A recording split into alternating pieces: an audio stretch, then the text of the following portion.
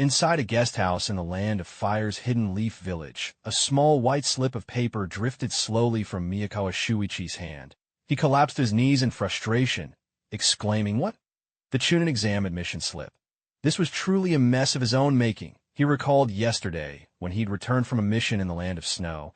To celebrate, he and his squad had gone to a barbecue restaurant there. He drank far too much, and in his drunken state, insisted that his two rather mediocre teammates sign up with him for the Chunin exams. Shuichi's chakra reserves were already limited, and his strength barely reached that of an elite genin.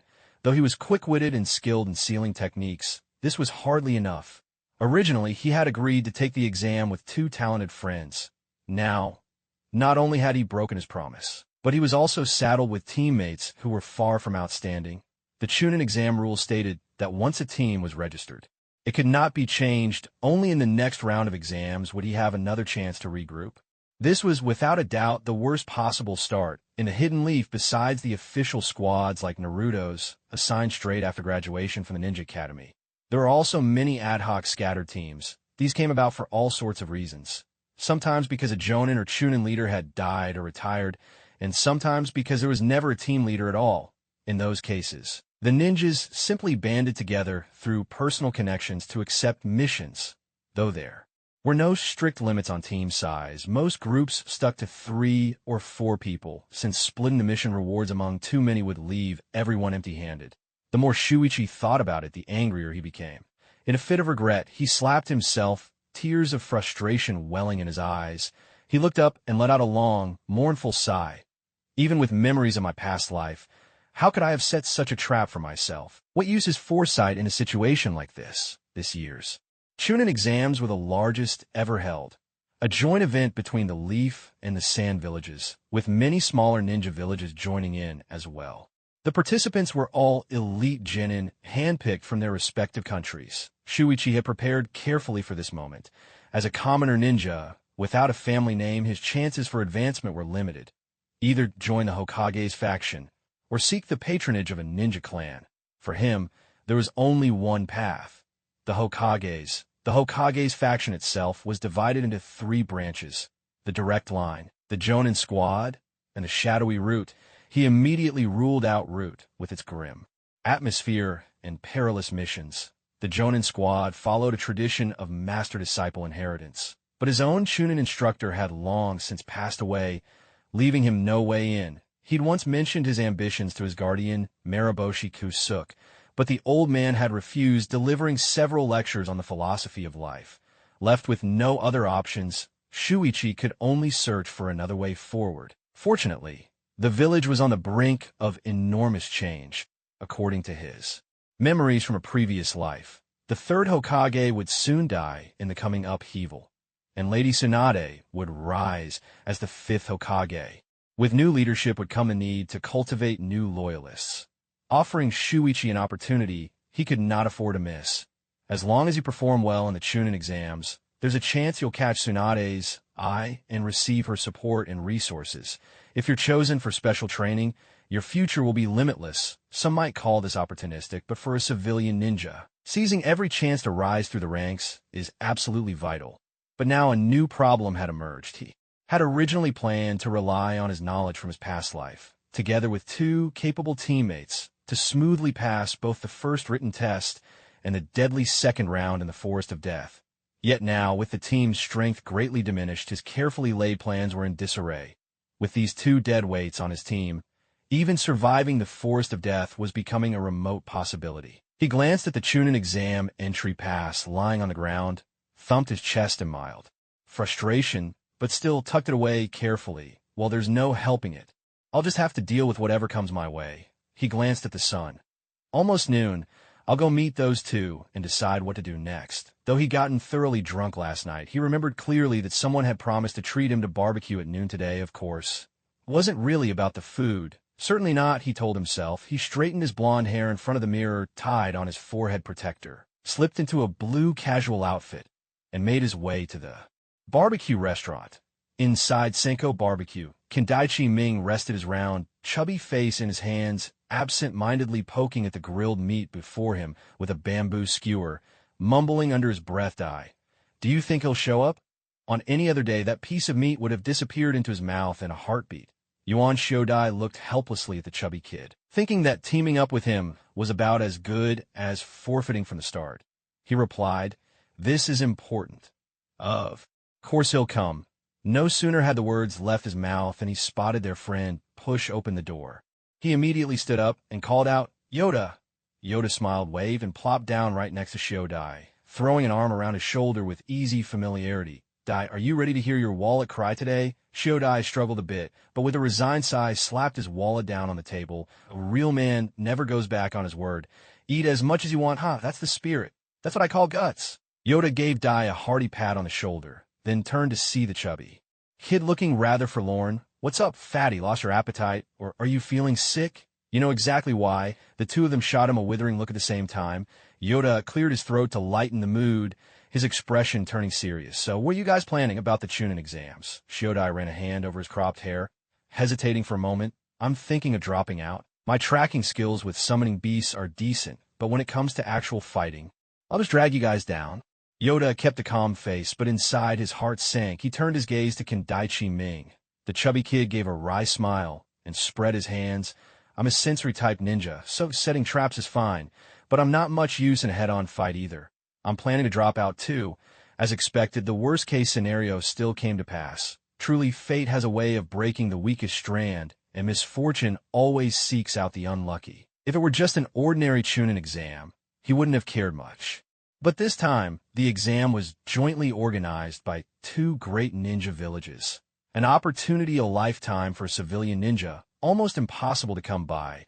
He had always hoped to hitch a ride on Tsunade's coattails, to become part of the Hokage's inner circle and enjoy favored access to resources. Only then could he hope to weather the coming storm of the Fourth Great Ninja War in safety, clinging to a sliver of hope. Yantai asked, "Are you sure you don't want to reconsider?" The chubby one took a deep swig of beer and shot back, "Reconsider what? We've got 2 scouts and 1 support for sealing in our team. How can we possibly win against the others with a lineup like that?" Haruhide also drained a large cup of beer, shaking his head. "We can't win, don't you get it?" With a loud clatter, Yangtai grabbed his cup and downed 3 large gulps, slamming it onto the table. He shouted, "Can't win. I don't understand the meaning of those words." The two of them stared at Yangtai, clearly surprised by how unwilling he was to give up on this exam. Pointing at himself, he declared passionately, "I'm nearly 20 years old, and I'm still stuck at Genin." The chubby one tried to comfort him.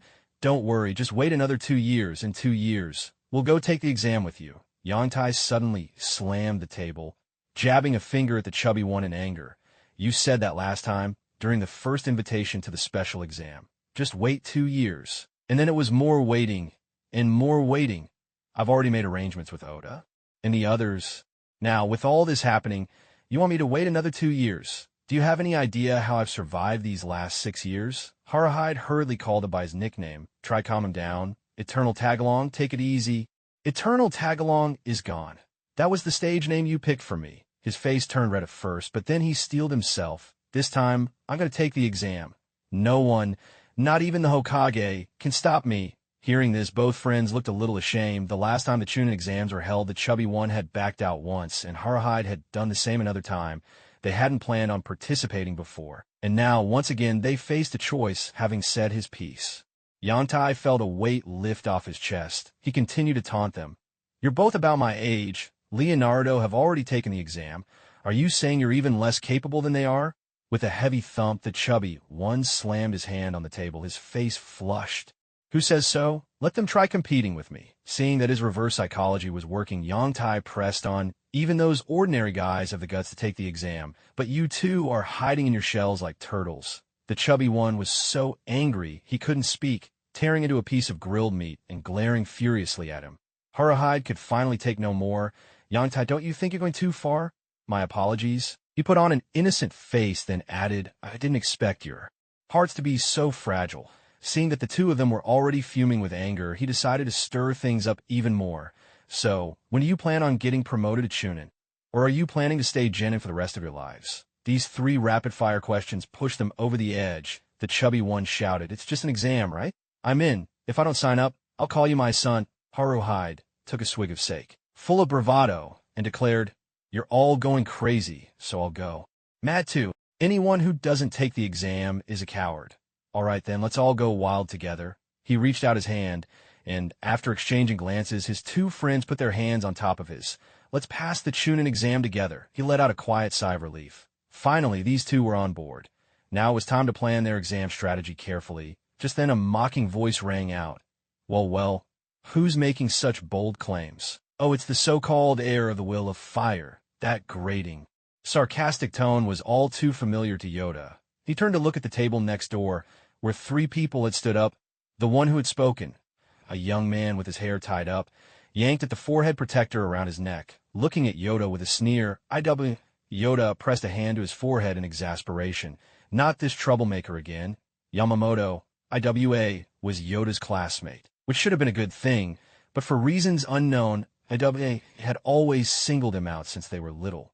As for the nickname Heir of the Will of Fire, it was because as a child, Yoda always carried a copy of the Will of Fire. Everyone started calling him that in jest. The name made him cringe, but he accepted it. For now, these things would become important credentials for his future. Yamamoto Iwa's face darkened. He jabbed a finger at Yoda, speaking heatedly. Hey, what's your problem? I can't stand that look on your face. You've always been so smug since we were kids, Yoda thought to himself. This is just classic hater behavior. No need to stoop to his level. He casually scratched his ear, sat down, and started chewing his grilled meat slowly, acting as if he hadn't heard a word. Seeing Yoda ignore him completely, Iwa's anger flared. He slammed the table for emphasis. Then catching Haruhide smirking, his fury exploded. You useless cat lover, you think you can pass the Chunin exam? Quit dreaming. Don't go too far. Watch what you say. What's wrong with liking cats? Does it bother you? Haruhide shot to his feet and fired back. He hated when people made fun of his fondness for cats. You're just useless, aren't you? Remember who begged me for help on that last mission? IWA turned sarcastically to his teammate. Taro, wasn't it him? Yin, your memory is terrible. Can't you see that person is sitting right in front of you?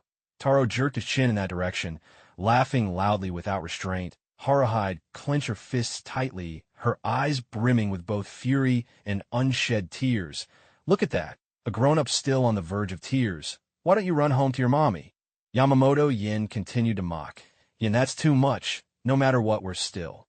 Classmates Chubby Ichimiai could no longer bear it. He stood up and pointed at Yamamoto, and his voice trembling with anger. Isn't this the fatty who wet his pants at age 9? Yamamoto Yin sized Ichimiai up and down, then spat out his toothpick in Ichimiai's direction, loudly exposing his embarrassment.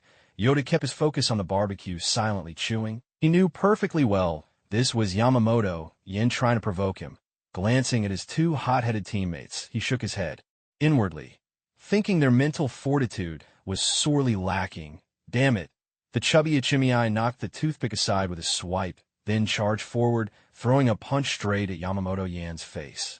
This was the one thing he could never tolerate. In reality, it was a prank. Someone had splashed water on him, but rumors had twisted it into him wetting his pants, and worst of all, every classmate believed the lie.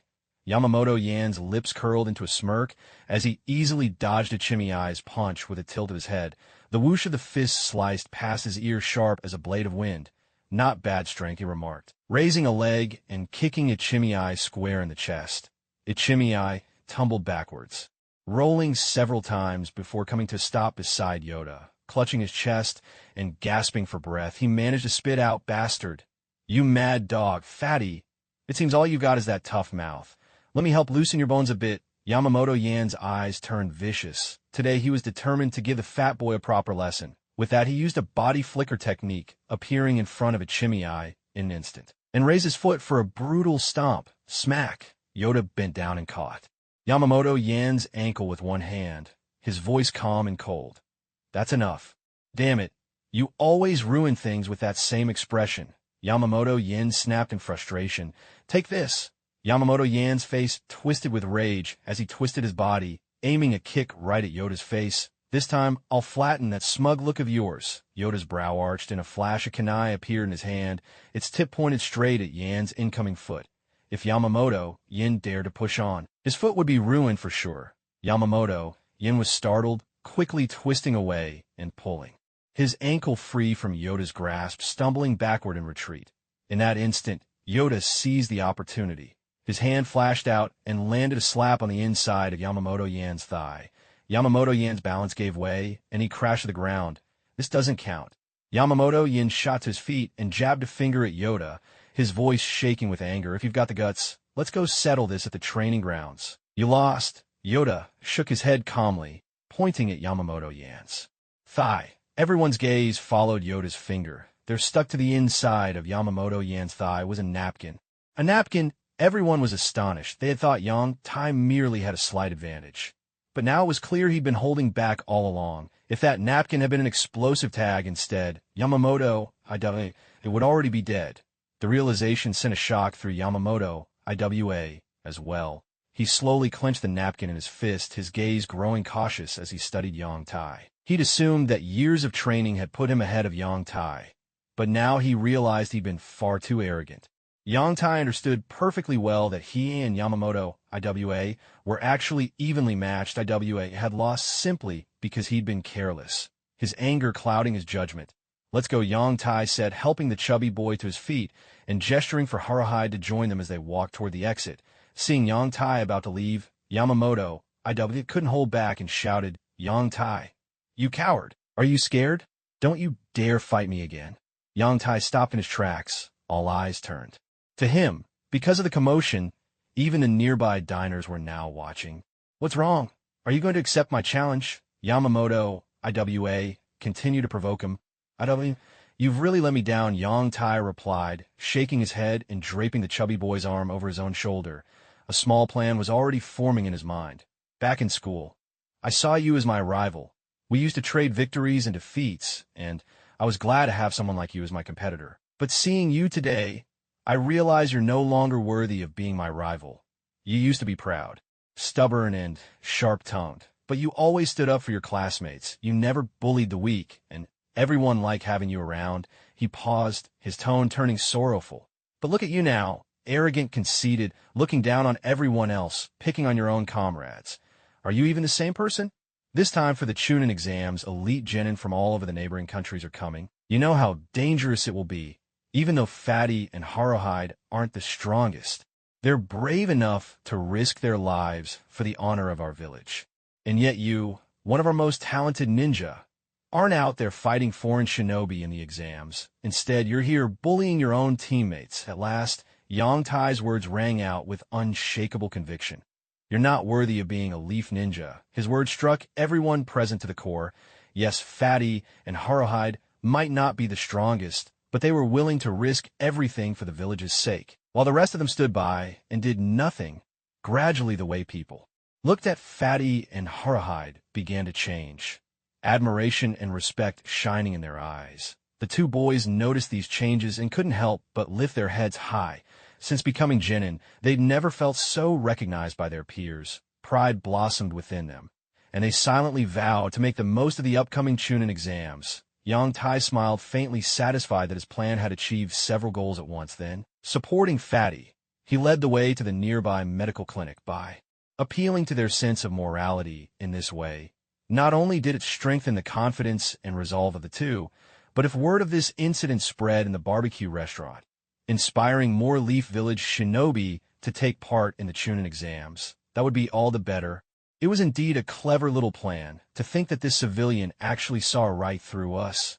How outrageous. Taro, are you interested in participating in the Chunin exams? Yamamoto, IWA, forcefully tossed the paper in his hand into the trash bin, turned, and asked his companion, his eyes sparkling with a spirited eagerness. If even those two useless fools dare to take part, what do we have to be afraid of? At the clinic, Yang Tai escorted the chubby boy to a nearby medical facility. The doctor confirmed it was only a minor injury, though the angle of attack had been rather tricky, leaving the victim momentarily unable to fight back. Afterwards, Yang Tai gave the two of them a rundown of the items they'd need to prepare for the exam and the three parted ways to make their own arrangements. On his way past the ninja tool shop, Yang Tai inquired about the custom equipment he'd ordered and learned it would be ready by the next afternoon. He bought some groceries on the way home, thinking to himself, it's certainly odd to attend someone else's treat, yet come home hungry. Pushing open the gate to his courtyard, Yongtai saw the old man watering the flowers and called out cheerfully, "Grandpa, I'm back." At the sound of his voice, Maraboshi Kosuke looked up, his eyes crinkling with a warm smile. "Back already? That's good, very good." Though he knew his grandson had grown up, every time Yongtai went out on a mission, Maraboshi Kosuke couldn't help but feel uneasy and restless now. Seeing him return home safely, he could finally breathe easy. This old man was none other than the legendary Maraboshi Kosuke, who had served under the 2nd, 3rd, and 4th Hokage, and who willingly remained a genin his entire life. His home was very close to the orphanage where Yongtai had once lived. When Yongtai was 5, he discovered Maraboshi Kosuke and tried to get close to him. But being a lifelong shinobi, Kosuke was not easily approached, not even by a 5-year-old child. As for why he later became so lenient about Yongtai coming and going from his home, Yongtai was certain that Kosuke must have looked into his background and found it spotless, a true child of good roots. Over time, a bond formed between the two, and eventually Maraboshi Kosuke simply adopted Yongtai for a very simple reason: to have someone to care for him in his old age. Maraboshi Kosuke cherished Yongtai deeply and shared everything he knew with him. From the art of throwing kunai and shuriken to swordsmanship, jinjutsu, and water-style ninjutsu, he taught it all without reservation. Unfortunately, Yongtai's chakra reserves were always on the low side, making it quite challenging for him to master jinjutsu. Even when he managed to use it, the effects were limited at best. As for water-style ninjutsu, without enough chakra to sustain it, the power was minimal. It could only be of real use when performed by a river or a lake in those specific environments. However, during these 5 years as a genin, Yongtai had already mastered the art of throwing kunai and shuriken, basic swordsmanship, and the shadow clone technique. Most notably, he had become truly proficient in the sealing techniques passed down through his family. "Old man, come on. Let's head inside. Let me tell you about the delicious food I saw in the land of snow." "Oh, the jade ice fish there." Yongtai flashed a brilliant smile, grabbing Grandpa Kosuke's rough hand and leading him toward the house. He knew that chatting with elders was the best way to bring them joy. That evening at the dinner table, "Old man, the fish tonight smells amazing," Yongtai said, his mouth half full as he reached for another dish. Perhaps it was because he'd been away on missions for over a month, living on simple rations, but tonight the old man's cooking tasted especially wonderful. "I dare say it's no less than your so-called jade ice fish, is it?" Kosuke chuckled as he sipped his mushroom soup. "Old man, what do you think about me joining this year's Chunin exams?" Yongtai shifted the topic as he ate. He knew this year's exam was a rare joint event among several nations, and he was eager to learn more. "This year's situation is indeed different from before," Kosuke explained.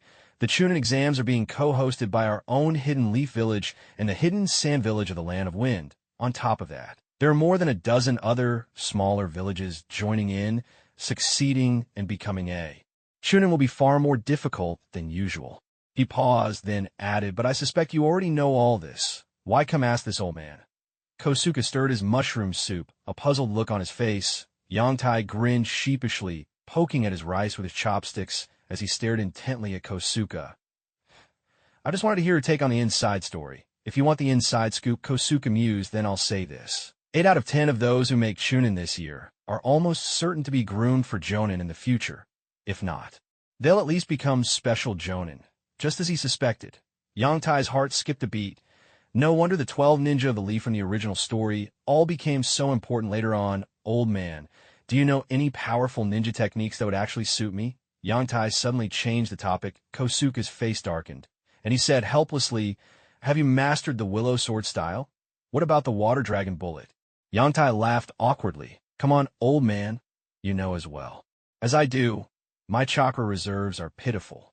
Even if I force myself to learn the water dragon bullet, all I can muster is a tiny splash. As for the willow sword style, I can use it, but my talent only takes me so far. The power just isn't there. What I really need is a technique that doesn't drain much chakra, but still packs a punch." He spread his hands in exasperation, as if this predicament could possibly be his fault. "If only I had a jutsu like that myself." Kosuke's face twitched slightly. Yongtai thought to himself, "Really now, who talks like that? Old man, I want that too. But isn't this just daydreaming? I've told you many times already. Unless there's a huge gap in strength between ninjas, the power of ninjutsu depends mostly on the person using it. The fact that you have little chakra doesn't mean you can't be promoted to chunin. The key to becoming a chunin isn't about having the most powerful ninjutsu, but whether you can gather intelligence effectively, make the best decisions within your abilities, and complete missions and relay information successfully. This year's chunin exam is quite dangerous, but the level of danger usually matches how much importance the village places on it. You little rascal, as long as you stay cautious, show off a bit of your talent, and protect your teammates. That'll be enough, I understand. I'll be careful, Yangtai replied. Night had fallen. Old Master Gyuk put down his pen, carefully reviewed the letter he just finished writing, and satisfied, tucked it away. The next morning, inside the Hokage's office, Hiruzen Tsurtabi puffed on his pipe as he attentively read the letter in his hand. So this is Kaitai's grandson. Hard to believe he's grown up already, Hiruzen mused. So that old Gyuk wants this child to take the chunin exams this year, hoping he'll inherit the family legacy. But isn't it a bit early? Smoke curled from his pipe as Hiruzen pondered. According to the village's rules, what Gyuk requested could only be passed on after the child became a chunin. He picked up Yangtai's file and mission reports to review. Name: Lanchi Yangtai. Age: 15. Ninja rank: Genin. Mission record: S rank missions, 0 A rank missions, 0 B rank missions, 0 C rank missions, 373 D rank missions, 512 assessment. Excellent intelligence gathering skills, excellent judgment, excellent leadership, proficient in sealing techniques, well-liked among Genin, known as the Mission Ace, highly rated by Chunin and Jonin team leaders, average overall combat strength, limited chakra reserves, family background. Father: Lanchi Huetu, former vice-captain of the sealing squad, died in the Nine Tails incident. Mother: Lulin Qingzi, former member of the sealing squad, died in the Nine Tails incident. Notes: kind and approachable personality, frequently reads The Will of Fire and writes down his reflections. Has an excellent reputation among Genin, known as the Mission Ace. Mission Ace. Truly a promising candidate, Hiruzen thought to himself. His grandfather served under the second Hokage, and his father was one of my own. Conclusion: a model talent of the Hokage faction. With impeccable roots, Hiruzen picked up his red pen and wrote a bold approved on the file. On the same day, the sun shone brightly over the hidden leaf village. Yoda stretched lazily and sighed in contentment. This feels amazing. Nothing beats sleeping at home, where you can finally let your guard down and not worry about danger lurking around every corner. He enjoyed a long, relaxing soak in the bath, then stood before the mirror, fussing with his golden hair. Striking a few proud poses at his reflection, he finally felt satisfied and got ready to head out. Explosive tags, shuriken, steel wire. Yoda checked his ninja tools. There's not much I need to restock this time. I wonder if the custom ones I ordered have arrived yet. He let out a sigh. Times are tough. It's so hard to enjoy a few days of peace. The village might be calm, but outside there's nothing but strife and danger. The thought weighed on him, filling his heart with frustration. Orochimaru's so-called Konoha crush plan was about to unfold, and just thinking about it gave Yoda a headache. His priorities were clear: survive the coming crisis, then side with the 5th Hokage's faction after their appointment, using that connection to gain resources and power, enough to keep himself and his adoptive father safe.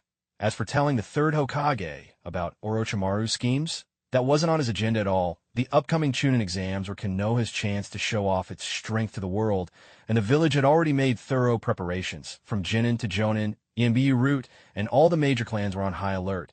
Even if he did tip off the 3rd, at best they might make some extra precautions. But it wouldn't change the overall outcome, and Yoda himself could easily end up in an interrogation room, facing all sorts of questions after the fact. He wasn't about to take on such a thankless task. Yoda, his thoughts were abruptly cut short as a green-clad figure suddenly appeared before him. Bowl-cut hair, thick eyebrows, a huge duffel bag hugged to his chest, and high-stepping in place. It was Rock Lee. Are you training again? Yoda asked. He'd known Lee for 2 years now, and they'd even completed a few C-rank missions together. When a ninja squad's teacher or teammates were busy, the members were free to act on their own for a while. I'm multitasking, doing a delivery mission and training at the same time. Yoda, want to train together? Let's set our youth ablaze. Lee's eyes sparkled with enthusiasm as he looked at Yoda. A shiver ran down Yoda's spine. The last time he tried to get closer to Lee, he'd trained with him for a day and ended up in the hospital for 3, scaring his adoptive father half to death. The memory still made him uneasy. Lee, I've got some errands to run. Let's train together another time. Yoda declined gently. All right, next time. Oh no. If I don't make this delivery in 7 minutes, I'll have to do 1,000 jump ropes. Before he'd even finished speaking, Lee vanished in a blur of green, racing down the street. Only a genius of taijutsu could have that kind of energy, Yoda muttered, shaking his head as he turned and made his way toward the ninja tool shop. Inside the shop, he inspected the goods and paid the bill, a staggering total of 520,000 ryo. In an instant, it felt as though he'd returned to the days when he didn't have a penny to his name. Yangtai couldn't help but keep stroking his nearly empty wallet, his heart aching with every touch. 2 months earlier, he'd commissioned 3 ninja tools. A katana forged from chakra conducting metal, worth 440,000 ryo, a multi-functional deep red cloak in the style of the 4th Hokage, featuring 7 compartments for sealing tools, which cost 70,000 ryo, and 6 wires made from special materials, much cheaper at only 20,000 ryo. Stowing these items away inside his cloak, he picked up a few ingredients as well, then strolled home at a leisurely pace. The narrow street was quiet, with hardly another soul in sight.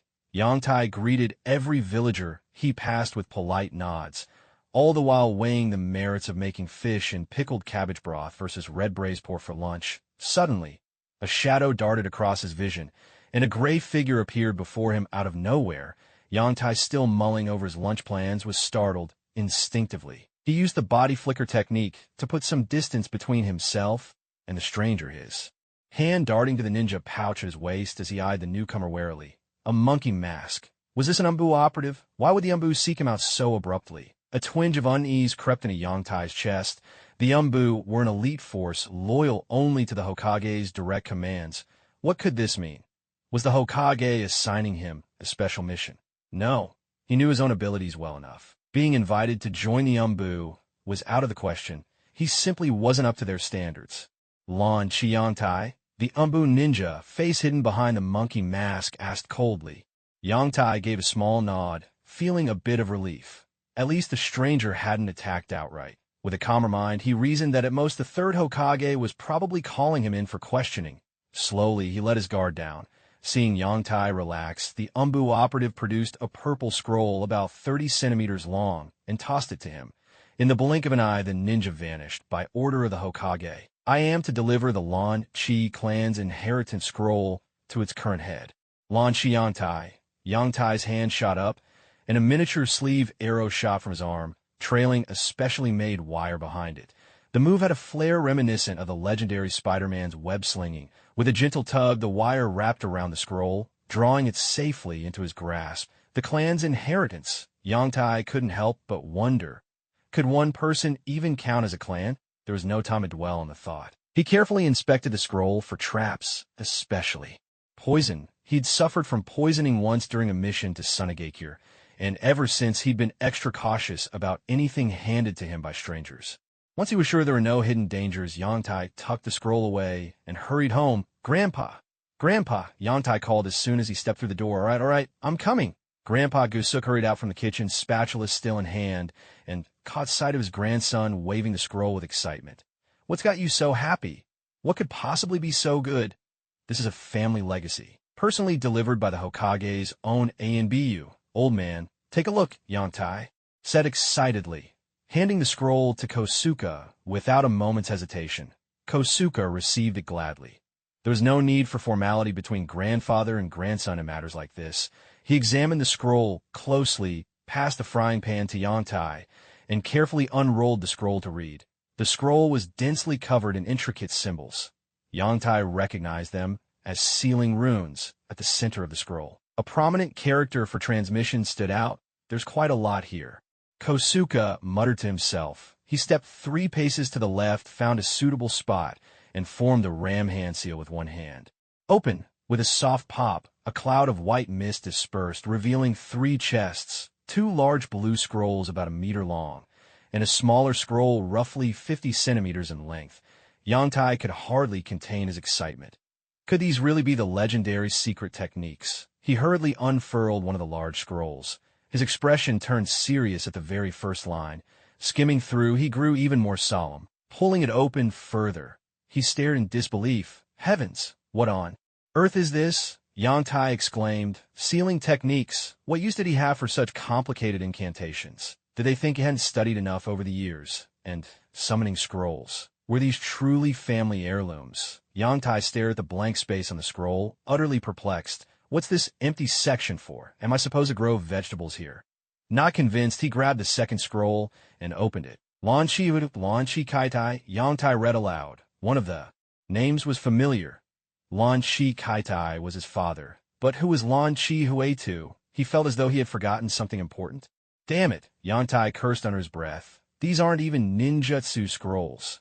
What am I supposed to do with this stuff? He tried the smaller scrolls, but they were filled with indecipherable symbols looking more like the scribbles of ghosts than anything meaningful. Yang Tai's hopes began to sink as he turned his gaze to the 3 chests in the corner of the room. His last hope, though he had studied sealing arts for 5 years. He could never muster much enthusiasm for the craft. The 3 chests stood about 60 centimeters high and 40 wide, promising to hold quite a bit inside. Yang Tai decided to try his luck and opened the first one. Inside, he found a yellowed notebook. Flipping it open, he discovered it was a diary written by Lu Lin Xingzi, his mother. The diary entries were sparse before her 16th birthday, and after that mostly recounted her romance with Yang Tai's father and their travels across various lands, filled with vivid descriptions of the places and people they encountered. The last page contained only half a character, resembling the first stroke of the word hand. The chest also held numerous manuscripts on barrier techniques, including notes on setting up and repairing barriers. Going further down, he found materials like 6 restraints seal of banishment and a detailed explanation of sealing techniques.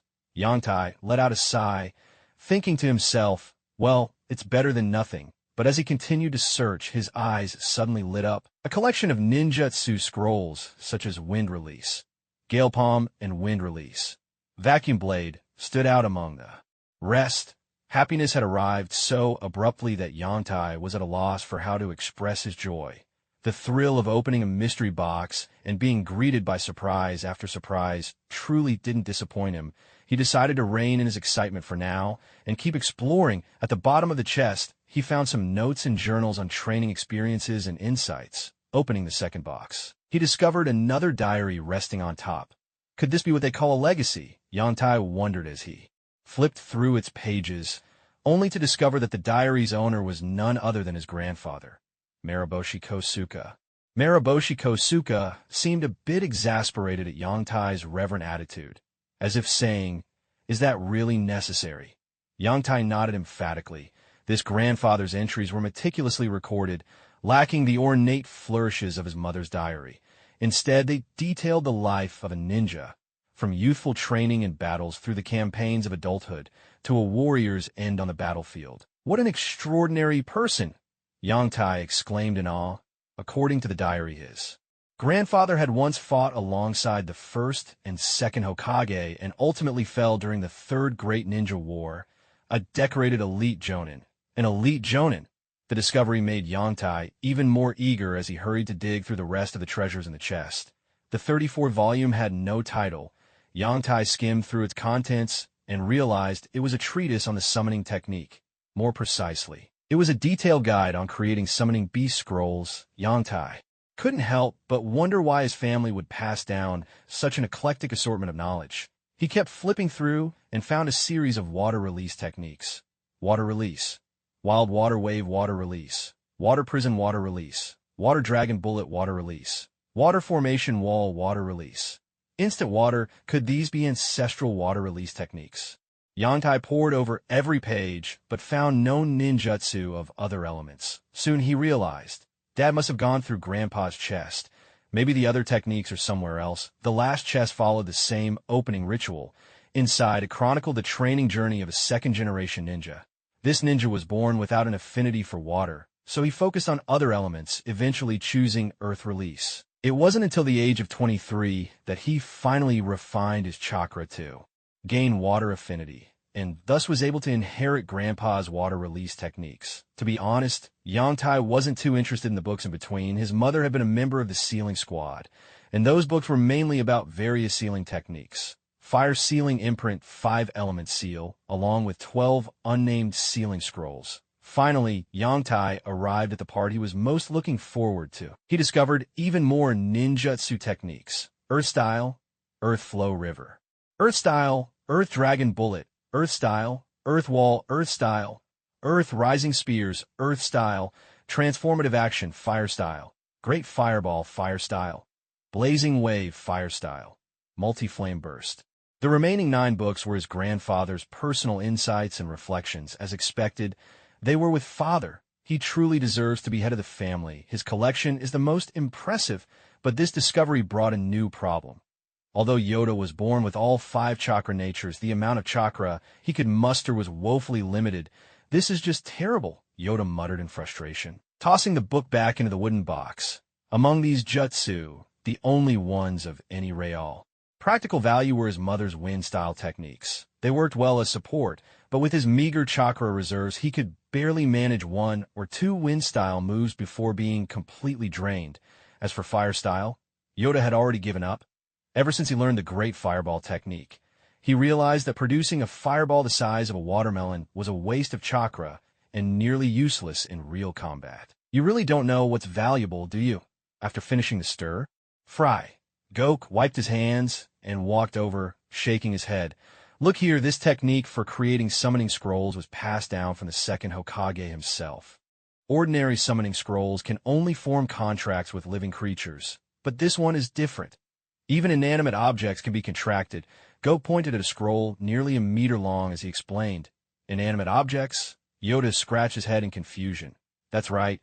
It said the second Hokage's water style only reached such heights after he signed a contract with the sea itself. Goku added, flipping through other books. And this is a blank scroll. Don't you dare underestimate it, Yoda was stunned. He remembered seeing comments online back when he used to watch anime, suggesting the second Hokage might have made a contract with the ocean. Still, he remained skeptical. If Tobirama Senju had really contracted with the sea, wouldn't he have been able to easily defeat Madara Uchiha after being resurrected with Edo Tensei? So this story didn't seem completely accurate. Yoda guessed it was more likely a contract with a specific part of the ocean, since he vaguely recalled that. Tintin could summon water. Suddenly, his eyes lit up. Wasn't this a route to fortune? Even if his chakra was limited, he could always sell this ability to others. The thought made Yoda's face bloom with a radiant smile. Grandpa Goku caught a glimpse of his grandson's infatuated look and immediately guessed his intentions, cutting in with a dose of reality. Don't get your hopes up. This kind of business has long been monopolized by the big clans. What? The news struck Yoda like a bolt from the blue, and his excitement instantly deflated. His dreams of overnight wealth evaporated into thin air. The second Hokage really was too generous. Why teach the technique to so many people? Wouldn't it have been enough to pass it on to just one? Yoda grumbled as he kicked a stone at his feet, his indignation plain to see. Gujie let out a sigh. This is something we simply can't avoid. There were so many ninjas who made achievements back then, so they had to be rewarded with some jutsu. Here, take these. The old man rummaged around and tossed 7 or 8 books to Yangtai. Yangtai flipped through one of them and saw the title. Water Release, Swift. Water. Gujie clapped his hands and explained, this is an A-rank body flicker technique created by the second Hokage himself. The original scroll is gone, but these are detailed notes from training with it. More than enough for you to learn. The water release. Swift water had 2 main features. First, it allowed for high-speed movement across the surface of water. Second, it could only instantly transport the user when a volume of water exceeded that of the caster.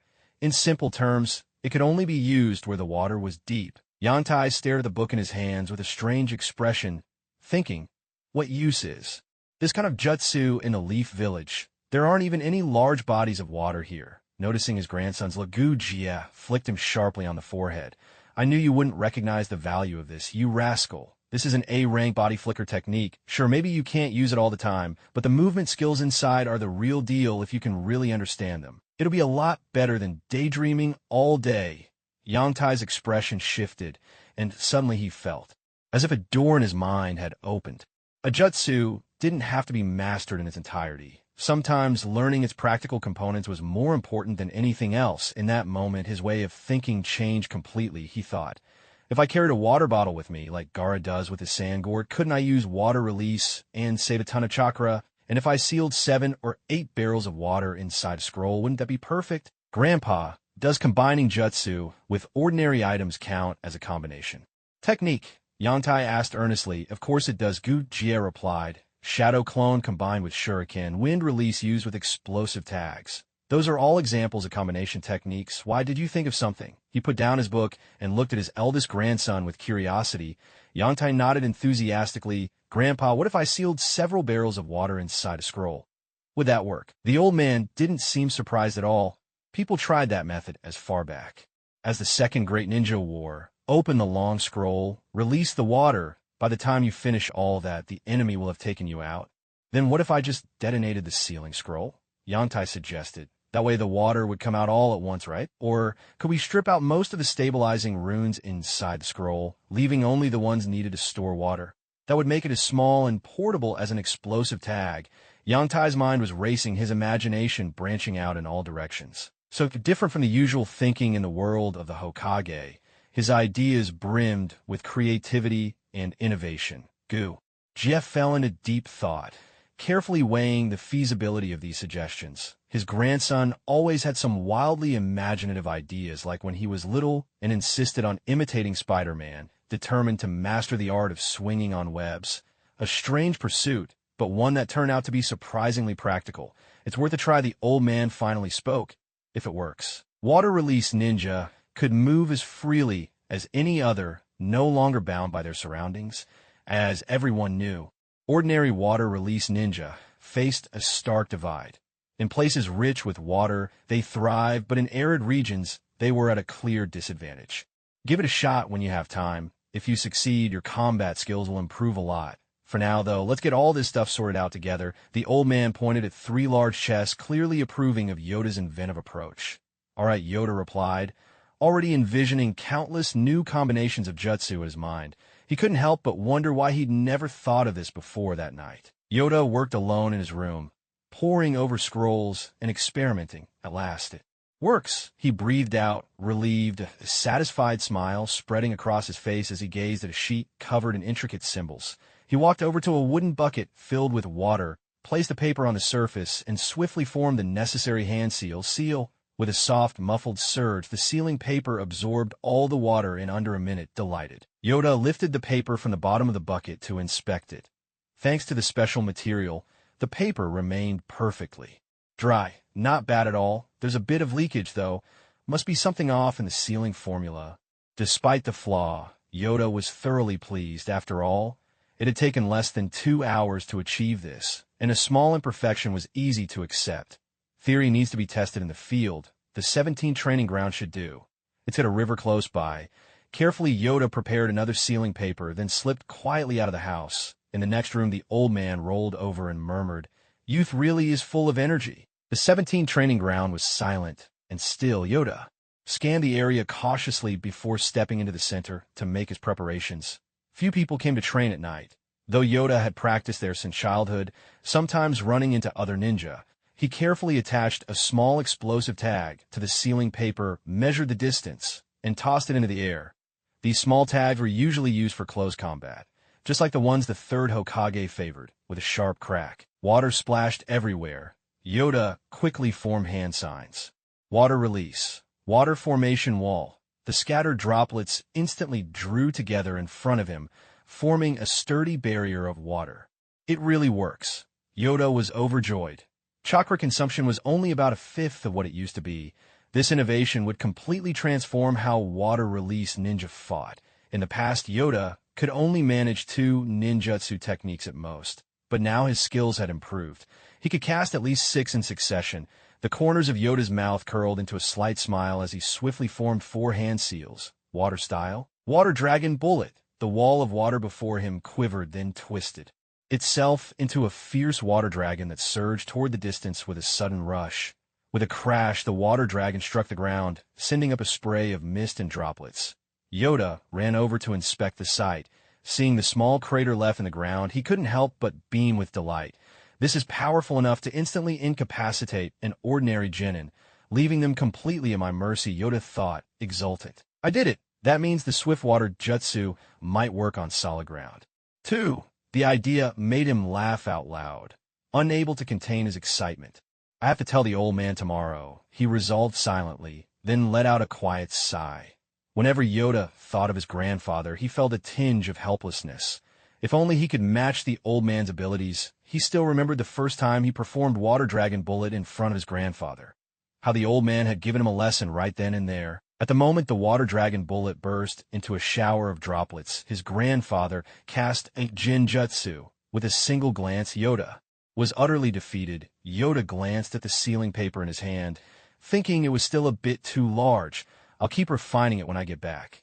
Tomorrow I'll ask the old man for some advice. The next morning at the breakfast table, Yoda grinned and pushed a sealing tag, about half the size of his palm, toward his grandfather. Take a look at this, Coke.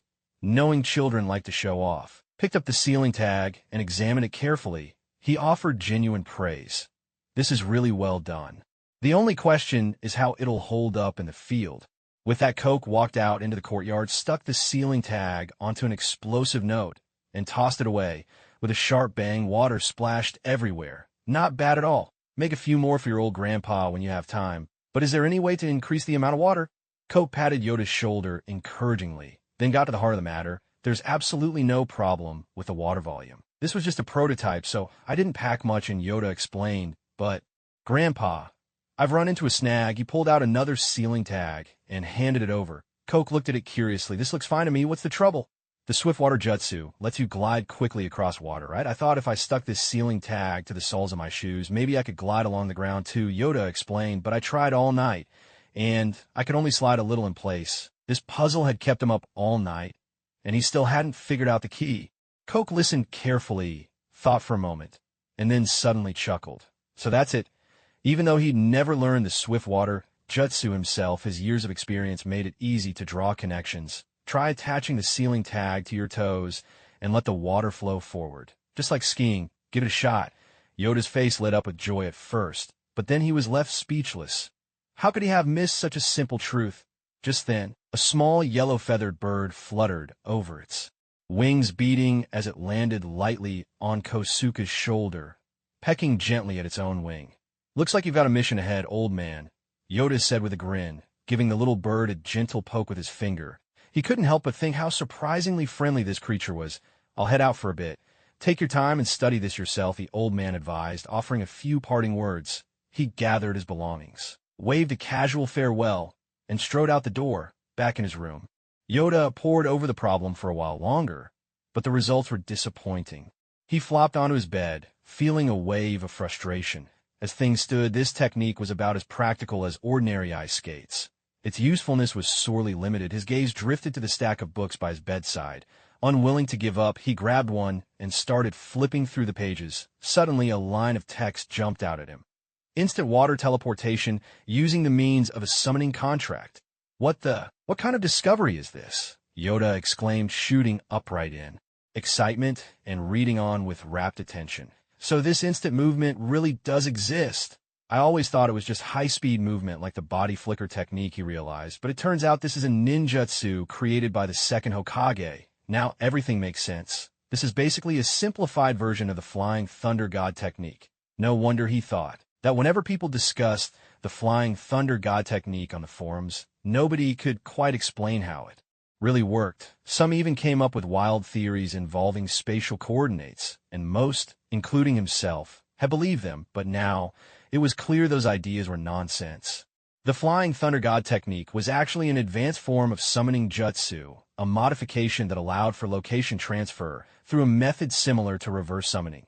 The internet liked to call Tobarama Senju the master of forbidden jutsu, but in truth, master of summoning might be a better fit.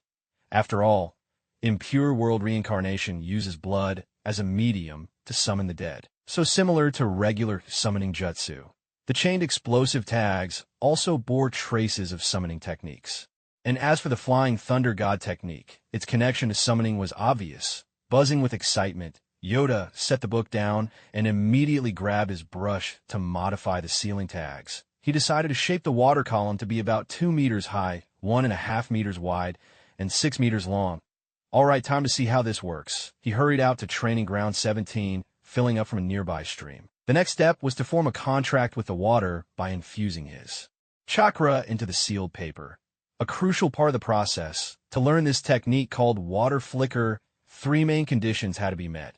Mastery of the body flicker and sealing arts, the ability to form a temporary contract with water, and exceptional chakra control.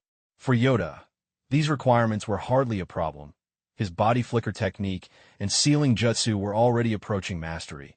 As for chakra control, because he had possessed only a small amount of chakra since childhood, he had undergone extensive training. His abilities now rivaled those of a medical ninja. About 3 minutes later, Yangtai paused in his work and wiped the sweat from his brow. This truly was an exhausting task, and it had already consumed half of his chakra. Yet looking at the sealing paper he had just completed, he couldn't help but break into a delighted smile. He pressed the sealing paper onto the handle of a kunai. The size was just right, giving it even more of the flying thunder god flair. After carefully gauging the distance, Yangtai raised his arm and hurled the kunai to a spot 3 meters away. His expression grew serious, and he formed a hand seal with one hand. Ready to act at a moment's notice, detonate, he called out softly. There was a muffled bang, and in the next instant, a cylindrical column of water, 6 meters long, burst forth. Yangtai dashed toward the water column, and in a flash he vanished from his original position, reappearing 3 meters away in the blink of an eye. My goodness, Yangtai exclaimed, utterly astonished by the success of the technique. Water splashed everywhere, drenching him from head to toe until he looked like a soaked chicken.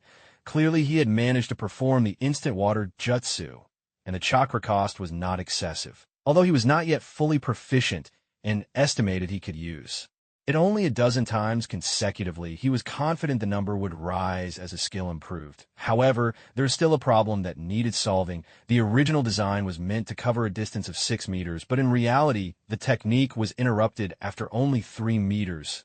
Evidently, the sealing paper still required refinement. What had happened was that the explosive tag had detonated midway, blowing apart the water column and restricting the teleportation to only half the intended distance. For this, Yangtai had devised a simple but effective solution: widen and strengthen the water passage. Although this might shorten the teleportation distance, it would at least guarantee a safe transfer. Additionally, a simple straight path was not practical enough. He needed to create a route that could curve. After several rounds of trial and error, Yangtai finally settled on a stable 4-meter template. Gazing at the kunai in his hand, he couldn't help but sigh with emotion.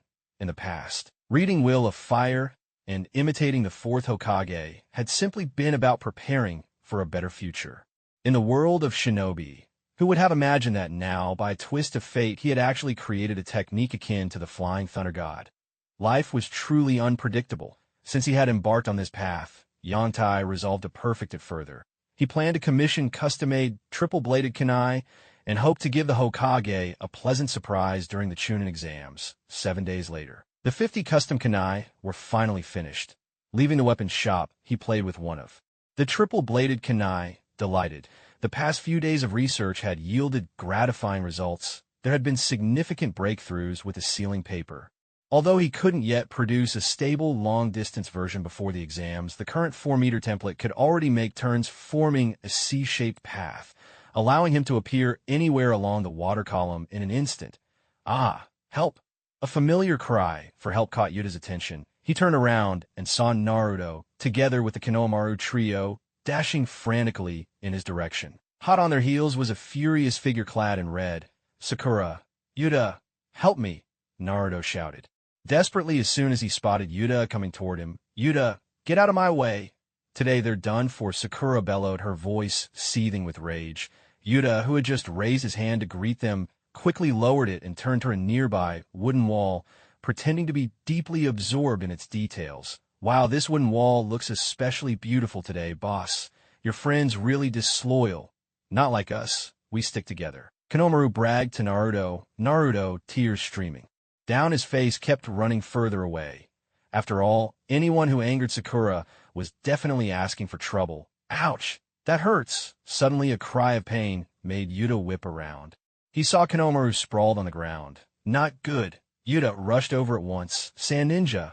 It was Kankuro and Temari. He recognized them immediately. So it's happening after all, he thought with a sinking heart.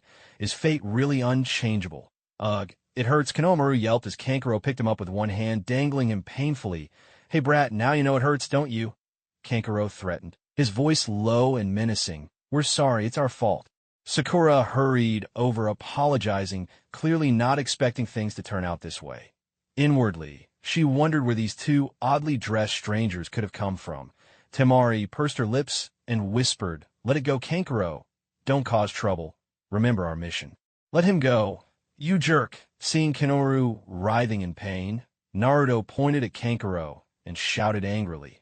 Kankuro raised an eyebrow, thinking to himself, Just a leaf genin, and he dare speak to me like that. He turned to Temari with a sly grin. Let's have some fun before Gaara gets here. He paid no attention whatsoever to Naruto, you bastard. Enraged Naruto charged straight at Kankuro, determined to teach him a lesson. Watching Naruto rush in recklessly, Kankuro sneered inwardly. Is this what passes for a leaf genin? So impulsive, a small smirk appeared on his lips as he lightly flicked his fingers, manipulating his chakra threads. Suddenly Naruto stumbled, nearly crashing to the ground. Clang! A three-pronged kunai gleaming with chakra sliced cleanly through the chakra threads and embedded itself firmly in the ground between Kankuro and Naruto. In an instant, Yuta appeared at Naruto's side, catching him before he fell. What happened? Naruto asked, looking around in confusion. Hearing this, three dark lines seemed to appear on the back of Yuta's head. Does this guy really not know how to say thank you first? He thought helplessly. He explained, these are chakra threads used by Sand Ninja puppet masters. Only weapons infused with chakra can cut them. Chakra threads? Naruto shook his head, looking utterly bewildered. Idiot! Sakura rapped Naruto sharply on the head. They're ninja from Tsunade in the land of wind. They're foreigners, you know. Kankuro cast a glance at the trident kunai on the ground, then looked at Yoda. You leaf genin are really weak and clueless. Don't you even know the basics? Weak? The moment Naruto heard that word, his eyes widened. He jabbed a finger at Kankuro and threatened, say that again, and I'll flatten you. Yoda's expression darkened. Even though he knew the other side didn't dare make a real move just yet, being insulted to his face by a foreigner was more than anyone could stand. In his previous life, when a foreigner talked tough in front of Yoda, he'd grabbed a bench and laid into him without hesitation as he was about to step forward. Sakura grabbed his arm. Konohamaru is still in their hands. We need to think of a way first. Sakura whispered urgently. A pained groan echoed out. This hurts. Naruto pointed at Kankuro, shouting furiously, Hey, you big cat face. Let Konohamaru go right now, or you're dead meat. Sakura gasped and quickly put Naruto in a headlock. You idiot. You're still provoking them. I really can't stand Shorty's, Kankuro teased, looking the group up and down. He wouldn't dare commit murder in the middle of a leaf village. But toying with these kids a little was fair game. This little brat needed to be taught a lesson. Let's give the pipsqueak some trouble first. Yoda's face turned stormy, as if someone were swaggering about his own home. Completely intolerable, he stepped forward, his voice cold, explode. In an instant, a C-shaped pillar of water shot up in the center of the clearing, startling everyone, whoa, before Naruto could react. Konohamaru spun through the air and landed heavily in Naruto's arms. Ouch. Konohamaru, are you all right? Naruto looked at the scene before him, off in his voice. That was awesome. When did he do that? Sakura gasped, covering her mouth in disbelief. Beside them, two snot-nosed kids stared wide-eyed, so fast. At that moment, a cool, distant voice drifted down from the trees overhead. Sakura looked up, her eyes lighting up with joy. Sasuke! Sasuke ignored Sakura's call completely, his cold gaze fixed on Yoda, puzzled inside. When did this guy become so strong? Kankuro swallowed hard, feeling the trident kunai pressing against his throat. The cold blade bit into his skin, sending chills straight to his scalp, beads of sweat breaking out on his brow. Who is this guy? His speed was at least on par with a Jonin. There was no way I could react in time. Remember, Konoha isn't a place outsiders like you can challenge at will. Yoda's warning was cold as ice. Just then, out of the corner of his eye, Yoda caught sight of a boy carrying a giant gourd on his back. Gaara. With a wave of his hand, Gaara unleashed dozens of shuriken, made of sand, hurling them toward Yoda, utterly unconcerned that his own teammates might get caught in the crossfire dam. Yoda immediately withdrew. using the body flicker technique to put distance between himself and the attack. In a flash, he appeared in front of Sakura and the others, his hands forming seals in rapid succession. Tiger, serpent, water style, water formation wall. The scattered water instantly converged, swirling into a spinning column around them, blocking every single sand shuriken. That's an incredible jutsu. Naruto shielded Konoha, staring in astonishment at the vortex of water. In his mind, he couldn't help but think, is Yoda really this strong? I can't do a thing. Damn it. Sakura, protecting the two kids, also looked at Yoda in shock as he performed the jutsu. Wait, isn't Yoda just a civilian? How can he be this powerful? Sharingan. The Tomo and Sasuke's eyes spun rapidly as he focused intently on the standoff. He thought to himself, I didn't expect Yoda to be able to use such a powerful jutsu. Still, compared to me, he's not quite there yet. Then Sasuke's gaze shifted to the boy with the gourd, feeling a chilling surge of chakra that made his blood run cold. Kankuro, are you all right? Temari took the fan off her back, concern in her voice. Kankuro shook his head, signaling that he was fine. That guy's speed is terrifying. It must have something to do with that strange kunai. As long as we're cautious, we should be able to handle him, Temari analyzed calmly.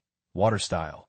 Water dragon bullet technique. Yoda's hands moved with astonishing speed, forming 4 seals in less than a second. The swirling column of water instantly transformed into a fearsome water dragon, its tail lashing as it surged toward Gaara. Shield of Shikaku.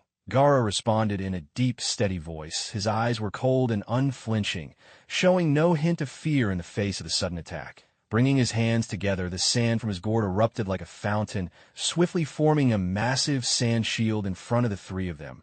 A mighty impact slammed into the sand shield, leaving a deep crater. The force of the water dragon jutsu burst outward, toppling a nearby wooden wall. Droplets of water scattered everywhere, turning the air misty, as if a sudden rain had begun to fall around them. Naruto wiped the water from his face and, uncertain, turned to Sakura. That water dragon bullet, just now.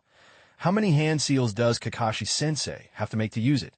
More than 40, came a calm, cool voice. Sasuke, standing beside Yoda, looked at him sharply and said, You really have gotten stronger, Yoda. Sasuke was astonished that Yoda had managed to perform a jutsu, which usually required a jonin to weave more than 40 hand signs with only 4, but I clearly saw Yoda use just 4 hand signs just now. Naruto exclaimed in disbelief, gesturing animatedly as he spoke. Yoda shook his head helplessly. Naruto, this isn't the time to discuss that. We need to deal with the situation at hand first. Inwardly, he couldn't help but think, this guy really does think in the strangest ways. Let me show you brats just how powerful my puppets can be. As Gaara withdrew his sand, Kankuro wasted no time in taking the puppet wrapped in bandages off his back, ready to fight. Temari also drew her battle fan, her gaze vigilant as she watched the Konoha shinobi before her. You 2-inch, stop it. Don't embarrass yourselves here. Gaara's icy, emotionless voice cut through the tension, sending a chill down Kankuro and Temari's spines. Temari immediately closed her fan and tried to explain. That's enough. Not a single mistake is allowed in this mission. Gaara cut her off, glancing down at the sand on the ground, now damp from the rain. Then he turned his gaze to Yoda, quickly judging him to be of little threat. After that, his cold eyes met Sasuke's for a few seconds, the crimson Sharingan spinning before he asked, What's your name? Matching Gaara's cool demeanor, Sasuke replied, Uchiha Sasuke. And you? I'm Gaara of the Sand. After a brief, tense stare, Gaara turned and walked away. Kankuro and Temari shot the others a glance before following. Phew, they're finally gone. Sakura patted her chest in relief. But why the Sand Village Ninja here in Konoha? Gaara's presence just now was terrifying. You guys don't know yet? Seeing Naruto and Sakura shake their heads, Yoda began to explain they're here to participate in the joint Chunin exams. You 3 just became Genin, so you might not be familiar. The joint Chunin exams are a promotion test hosted by our allied nations, inviting shinobi from other villages as well. Did you take part? Sasuke fixed his gaze on Yoda, his eyes probing. Yoda slung an arm over Sasuke's shoulder with a grin. Yeah, I've been through it. What's the matter? Second pillar, thinking of joining too? Sasuke smacked Yoda's hand away, his eyes sharp and menacing. Are you looking for another beating? Say that again, and I'll show you the meaning of a real lesson. All right. You're still as cocky as you were when you were a kid. Yoda waved his hand, his cheeks flushing slightly with embarrassment. Back then, he'd thought the 5- or 6-year-old Sasuke would be easy to bully, but ended up getting taught a harsh lesson. Unable to save face, he'd secretly given Sasuke the nickname Second Pillar. Naruto looked completely puzzled as he asked, "Why are they holding a joint examination?" Yoda explained, "On the surface, it's to foster camaraderie among ninjas from different countries, but in reality, it's meant to ease the tension between nations." Naruto's eyes lit up with excitement. "Does that mean we can participate?" "Well, ordinarily you have to have been a genin for at least 3 years to qualify. But if your jonin instructor is willing to recommend you, you could probably get in as an exception," Yoda replied. No sooner had he finished explaining than he saw Naruto, brimming with enthusiasm, dragging Sasuke and Sakura along as they dashed off toward Kakashi, eager to request a sign-up. Watching the 3 of them disappear into the distance, Yoda shook his head with a sigh and remarked, "What a tangled love triangle." Truth be told, he wasn't particularly interested in cozying up to the main characters. Still, considering their status and influence, he figured it was wise to stay on good terms with them. With that thought, a faint smile tugged at Yoda's lips, and his mind wandered to Konoha. He couldn't believe that, especially in such sensitive times, the 3rd Hokage wouldn't have assigned ANBU to secretly protect his grandson. Yoda bent down to retrieve his kunai from the ground, and after glancing around at the mess left behind, he let out a sigh. Then he fetched some tools and started tidying up with deliberate care. This was mainly to show his character. He was well aware that ANBU were almost certainly watching him, and perhaps even the 3rd Hokage himself was observing in some way. After all, isn't it said that success is determined by the details? He couldn't let his image as a model youth of the Leaf Village fall apart now. Inside the Hokage's office, the 3rd Hokage suddenly sneezed. Rubbing his nose, he muttered, "Someone must be gossiping about this old man behind my back." He then turned his attention back to the crystal ball, nodding in approval as he watched the scene unfold. "Not bad. Not bad at all. He's a promising young man." With a flicker, the crystal ball shifted to another scene, this one shrouded in swirling smoke, and a mischievous grin crept across the 3rd Hokage's face. "Excellent, just wonderful." Back in his own room, Yoda was absorbed in studying the purple scroll laid out before him. According to notes left by his father, this was a special scroll capable of summoning chakra. That's right, it could actually summon chakra. By pouring in some chakra, you could summon back 3 times as much. However, it usually required a cooldown of 2 or 3 days after being used twice.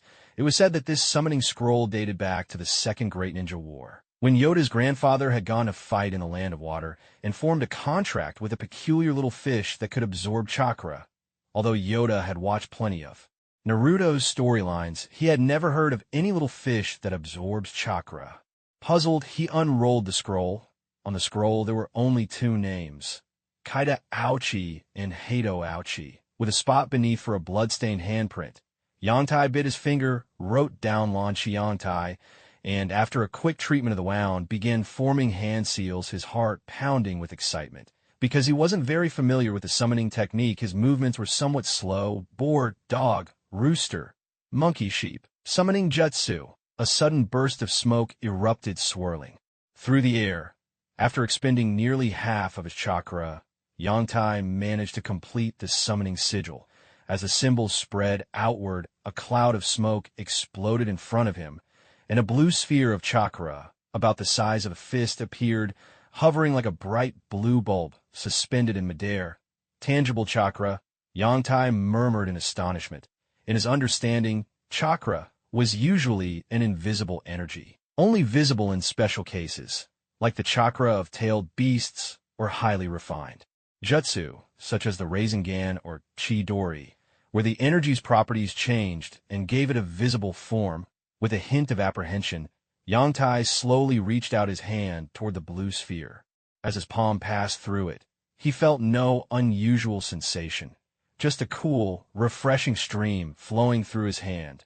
The chakra seeped smoothly into his body, and he immediately began to channel this new power. Though the sphere wasn't large, the amount of chakra it contained was impressive.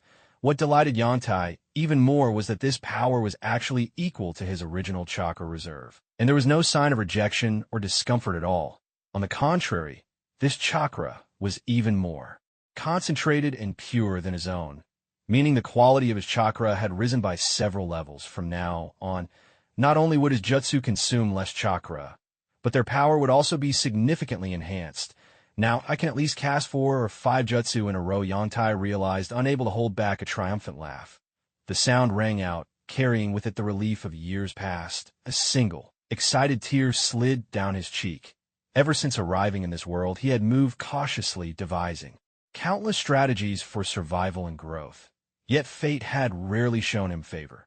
During the Genin exam, he was assigned only one Chunin instructor, who after a handful of missions met an untimely end. For the next 5 years, he was plagued by the lack of chakra. Even though he'd mastered a range of jutsu taught by the old man, they became little more than decorations since he never dared to use much chakra. He could only play the role of a strategist within his team. But now the shackle that had bound him for so many years had finally been broken. No longer would he have to scurry about in the shadows like a mouse. In the days that followed, Yongtai immersed himself in improving sealing papers and practicing the instant water jutsu. Free from the anxiety of running out of chakra, the sense of liberation was exhilarating. His training bore fruit as well.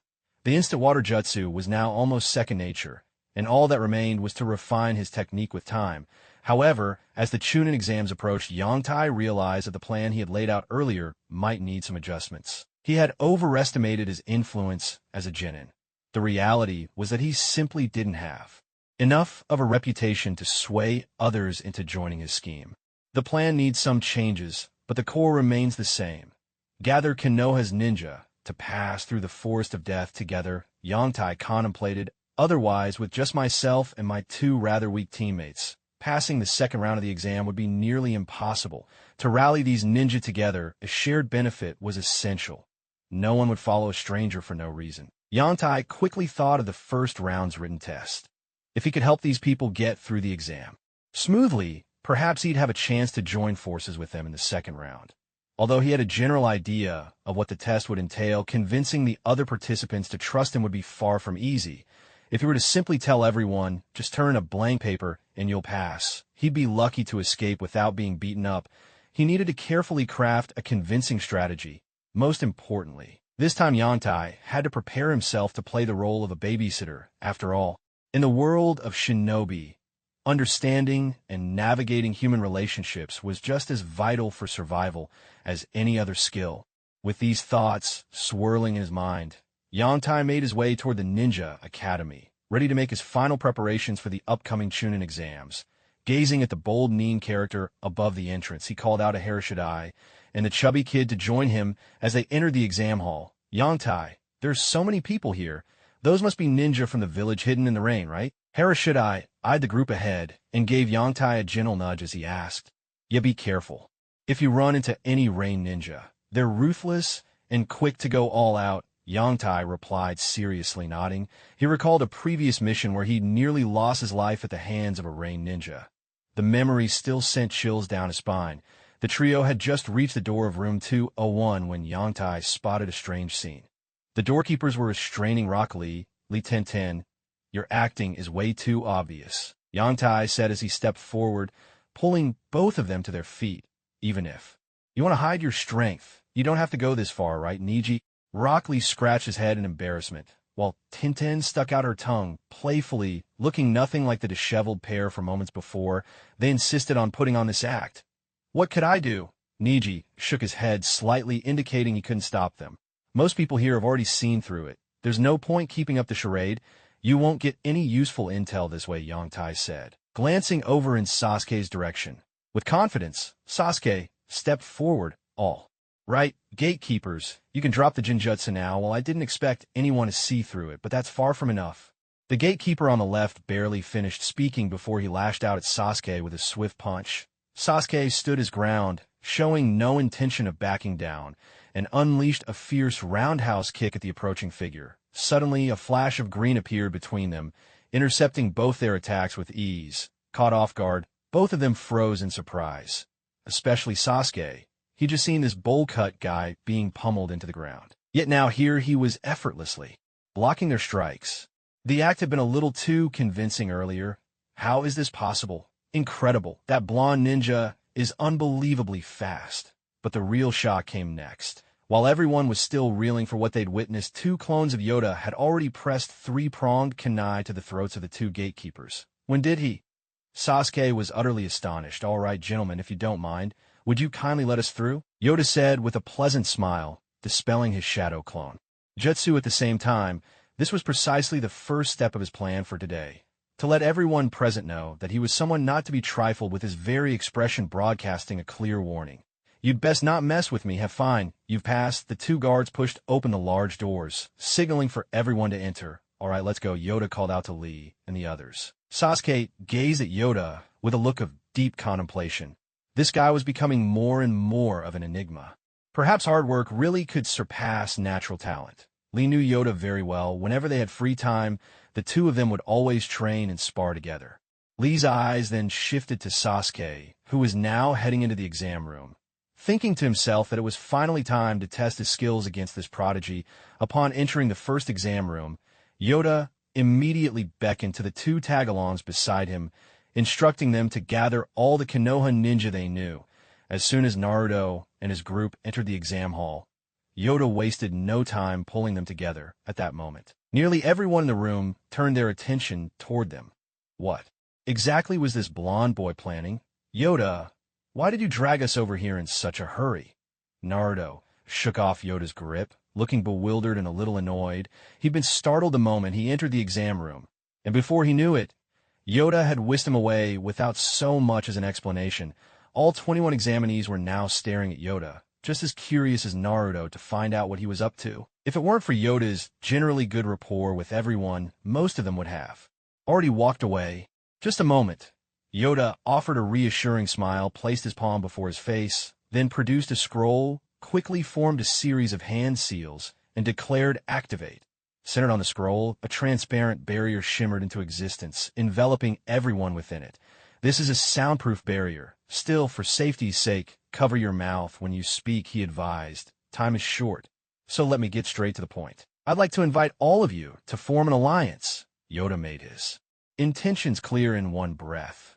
An alliance? Kabuto covered his mouth with his hand, adjusted his glasses, and said, I participated in the Chunin exams 7 times, and I've never heard of examinees forming alliances. Don't forget, even though we're all Leaf Ninja, once we step into the exam hall, we're competitors. A flicker of interest glinted in his eyes. That's right, Yoda. Are you confused or something? We're supposed to be enemies. How could we possibly form an alliance? Kiba said, impatiently. But fortunately, Shino's insects buzzed in just in time to cover his mouth. Yoda smiled and explained, just because Kabuto-senpai has never seen an alliance happen, doesn't mean we can't try it ourselves. That's just not realistic. Kabuto went on, even if we did make an alliance, we'd need to know what the exam will be about, who would lead, how would we split the rewards. Otherwise, he let his words trail off, but everyone understood what he meant. Yoda, don't tell me you're planning to make yourself the leader and order us around. If that's your plan, count me out, Kiba grumbled, clearly dissatisfied. The other candidates started to whisper restlessly among themselves. Sensing the moment was crucial, Yoda shook his head and spoke up. That's not what I meant at all. First of all, the question of who leads isn't all that important. It's easy to solve, we just draw lots. Seeing that everyone nodded in agreement, Yoda continued, what matters most is that our alliance isn't for this round. It's for the second stage of the exam, the second stage. Yoda, do you have inside information? Tintin called out in surprise. Seeing the confident smile on Yoda's face, she couldn't help but waver. Did he really know something? Of course, not. Yoda admitted frankly. Ugh. The group voiced their collective disappointment, but based on the information I've gathered, the first round is most likely going to be a written test. Just look at the setup around us, and you'll see. Some of you might have figured it out already. Yoda tapped his forehead, his gaze settling on Shikamaru in the crowd. This guy had probably seen through the nature of the test from the very start. All eyes quickly turned to Shikamaru. Knowing full well how sharp he was, what a drag. Shikamaru muttered under his breath. He yawned and nodded, having already worked out most of the situation the moment he walked in. As for the second round, it's probably 80% team-based missions and 20% individual battles, Yoda analyzed. That's exactly why forming an alliance would help us tackle the team challenge portion. That's still not very realistic, Kabuto interjected, adjusting his glasses as he pointed out the crucial issue. If it's a team mission, we're just as likely to become each other's enemies. The biggest problem is trust. Everyone nodded in agreement. In a group like this, if a teammate decided to betray you, the consequences could be disastrous. A faint smile played at the corners of Yangtai's mouth beneath his mask. Classes 7, 8, 9, and 10. We're all old classmates by now, surely. We have at least this basic level of trust, don't we? After exchanging glances, the members of the 4 classes all nodded. Even Sakura and Ino, who were usually at odds. Each gave a cold huff, but still nodded in agreement. After all, having grown up together, they shared a certain unspoken understanding. Yangtai smiled with satisfaction. Then turned to Kabuto. Senior Kabuto, we've completed more than 30 missions together. I think that's enough to build some trust, right? Kabuto offered a gentle smile. Though he didn't say anything, his attitude made his agreement clear. Since everyone now. Yangtai was about to continue, hey, what about me? Yamamoto, IWA, cut him off with a furious shout, convinced that Yangtai was deliberately ignoring him. Yangtai dug a finger in his ear, unfazed. All right, enough with the yelling. Do I really need to explain your situation? Everyone here knows what's up. A ripple of laughter swept through the group. Huh? Your relationship with Yangtai hasn't changed one bit. Someone teased back when they were in first and second year. Yangtai had already been a fourth-year student. In a way, they could all be considered schoolmates. Seeing everyone laughing, Yangtai clapped his hands for attention. That's exactly why I'm confident about forming an alliance with you all. Of course, Senior Kabuto also raised a good point. The main issue is that we might face conflicts of interest, but I'm sure there's a solution. There's no need for anyone to give an answer right this moment. Before that, though, I have some important information to share with everyone. With this intel, I can almost guarantee a perfect pass for everyone on the written exam. An almost perfect pass on the written exam? How's that possible? Naruto asked skeptically, pointing at his own nose. Yangtai, are you saying even I could pass? Everyone knew just how poor Naruto's theoretical knowledge was. If even he could pass, then no one else needed to worry. For a moment, the entire group fixed their attention on Yangtai, waiting eagerly to hear what he had to say next. Most of all those like Naruto, whose studies were less than stellar. The second phase of Yangtai's plan was going smoothly. He explained, first of all, every single question on this written test will be completely beyond the scope of what we've studied. Among all of you here, I suspect only Sakura could answer them all correctly. Even I would probably miss a question or two. That's a bit much, Sakura replied, blushing under everyone's gaze. But when she noticed Ino's disdainful look, she shot her a glare in return. Yangtai could only sigh and tap his forehead. Those two were always at each other's throats. He went on, what's more, among the examinees, there are bound to be 1 or 2 special candidates who already know all the answers.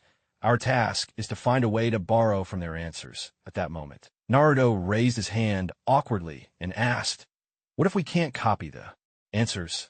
Everyone paused to consider. This was indeed a problem. What if the distance was simply too great to copy anything at all? Let me put another way, Yoda explained. This exam at its core is like an intelligence-gathering mission. Identify the target, collect information, transmit it, and keep it secure. Focusing on these 4 points, let's take Naruto's team as an example. As long as Sakura completes her own test, then erases and rewrites a similar set of answers. Naruto and Sasuke could actually hand in blank papers. What? We can hand in blank papers? You must be joking. Naruto's face was filled with shock, his expression practically shouting, my knowledge is limited. Don't try to fool me. Shikon, what do you think? Ino asked anxiously. She'd never been good with theory, and these questions were even more challenging than usual. Things weren't looking good for her. With Ino's question, everyone once again turned their attention to Shikamaru. This time, Shikamaru gave it some careful thought before answering. In theory, you could hand in a blank paper, but only if you can keep your nerves steady. What do you mean by that? The group was puzzled. Yoda gave Shikamaru a thumbs up and explained, if my analysis is correct, the proctors will try to intimidate us with the threat of failing right from the start, hoping we'll give up under pressure. It's a psychological tactic, and there's really no need to pay it any mind. Though, of course, there are other details to watch out for. Outside the barrier, other examinees pointed at the group inside, whispering among themselves, what are they talking about? Who knows? If you ask me, they all look like a bunch of clowns. After the first exam ended, Ibiki Marino silently gathered up the test papers. Nearby, another proctor was delivering a report.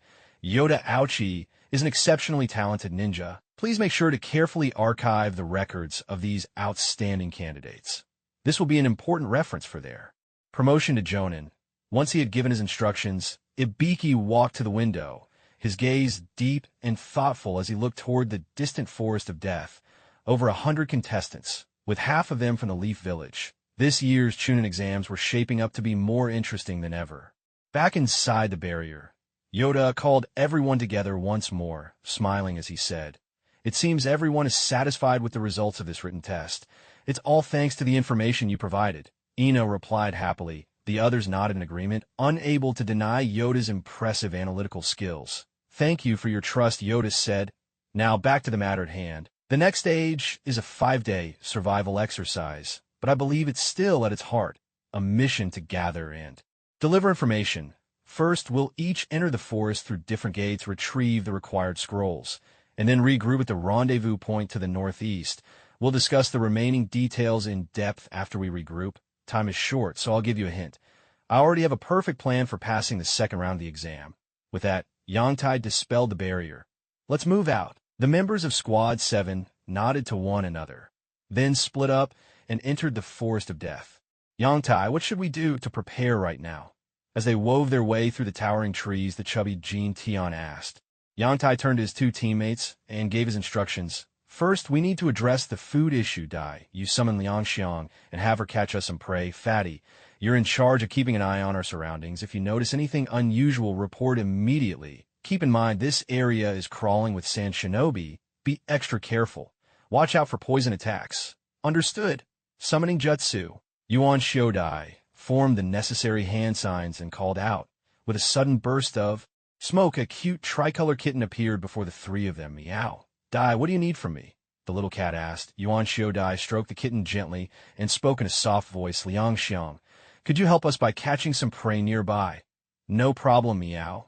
With that, Liang Xiang darted away, her agile figure vanishing swiftly into the depths of the forest.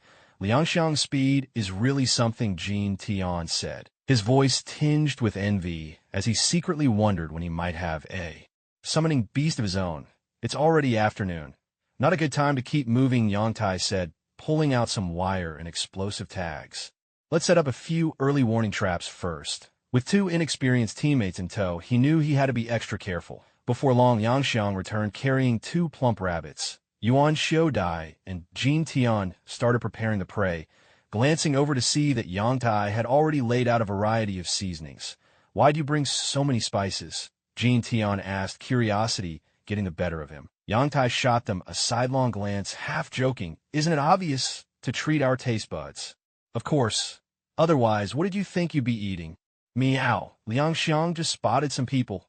The kitten's warning cut Yangtai off mid-sentence. Yangtai instantly grew alert. "Where are they?" he asked, about 3 li south, moving toward the central tower. "Meow." Liang Xiang replied, her elegant tail swishing. Yangtai thought quickly, pulling out a small notebook and sketching a simple map. He decided this would be the perfect spot for an ambush. They could wrap things up in just 3 minutes. "Dai, you and Liang Xiang circle to the left and right to harass those three. My shadow clone will go with you and lure them in this direction. If needed, use explosive tags to make it seem like there are more people around. Fatty, you're with me. We'll set as many traps as we can along their path and prepare to ambush them." "Got it?" "Got it," the two replied in unison. Yangtai smiled with satisfaction, grateful to have two obedient teammates by his side. Otherwise, things would have been far more troublesome. "Let's fill our bellies before we make a move." Near the ambush site, Yangtai's eyes snapped open, realizing that what was coming might well be sand shinobi. "Fatty, according to the intel from my shadow clone, there are 3 sand shinobi on their way. Get your gas mask ready." "Got it." Jin Tian quickly donned his mask, poised for action at a moment's notice. "They're coming," Jin Tian warned, his voice tense with vigilance. In the distance, 3 ninja, wrapped in headscarves, were approaching at speed, as if something or someone was pursuing them from behind. Yangtai raised his hand, signaling Fatty to stay silent, his gaze fixed on the 3 ninja as they sped toward the ambush. Suddenly, the ground shook with a thunderous explosion. "Fall back! It's an ambush!" The leading sand shinobi barked, forming hand seals in a flash. He drew a deep breath and unleashed a powerful gust, wind style. Great breakthrough!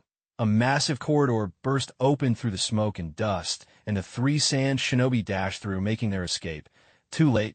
Detonate, Yongtai whispered, his tone cold and resolute in an instant. 5 enormous bursts of water exploded around the trio. How? Is this possible? How could someone unleash such a massive water style on open ground? The lead sand shinobi was shaken to his core, thinking even a jonin couldn't manage this. The female sand shinobi, her eyelids dusted with makeup, called out, "No, this isn't ninjutsu. It's just ordinary water." Run. Relief washed over the sand shinobi. It had just been a trick without any real harm. Who says ordinary water can't wound? Yongtai shouted, "Attack!" 2 figures sprang from the grass swift. As shadows, clone technique, the 3 sand shinobi tightened their formation. The female teammate, frowning in confusion. "It must be Konoha's shadow clone jutsu. These are real bodies. Stay sharp and don't let your guard down," the leader said gravely, realizing the fight ahead would be anything but easy. With his 2 shadow clones, Yongtai quickly formed a sequence of hand seals. Snake, goat, horse, rabbit, goat, horse, rabbit, encircling the sand shinobi from 3 sides. Water style, great water prison. Yongtai and his clones slammed their palms to the ground, and the water scattered moments before surged up, trapping the 3 sand shinobi in an instant. The speed left them with no time to react. "Damn, my body is so heavy. I can barely breathe or move at all," the female sand shinobi struggled, but found herself utterly unable to break free. "Wait, I'll give you the scroll." The leader forced his hand into his ninja pouch, desperately trying to retrieve the scroll. "Too late. Finish them," Yongtai replied coldly, with 2 teammates at his side. He could afford no risks. Failure was not an option. Despair flickered in the sand shinobi's eyes as fear for their lives overtook them. "We surrender. We give up." But as soon as Yongtai gave the order, Hideo and the hefty Ichimiai sprang into action. They hurled shuriken laced with steel wire and yanked hard. Blood sprayed, and 3 heads thudded heavily to the ground. "Well done." Yoda let out a sigh of relief and released the jutsu. Scenes like this were nothing new to him, and he remained unfazed. After all, in the world of ninja, showing mercy to your enemy is tantamount to cruelty towards yourself. Still, using the water prison technique together had drained nearly half of his chakra. "I never expected Yoda to be hiding such a skill. Was that timid act of yours all just a facade?" Haru Shudai removed his gas mask and gave Yoda a suspicious once-over. "That's right. With skills like these, why keep them under wraps? Today you'd better come clean about everything. Confession brings leniency. Resistance will only make things worse." The chubby Ichimiai pulled off his own gas mask, holding an old scroll as he sauntered over a teasing grin. On his face, seeing this, Yoda's expression turned grave. "That's dangerous. You'd better cooperate and let us inspect that scroll. Otherwise, you'll have to face the consequences." "I don't have any." Ichimiai's words were cut short as his face suddenly twisted in alarm. "Dai, what's wrong?" Dai, who had been talking with him just a moment ago, suddenly went limp and collapsed to the ground. Yoda rushed forward and caught him. "It's poison," Dai warned weakly, his voice barely above a whisper. "My body's gone numb. I can't move." A chill ran through Yoda's heart. Despite all their precautions, they had still walked into a trap. Thankfully, he hadn't removed his gas mask yet, but the situation was still dire. "Fatty, don't take off your..." Before Yoda could finish, Ichimiai slumped to the ground as well. Yoda sprang into action, quickly fitting gas masks back onto both of them, all the while scanning their surroundings with heightened alertness. His gaze landed on the scroll with utmost care. He sealed it inside a specially prepared bag. Just then, a sinister laugh echoed from the shadows. Looks like you've all fallen for Sanjin's knockout gas." The sudden, eerie laughter sent a tidal wave crashing through Yoda's heart. Someone had been sitting back, watching the chaos unfold, and none of them had noticed a thing. So these really were the elite shinobi from other nations. He had underestimated them. But now was no time for regret or idle thoughts. Summoning jutsu. With his back to the 3 intruders, Yoda's hands flew through the seals. A summoning circle spread rapidly at his feet, and with a burst, a puff of white smoke billowed out. A shimmering blue chakra sphere appeared before him. He reached out and absorbed it into his body, then, moving with lightning speed, flung 6 kunai with triple prongs, encircling himself and his teammates. Only then did he spin around to face the newcomers. Though it all seemed complicated, less than 10 seconds had passed. Sand Shinobi, the 3 Sand Ninjas, had of course noticed Yoda's actions. But now that the odds were 3 against 1, they showed no fear. Hand over your scrolls now. The tall, masked Sand Ninja in the center sneered, his tone dripping with contempt. Maybe, just maybe, we'll let you walk away, and if I give you the scrolls, you'll really let me go? Yoda couldn't trust a word they said. Promising to spare someone's life after taking the scroll was just a tactic when the enemy still posed a threat. If it were someone like Gaara, even begging for mercy wouldn't save you, of course. You have no choice. Hand them over and you might live. Refuse and you die, the half-masked Sand Ninja threatened, still holding back, wary of the powerful technique Yoda had just used. Perhaps fearing he had more tricks up his sleeve, Yoda remained silent, motionless. At a signal, the 2 companions spread out, drawing shuriken and other weapons ready to strike. Their message was clear. Refuse, and this turns into a fight, yo. Yoda, just do as they say. At that moment, Harashiro Dai managed to lift his head, his weak voice interrupting Yoda's thoughts. Forget it. They'd regroup with the main force later and try again. Truly, what a blessing to have you all. With a resigned sigh, Yoda tossed both heaven scrolls to the enemy, hoping they would keep their word. Perfect, boss. 2 heaven scrolls, exactly what we needed. The Sand Ninja with a painted ghostly face crowed with delight. The half-masked one grinned as well. They'd only just arrived and already had 3 scrolls. Things were off to a perfect start, with both offensive and defensive options. So gentlemen, may we leave now? Yoda's expression was dark, frustrated by how his clever plan had backfired so badly, of course. Not.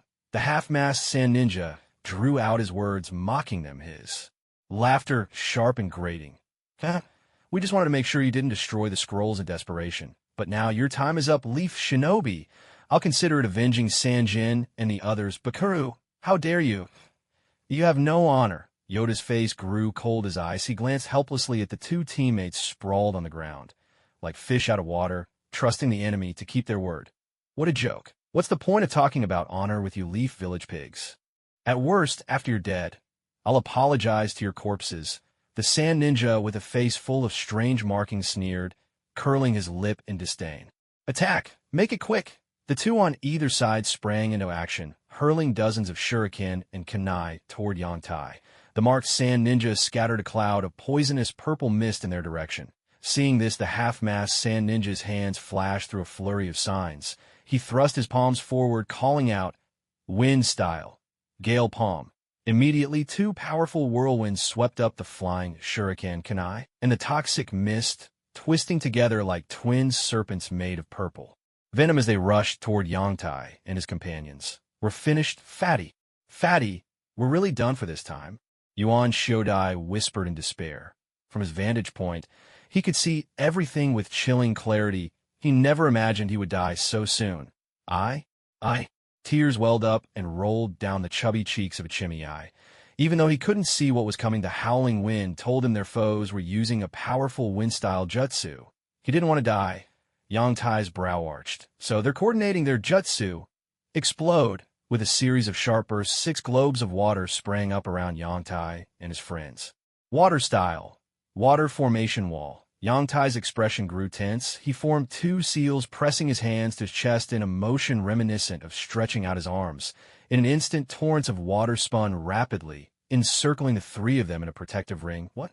Yuan Shodai gaped in disbelief, struggling to lift his head. What incredible water-style ninjutsu! Was Yangtai always this strong? Had he just been pretending all along? Ichimiai was equally stunned. So this powerful water technique was Yangtai's doing. Wasn't this the same guy who always schemed from the back lines? How infuriating. He'd been hiding his true strength all this time, even from his own friends. A thunderous crash echoed as water splashed in all directions. Yangtai's water wall had completely blocked the enemy's jutsu. How is this possible? Less than a second. Are they faking, using wires, or tricks? The 3 Sand Ninja stood frozen, stunned on the spot. Even a Jonin couldn't perform jutsu at such speed. Perfect opportunity. Yangtai's eyes lit up while they're distracted in battle. He quickly formed 3 seals, dragon, ox, rabbit, and spat out a torrent of water. Water style, wild water wave. A quarter of his chakra vanished in an instant. and the chakra-laced water, merging with the swirling currents, surged into a small tidal wave 3 meters high, crashing down on the 3 sand ninja. "Jump now!" The half-mast sand ninja shouted in alarm, Chakra bursting from his feet as he leapt into the air. But it was too late. Yangtai's jutsu was executed at lightning speed. One sand ninja let out a scream as the wave pounded him, his fate uncertain. A heavy gulp echoed through the air. Cold sweat trickled down the faces of the remaining 2, their eyes wide with disbelief as they stared at Yangtai below. This guy was terrifying. That's exactly what I was waiting for. "You all jumped into the air. Now you can't dodge." Yangtai let out a cold, cutting smile, flicked a few shuriken, and formed hand seals at lightning speed. Shuriken shadow, clone technique, with a sharp whistling sound. The shuriken split through the air. Remember this, if you get another life. Never mess with a Konoha genin. Yangtai's voice, utterly devoid of emotion, echoed through the air. His 2 airborne opponents hadn't even grasped his meaning when the shuriken he'd thrown. "Is that it?" One of the masked sand ninjas sneered his heart, even got ready for something big. "And this is all he's got? What a joke." But before he could finish scoffing, his face went pale, his words stuck in his throat, and his eyes filled with utter despair. In that instant, the shuriken in the air split in 2, then 4, and then multiplied again until the entire sky was thick with spinning blades. A chorus of desperate screams rang out, as in the blink of an eye the 2 were pierced through like beehives. With 2 thunderous crashes, their bodies hit the ground. Yangtai strolled over for a look and clicked his tongue. "TSK, TSK, TSK. That's a total mess. No way even their mothers would recognize them now." The 2 were well and truly dead. Donning a pair of poison-proof gloves, Yangtai searched the masked sand ninja's body and found 3 scrolls. 2 heaven scrolls and 1 earth scroll. "With this, I can attack or retreat as needed." Time to move on to the next phase of cleanup. For this second exam, Yangtai had set 2 goals. First, gather the Konoha squad. Second, clear out the strongest lone ninja from the other teams. Pocketing the scrolls, he glanced over at his 2 teammates, who could finally move their arms again, and let out a breath of relief. It seemed they'd only been drugged with something like a mild hallucinogen. "Yangtai, you jerk. You really tricked us?" Haru Shudai, propped up by Yangtai's shadow clone shot. Him a look full of wounded indignation, like a young lady wronged by a scoundrel. "Ahem. I'm just a clone. Take it up with the real me." "I'm not taking the blame for this," the first shadow clone replied, dead serious. "Why should the real one get to show off while I take the heat? No way. Don't look at me like that. I'm a clone too," the second clone said, pouting as he glanced at the chubby teammate, refusing to shoulder the blame. "Let's get back to camp," Yangtai said, feeling the weight of 4 accusing stares. He pretended not to notice, called out to the group, and made a quick getaway. "Yangtai, you owe us an explanation," they shouted after him. The next day, in the dim forest, Yangtai and his 2 companions were moving quickly toward the northeast. "Yangtai, I still feel like you're not telling us the whole truth," Haru Shudai said, vaulting over a fallen tree and eyeing Yangtai with lingering suspicion. Fatty Ichimiai nodded in agreement. "Yeah, there's no way a little family secret could be that powerful. I don't buy it. It's just too far-fetched." Yangtai was speechless. In these times, no one believed half a truth, even if you told it straight. "That's the truth you wanted. Look at me. Do I look like someone who'd lie?" Haru Shudai replied. "Yeah, you do." Ichimiai added, "Not just like you are." Yangtai let out a sigh. All right, whatever. It's almost noon. Let's just find somewhere to eat." He waved his hand in resignation, forcibly steering the conversation away. "Honestly, if we hadn't been classmates for so many years, there's no way he'd share even this much with me. Why does he insist on making me spill everything?" Meow. Liangxiang spotted some people fighting up ahead. A mottled figure leaped out from the shadow of the trees, licking its tiny paw with an adorable air. "How many? Could you tell which village's ninja they are?" Yangtai asked. Judging by the situation, there seemed to be quite a few newcomers running into each other. Liangxiang shook its head, glancing at these 2 slackers. Yangtai decided it'd be best to wait another day. Let the chaos settle. Let most people get their scrolls or go into hiding, and only then make his move. But that didn't mean he couldn't stir up a little trouble in the meantime. "Shadow clone, you 2 stay with my clone and find a place to lay low. I'll go check things out." The 2 exchanged a glance. The chubby one spoke up. "Why don't we all go together? It'd be safer that way." Yangtai shook his head. He was only going to cause a bit of mischief, and bringing more people would only get in the way. "Relax. I'm just going to take a look. You 2 find somewhere hidden We'll take it easy for a day. I'm heading off first. Waving, Yongtai vanished from sight in a flash, using his body flicker technique. What are you staring at? Let's move. The first clone barked gruffly, taking the lead in another direction. Don't know why, but I really want to punch him, Harahide muttered, glaring at the boisterous clone and grumbling to the chubby companion. Same here, oh right, Dai. I've got an idea, lean in, let me tell you. Chubby Ichimiai's eyes sparkled mischievously, and the two began whispering conspiratorially. The first clone glanced back and saw the two slackers huddled together, pushing and shoving, half resisting and half inviting, looking for all the world like a pair of star-crossed lovers. Instantly, he felt a chill run down his spine and goosebumps pricked his arms. Who could have guessed these two had such interests? No, I'd better warn the real me. If someone tries to drug them, who knows what might happen? With that, the first clone quickly put some distance between himself and the pair. Seeing the clone move away, the two didn't pay him any mind, continuing to plot their strategy. Meow, it's just up ahead. Liangxiang stopped, perking up both ears and signaling with a paw. Yongtai listened intently, but heard nothing at all. He activated his sensory ninjutsu. 300 meters is still too short a range. I can only vaguely sense someone. If it were the chubby one, he'd probably pick them up clearly. Just goes to show everyone has their own specialty. Liangxiang, you head back now. Yongtai patted Liangxiang's adorable little head. Since when did I get such a cute summon? Liangxiang rubbed affectionately against Yongtai's pant leg before disappearing into the forest. No wonder Dai loves petting cats so much. It really is satisfying, Yongtai murmured with a smile before stealthily making his way toward the sounds of fighting. You rain ninja are going too far. One of the sand ninjas shouted, his voice laced with anger. You already have a scroll. Why must you chase us to the bitter end? Under his sand-colored hat, fury burned in his eyes. These people were despicable. Even after we handed over the scroll, they killed our captain. How could they be so cruel? A man in a white cloak carrying 6 umbrellas on his back, and with a single glaring, I let out a wild, mocking laugh. Who said handing over the scroll means you get to live? Was it you? You. How could you? The sand ninja was so angry he could barely speak, clenching his fists tightly. Yet he was powerless. Even surrendering wasn't an option for the weak. The rain ninja brute sneered, his voice dripping with menace. 2 little brats, barely out of the cradle. I'm done playing. Time to send you on your way. With a signal, the 2 underlings behind him stepped forward, grinning cruelly. Without hesitation, the 2 henchmen hurled all 6 umbrellas high into the air. With a swift flick, the umbrellas snapped open simultaneously, their metal ribs glinting ominously. The rain ninja leader formed a quick hand sign and shouted, Ninja art. 1,000 drops like rain. Madwoman, be careful. That's the same technique that killed our captain. The sand ninja, panic in his voice, urgently warned his teammate with painted cheeks. We're not going to make it. We'll never escape. The so-called madwoman collapsed to the ground, sobbing in her hands. This wasn't an exam.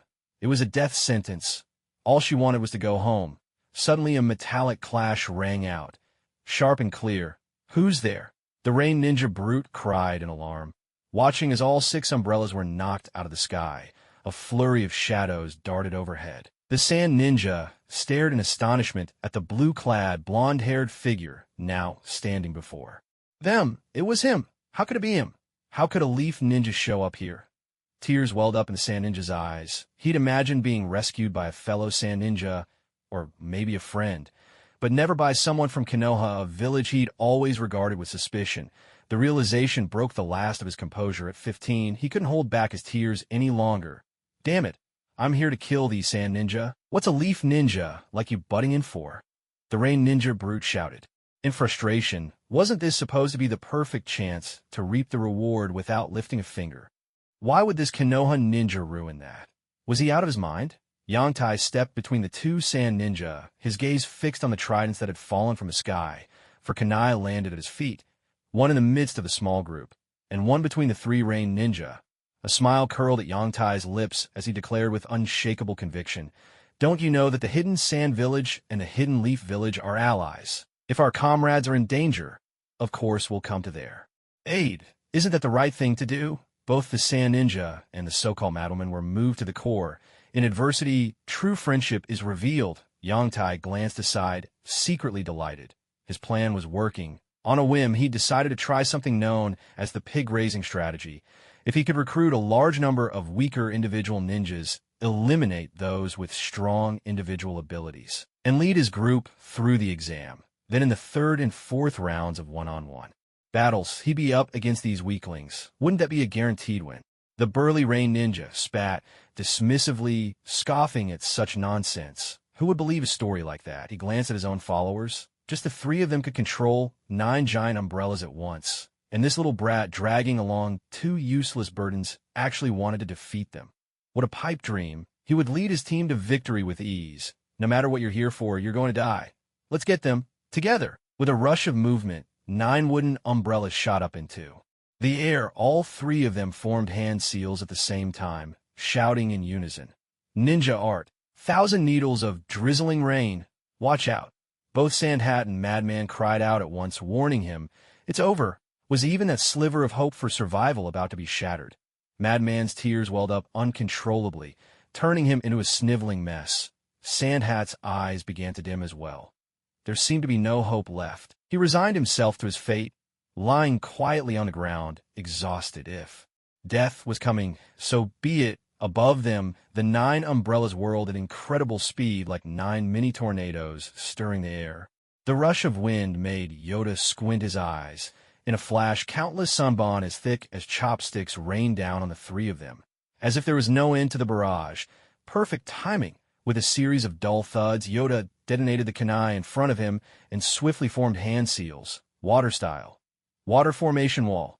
This version of the water formation wall, revised by the second Hokage, had never let him down. It was simply too reliable, too easy to use. Streams of water from the ceiling, tags under Yoda's chakra control, surged up into a massive waterspout, a pot falling from the sky.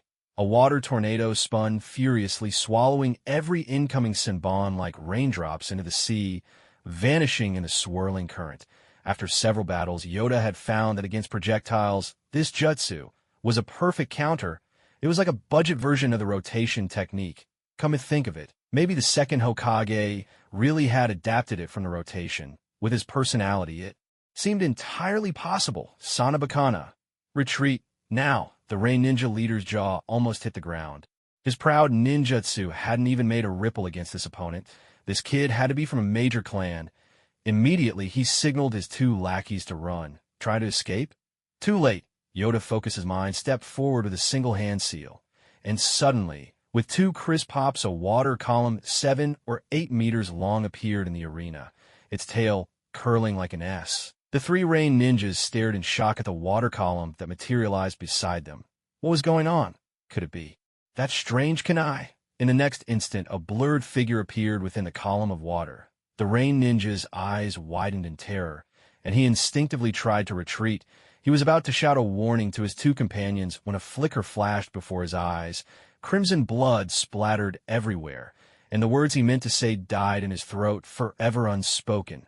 The Rain ninja collapsed to his knees with a heavy thud, clutching his bleeding neck with both hands, emitting guttural, choking sounds. In his fading vision, he saw his 2 subordinates also falling to the ground, their hands pressed to their necks. That sight became the final straw. His strength ebbed away, and he toppled to the ground. Yangtai shook the water from his body, exhilarated. For the first time, he truly used his simplified Flying Thunder God technique, and the result was flawless, utterly overwhelming. The only drawback was its short range, but the way he just used 2 kunai in tandem sparked a new idea. It was simple. The first method was to stack 2 sealing tags together. The second, an improved version, involved drawing 2 or even more sets of runes on a single sealing tag. In theory, there was no upper limit, but taking terrain and human factors into account, 12 meters, 30 meters, and 50 meters seemed optimal. The more he thought about it, the more excited Yangtai became. The problem that had plagued him for so long was finally about to be solved. Once perfected, his strength would easily reach the level of a special jounin, or even higher. A true leap forward. This guy is incredible, Sandhat exclaimed, his lips trembling as if he'd just witnessed a miracle. Was he seeing things? In less than 10 seconds, that terrifying Rain ninja across from them had already been taken out. Was this some staged fight, or maybe a wire trick? It was unbelievable. What are you doing? Ow! Madman pinched Sandhat's thigh hard. Seeing the pain on her companion's face, she was sure they weren't dreaming or trapped in a jinjutsu. Then with a love-struck expression, she scampered over to Yantai, her eyes shy as she gazed at the handsome man who had saved her. She spoke gently. "Thank you for rescuing us, Senior. My name is Kobayashi, but people call me Madman." Sandhat rubbed his sore, purpling thigh, looking at the gentle and considerate Madman in utter disbelief. He rubbed his eyes and glanced her up and down. There was no mistake. It was really her. How could she act like a completely different person in the presence of a handsome guy? He quickly put those thoughts aside and rushed over to bow deeply in gratitude. "My name is Ueda Sandhat. Thank you for your help. Both Madman and I are truly grateful." "No need to thank me. Sand and Leaf are allies. It's only right." Yantai replied with a wry smile. Even as he forced out the words, the odd names, Madman, Sandhat, struck him as bizarre. Before he could continue, a wave of memories surged through his mind, cutting off whatever he was about to say. Three-sided ambush. Were Fatty and the others really that unlucky to be discovered by 3 different squads at once? Still, these 2 were quite brave, daring to attack him like that. He touched his cheek. That sensation of being hit wasn't pleasant at all. Meanwhile, elsewhere, Yongtai, there are 3 teams slowly approaching us. It seems they have some sort of scouting ability too, Fatty Yiming said, gravely, opening his eyes. But it looks like they're still probing us. They probably won't come close for a while. Be more confident. Just say they do. I'll notify the main body first. Do you guys have anything you want to say? The number 1 clone rolled lazily on the grass, barely lifting his voice. Suddenly, little Fatty and Yuan Shodai exchanged a mischievous glance, grinned wickedly, and began to approach the number 1 clone step by step. Why is it so quiet all of a sudden?" The number 1 clone frowned slightly. He turned around, only to see those 2 old troublemakers lunging at him. In an instant, he was immobilized. Number 1 clone immediately cried out in panic, "Mercy! Please have mercy! Remember, don't overdo it. Make sure you don't break him. Someone warned." "How dare you trick your brothers? I didn't. I swear I didn't." "Look at this guy. He's still talking back." I was looking for Zhou Shuren. What does that have to do with me, Lu Sun? Spare me." "Huh. Look at him. His lips are all swollen, and he's still spouting nonsense." "Fatty, I respect your guts. If you ask me, he's soft everywhere except for that stubborn mouth of his. Let's fix that." "Wait, no." Smack, crackle, thud. The sound of playful, exaggerated scuffling filled the air, a smoke after the fight. There's nothing better in life. Fatty Yiming stretched his limbs and sighed contentedly. Yuan Shodai nodded, spitting out 2 words. "Pure bliss." In a corner, the number 1 clone lay sprawled on the ground, battered and bruised, looking like a bullied little girl. A single tear of regret slid down his cheek. This was all the main body's fault. Why was he the one to take the blame? Still, maybe the main body should get a taste of this kind of suffering too. With a pop, he vanished from the spot. What looked like his newly hatched piggy play plan was about to fall through. He sighed, "I got something to do. Here, take this kanai. Might come in handy. I'm heading off now. See you." Yang Tai tucked away a scroll he had taken from the other side, then disappeared as well. "He's already gone? Seriously?" Crazy girl grumbled, kicking a stone at her feet. To meet someone so handsome, so cool, so amazing, and not even get to say a few words before he vanished. How frustrating. She immediately turned her not-so-friendly gaze to Xiaomao, who was waving beside her. "Right? You'll do." Xiaomao froze, suddenly sensing a murderous aura. He turned and met Crazy Girl's fierce stare. Gulping nervously, "What are you looking at? It's your fault he left." "No way. How is this being blamed on me? Are lovesick women always this unreasonable?" "Crazy Girl, listen to me. He must have had an urgent reason to leave. If you hadn't spoken up, would he have left? If you hadn't bowed, would he have left? If you hadn't breathed, would he have left?" The madwoman stood with her hands on her hips, spitting as she scolded Xiaomao. When she finally finished, she crossed her arms tightly over her chest, cocked her head, and put on a look that screamed, "I'm angry now. It really is true. When a woman is angry, even breathing feels like a crime. Here I am, just sitting at home, and disaster falls straight from the sky." Xiaomao now had a much deeper understanding of that saying. He drooped his head and muttered, "I'm sorry, I was wrong." "Wrong about what?" "About everything. Class 8's unlucky day temporary camp. Do you think Yangtai will come after us for revenge?" Fatty Yiming sighed, a hint of regret in his voice. Yuan Shodai chewed on a blade of grass, speaking casually, "Be confident. Take out the will he part besides. You're the one who came up with the idea. You're the mastermind. You. We're brothers, aren't we? Like the old saying goes. We share our blessings and our misfortunes together. You can't just throw me under the bus."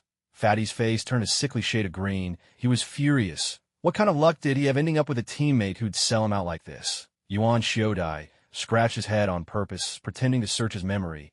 Is that really how the saying goes? Funny. I always remembered it as, share the blessings, but face the hardships alone. Fatty, looks like your memory's not so good. Better have a doctor check it out when we get back. You despicable shameless. Fatty's finger trembled as he pointed at Yuan Shiodai, and, after a long struggle, he managed to squeeze out 2 words. Thank you for the compliment.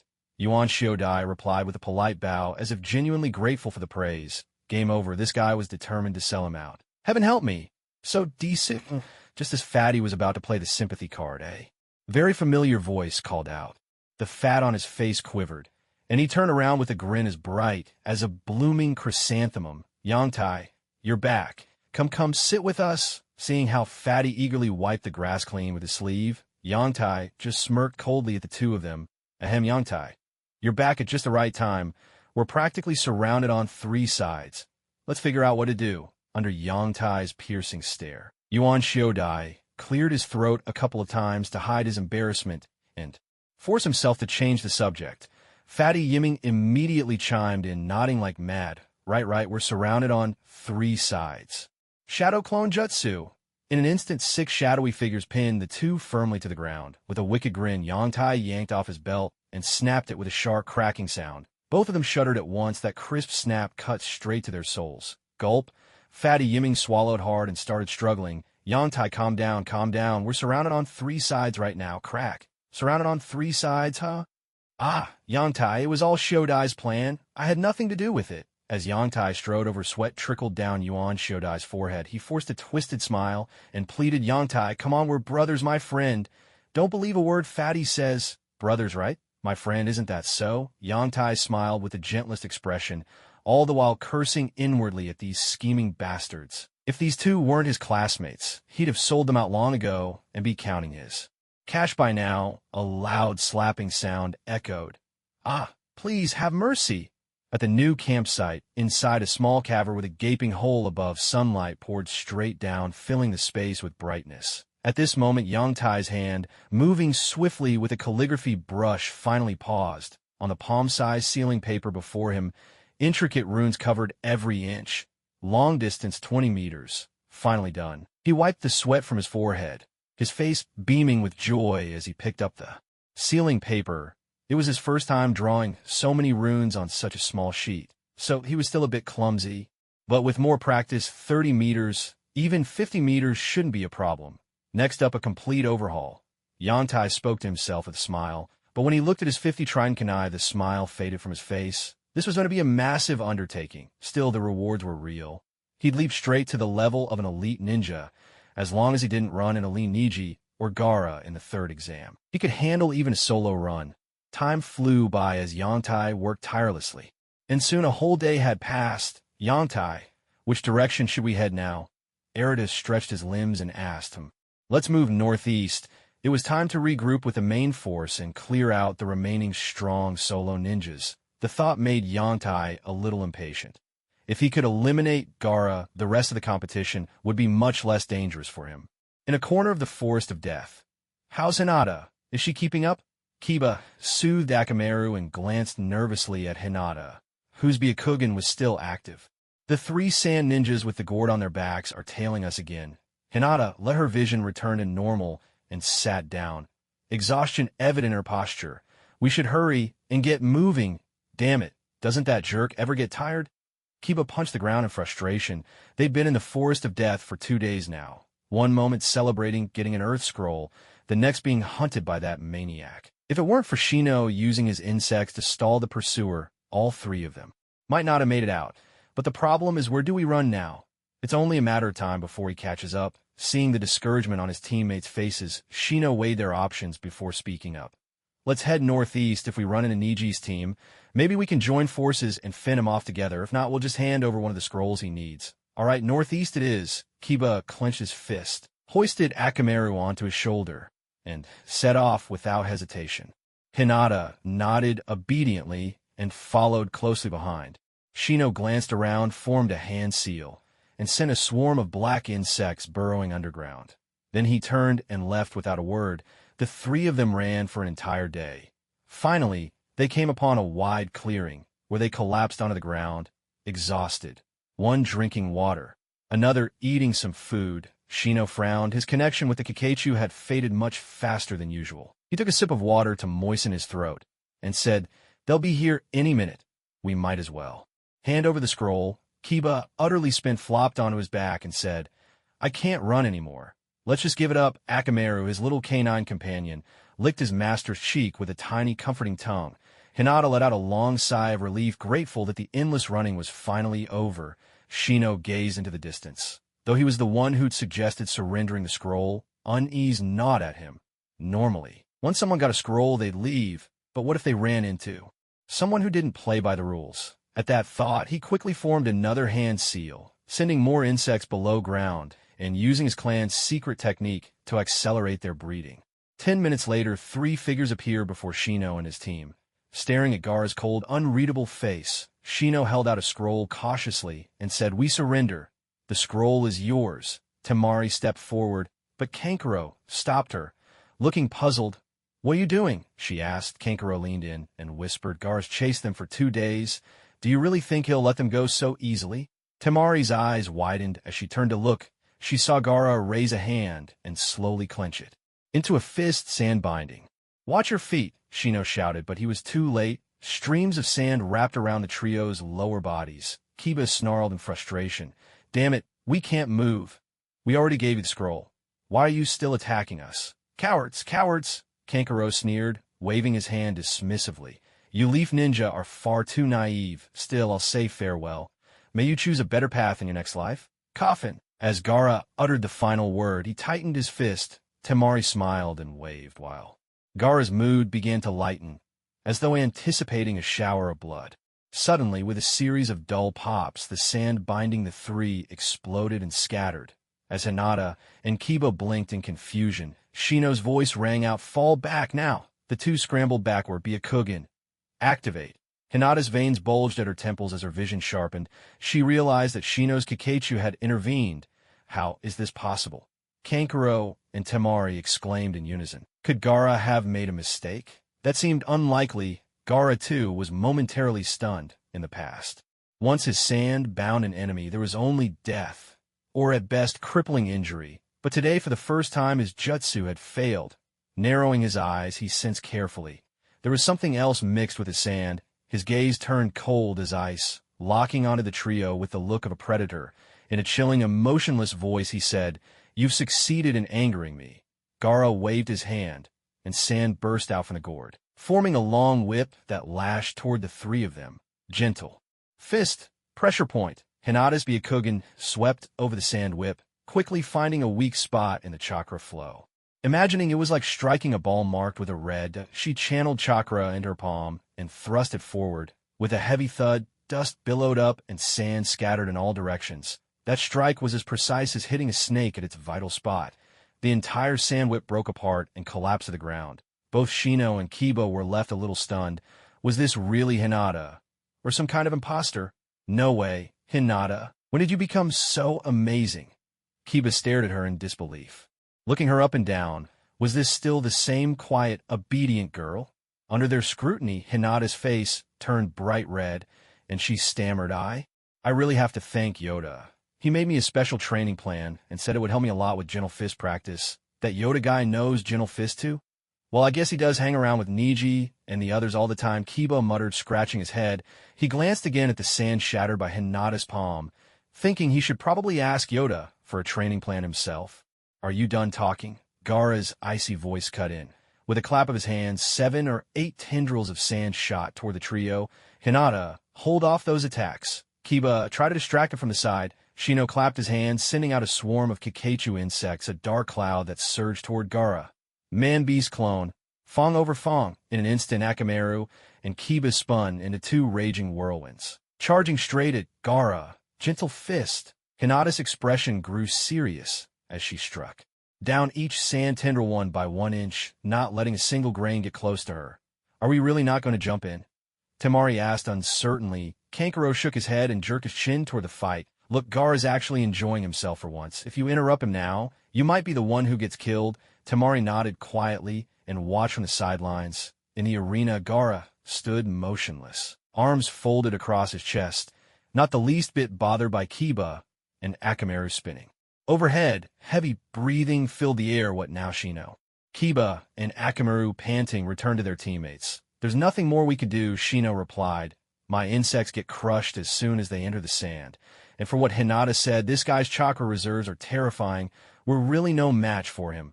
Hinata, fending off another sand tendril with a palm strike, said breathlessly, Shino, Kiba, I can't hold out much longer.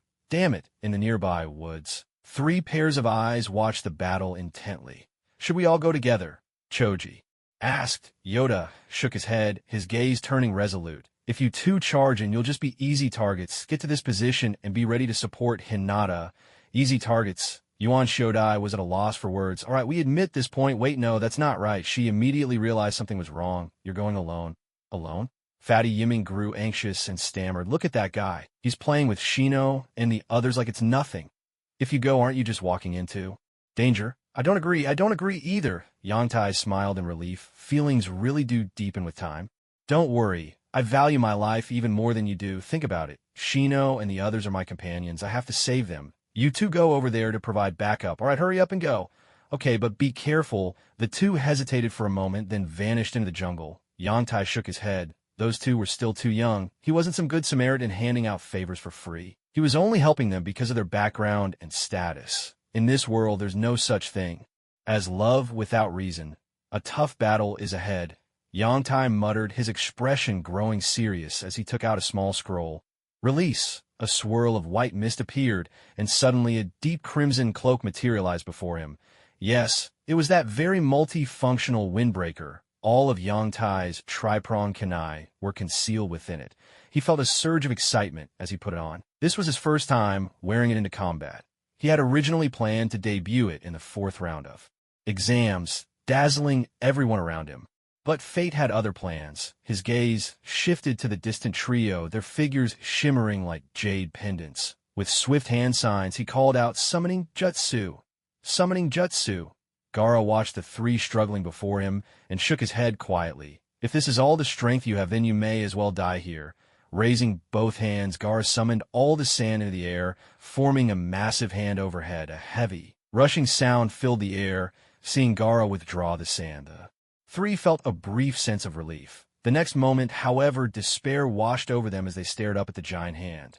There was nowhere to run. Gulp. Kiba's throat bobbed as he asked quietly, Is this how we die? Shino, do you think it'll hurt? Shino said nothing. Perhaps this was simply a ninja's fate. Hinata watched the enormous hand descending and prayed silently to the heavens. Naruto, I hope you live happily, then. With resolve, she stood up and took a gentle fist stance. Shino, Kiba, you two run. I'll hold him off. Kiba leaped up first, readying his Fong over Fong technique. Are you kidding me? You're not stealing my thunder. I'm going to be Hokage someday. Then let's go together. Shino made a hand sign and slapped the ground. Swarms of bugs erupted from their cocoons, filling the air. Meanwhile, in the Konoha monitoring room, Chunin Monitor turned to the scar-faced Jonin beside him and asked, Sir, do you think those 3 will survive? The Jonin's expression was grim as he shook his head. They won't. Make it. First, look at the Inazuka clan's attacks. They're practically useless. Then there's the Aburame kid, but his insects can't find any opportunity to help. In the end, only the Hyuga girl manages to barely hold up a defense. Failure is just a matter of time. Should we step in to rescue them? The Chunin monitoring the situation asked. After a moment's thought, he added, After all, those 3 are hardly ordinary children. The scar-faced Jonin shook his head. That's not a decision we can make. Besides, this exam is under Anko's supervision. Without her orders, or the Hokage's, no one's getting in. At those words, the scar-faced Jonin created a shadow clone and swiftly left the monitoring room. A rush of wind swept through as a massive hand crashed down with a piercing, explosive roar. The force was so powerful that it whipped their clothes about, making them rustle loudly, and it was almost impossible to keep their eyes open. Suddenly, clang! 4 triple-bladed kunai appeared right in front of the 3. Before Shino and the others could react, a towering column of water erupted before their eyes. Hinata shielded her face, but through the cracks between her fingers, she caught a flash of red darting in front of them. Blonde hair. That's Yoda! Yoda! Hinata cried out in shock. Shino and Kiba immediately turned to see who had arrived. Now's not the time for chit-chat. Get ready, boom! Yoda's words barely finished before 3 balls of water formed in front of him. The water wall alone probably couldn't stop that giant hand, so he decided to meet force with force, moving his hands at blinding speed. Water style, water dragon bullet. A colossal water dragon spiraled around Yoda, rising with a thunderous roar.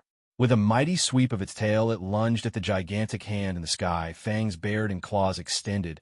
It all seemed complicated, but in reality, less than 10 seconds had passed. Kankuro, who had been watching from the sidelines, was wide-eyed with shock. To use such a powerful water-style jutsu in the middle of an open field. How's that possible? Is this guy a jonin? Temari's face grew tense. She quickly drew her fan. But when she got a good look at who had arrived, her surprise showed. It's him. This guy. Is he really that strong? Kankuro muttered, still shaken. Thinking back, it was clear that Yoda had been holding back during their last encounter. Otherwise, Kankuro would have been finished. Behind Yoda, the 3 companions stood slack-jawed, frozen in disbelief. Hinata's mouth fell open wide enough to fit a whole egg inside. Even Shino, always composed and undefeated, showed a rare look of astonishment. Was this really the Yoda they knew? The one who always went on about the will of fire? Kiba smacked his lips and finally blurted out Yoda's signature phrase, "No freaking way." Up in the sky, boom! Dragon and hand collided, erupting in a violent crash. Water and sand merged, spraying in all directions. In an instant, huge clumps of wet sand, each weighing hundreds of pounds, came crashing down toward the group below. Getting hit by that would be anything but pleasant. Water style. Water formation wall. Wind release. Airborne sand shield. A thunderous crash erupted after the echoes faded. Yangta withdrew his hands and gazed impassively at Gaara, who was now enveloped in an enormous mushroom-shaped shield of sand. Inside the Konoha surveillance room, the monitors flickered. Who is this guy? A surprised Chunin monitoring the screens blurted out, "The water release technique he just used is incredible. Even most jonin couldn't pull that off." A jonin with a scar studied the display for a moment, then took out 2 chakra cards, examined them, and replied with absolute confidence, "That's a genin. Lan Qiangta. He's a remarkably talented elite genin within the ninja community. An elite ninja refers to a seasoned ninja, someone who's completed enough missions to set themselves apart from newcomers. It's a term of respect, though not an official rank. So young, and already an elite genin. Then do you think he can beat that kid with the gourd?" The surveillance Chunin asked, clearly astonished. The jonin with the scar shook his head solemnly. "Unlikely. That sand ninja kid has completed B-rank missions, all on his own." B-rank missions? That's impossible for a genin, the Chunin exclaimed in disbelief. B-rank missions always require a jonin to lead, or at the very least, a special jonin. If that's true, then Lan Qiangta doesn't stand a chance back in the arena. This guy seems even stronger than last time. Was he holding back before? Interesting, Gaara thought to himself, a smile slowly spreading across his face. It had been a long time since he'd faced a worthy opponent. He could feel the thrill rising within him. Gaara's smiling. Temari, suddenly alarmed, grabbed Kankuro and hurried away. "This is bad. He's about to lose control if we don't get far enough. Someone's going to die." "Hey, their teammates are running. Maybe now we actually have a chance," Kiba said, a spark of hope in his eyes. Hinata frowned in confusion. "But why are they running away?" A tense gulp echoed through the air. "Use your Bikugen, and you'll see," Yangta said, swallowing hard and speaking without looking back. The pressure was suffocating. This must be the overwhelming force of a tailed beast chakra. How can this be? Hinata activated her Bikugen, and the sight made her stagger several steps back. "What's wrong, Hinata?" Shino asked quickly. Kiba's eyes were full of concern as well. His whole body is overflowing with chakra. Violent, almost like a wild beast, Hinata explained, still shaken. "Fall back, all of you. Die, and Ichimiai will meet you at the rendezvous point. Get moving," Yangta called out, forming a shadow clone as he spoke. "No way. We're staying together," Kiba shouted back. "Yangta, trust us. We won't abandon our comrade," Hinata said with resolute eyes, offering Yangta a reassuring smile. Shino was even more direct, unleashing a swarm of his Kikeichu insects on the spot. Yangta's face darkened, exasperated. "What are you all doing?" "Hey, what I mean is you all should retreat first. I'll keep this guy occupied for a while, and then I'll make my escape too." "What are you guys thinking, acting all heroic like this? When this is over, you have to treat me to some barbecue. With a thud, the three of them collapsed to the ground at once. Why didn't you say so earlier? Kiba grumbled as he pulled the other two up, but turning back, he added, be careful. He immediately dashed toward the woods, knowing that if he stayed, he'd only slow Yoda down. Yoda, you have to come back safe, Hinata said, her eyes red before following after Kiba. Be careful, even. The usually silent Shino managed to get out 2 words before leaving. Honestly, after living together for over 10 years, how could there not be any feelings between them? If he didn't care, why would Yoda step forward like this? Yoda felt a wave of emotion, but he didn't look back or say another word.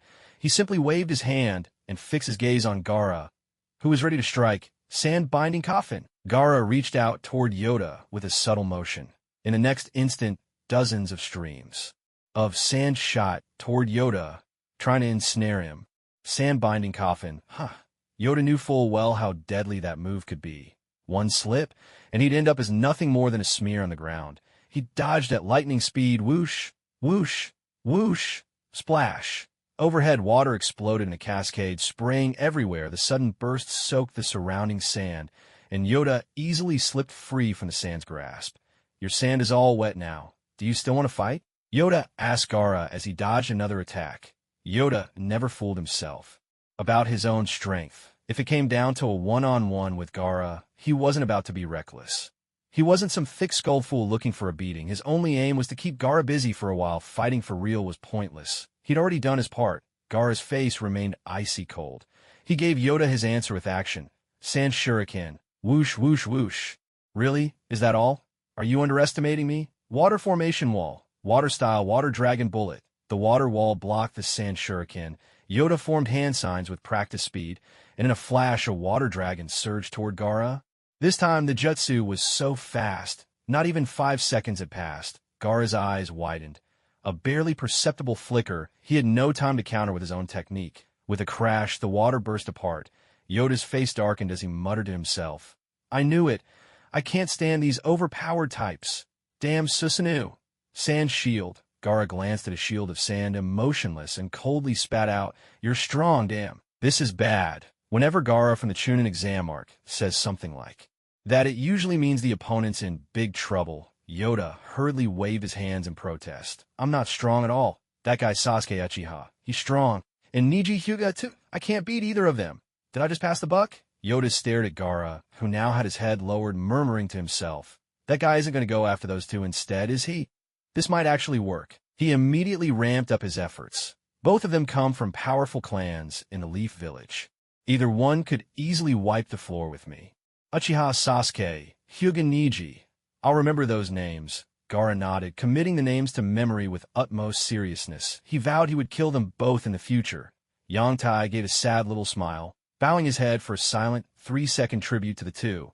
Well, I'll just... Sand drizzle, young man. Have you no sense of honor? Yongtai exploded in protest, but before he could react, sand gripped his whole body, rendering him helpless. You are also worthy of being killed by me, Gaara's voice came suddenly right behind Yongtai. Sand body flicker? Yongtai gasped in shock. Oh, seems you've gathered quite a bit of intel on me. Gaara slowly raised his hand. But this farce ends now. Sand binding coffin. In an instant, streams of sand wrapped tightly around Yongtai, and in the blink of an eye, he was transformed into a giant mummy. Water prison domain. Edited surveillance room. Not good. He's been caught by the sand. One of the Chunin at the monitors cried out. At first, they'd thought that Banpool Yongtai, with his powerful water techniques, might at least hold his own for a while. But in just a flash, he'd been thoroughly overpowered. The Scarface Jonin had seen it too, though the footage on the monitors was a bit blurry. Still, you could just make out Yongtai, all wrapped up like a rice dumpling. His face showed not fear, but a kind of forlorn resignation. What was that about? Sure enough, the next moment, the Chunin at the monitor blurted out the name of a plant. Grass. That confirmed the Jonin's suspicion. Just then, Yongtai's face on the screen twisted into one of utter despair. Why is it always me taking the hits and the blame? What on earth was he talking about? Gaara was momentarily at a loss. He recognized all the words, but put together, they made no sense to him. Forget it. Time to send you on your way, bang. A puff of white smoke burst forth. The first shadow clone dispelled itself without hesitation. Gaara was caught off guard. Then, realizing something was wrong, he caught the flash of red clothes before a huge fist rocketed toward his eye socket. When did he? Was it the water technique? Smack! A teenager quick as lightning landed a left jab, wham, a right roundhouse kick, followed by a clean left front kick, Gaara. At that moment, I covered my eyes. I was careless. I didn't dodge. Yantai grinned. Here comes my special move. Take it, transform, and strike. All right, now, we're even. I'm done fighting. I'm leaving. Yantai shook out his hands. That sand armor was tough. He spun on his heel and bolted. He'd been hiding underground just for this. One moment. Once he got his satisfaction. Responsibility was someone else's problem. Unforgivable. A shameful humiliation. Though it didn't hurt much, the insult ran deep. Gaara roared in fury, his hands flying through hand seals, palms pressed together. Quicksand waterfall flow. A towering wave of sand erupted from the ground, surging outward like a flood unleashed from a broken dam. The nearby woods were flattened in an instant. Not a single tree left standing. Evidence of the sheer power. Behind the assault. Holy crap. That's a jutsu with a range this massive? Isn't that a bit much? The biggest problem was clear. Once Gaara took the initiative and launched his attack with so much sand at his command, there was no doubt I'd be utterly crushed. In the surveillance room, Anko-sama, you're here. Please have a seat. The Chunin monitoring the screens leapt to his feet, fawning and eager to please. Anko waved him off, her chest bouncing slightly, as she spoke up without preamble. What's the situation? Are those three little brats all right? If anything happens to them, I'm in big trouble. Although she often acted carefree, would someone who'd made Jonin by being a simple fool? Of course not. If anything happened to those three, the clans backing them might keep quiet on the surface, but who knew what dirty tricks they'd play behind the scenes? Anko thought to herself. Not people I want to mess with. Besides, this is my exam room. There's no such thing as cheating. I'm only here for a routine inspection. Yes, that's right. A routine inspection. The surveillance Chunin quickly replied, reporting Anko-sama. The three have been rescued by Konoha, Jin, and Yoda, ouchie, and have already withdrawn from the area. Now only that Jinin. And the sand ninja remain on the field, but it doesn't look good. As she listened to the report, Anko settled in front of the monitors, ready to watch the live feed unfold. On the battlefield. Looks like it's time to gamble, Yoda muttered, a trace of reluctance on his face. He used a body flicker to soar into the air, then, with grim determination, hurled over 30 kunai. Screw it. Blow up for me. Just as Gaara was about to unleash his sand attack on Yoda, his vision swam. Suddenly, torrents of water crashed down from above, drenching him completely. What kind of water release jutsu is this? Why doesn't it do any damage at all? Water release. Aqueous domain. 6 crimson afterimages flashed as Yoda's hands formed seals. Water from all around surged together, forming a giant sphere 200 meters across. From above, it looked just like a shimmering, quivering pudding. Yoda grinned in satisfaction. This technique was his own twist on the water prison jutsu, inspired by Kisame.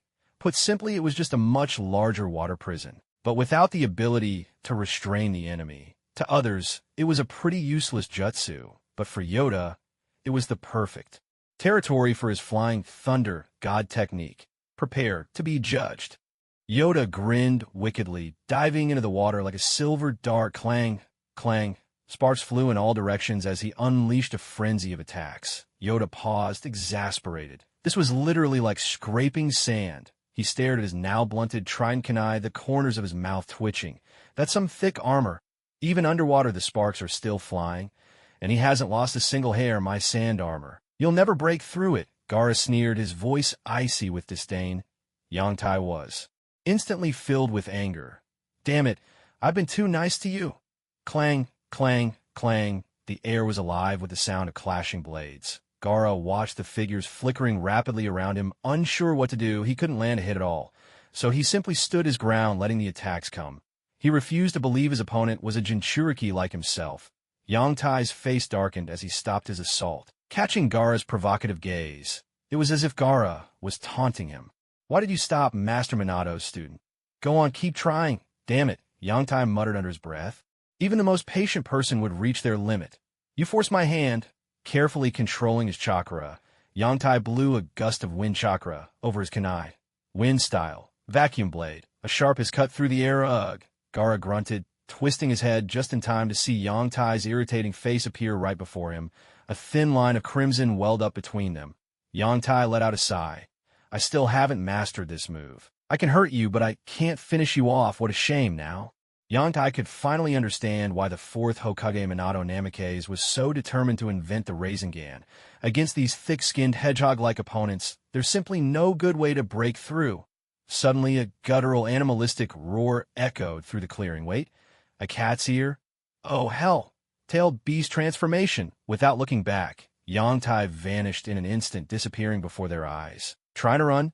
Sand coffin, came a rough, eerie voice, half transformed into a tailed beast. Gaara reached out with a grasping motion. Not good.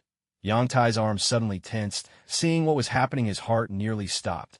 He immediately used the water body flicker to escape to safety. Arg. Yangtai stumbled out of the water, his left hand clutching at his bleeding arm in agony. The skin and flesh of his entire arm had exploded, leaving it looking like a burst sausage. A chilling, mad cackle echoed behind him. This was no place to linger. Without hesitation, Yangtai hurled a kunai and melted back into the water, vanishing from sight. No sooner had Yangtai disappeared than the half-transformed Gaara came. Rumbling through, scanning the area, with a long, piercing howl, the sand dispersed, and he returned to his normal form. You're the first to injure me and get away. In the surveillance room, the three onlookers were left utterly stunned. Was this really a battle between mere genin? Good grief. Even as jonin, they couldn't manage feats like that. Are all genin this strong nowadays? Mitarashi Anko exclaimed, arms crossed and face full of disbelief. The scar-faced jonin shook his head uncertainly. Maybe we're just getting old. The other two shot him a skeptical glance. Even in your prime, you couldn't pull off moves like that. He coughed awkwardly. Ahem. Let's not dwell on the details. What matters now is letting the third Hokage know. Something's off with the Sand Ninja, Anko said, her expression turning serious. She immediately gave the order. Copy the video. We need to submit it to the Hokage. Am I really as weird as an onion? Revised. Deep in the jungle, a little girl with red hair cautiously poked her head out. Creeping quietly toward the faint figure of a person collapsed not far away. It's been about half an hour. This person must really have passed out, she whispered to herself, approaching the unconscious figure. She checked him over, and after confirming he was still alive, though his arm was badly injured, she thought for a moment before dragging him back to her makeshift camp. Night fell. The darkness was as thick as ink. The crescent moon hung like a silver hook in the sky. All around, waves of strange insects chirped restlessly, their ceaseless noise making Yangtai inexplicably irritable. Suddenly, his eyes snapped open. He scrambled to sit up, only to be hit by a sharp pain in his arm that made him grit his teeth and stifle a groan. Damn it, that bastard! I'll settle this score sooner or later, he muttered under his breath. Damn, what a disaster. He'd only wanted to stop Gaara and maybe earn some gratitude from Hinata and the others. But things had gone sideways. Gaara had fought back relentlessly, and he'd nearly lost his life. On top of that, most of his plan was probably ruined. Damn it. Ow. This really hurts, he gasped, clutching his arm in agony as beads of sweat formed on his forehead. The bandages on his left hand were already seeping with fresh crimson blood. Your arm's badly hurt. You really shouldn't move right now, came a nervous voice. The little red-haired girl was already awake, clearly anxious as she spoke up. Yangtai turned quickly toward her, narrowing his eyes and using the faint moonlight to size her up. A shock of red hair, a childlike face, about 10 years old. Wait a second. A grass ninja village forehead protector. She's a grass ninja. So young, already sent off to face death. Those grass ninja really are heartless. Glancing at his bandaged arm, Yangtai realized it was this little girl who had saved him. He forced a gentle smile. Thank you for saving me. My name is Yoda Lanshi, the girl. Karen still seemed uneasy around strangers, fumbling for words. I'm Karen. It's all right. No need to be nervous. Karen, Yangtai nodded with a smile, but then the name struck him, and he blurted it out louder than he intended. Seeing the little girl nod, Yangtai's mind raced. Karen Uzumaki. She belonged to the Uzumaki clan, known for their extraordinary healing abilities and powerful chakra. She was one of Orochimaru's favored test subjects. Looking at her now, the red hair, the name, it all fit. Wait, how did Karen end up in the Chunin exams? If you remember correctly, Sasuke had saved her during the exams. Don't be nervous, my arm just hurts, that's all. By the way, Karen is a lovely name, Yangtai said with a slight smile, glossing over his outburst. Still, he wondered just how long he'd been unconscious. Karen, can I ask, how long was I out? About 5. Growling. 5 hours, just as Xianglin was halfway through her sentence, her little stomach let out a loud rumble. Her biological clock was ringing. Her cheeks flushed red, and she instinctively covered her belly with her hands. Witnessing this, Yangtai couldn't help but smile. With one free hand, he formed a seal and released a lock on the edge of his cloak. Release! With a pop, a package appeared before him. Yangtai beckoned to Xianglin and said, "There's bread, dried meat, and water in here. Help yourself." Xianglin swallowed hard, the sound loud in the quiet, her hunger plain to see. She desperately wanted to eat, but hesitated still. Wary, Yangtai kept smiling and waved her over again. At last, unable to resist her rumbling stomach, the little girl tiptoed forward, grabbed a piece of bread, and began devouring it in big, eager bites. Ever since the deaths of 2 members of her team, she'd been surviving on little more than wild greens. And for some reason, the small animals nearby had all but disappeared. She hadn't managed to catch a single one. Her best haul had been 2 fish. Thinking of this, Xianglin's eyes welled with tears. Why had life always been so hard for her, ever since she was a child? Yangtai watched the little girl, her face streaked with tears like a kitten's, and felt a pang in his heart. This was the reality of the shinobi world, reflecting on Xianglin's hardships, then glancing at his own relatively stable life. Even though he hadn't been born into a prestigious clan, he realized he'd still been so much more fortunate. People always said Naruto had it rough, and Yangtai wouldn't deny that. But compared to Xianglin, at least Naruto had some semblance of a childhood. However imperfect Xianglin, she'd never had a childhood. Only a nightmare that repeated day after day. With gentle hands, Yangtai ruffled Xianglin's hair. The girl didn't stop crying. In fact, she paused her chewing and bawled even louder, her words muffled by tears. Yangtai took off her glasses to clean them, only to discover there was just one lens left, and it was cracked, shaking his head. He pulled a sealing scroll from his ninja pouch, this one filled with all sorts of disguises for missions, including a few pairs of glasses. This pair is about the right prescription. Just a little big, but if I bend the arms they should fit, he muttered. By now, Xianglin had finished crying, though she was still sniffling, rubbing her head with small hands. She looked up at Yangtai with red, swollen eyes, squinting to see him clearly. Yangtai couldn't help but smile. She looked downright adorable. He carefully put the new glasses on her. Suddenly, her world snapped into focus. Everything became crisp and clear. Her pupils adjusted, and the blurry haze vanished. The big brother before her had golden hair and a gentle, comforting smile, just like her mother's. In an instant, Xianglin's lips quivered, tears pooled in her eyes, and she threw her arms around Yangtai, sobbing her heart out. Yangtai thought, "Do I look like an onion or something? Why has this girl been crying non-stop since she met me?"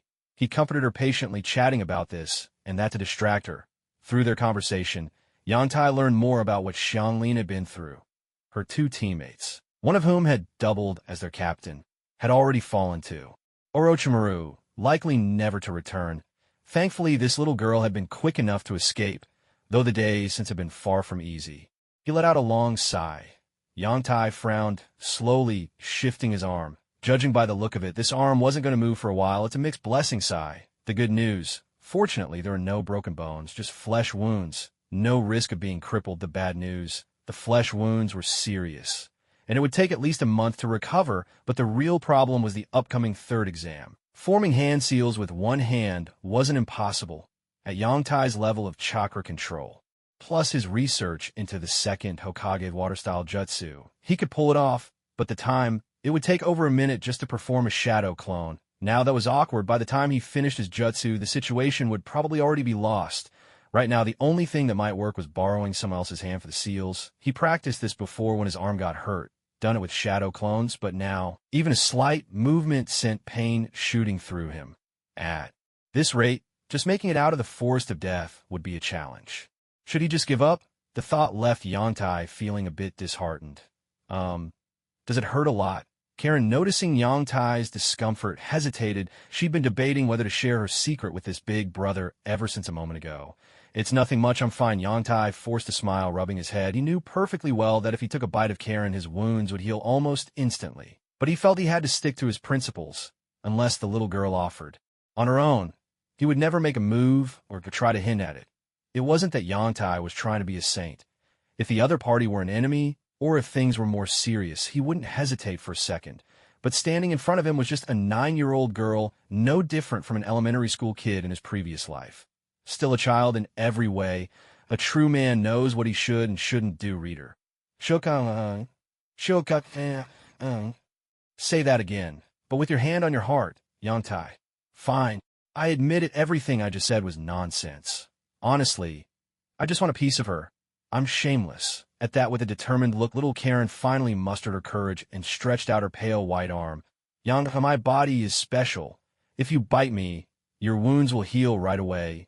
Yantai waved her off with a serious look. Karen, you must keep this secret to yourself from now on. If others find out, you could be in great danger. But in his heart, he was already plotting how to rescue this kid. He'd have to find a way to get her out of the grass ninja village. Little Karen was touched. Yantai really was different from those grass ninja bullies. She immediately held her small arm to Yantai's mouth. I know you're looking out for me, but right now there's no way someone like me could protect you. I might even become a burden. So Yantai, you protect me, okay? Whoa. Yantai looked at Xianglin with a strange expression. Was this little girl really so sharp-minded? He had been lost in pointless, wild thoughts, pondering the grand problem of abduction, without ever considering the most fundamental issue. What abduction? The thing they should be thinking about most right now was how to survive in the forest of death. Yantai pressed his lips together. In the end, he decided not to pretend to be righteous. He used a kunai to slice open his arm and began to suck the wound himself. As soon as he did, Xianglin let out a soft gasp. She seemed to grow dizzy, as if she were drunk. Yantai closed his eyes, focusing. A unique chakra surged through him like a warm, clear spring, spreading a cool sensation through his chest. Unable to resist, Yantai sucked harder. Gradually, that chakra filled his body, and wisps of white smoke rose from the bandaged arm as an unbearable itch crept across his skin. Xianglin's eyelids grew heavier and heavier. As her consciousness faded, she toppled straight into Yantai's arms. Yantai immediately realized something was wrong. This was bad. Xianglin was still so young, nothing like her powerful self in Shippuden. He caught the little girl in his arms. Huh. Yantai flexed his arm in confusion. The pain was gone, but a scar had formed on his palm, and it wasn't fully healed. He tried forming hand seals, but it was very difficult. If only he could have drawn out a bit more chakra, he thought, slapping his forehead. What was he thinking? This was already quite a fortunate outcome. Still, the sheer amount of chakra this girl possessed was astonishing.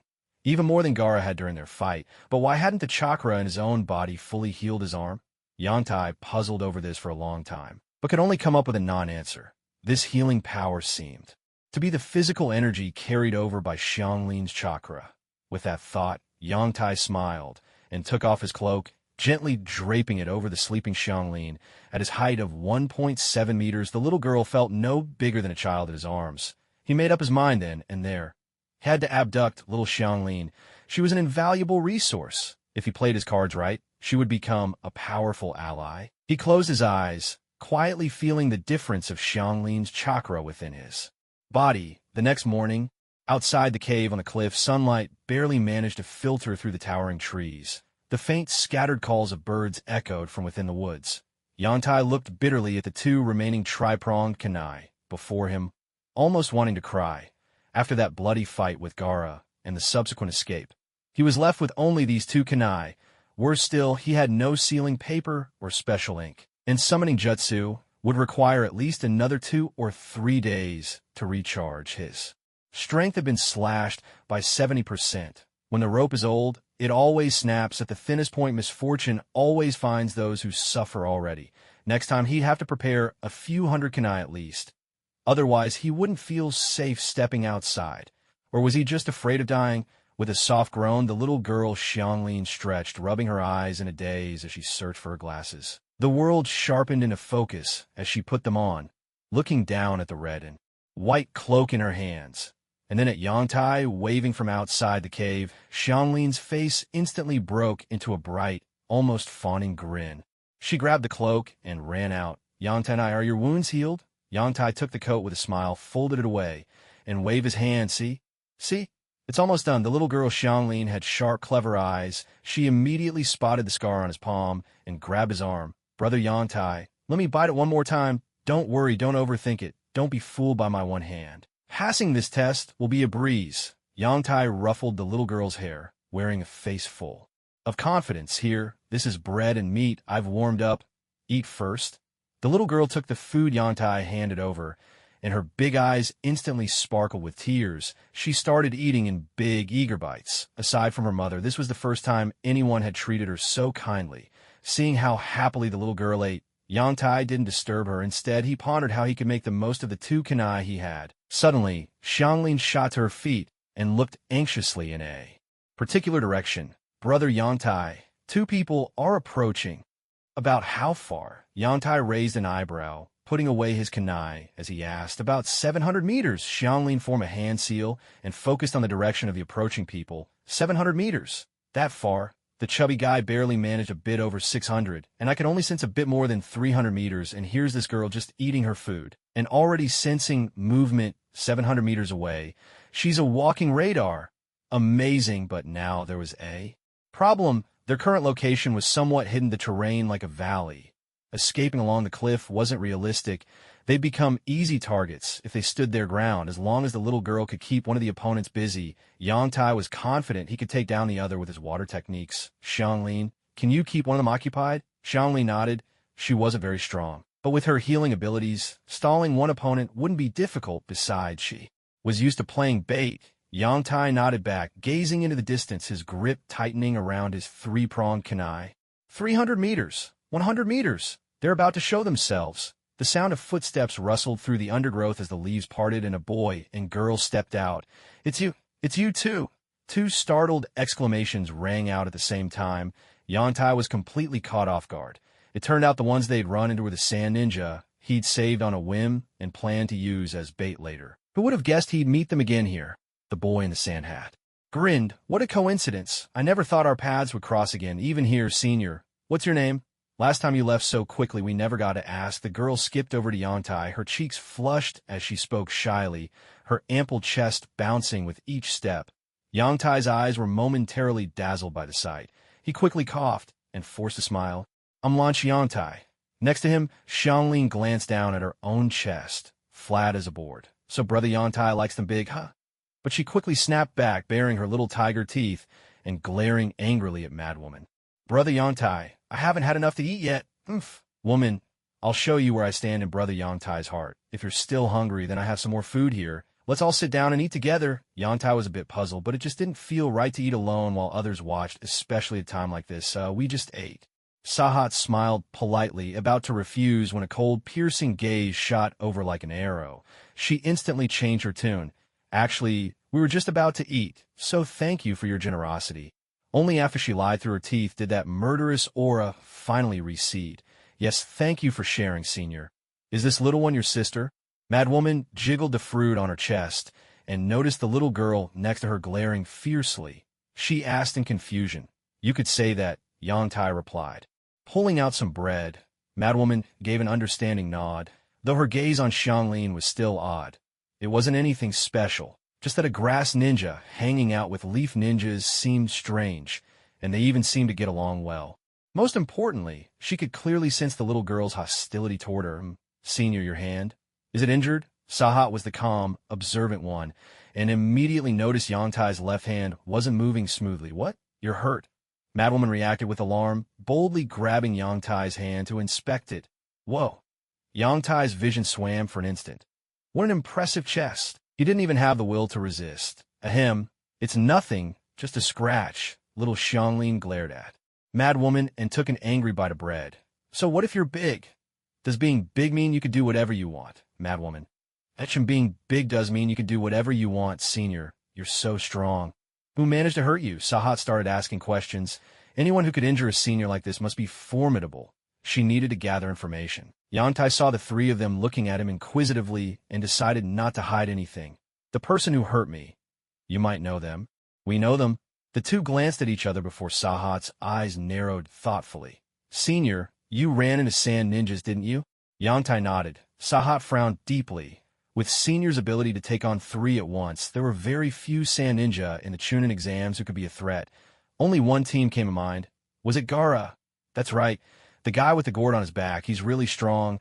Yangtai rubbed his hand as he nodded, his opinion of Sahat rising. She'd guessed it so quickly. What?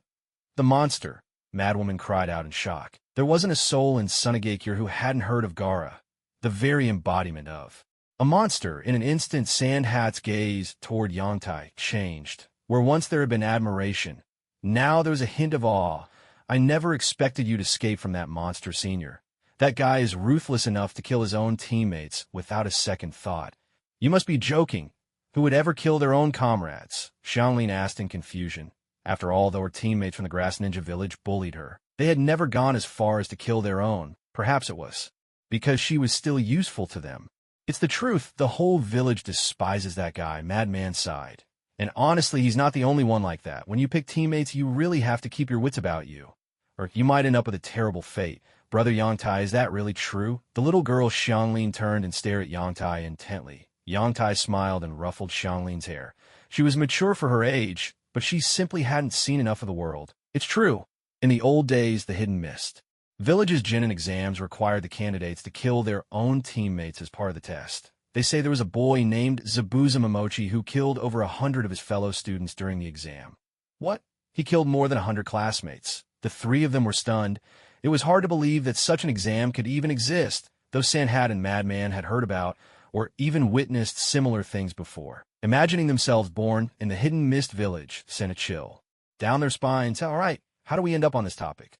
Yongtai realized the conversation was going off track and quickly changed the subject. By the way, do you know Gaara? I know him, but he doesn't know me. That guy's terrifying. People used to team up with him, but now everyone avoids him. Let's just drop it, Madman muttered, waving his hand as if he'd rather not talk about Gaara at all. The world would be better off without him. Yongtai could guess what Gaara's situation was like in the Sand Village now, and wisely didn't press further. Instead, he jumped straight to the point. They chatted long enough. It was time to be clear about his intentions. By the way, since there's just the two of you, why not team up with us? It'll be safer that way. Sandhat hesitated. For the talk about teammates, he'd already figured out what Yongtai was getting at, and he agreed. Still, the benefits needed to be discussed thoroughly. Or getting stabbed in the back by a friend would be hard to stomach. No problem, Senior, but how should we split the scrolls if we get them? Yongtai didn't reply right away. He simply took out the scroll he'd seized from the Rain Ninja and tossed it over to them. Now your set of scrolls should be complete, right? Sandhat caught the scroll with delight, seeing that they now had a match pair. All right, we'll team up with you, Senior. Senior, don't you need a scroll? Madman, who'd been quiet until now, finally spoke up. Knowing her place, Yongtai smiled. My team's already collected all the scrolls we need. All that's left is to regroup with them. So that's how it is. Very well, we agree. With a slight curve to his lips, Yongtai finally secured the help of these two tools. The three of them laughed and joked for a while before setting out on their journey. Along the way, Shamu and the Madman were both utterly astonished by Xianglin. What they thought was a mere novice turned out to be a true master. They managed to avoid all enemy encounters from a kilometer away. At such a young age, this was simply incredible. Brother Yongtai, there's a battle up ahead. Several teams are nearby, and I sense a very strange chakra as well. Xianglin frowned deeply, pointing in the direction. It's truly odd. There's something about it that makes me uneasy. Without hesitation, Yongtai used a shadow clone to scout for information. This was the same trick he'd used repeatedly along the way to search for Hinata and the others, somewhere in the forest. Sakura was slightly out of breath as she faced the three figures before her, wiping blood from her cheek. Our scroll was stolen. So why are you still chasing us? She demanded. Tosa glanced down, nudging the grass with a look of disdain. Your trap was much too simple. Is this really the best that Konoha ninjas can do? He scoffed. I must say I'm disappointed, Snap. Watch out. A wooden stake, Jean shouted from behind. Tosu's eyes darted left and right. So the trap below was just bait, and the real danger was from above. But then he saw Sakura's smirk. Not good. Saku, vacuum slash, with a sharp hiss. Two blasts of air struck the wooden stake. Crack! Several white explosive tags fluttered down. Explosive tags! Fall back! Vacuum slash! Boom! Thunderous explosions filled the air, and the three figures scrambled out, battered and coughing. Cough, cough. Who would have thought Konoha ninjas could be so cunning, pretending to be amateurs? Jean said angrily, glaring at Sakura in the distance. Brushing off his clothes, Tosu regained his composure. We were careless. Luckily, Sokka managed to blow away most of the explosive tags at the last moment, or we'd be in trouble. She's all alone now. Let's take her together, Sokka called out, charging towards Sakura. Tosu and Jean nodded, circling to flank her from both sides. What should I do? All the explosive tags are used up just now. Naruto and Sasuke are still unconscious. What now? Sakura's face was tense as she gripped her kunai, thinking fast. Konoha whirlwind. In a flash, Tosu and the others were sent flying. A figure in green appeared before everyone's eyes. If I'm not mistaken. Lee. Sakura stared in shock. She hadn't expected Lee to be so strong, repelling all three with a single move. Who are you? Tosu was secretly taken aback by the incredible speed. Lee struck a familiar pose and replied, The blue beast of Konoha. Rock Lee. There's no other way. You go deal with Sasuke. Leave this bushy-browed guy to me. Ta strode toward Lee as he spoke, sneering at the old-fashioned taijutsu ninja. How utterly laughable. Lee, be careful. Their techniques are a bit strange, Sakura warned, her face weary. Lee nodded. In a flash, his figure vanished from where he stood. How is that? Possible. He's even faster than before. Ta's senses sharpened. All he could see was a blur of green darting past. With a resounding thud, Lee swept Toss into the air with a powerful upward kick. Lee leapt behind his airborne foe, flicking his arms. The bandages on his hands seemed to come alive, binding Toss tightly like a cocoon. Primary Lotus. Not good. Startled by Lee's strength, Sak hurriedly formed hand seals. Sound vibration wave. A deafening blast erupted, kicking up clouds of dust and smoke. Toss shook his head, still reeling from Lee's earlier kick, which had left him dazed with a concussion. You two go handle Sasuke. This bushy brow is mine. He lunged at the exhausted Lee, throwing a punch at close range. Cough, cough. What's happening? I clearly dodged that attack. Blood trickled from Lee's ears as he stared at Toss in disbelief. His vision began to blur and distort. A sinister chuckle escaped Toss. I use sound waves to target your ears. With your semicircular canals disrupted, you've lost your sense of balance. In simple terms, it's just a bigger loudspeaker against your outdated taijutsu. It's a perfect counter, Toss explained coldly, stepping toward Lee. This ends now. Suddenly, a pillar of water surged up before Toss, startling him. He quickly leapt back in alarm. Who could wield such powerful water-style jutsu in an open field? You'll pay for this. Two voices echoed out at once. Yoda, forming hand signs with the help of his shadow clone, moved at lightning speed. Water style. Water dragon bullet. Yoda. Both Sakura and Lee cried out in relief, their tension easing. Meanwhile, hidden in the woods outside the arena. There he is. Yoda. Hideo pointed excitedly toward the field, while Shino and the others spotted Yoda as well. As long as Yoda's okay, Hinata smiled. Byakugan activated. Shino's expression shifted. He's hurt. Everyone froze, their eyes darting to Yoda as he weaved hand signs. He's still able to move, so it shouldn't be too serious, right? The chubby kid asked uncertainly. Kiba glanced at their worried faces and rolled his eyes. Why not just ask him later? The water dragon reared up, ferociously lunging at the three opponents. Panic flashed across Toss and his comrades' faces as they frantically formed hand seals. There was no hope of outrunning the attack. Wind style. Cyclone. Vacuum wave. Sound wave. A series of thunderous explosions filled the air, sending water spraying everywhere. Panting and shaken, the three adversaries realized just how formidable this jutsu was. He's injured. Jean quickly noticed something off about Yoda and alerted the others. With hearts still pounding, the other two glanced at Yoda. That must be it. They'd sensed something odd with his hand signs earlier. Now, it was clear his left hand was injured. It seems the opponent only has enough strength for a single attack. They're putting on a show, hoping to scare us off. Toph analyzed. Ha! So it turns out you're injured, just trying to bluff us by acting all tough. Sark sneered at Yoda, elsewhere off the field. No way, is that the same amazing Yoda from earlier? Is he really in trouble now? Could he actually be hurt? Ino asked in disbelief. If you watch how he forms his hand signs, you'll understand. No normal person would do it. That way, Shikamaru explained. So you saw through it? I thought you'd be running by now, Yoda said, swinging his arm indifferently. This guy's acting like he's got nothing to fear. Let's get ready to attack together. Toph calmly analyzed again. Still analyzing, huh? Give it a rest. Every time you finish analyzing, you end up getting beaten. Doesn't it hurt? Toph ignored the odd looks from his two companions and called out to Yoda. Don't blame us for being underhanded. You're the one from the Leaf Village, after all. So the three of you are going to gang up on me? Yoda smiled. Toph nodded. That's right, outnumbering the opponent. That's what being a ninja is all about. Yoda took out a scroll of heaven. I know you want this scroll. Here, take it. How about you let us go if we take it, he offered. Toth's face twisted into a sinister grin as he cackled. Hey, if we kill you, the scroll will be ours anyway. Really, there's no room to negotiate. Prepare to die. Don't worry. I won't let you suffer. Yoda shook his head and sighed.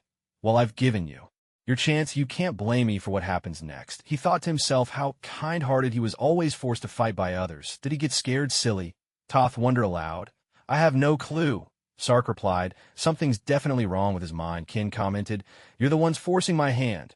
Yoda's gaze turned steely, and a wave of pressure silently filled the air. Gulp. Do you think he might pull off that crazy jutsu again? Sark asked nervously. Toth and Kin both swallowed hard, staring intently at Yoda, their palms sweating. A heavy, oppressive atmosphere settled over the group, weighing on everyone's hearts. Even the onlookers outside the field couldn't take their eyes off Yoda. Ino, Shikumu, Choji, a loud shout echoed through the woods. Ino, who had been secretly watching, stumbled and fell, half her body poking out from the bushes. Hello there, Ino greeted awkwardly. Silent, Smack, Sakura, and the others, along with the rest of the eavesdroppers, covered their faces in embarrassment. What's with this performance? If you're going to call for backup, just do it. Why make it seem so dramatic and grim? Toth and his companions twitched at the corners of their eyes. Could this guy be seriously ill? Those three think they can stop us? Sark scoffed. Hey, what's that supposed to mean? Ino started to retort, but Shikamaru and Choji quickly covered her mouth before she could finish.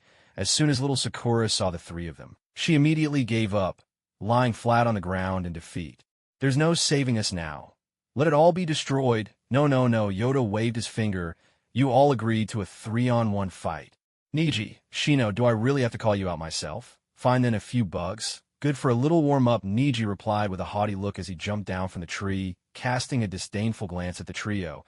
Tintin quickly followed behind him and greeted Yoda with a nod. Sak muttered, Boss, can you please stop analyzing everything next time? Toss responded, Why not? Kin chimed in, We're scared of getting beaten up. Toss insisted, According to my analysis, they've only added 2 people. If we can't win, we can just run away. How did you spot us? Kiba led his group out with a grin. Yoda waved his hand dismissively, eyeing the 3 Soundnin with playful mockery. Let's settle this 3-on-1 issue first. Kiba cracked his knuckles with a wicked grin. I've never heard such a request in my whole life. I'm destined to be the king of this server, Toss. Shocked gasp Sak. Utterly defeated sigh Kin. Face bombs in despair. A true 3-on-1. Don't go calling us underhanded. You're sound ninjas, after all. The group advanced slowly, grinning menacingly, as the trio of Soundnin swallowed hard in nervousness. Suddenly, Yoda, Niji, Hinata, and Lee all turned to look in the same direction. The others followed their gaze, startled. Sasuke. Since when did Sasuke get a tattoo? No, wait. Those markings are still spreading, already crawling across half his body. Niji thought, this chakra is so powerful, so sinister, truly worthy of the Uchiha name. Once the most prestigious clan in the Leaf, Yoda studied the runes covering Sasuke's body. So this is the cursed seal. This power is intense. Specifically, the chakra is overwhelming, like a budget version of Sage Mode. Still, Yoda didn't feel the slightest bit envious. The curse seal might grant a knockoff Sage chakra, but the toll it takes on the body is enormous. It demands a huge amount of physical energy, and while absorbing natural energy, your body contorts into something grotesque. Just thinking about it, Yoda abandoned any desire for such power. That thing is just too much for him to handle. So, you're the ones that want to kill me. Sasuke slowly rose to his feet, clenching his fists. Such overwhelming strength. I'm so strong. This sensation, exhilarating. Sakura, seeing Sasuke's crazed expression, immediately asked with concern, Sasuke, are you all right? What's with those markings all over you? A chilling laugh escaped Sasuke's lips. I'm fine. Turns out he was just giving me power. At last, Sasuke understood everything. Grinding levels is nothing compared to the thrill of being a whale. Konoha might be the top guild in the ninja world, but with so many members, all the resources get snatched up by those at the top. What's the point of being part of a once glorious Uchiha clan anymore? Nowadays, not even dogs would join. He was ready to leave for the guild Orochimaru had built. He was going to become a whale. Yangtai walked over and placed a hand on his forehead. No fever. So why the sudden change in attitude in broad daylight? Pulling open his collar, his eyes landed on a dense patch of strange tadpole-like script. A tattoo. Huh. Yakuza. as he was imagining the future, punching out Orochimaru, kicking Itachi, and ruling over the ninja world. The ever-proud Sasuke's face darkened instantly. Get lost. He then turned to the trio of Toph, Jean, and Sak, his tone icy cold. So you're the ones who want to kill us? Toph began. According to my Annalie, Jean and Sak, faces drained of color, quickly covered Toph's mouth. Boss, how about we just admit defeat and leave? Toph scowled. Can't you let me finish? According to my analysis, these guys aren't easy to deal with.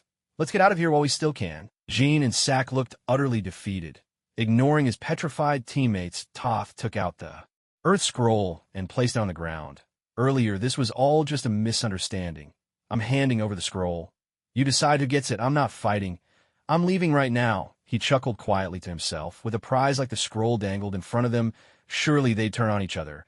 If they started fighting, his team could slip away into chaos. Maybe even finish off Sasuke and complete Lord Orochimaru's mission. Score both the scroll and their target in one fell swoop, too. Birds with one stone. I'll just hold on to it for now, unless anyone objects. While Toph was secretly gloating, Yongtai calmly picked up the scroll and, with perfect manners, checked if anyone had a problem with it. Everyone shook their heads. No objections, after all. Yongtai had always been trustworthy. It was as if a dagger had been driven into Toph's chest. He couldn't believe it. Were all Konoha ninjas this generous? Wasn't the village leadership supposed to be petty and suspicious? How did they end up raising such harmonious kids? Fine, he'd admit defeat. With a wave of his hand, Toph signaled his team to retreat together.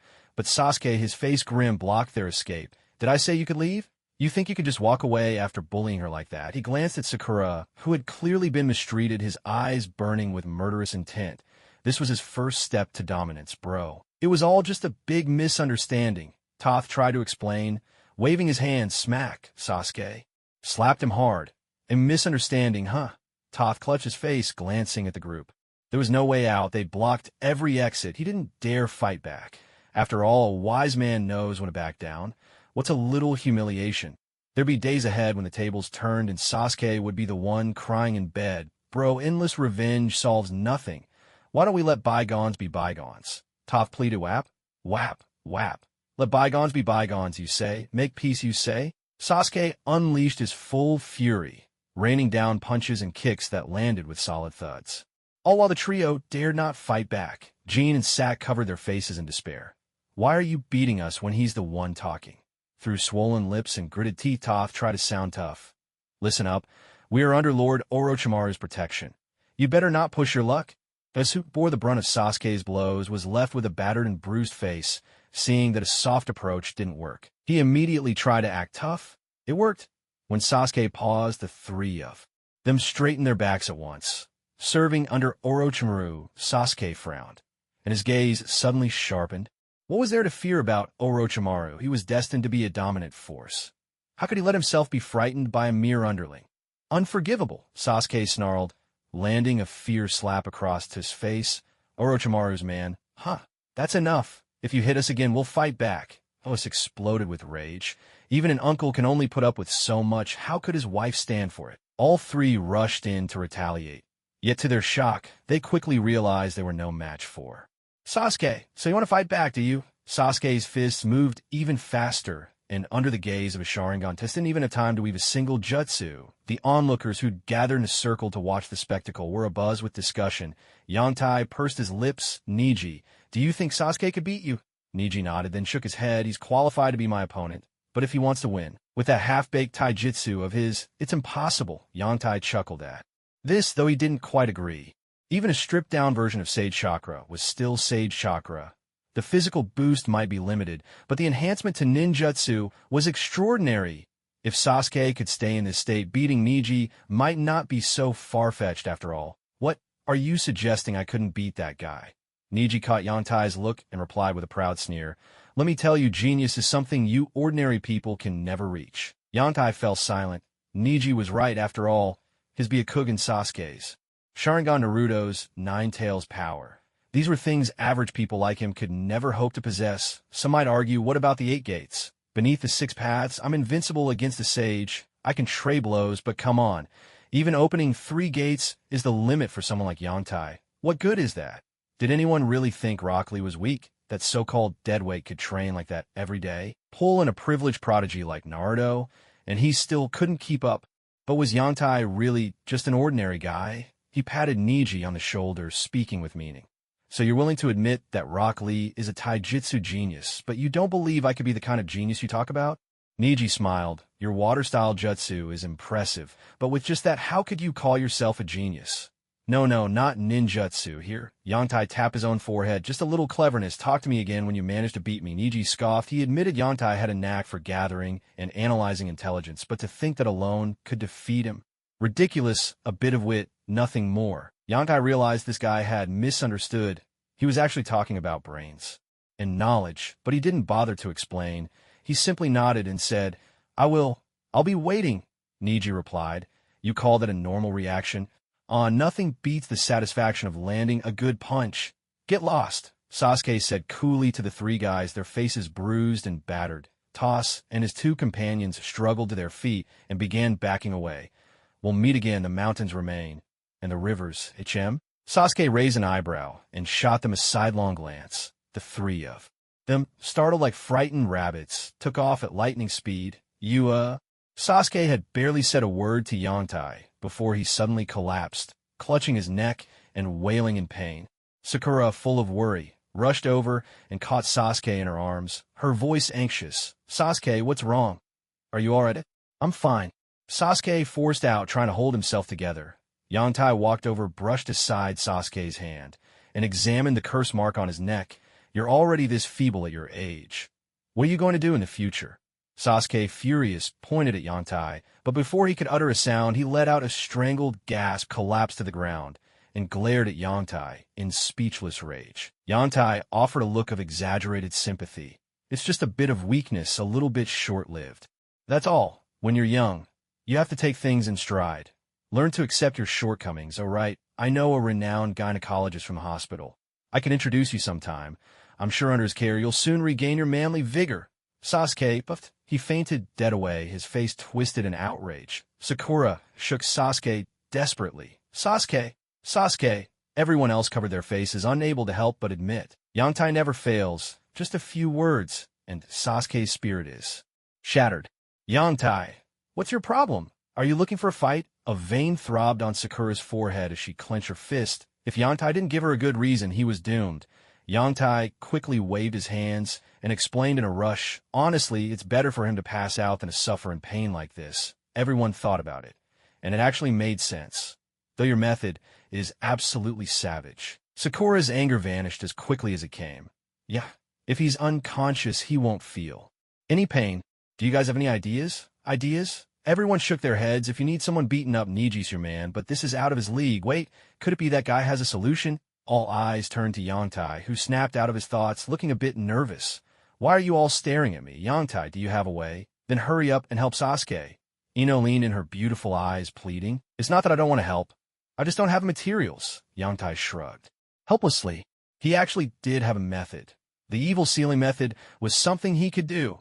The problem was he had a personal match coming up. He couldn't just draw runes with his own blood like Kakashi, or he'd be done for in the third exam. What materials do you need? Sakura hurriedly asked, but Ino shot her a fierce glare, that annoying broad forehead. If it weren't for Sasuke, she would have started scolding her right then. Who's got sealing paper and special ink? Yangtai asked. Everyone looked at each other. Then Tintin and Shikamaru raised their hands, quickly producing a few blank scrolls and bottles of ink. It's a bit short, but it'll do, Yangtai said, taking the supplies from them with a sigh. He had hoped to stash away a few extras, but now it seemed just being able to perform the evil sealing method was lucky enough. Unrolling the scrolls, he dipped his brush and began painting, one strange rune after another appearing vividly on the paper. The others glanced over, but soon lost interest and started chatting idly. Only Tintin stayed by Yangtai's side, watching intently. Yangtai cast a sidelong glance at the girl with her Chinese flair and asked, "What's this? Are you interested in sealing jutsu?" Tintin nodded enthusiastically. It's a family tradition, though I'm not all that skilled with actual techniques. Sealing jutsu fell into three main categories: techniques, barriers, and space. A family tradition. What a coincidence. This was as well. So what are you good at? Barriers or space? Techniques? Space, Tintin replied. mainly the kind related to summoning jutsu and its spatial techniques. Yongtai paused in surprise. Of course, he knew Tintin excelled at pulling weapons from scrolls. That fell under space techniques, but he hadn't expected it to be connected to summoning jutsu. Remembering something his grandfather once said, Yongtai wondered if Tintin's lineage also traced back to the second Hokage's gifts. He decided to ask, "You're talking about summoning scrolls, right?" "Huh, how did you know?" Tintin was a little taken aback. Yongtai chuckled, "Because my family also specializes in crafting summoning scrolls, though my parents are both ninja from the sealing division. So my sealing techniques are more focused on actual techniques," he explained. "No wonder. So that sealing paper on the kunai before. That was your work, wasn't it?" "That was impressive," Tintin said, finally understanding. As the two chatted about sealing jutsu, Yongtai finished painting each scroll in turn. "Phew, that was exhausting." Yongtai let out a breath, looking at the 5 scrolls in his hands before breaking into a smile. "All right, Sakura, help Sasuke up." Hearing this, everyone crowded around, eager to see what would happen. Shadow clone jutsu. 5 shadow clones, each holding a scroll, formed a circle around Sasuke. "Let's begin." The moment Yongtai gave the word, all 6 figures started forming hand signs simultaneously. 20 in total, taking a full 30 seconds. Evil sealing method. Yongtai's expression turned solemn as he spoke in a low, firm voice, pressing his palm right onto the curse mark at the nape of Sasuke's neck. At the same time, the 5 clones slammed their scrolls heavily onto the ground. Under the curious gaze of the others, dense lines of runes poured from the scrolls, flowing like dragons and leaping toward the curse mark. "Seal!" With a final resolute command from Yongtai. Thud, thud, thud. The room echoed with heavy impacts. Yongtai finally let go, collapsing to the ground, breathless and exhausted. The clones vanished, flooding him with their memories, leaving him visibly drained. Suddenly, Sasuke jolted awake, clutching his neck and wailing in pain. Sakura immediately rushed to support Sasuke, her voice filled with worry as she turned to ask Yoda, "Yoda, what happened? Is Sasuke all right?" Everyone else also looked over in confusion, wondering why Sasuke seemed to be in even more pain. Yoda waved his hand dismissively and replied with some irritation, "You lot are so ungrateful. Sasuke's perfectly fine. This is a normal reaction. All this work and effort, and you still don't believe me? How unreasonable." The group fell silent, exchanging glances. Ino pointed at Sasuke uncertainly. "You call this a normal reaction? It looks like he's about to die." Everyone nodded in agreement. His reaction really did seem a bit much. Yoda just sighed in exasperation. "Hey Sasuke, are you going to make it or not?" he called out, tossing a twig at Sasuke. "No way. I'm destined to be the strongest. How can I let anyone doubt me? You idiot, if you dare call me that stupid nickname again, I swear I'll tear your big mouth apart." Sasuke slowly got to his feet. Realizing the pain was fading, the curse mark on his neck was now surrounded by the sealing formula. He let out a long breath. The pain was gone. Sasuke flexed his arms and legs, feeling stronger than before, though not quite as strong as in that other state. He rubbed his neck still a bit, shaken by the memory of that excruciating agony. "Sasuke, you're all right?" Sakura asked joyfully, her eyes shining with tears. Sasuke nodded, for the first time truly acknowledging Sakura. He gently told her to wipe her eyes. "I'm fine, everyone else." "Are you seriously flirting right in front of us? Have some decency." Yoda was a little annoyed. He'd worked himself to the bone, and now they were openly flaunting their affection. He felt like dumping a bucket of cold water on them right then. And there, don't get too happy just yet, Sasuke. The 3rd round is about to begin. Everyone turned to look. There was even more drama to come. Yoda continued, "This sealing technique relies entirely on your strength of will. If you lose faith or become despondent, the seal will weaken on its own, but the stronger your resolve, the stronger the seal will hold." "Yoda, is there really no other way?" Sakura asked, still uneasy about Sasuke's new mark. Yoda shrugged. "I've done all I can. But maybe you could ask your Jonin teacher for help. Perhaps they'll have a better solution." Seeing the look of sudden realization on their faces, Yoda shook his head. So young and still so easily rattled. In truth, only Professor Tsuratobi, the 3rd Hokage, might have some insights, but he was always overwhelmed by village matters and had no time for research. There was also Danzo, the shadowy leader of Root, but that old man was far too ruthless. Better not, of course. "I do have a rather interesting solution of my own. Would you like to hear it?" Yoda flashed a sly, mysterious grin. Sasuke felt a pang of unease, but recalling the agony he'd just endured, he still asked, "What is it?" All their friends turned to Yoda, curiosity written across their faces. Yang Tai pointed at Naruto, who was lying on the ground pretending to be dead, and grinned mischievously. "If you ever feel the seal loosening, just pick a fight with your girlfriend." With a burst of laughter, the group couldn't hold back and erupted in amusement. Sasuke's face darkened. He knew this guy was up to no good. Why is everyone here? At that moment, our young master woke up groggily, looking around in confusion. The sight made everyone laugh even harder. Afterward, Yang Tai divided a set of heaven and earth scrolls among Naruto's team, and together they set off toward the central tower. Yang Tai was still a bit annoyed. If it hadn't been for running into Gaara, he would have had plenty of time to lead his group and eliminate most of the other ninjas, making the third exam much simpler. But then again, Yang Tai had managed to gather some unusual intel. For instance, because of his actions during the first exam, the second exam wasn't quite the same as he remembered it. In other words, he couldn't just meddle recklessly, or things might take an unpredictable turn. Still, he figured the general direction wouldn't change much. As the saying goes, the grand scheme remains. Only the details shift. Simply put, Uchiha Madara and Obito's Eye of the Moon plan was unchangeable. Even if Yang Tai were to reveal everything now and everyone believed him, they still couldn't stop it. At best, they could only prepare in secret, inside the central tower. Ninja from the Leaf Village should learn to be as united as them. Well done. The third Hokage watched the monitor, took a puff of his pipe, and nodded with a smile. The reason Konoha could take on 4 enemies at once was their unity. It wasn't just talk, though they might scheme against each other in peacetime. When war broke out, everyone did their part, whether with strength or resources. The other villages were different. In the Sand Village, the elders and the Kazekage constantly fought for power. In the Mist Village, all the promising youth had been wiped out. The Stone Village was ruled by Inoki alone, and the people's hearts weren't united.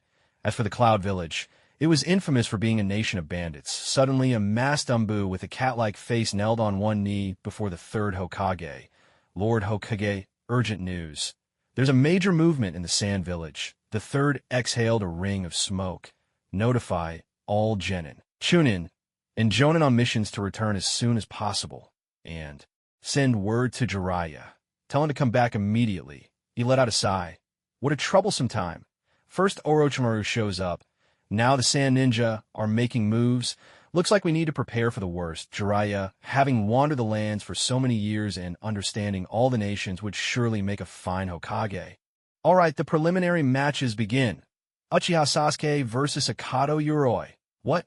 Sasuke's first? Sakura exclaimed in shock, then quickly turned to Kakashi. "Kakashi-sensei, will Sasuke's curse mark act up? As long as his will is strong, it shouldn't be too much of a problem." Kakashi glanced at the blonde boy in the stands. To be able to cast such advanced sealing techniques, this kid was no ordinary person. Achoo! Yang Tai rubbed his nose. "Someone must be thinking about me. Yang Tai, are you catching a cold?" the chubby boy asked. Yoda shook his head. "Then who do you think will win?" the chubby boy pressed. "Sasuke," Yoda answered without a moment's hesitation. No matter how much Sasuke might fall short, he was still a Uchiha. In the original story, even though he was harassed by the curse seal, didn't he still take down Akato Yoroi? Let alone now. This should be an easy victory. Still, Yoda found himself quite interested in this Akato Yoroi. To be precise, he was intrigued by one of his jutsu, the chakra absorption technique. In essence, this was just one application of chakra nature transformation. Frankly speaking, this technique wasn't all that sophisticated. Most chunin and jonin could manage something similar. Moreover, it wasn't particularly effective in real combat. Against weaker opponents, it didn't serve much purpose, and against stronger foes, the time spent trying to absorb their chakra would be better used simply landing a direct blow. But for research purposes, it had its merits. What truly caught Yoda's eye about this jutsu was the match he had fought against Gaara. He deeply felt his own shortage of chakra. He wanted, during the Konoha Crush plan, to seal away some of the chakra that Shikaka would release, and see if he could use it for himself. Of course, that wasn't even the most important part. The real key was that Shikaku was the only tailed beast whose chakra naturally carried a sealing effect. Perhaps it could even help Yoda upgrade his simplified version of the Flying Thunder God technique. Uchiha Sasuke wins. Yoda was taken aback. That was quick. Was it really over in just a few punches and kicks? Sasuke strutted over with a cocky grin, full of that familiar dramatic flair. Yoda, and if you're not my type besides, isn't your destined partner Naruto? Seeing that Yoda didn't respond to him, Sasuke lost interest and slipped into his usual aloofness, brushing off Sakura's excited chatter with a few indifferent words. The second match.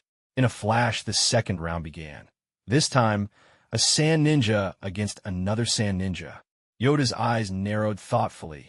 This was the butterfly effect in action. Flap your wings, and things naturally shift in new directions. Hyuga Hinata versus Hyuga Neji. Yoda's eyes narrowed as he glanced at the third Hokage. The old man looked surprised as well. It was happening after all. What did this mean? Someone was deliberately stirring up trouble for the Hyuga clan, eager to watch the drama between the main house and the branch house unfold. With the big shots plotting from afar, Yoda decided he'd just sit back and watch the show. Turning his attention to the arena, he saw the two fighters locked in what looked like a Taiji match. No, it was Gentle Fist, of course. It was clear Hinata had improved immensely now. She could stand her ground against Neji, exchanging blows without immediately falling behind. Hinata's amazing. She can hold her own against Neji, who's just as arrogant as Sasuke. Naruto exclaimed in surprise. In his mind, Hinata had always been the type to get knocked down by a single punch and cry for ages. Yoda sighed, and meeting his friend's puzzled looks, explained Hinata's bound to lose. Neji's strength isn't just what you see. Watch closely. In the arena, Hinata was already gasping for breath. Even though Yoda had given her some training tips, and she had mastered the art of striking chakra points, facing Neji, who had honed his skills relentlessly for years, she was gradually being overwhelmed. Hinata, you can do it! Naruto shouted loudly. Hinata was startled, glancing toward the stands, her cheeks tinged with a rosy blush. You dare get distracted while fighting me? 8. Trigrams 32 palms. Neji's lips curled into a faint smile. So this is the best the main family can offer? Seizing on her laps, he struck swiftly, his hands a blur, shadows of palms raining down to strike at all of Hinata's weak points. 16 palms, 25 palms, 32. A clash of force resounded sharp and clear. Hinata. The crowd gasped in shock, unable to understand why Neji, a member of the same clan, would attack so ruthlessly. Even his own teammates, Tenten and Lee, looked on in confusion. Neji had gone too far. Naruto was the first to react, rushing forward to cradle Hinata, who had already coughed up blood and fallen unconscious. Neji withdrew his hand and glanced coldly at the shuriken lying on the ground, then shot a frosty look at Yang Tai. Yang Tai's face was as cold as ice, his lips moving silently as he raised his middle finger, refusing to acknowledge Neji any further. Trash. I'll defeat you. If I want to be the #1 grinder, I have to beat you. Though Yang Tai knew Neji, truth be told, they weren't close. Most of his time was spent hanging out with Lee. He used to think Neji was cold but decent now. Seeing him act so childishly, Yang Tai could only sigh. What to do? Maybe a good beating would set him straight. You just wait, I'll beat you myself. Naruto, his fist stained with Hinata's blood, glared at Neji. Suit yourself. Neji shook his head and walked straight back to the stands. He had defeated a member of the main family. Yet there wasn't even a flicker of joy in his heart. Had he done something wrong? No, this was fate. Once set, it could never be changed. Rock Lee versus Gaara. Yang Tai was caught off guard. Even with his interference, Lee still wound up facing Gaara. Was this another setup like with Hinata? He shook his head. No, maybe this really was destiny. Still, it was a good chance to help Lee, so he wouldn't suffer such serious injuries. Wasn't just Yang Tai's caretaker instinct at play in his previous life. He would have called this an investment. Yang Tai walked over to Lee and said, "This guy is really strong. If you can't win, just surrender, train harder, and reclaim your honor another day, understand? Don't worry, I've caught up to those geniuses through pure hard work. I'm strong," Lee replied, his eyes shining with sincerity. Yang Tai patted him on the shoulder, nudged the heavy weights on Lee's legs, and said seriously, "I know how strong you are. There's no shame in surrendering if you can't win. Worst case, we'll train together and come back stronger." Lee nodded firmly, still uneasy. Yang Tai took out his only for sealing papers and stuck one to each of Lee's limbs, instructing, "If you see water splash up, surrender immediately." No matter how tough his defense is, if you keep hitting his head, he won't be able to take it forever. With that, Lee flipped into the arena. A reassuring slap sounded behind Yang Tai. He turned to see Guy grinning, flashing his signature smile and gleaming teeth. "Believe in Lee. He's stronger than you think, Yangtai nodded, then gave a wry smile. I know Xiao Li is strong. 8 gates release formation, right? If he goes all out, even Niji might lose. Might Guy was taken aback. He knew Yangtai was close to Xiao Li, but he hadn't expected him to be so familiar with the 8 gates technique. Yangtai ignored Might Guy's surprise, pointed at Gaara, and continued, I've fought that guy before. He's absolutely outrageous, shameless, even he's like a rock in a latrine. Filthy and impossibly stubborn. There's just no way to get at him. The worst part is he's never short on chakra. He can outlast any opponent without breaking a sweat. Listening to Yangtai's account, Might Guy grew serious as, well, Yangtai knew exactly how strong Xiao Li was, and he even had intelligence on the opponent. It looked like Xiao Li was really up against a tough adversary this time. In the arena, I stood up and spoke. My name is Rock Lee. I'm a member of the top guild in the Ninja World server. My goal is to become the #1 grind king in the entire server. I'm a free-to-play player. Since I don't spend money, my dream of becoming a powerful mage was dashed by the developers who nerfed me over and over, leaving me at rock bottom. My level is low, and I have no special skills. I couldn't even join a guild at first. I was ready to just give up, but then I met the grind king of the Konoha guild. He saw potential in me and asked if I wanted to become his disciple, take the path of body training, and join him in power leveling. I agreed. At first, I thought body training was weak, and I could never beat even the lightly paying Niji. I was pretty discouraged. Then my master, the Konoha Grind King, taught me an incredible legendary red tier skill. I was thrilled. Red tier skills are rare in the whole server. From that day on, I stood tall again. This time, Konoha Guild and the 5th-ranked Tsunade Guild teamed up to host the Chunin exams. As a free-to-play player, I wanted to participate and earn the Chunin rank, so grinding would get a little easier from then on. But what I never expected was my opponent would be the #1 whale from the Tsunade Guild. He's decked out in full orange gear, and his red skill is manhwaresumen, which boosts his defense by 999 points. Rumor has it he spent so much money he went bankrupt, but in return, he pulled one of the server's top 10 legendary pets, Shikaku, the one-tailed beast Chakra, plus 999,999 HP, plus 999,999.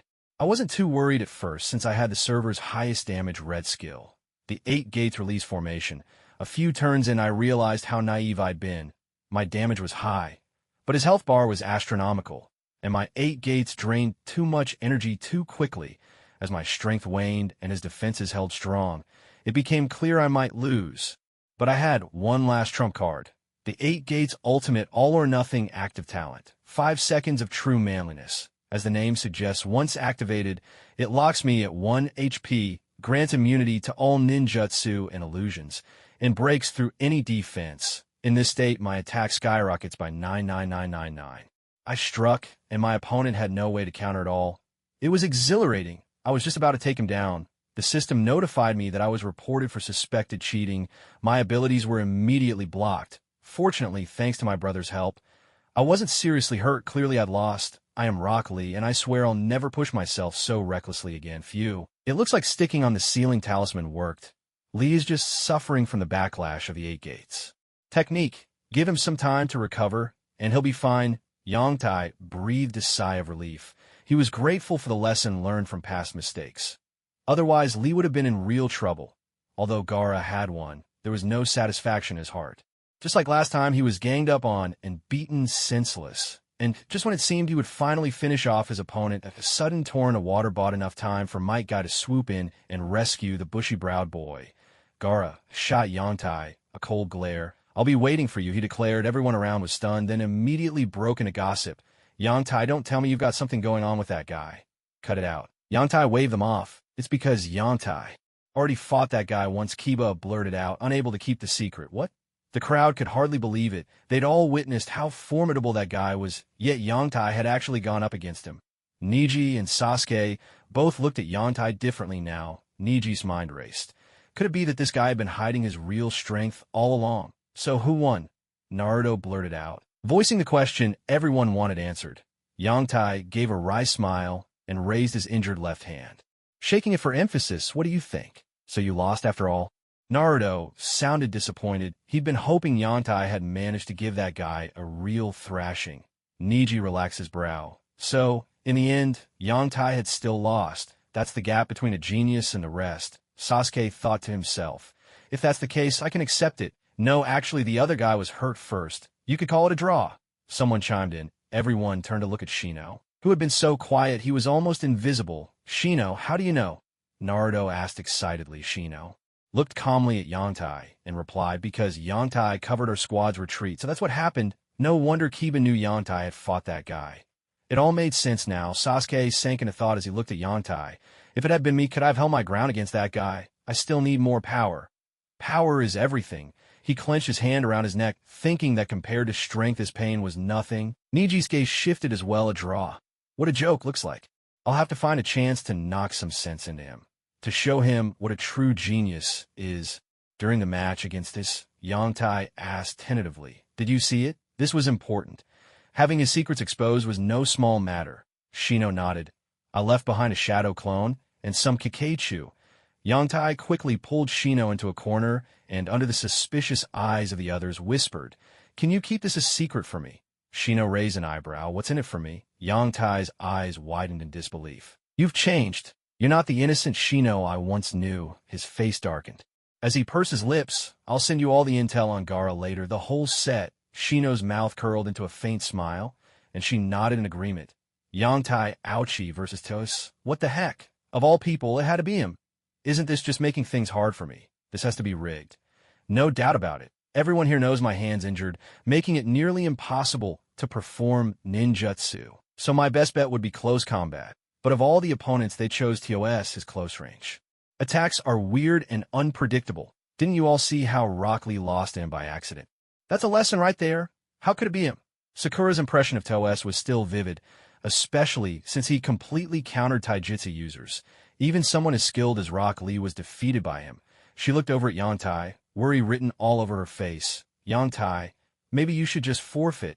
Yeah, Yongtai, you said it yourself. There's no shame in surrendering, Ino added, trying to comfort him as she glanced at his injured arm.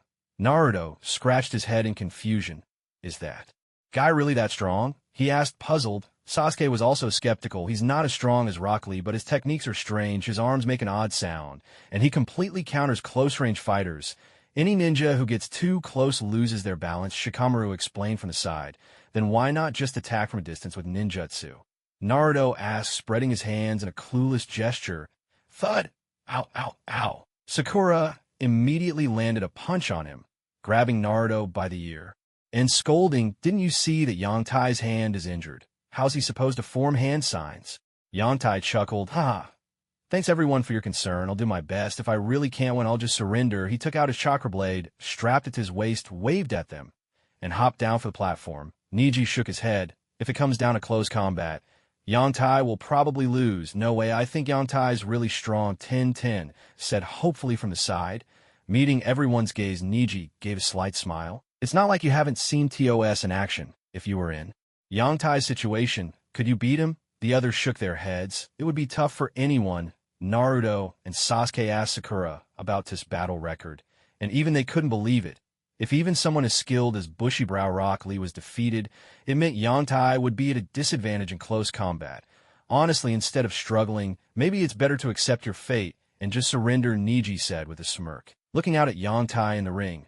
Off in the distance, TOS was speaking with the two injured contestants. Boss, why can't I ever get lucky like you? Sakura complained, fiddling with his bandages. Jean, sporting his own bruises, nodded in agreement. Exactly. You're the only one who gets an easy opponent in the whole tournament, boss. In my analysis, it's all fate. Both your opponents were elite ninjas from Konoha and the Sand, so of course you lost so badly. Thanks to Lord Orochimaru's blessing, I ended up facing the only pushover in the arena. This way I can go back to the village with something to show for it. In short, the advantage is all mine. Toss wore a look of smug satisfaction, paying no mind to the strange glances from his two companions. Sokka murmured, "Did you hear that? Boss is analyzing things again." Kin replied with a sideways glance. "I'm not deaf, you know. Still, there shouldn't be any problems, right?" Sokka said, uncertainly, hard to say. "Looks like Boss has this one in the bag." Kin nodded. "Let's hope so." Toss waved his hand, commanding, "You two just lie down and watch.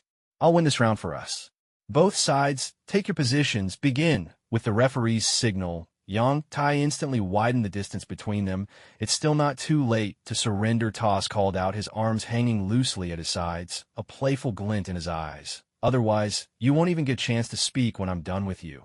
He wasn't boasting. The moment his attack landed, it would be nearly impossible for his opponent to utter a word. After all, he was from the Sound Village. Yang Tai smiled and drew a plain kunai, a sealing tag affixed to its handle. Who will win and who will lose is still undecided. Come at me.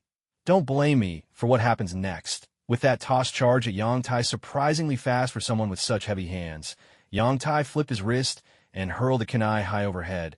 A thunderous crash echoed as a cascade of willow leaves rained down from above. Toss skidded to a halt. What's going on here? What's Yang Tai up to? Naruto squinted in confusion. If he knows he can't win, why not just surrender? What's with the leaves? The others were equally puzzled. Maybe Yang Tai has another plan. Tintin tried to offer an explanation. Niji smiled and shook his head. He's like a caged bird flapping desperately to escape. But in the end, all he'll get are more wounds. Not only the crowd, but even the Jonin and the third Hokage looked bewildered. Kakashi pushed up his forehead protector, revealing his Sharingan. The three Tomo spun as he watched the match intently. What's this? That little guy's got you using your Sharingan. A familiar voice chimed in. Guy had appeared at Kakashi's side without a sound. He's a remarkably talented ninja, Kakashi replied, glancing at Guy. It wasn't flattery. Yang Tai truly was exceptional, an excellent ninja. First collects intelligence and analyzes the situation rationally, and Yang Tai had displayed extraordinary talent for this from the very first exam. As for how Kakashi knew all this, come on, he was a Jonin too, skilled at gathering intel. Guy stared at his lifelong rival in surprise. Kakashi rarely gave such high praise. Looking back at the two figures amid the falling leaves, Guy seemed lost in thought. It looked like Konoha was about to see the rise of another outstanding ninja. At that moment, Toss was startled, thinking that Yang Tai might be hiding some trick up his sleeve, but after feeling the leaf in his hand, he realized it was nothing more than an ordinary leaf. Nothing special about it at all. He quickly concluded that he had just been played by this little brat standing before him. A surge of anger rose within Toss, and he jabbed a finger at Yang Tai, shouting, Kid, if that's all you've got, you'd better prepare yourself for death right now. A sinister grin spread across Toss' face as he continued. Because you won't even have time to regret it. Yang Tai smiled with remarkable composure, and seeing Toss' eyes dart nervously around only made him smile even more brightly. With a metallic ring, Yang Tai slowly drew the long sword from his waist, locking eyes with Toss as he began to move the blade up and down in a deliberate, almost taunting motion. What is this kid up to now? Toss felt uneasy. Was Yang Tai just waving the sword, trying to distract him? No, that couldn't be it. There was no reason for such a pointless gesture. Watching Yang Tai's odd behavior, Toss hesitated, his instincts telling him there must be a catch. Clearly, this was an attempt to lure him into attacking first. Fine, Toss thought he would hold his ground and see what tricks Yang Tai had prepared. He'd counter stillness with stillness, refusing to be provoked. One slash to settle the score. How clever, mused the third Hokage, exhaling a thin ring of smoke. He nodded quietly. To himself, such intelligence. Among his peers, perhaps only Shikamaru could rival this boy. Sensei Kakashi, what's Yang Tai up to? Naruto asked, bewildered. Kakashi replied, while their friends all turned curious eyes toward Kakashi. Why don't you take a guess? He teased. Crash. Everyone toppled over in exasperation. Come on, Kakashi-sensei, if you know, just say it. Why drag out like that? Now my back hurts. Naruto grumbled. Watch carefully, Kakashi urged. Using a method like this, he's a genius. The group of friends turned their attention back to the fight, just in time to sense a strange chakra dispersing through the air. Suddenly, the world around Toss began to distort. Panic seized him as he realized with growing horror that he couldn't move. Not at all. Out of nowhere, a single word flashed through his mind. Genjutsu. Konoha-style swordsmanship. Willow. Yang Tai stepped forward, vanishing from sight. With a dull thud, blood sprayed in all directions. Yang Tai flicked the blood from his blade, and with a sharp metallic click, sheathed his sword in one smooth, stylish motion. The battle was over. This was the only fight that hadn't featured any dazzling moves or the close-quarters combat everyone imagined. Just a single understated stroke, as if he were chopping at a wooden post during training. The group of friends couldn't believe what they were seeing. They rubbed their eyes, making sure it wasn't just an illusion, and soon began to whisper among themselves. Someone even muttered about a rigged match, only to be quickly brought back to reality by a not-so-gentle smack. How can this be? Neji gripped the railing, staring at the figure in the arena with disbelief. Then he gave a knowing, mysterious shake of his head. Genjutsu? Pity. It wouldn't work on me. Even though you've won, you're still a bird in a cage. You don't yet understand the true gap between you and a real genius. Kakashi-sensei, what's going on? Naruto asked, rubbing the big bump on his head, his face full of grievance. Sasuke shot a glance at this fool and said, Genjutsu, Genjutsu. Their friends crowded around, curious and eager. Kakashi began his explanation. Meanwhile, the third Hokage took a drag on his pipe, eyes gleaming with approval. Knowing he wasn't adept at illusions, he'd used a flurry of leaves to distract the enemy before casting his Genjutsu. Willow. This clever tactic greatly amplified the illusion's effect. You had to admit this kid had truly inherited the old master's knack. That's how it works. Kakashi finished, but the group still looked confused. In just one fight, there were already 800 things to watch out for. Wasn't Yoda's head spinning? So sleepy. Shikamaru yawned, flopped down on the ground, and started to doze off. Sleep sure came easy for him. Naruto's eyes were dull and lifeless, utterly lost, so Sakura stepped in and explained it all in the simplest way possible. Elsewhere, Dosu was swiftly carried away by medical ninja for emergency treatment. Yoda figured the guy's chances of survival were slim. He hadn't held back just now. Back on stage, a swarm of friends swarmed Yoda with a barrage of questions chattering away. Their motto: the more honest you are, the more lenient will be. Resist, and it'll be tough. After the playful banter, the third round of exams came to a close, and the preliminary matches were officially over. The third Hokage got ready to make another speech, but the real excitement began. The nerve-wracking lottery draw. Yoda unfolded his slip. Number 3, 1 against 2, 3 against 4, and so on. To his surprise, he was the second to go on stage. But who was number 4? All right, everyone listen up. There are 2 special groups that will need to fight twice, the examiner announced. That's 5, 6, 7, and 8, 9, 10. Now, show your numbers. As soon as the examiner finished, everyone revealed their slips. Sure enough, the first match was Naruto versus Neji. Neji, let's see what it means to have protagonist luck. What? No way. Yoda sucked in a sharp breath. No way this was rigged, right? Why would he be fighting him? Wasn't he supposed to face off with Sasuke? The fourth slip belonged to Gaara. Here are the matchups. The examiner revealed the board just as he feared. He'd be fighting Gaara in the second round. And what about Sasuke? Number 5, he'd be up against Kankuro and Shino. Ahem, Sasuke. Yoda forced a strained smile and slung an arm around Sasuke's shoulder, coaxing, look, that guy's just itching to fight the strong. Isn't this a rare opportunity? Want to spar with him? Sasuke looked at Yoda in puzzlement, then glanced at Gaara, who was staring intently at the match list, and finally nodded. The slips are final. No swaps allowed. The match list is set, so don't even think about changing it, Neji said, shaking his head. How childish. Yoda and his friend fell silent.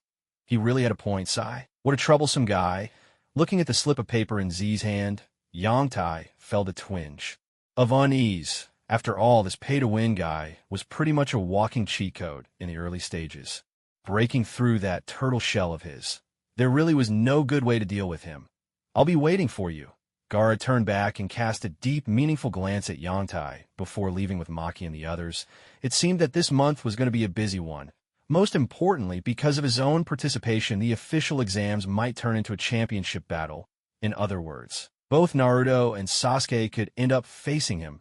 Sasuke was manageable if he really tried. There were ways to win, but Gaara and Naruto, that would be a real headache. Tailed beast Jinchuriki. How on earth was he supposed to handle that? Looks like my best bet is to focus on sealing techniques. A rough plan began to take shape in his mind.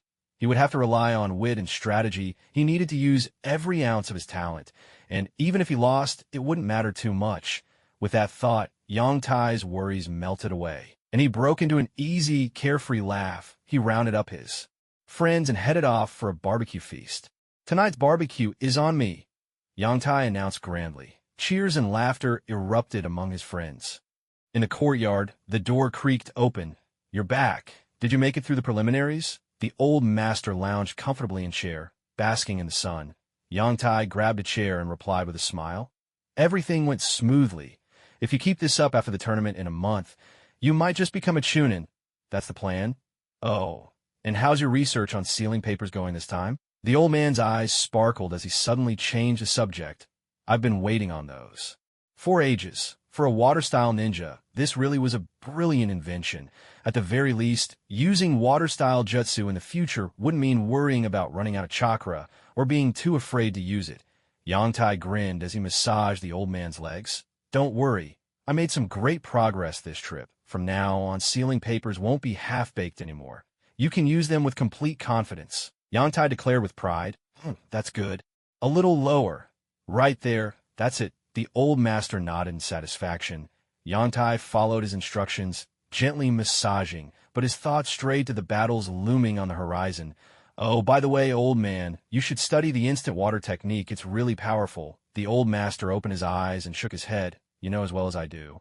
Without a solid foundation in sealing techniques, there's no way to learn it. Besides, I'm getting on in years. How many more years would it take for me to master something like that? You're right, I was getting ahead of myself. Learning an A-rank jutsu was no small feat, especially a sealing-type jutsu. Its difficulty could rival that of a regular S-rank technique. It was several times, even dozens of times harder than most ninjutsu. For ordinary people, learning it was almost impossible. But Yangtai was different. After all, he was a transmigrator and used to be an art student in his previous life, drawing and memorizing. Things came easily to him. Suddenly, an enticing aroma wafted through the air. What smells so good? Yangtai sniffed the air, curiosity getting the better of him. The old man chuckled. You really do have a nose like a hunting dog. I made braised chicken and wine tonight, just for you. The old man chuckled softly as he got up, dusted off his pants, and strolled into the kitchen. Braised chicken and wine. Haven't made this in ages, he mused. Yoda swallowed hard, his mouth watering. The old man's cooking was truly legendary, even though they just come back from a barbecue. To be honest, Yoda hadn't eaten his fill. The sun dipped below the horizon, and the moon hung bright in the sky. The night passed in tranquil silence. The next day, Yoda slept straight through to noon before finally dragging himself out of bed. It felt wonderful. Only here in this little cabin could he ever sleep so soundly. With that thought, Yoda set to work on a new batch of sealing papers. First on the list was his signature move, the instant water domain, essentially a super size water prison jutsu. This technique needed a serious upgrade. After all, if he ran into someone like Gaara, who could wipe out a whole volley of kunai in a flash, he'd be in big trouble against any strong opponent. According to his plan, 5 sealing papers would create a water field nearly 200 meters in diameter. Next, he broke them down into categories: close range, mid-range, long range, and finally a special set for ninjutsu. This time, Yoda wanted to go all out. Hundreds, maybe even thousands of papers. Why? He developed a kind of firepower anxiety. Take the last Chunin exams, for example. He'd nearly run out of kunai's arsenal all, but spent. That kind of thing, Yoda decided, must never happen again. Since he was no natural prodigy like those overpowered guys, he'd compensate through sheer quantity. Stockpile the papers, shore up his weaknesses. In the blink of an eye, 3 days slipped by. Yoda gazed at the 300 trident kunai before him. Nodding in satisfaction, he'd commissioned them before the last exams, knowing full well that kunai always get lost or broken in battle. He'd also worked overtime churning out sealing papers. Over 1,000 sheets in just 3 days. Now his mother would never again have to worry about his supply running out. He set aside 100 for the old man, who'd been popping in now and then to grab a few, claiming it was just to get familiar with him ahead of time. Yoda, of course, didn't buy it. He was sure the old rascal was just showing off. Reaching for a giant scroll, Yoda smiled. This was the empty summoning scroll he'd gotten his hands on. Over the past few days, he'd checked out its price. Astonishing. 70 or 80 million, maybe more. And that's if you could even find one on the market. If word got out, the price could easily be driven up to over 100 million. When he first learned this, Yoda was floored. Turned out, he was the real rich kid all along. Once he'd done his homework, Yoda realized summoning scrolls came in 3 sizes: small, medium, and large. The small ones were like Kakashi's dogs or the Nakomata, the original cat summons. Medium-sized scrolls could summon beasts around 15 meters tall. The large ones, like those used by Jiraiya and Orochimaru, called forth creatures towering dozens of meters high. And Yoda's scroll? It was one of the big ones, worth over 100 million. At first, Yoda was tempted to just sell it all and call it a day. But reason Don't ask who reason is she'd just been soundly beaten by Yoda himself. Eventually snapped him out of it. Once he'd calmed down, gazing at the scroll, a bold idea began to take shape in his mind. Originally, he'd wanted to create a summoning defense, something like the legendary Rashomon Gate. There was nothing he could do. Those massive beasts were simply beyond his ability to tame.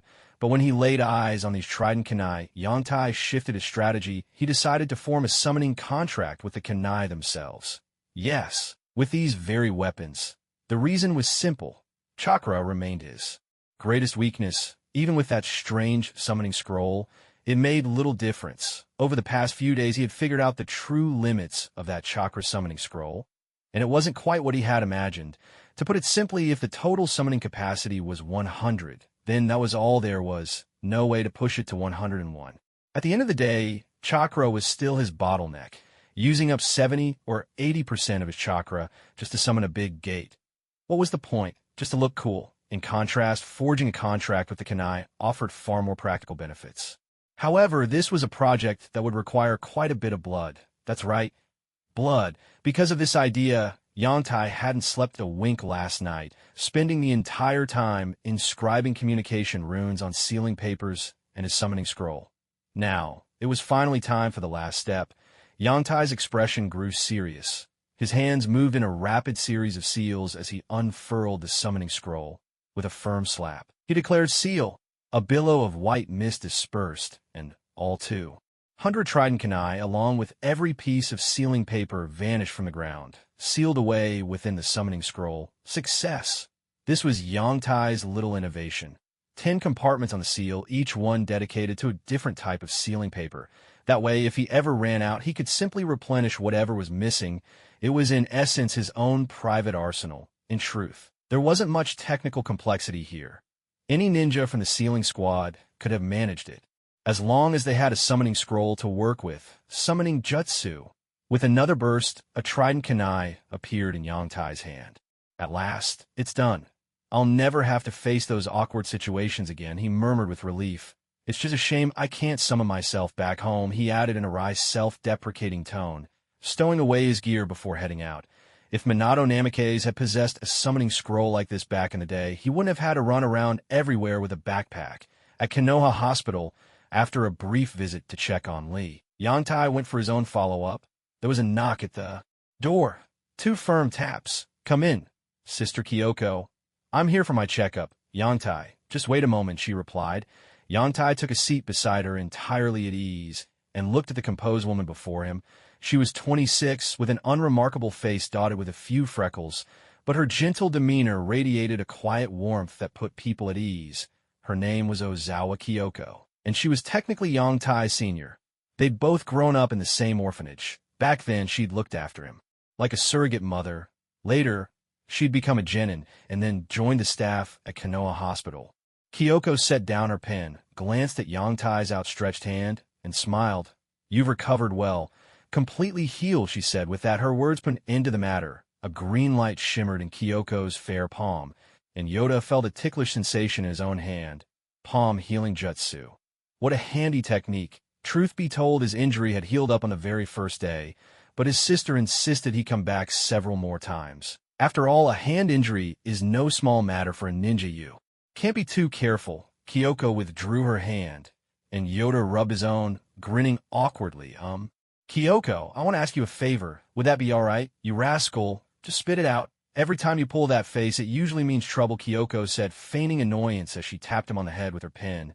Yoda, acting like a little kid, tried to play cute. Kyoko, I want to learn the palm healing jutsu. Oh, he wants to learn medical ninjutsu. Kyoko was taken aback. She hadn't expected this, but after thinking it over, it made sense.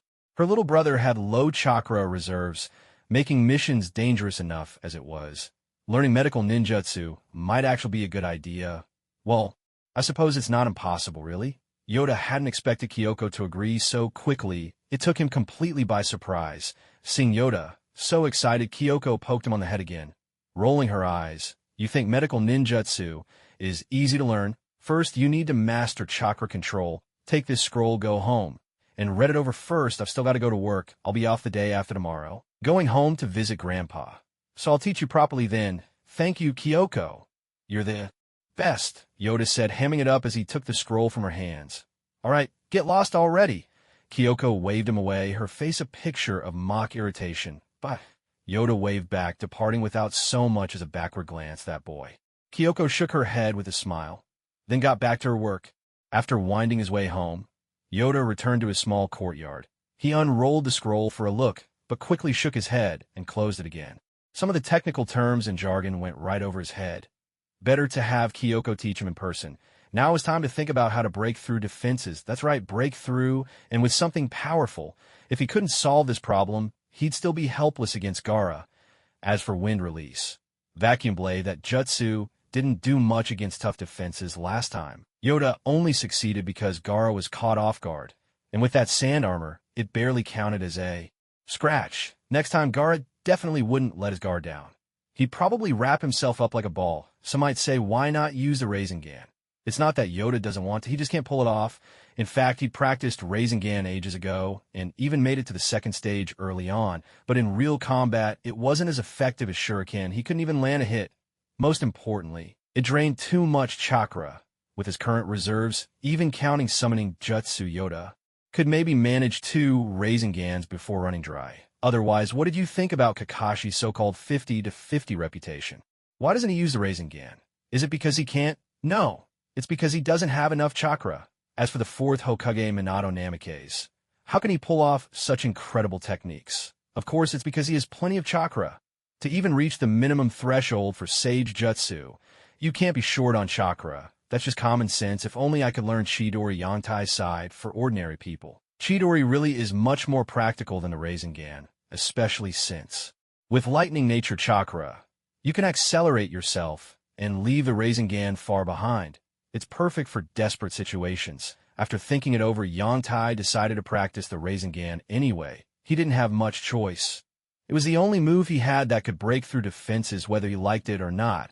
Raising his hand, a blue ball of chakra appeared in his palm, though it wavered and flickered, looking rather unstable. His expression shifted as he let the chakra ball slowly dissipate, and he fell into deep thought.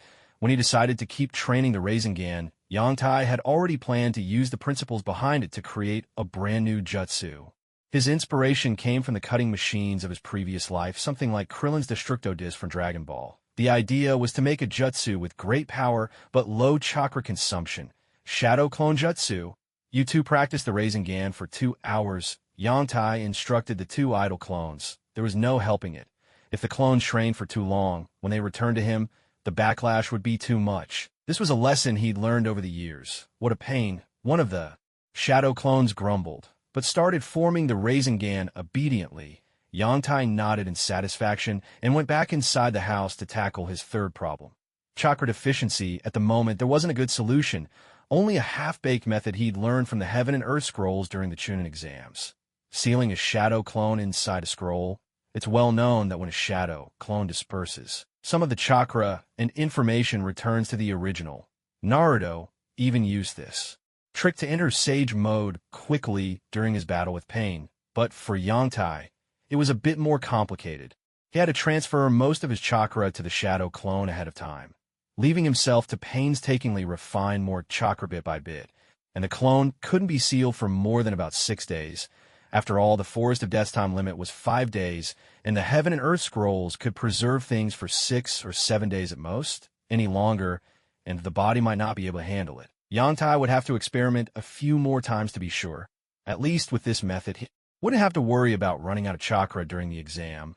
With speed, defense-breaking abilities, and chakra all covered, his chances of defeating Gaara were at least 60%. Next came the biggest problem of all, sealing Shikaka's chakra. This had been Yantai's main concern these past few days. His instincts told him that Shikaka's chakra was the key to taking his water techniques to the next level. But how to seal it was a real challenge. What's more, there was a lot of it. Yantai remembered that as long as the tailed beast chakra wasn't completely separated, no matter how much you used, it would slowly replenish itself as long as some remained.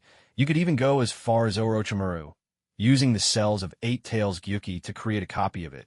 That would be absolutely outrageous. Of course, Yantai didn't have Orochimaru's kind of skill, so he'd have to rely on sealing techniques instead. But which seal would be best? The 5-element seal. This was the most advanced sealing Jutsu Yantai knew, capable of sealing special chakra. Yantai remembered that Orochimaru had used this very technique to reinforce the 8 trigram seal on Naruto, that proved that the 5-element seal could definitely seal tailed beast chakra, especially since he wasn't sealing a whole beast, just a portion of its chakra. With that in mind, Yantai started to delve into the intricacies of the 5-element seal Meow. Lord Yantai, who had been sketching out seal patterns, paused in surprise. Liangxiang was staring at him with those big, sparkling eyes, utterly focused. "How's the tailing going, Dai?" Yantai scooped the cat into his arms and began stroking its fur. "Dai says Akagane Yoroi will be heading out on a mission in a few days, Meow." Liangxiang stretched out contentedly, thoroughly enjoying the attention. So that guy couldn't hold back any longer and was finally planning to run. He was just like Kabuto, a spy planted by Orochimaru. Naturally, he'd understand exactly what Kabuto was up to, and now was the perfect opportunity to escape. If Kabuto's cover was blown, both of Orochimaru's spies would end up in the Konoha interrogation room. And that was a place where nothing could stay hidden. Not even how many times you went to the bathroom. Yangtai's lips curled into a faint smile. At last, this coward was making his move. Not a moment too soon. Truth be told, Yangtai had been eyeing him for a while. Well, to be specific, he'd been interested in the chakra absorption jutsu he used. The basic idea and some methods behind the jutsu were no secret. But the essence, the ability to actually absorb chakra, was what Yangtai coveted most. If he could master this jutsu, maybe it would be easier to tap into or draw out Shikaku's chakra. If it worked, he'd be killing 2 birds with 1 stone, plus this technique required precise chakra control, which might inspire him in learning medical ninjutsu, or even creating his own chi element / Liangxiang, go back and tell Dai to find out the exact timing. Yangtai gave the cat one last affectionate stroke and set it on the windowsill. "See you, Meow." With that, the little creature leaped onto the roof and swiftly vanished from sight. "Let's hope this wraps up quickly. I promised little Karen I'd go pick her up," Yangtai murmured as he gazed into the distance, then returned to his desk and continued working on his seals. Chakra absorption jutsu. He waited for 2 full days. At last, Akagane Yoroi left the village. Yangtai smiled, took on a C-rank courier mission for intelligence delivery, and followed close behind. As soon as Yangtai finished his registration and walked away, 2 figures melted into the crowd and disappeared. Konoha Reception Hall. "Lord Baki, the Konoha ninja who fought Gaara, has left the village," the Sand Shinobi spy reported, dropping to one knee. "Gaara's opponent?" Baki murmured. He already knew all about the Chunin exams from Kankuro and Temari. Anyone who can fight Gaara to a draw, or even injure him, absolutely cannot be allowed to live. Maki's eyes flashed coldly as he gave the order, "Pass down my command. Surround and eliminate this man with 3 squads. Remember, keep it clean. At a time like this, there can be no mistakes whatsoever." "Yes, sir," the spy replied. Maki waved him away. "Go. Konoha is about to lose another prodigy, but will Lord Kazekage's plan really succeed?" Maki still harbored some doubts about the collapse plan, but there was nothing he could do. It was a decision unanimously made by Lord Kazekage and the Council of Elders. Outside the Hidden Leaf Village, Yoda had already linked up with Liangxiang. Under Liangxiang's guidance, Yoda was able to catch up to Akado Kiri. "Liangxiang, you should head back now," Yoda said, patting the little fellow. "See you, Meow." With a puff, smoke billowed, and Liangxiang vanished. Yoda smiled, completely unconcerned that Harashiro would suspect anything. After all, he'd already planted the idea ahead of time, telling her that Kabuto was Orochimaru's spy. Harashiro, of course, didn't believe him and demanded proof.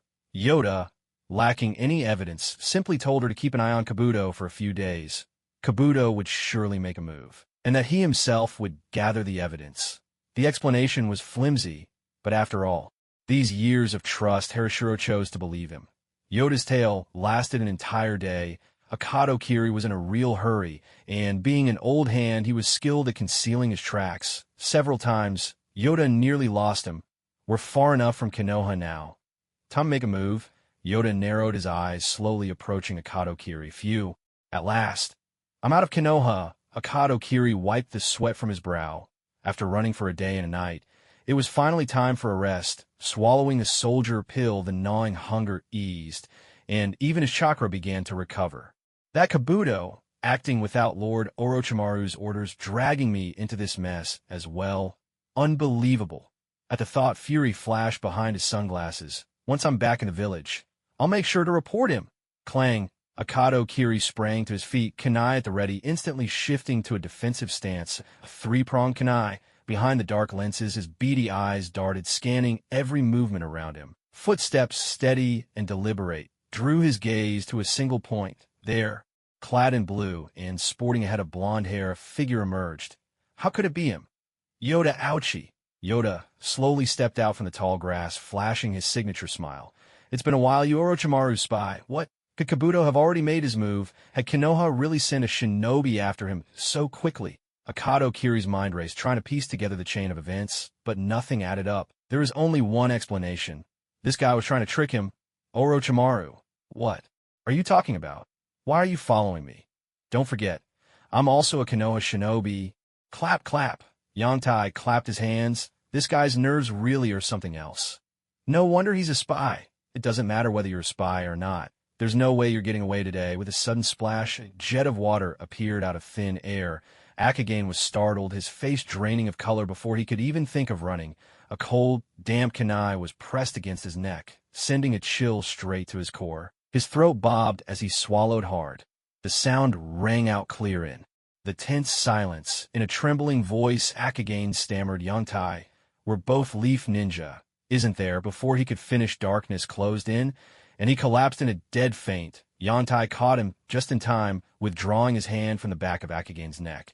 This was a medical technique Sister Kyoko had taught him 2 days ago. The principle was much like knocking someone out with a blow to the back of the head, but far gentler, commonly used in surgery after laying the man flat. Yontai quickly pulled out 5 scrolls and began weaving hand seals at lightning speed. 5 elements seal. He slapped his palm on Akagane's abdomen. From the scrolls, tadpole-like symbols swam out and gathered into Yontai's hand like a school of fish. On Akagane's stomach, the characters for metal, wood, water, fire, and earth appeared, then slowly faded away. Having sealing scrolls really saves chakra. If I try to do it like Orochimaru or Jiraiya, that would be way too extravagant, Yontai remarked to himself. He hefted Akagane onto his shoulder and melted away into the forest. Drip, drip. Akagane slowly opened his eyes. Where was he? In an instant, his senses returned. He quickly scanned his surroundings, a cave damp and shadowy. He was curled up in a corner. He tried to stand, but his legs buckled and he collapsed on the ground. What's going on? Why can't I draw on my chakra? Don't waste your strength. I've sealed your chakra. Yontai's voice echoed as he stepped into the light. Akagane stared at Yontai for a long moment before rasping out, Why did you capture me? What is it you want? Yontai couldn't help but be curious about Akagane's reaction. As expected of one of Orochimaru's men, there was steel in his composure. Why don't you take a guess? Yontai replied. Is it Lord Orochimaru's intel? Or is there something on me that you want? Akagane analyzed coolly. When he saw the surprised look on Yontai's face, he grew even more certain of his guess. Yontai nodded openly and declared, I want your chakra absorption technique. Really, that's it? For a moment, Akagane felt almost insulted. If you wanted this jutsu, you could have just asked. It's not like I've never traded it with anyone before. Was all this kidnapping and sneak attacking really necessary? What's wrong? You're not willing? Yontai frowned at Akagane's odd expression.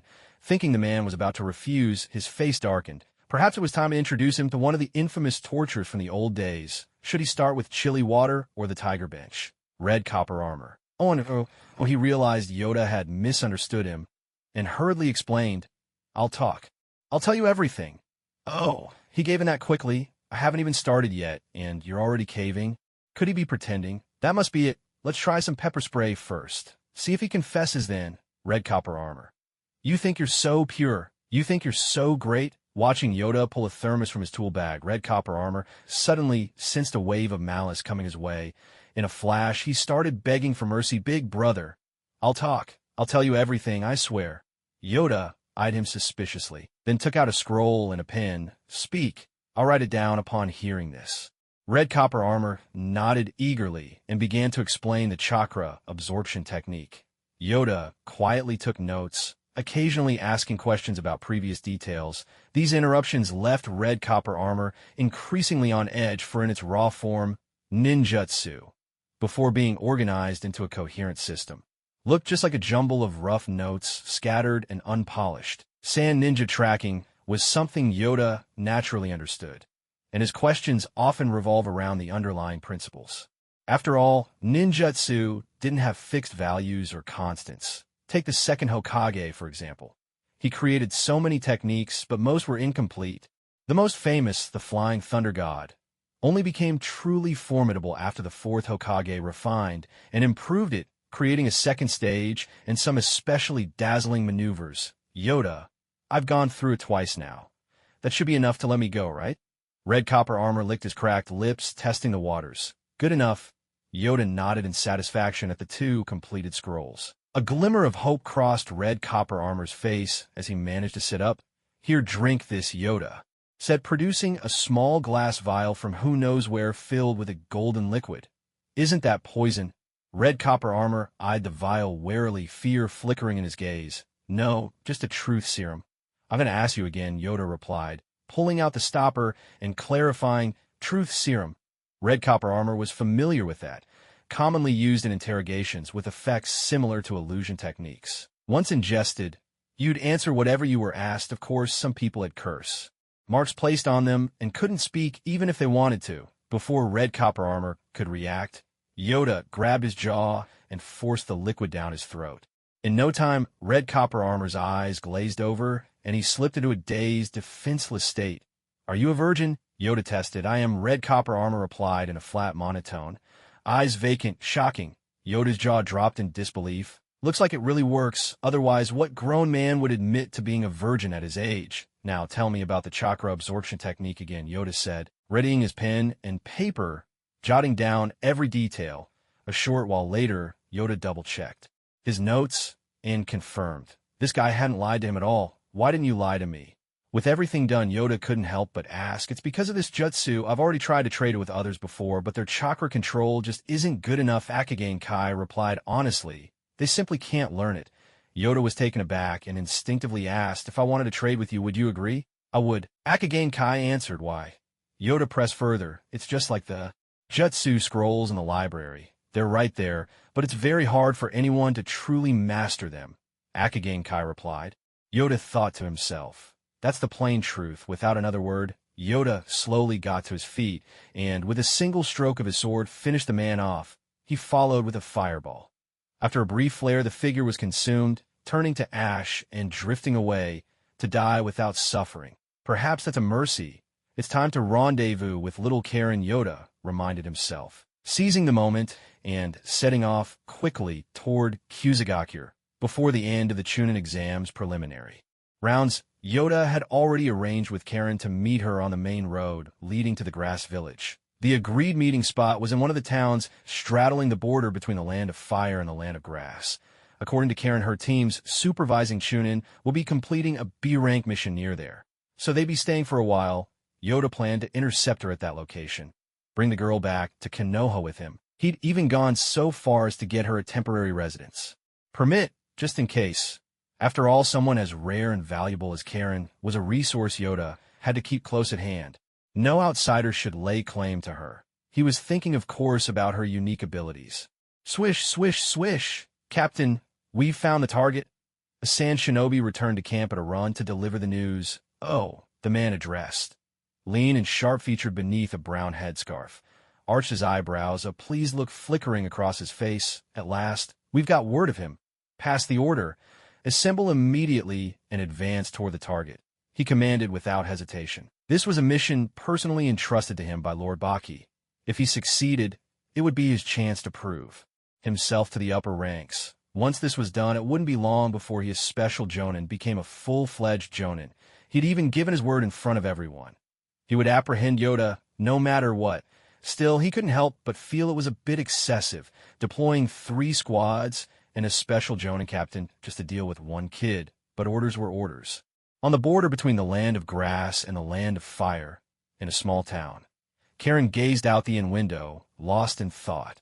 10 whole days had passed. Why hadn't Yoda come to pick her up yet? Karen, a husky, grating voice cut through her reverie. A tall, gaunt man dressed in black had appeared in the room. Sea Captain. Karen trembled, her voice quivering. Useless. If you weren't still of some use to us, I'd have killed you long ago, the man spat angrily, quickly discarding his disguise. Drip, drip. Blood fell to the floor. The captain was injured. Clutching his arm, his patience worn thin, he barked, "Well, get over here. Do you want me to beg you?" "All right," Karen whispered, biting her lip as she rolled up her sleeves and walked toward him. The tall, thin man, agitated, seized Xianglin's arm and bit down. Clang! Ah! "Who's there?" With a swift kick, he sent Xianglin sprawling, then quickly grabbed a kunai, his sharp gaze darting to the doorway while his peripheral vision caught sight of the trident-shaped kunai embedded in the bed. "The one who's here to kill you," a cold, chilling voice echoed. Before the man stood a little boy with blonde hair. For a moment, little Xianglin was stunned, but then her heart filled with joy. Brother Yangtai had come for her. Still, the clever girl knew now was not the time for words, so she simply nodded at Yangtai. Yangtai smiled gently. "Trying to play scary tricks?" The tall man sneered, vanishing in a blur. Metal clashed, ringing out sharply as the two tested each other's skills before quickly pulling apart. The tall man glanced at his torn sleeve. This opponent was no weaker than him, and he himself was already wounded. "Who are you? I don't think we've met." "The dead have no need to know," Yangtai replied coldly. "What arrogance!" Ignoring the searing pain in his arm, the tall man raced through hand signs, took a deep breath, then exhaled forcefully, fire style. Fire dragon tornado. Flames twisted and spun like a tornado, roaring toward Yangtai. "Brother Yangtai!" Xianglin cried out anxiously. The tall man turned his gaze, icy. He recognized her. "You treacherous little brat, I should've killed you long ago." Bang! Water style. Water formation wall. A wall of water surged up from the floor, instantly blocking all the flames. The sounds of splashing filled the room. Suddenly, thud! "Ugh, you bastard!" The tall man clutched his chest. A strangely shaped kunai was now lodged there. Seeing Yangtai charging forward, terror overtook him. He spun and lunged toward Xianglin, desperate. Now he realized. This kid was here for Xianglin. If he could just grab her, he'd have a bargaining chip. With her as hostage, he might yet save his own life. With this thought, his expression twisted with newfound ferocity as he reached viciously for Xianglin's neck. Explode! Boom! Boom! In an instant, the sealing spells on the kunai in the bed and the one in the man's chest detonated at once. Suddenly, the entire room was transformed into a pool of water. The tall man's eyes widened in shock. His throat ached, his vision blurred. A figure appeared before him. Ugh, ugh. With a heavy splash, Yangtai yanked out the kunai. The tall man clutched his throat, gasping, then collapsed lifeless. Though it seemed to last an age, all of this unfolded in just a second or two. "Brother Yangtai!"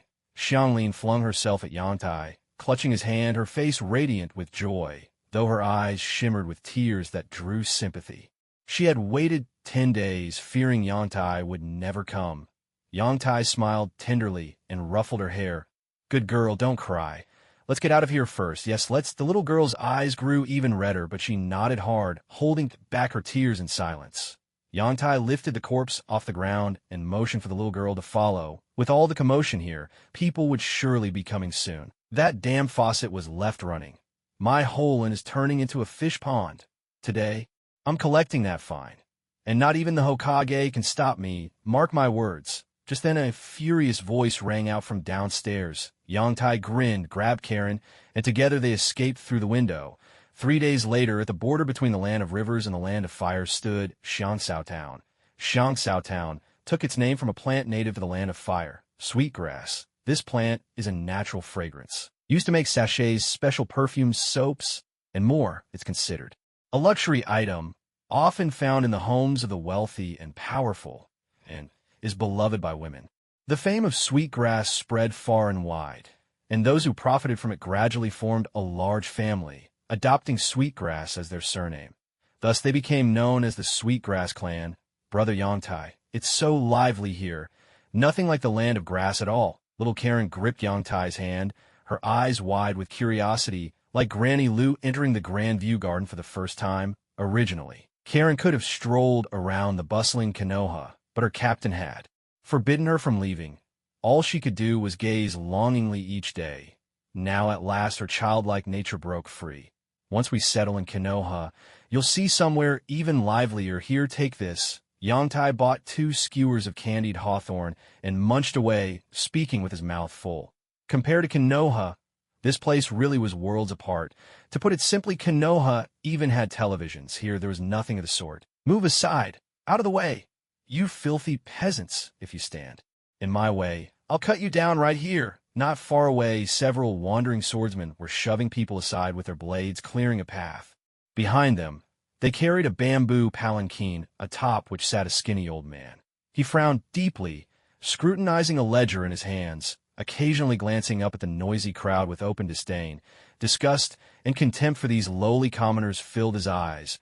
Brother Yongtai, why are they as arrogant and domineering as the officials in the land of grass? Little Karen watched as townsfolk were pushed and shoved aside, her heart unsettled. This was nothing like the peaceful Konoha she'd imagined, especially when she saw some who were slow to react get knocked down and kicked aside.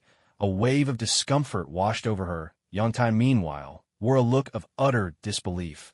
He'd never expected to stumble into such a melodramatic scene. Without hesitation, he took Karen's small hand and led her away. As the saying goes, if you have no morals, then morals can't be used to hold you hostage. Better to be a dog in peaceful times than a person in a world of chaos. The world of the shinobi was far too chaotic. Stories of parents eating their own children, of cannibalism, were all too common. In a word, chaos. No wonder Lord Madara was always scheming in the shadows, wanting to use the Eye of the Moon plan to bring peace to the world. There was certainly a reason for it. All Yongtai could do now was restrain himself. He tightened his grip on the little girl's hand and, with a hint of deeper meaning, said, "Where there is light, there must also be darkness. When we're weak, we shouldn't throw ourselves into the darkness. We must hold fast to our bottom line and our conscience. One day, when we're strong enough, we can become part of the light ourselves." After saying this, Yongtai's face flushed with embarrassment, but he quickly let it go. Honestly, he thought, if I didn't put it so melodramatically, who knows what this little girl would make of it. Still, this made Yongtai realize something. He'd read too many stories about the will of fire. It almost felt like he was brainwashing himself, though at least it was all positive energy, so he didn't mind to stay away from darkness and hold on to my principles and conscience. The little girl murmured softly. No one had ever said such things to her before. Yongtai was the first, hold on to her bottom line and conscience, and when she grew up, become part of the light. Her eyes shone with determination as she nodded hard to Yongtai. "Yongtai, I'll do it." Yongtai blinked in surprise. "I was just trying to give her a little pep talk. Why is this girl so earnest about it?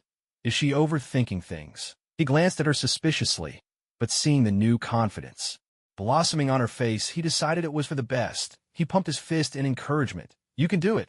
Xiang Lin beamed with a sweet smile and made a little fist of her own. "Get out of the way, damn it. Are you deaf? Got donkey hair stuffed in your ears or something?" A middle-aged man in a red robe, looking every inch the ruffian, slapped the elderly man leaning on a wooden cane, sending him sprawling. He followed up with a couple of vicious kicks, cursing all the while. The old man, his face smeared with blood, collapsed weakly on the ground, his basket of vegetables scattered in the dirt, still pretending. "Let's see you pretend now." The red-clad thug, seeing the old man unmoving, kicked him again for good measure. "Grandma. Don't hurt my grandma." At that moment, a little girl with her hair in a ponytail threw herself over the old woman's body, sobbing uncontrollably all around. People whispered and gossiped, but not a single soul stepped forward to help. Not even to drag the old woman out of harm's way. Not one person. That's just how things were. It seemed absurd. How could there be people like this or rulers who allowed it? And yet this was the reality. Reality, it turned out, was often more outrageous than imagination. These people just wanted to flaunt their status and power. As for a few lives lost, sorry, they didn't even care as much as if it were cattle or horses. "Yongtai." Xiang Lin tugged urgently at Yongtai's hand, her eyes full of desperate pleading. Yongtai was speechless. He hadn't expected to be caught in a moral dilemma like this. Oh well, he thought, I'll just use this chance to make a good impression in front of the little girl. "You little brat, still trying to protect her? You must have a death wish." The red-robed ruffian's eyes flashed coldly as he thrust the sheath of his sword straight at the little girl's eyes. "Let's see if you pests keep blocking my way." Xiaohuan, the old man on the ground, seeing this scene, struggled to get up. Clearly this warrior intended to deal a cruel blow. Around them, the townsfolk's eyes were filled with pity and regret. The young maid named Xiaohuan was so terrified, she stood frozen where she was, watching as the wooden scabbard drew closer and closer to her. Her whole body trembled. She squeezed her eyes shut and waited in silence. Wait, what was happening? Had the warrior stopped his hand? She slowly opened her eyes to find the scabbard hovering just an inch from her face. A hand, veins bulging. Gripped it tightly. Xiaohuan swallowed nervously, her throat bobbing as she hurriedly backed away. In front of her stood a man with golden hair dressed in the black garb of a wandering swordsman, a sword slung diagonally across his waist and back. Was it this swordsman who had saved her? The red-clad Ronin's face darkened with displeasure. Someone in Herb Town dared to block his path. It seemed his reputation had faded with time, now that he hadn't made a move in so long. Brat, are you looking for death? Yangtai released his grip from the scabbard and slowly drew the long sword at his waist, his voice icy. Let's have a duel, what?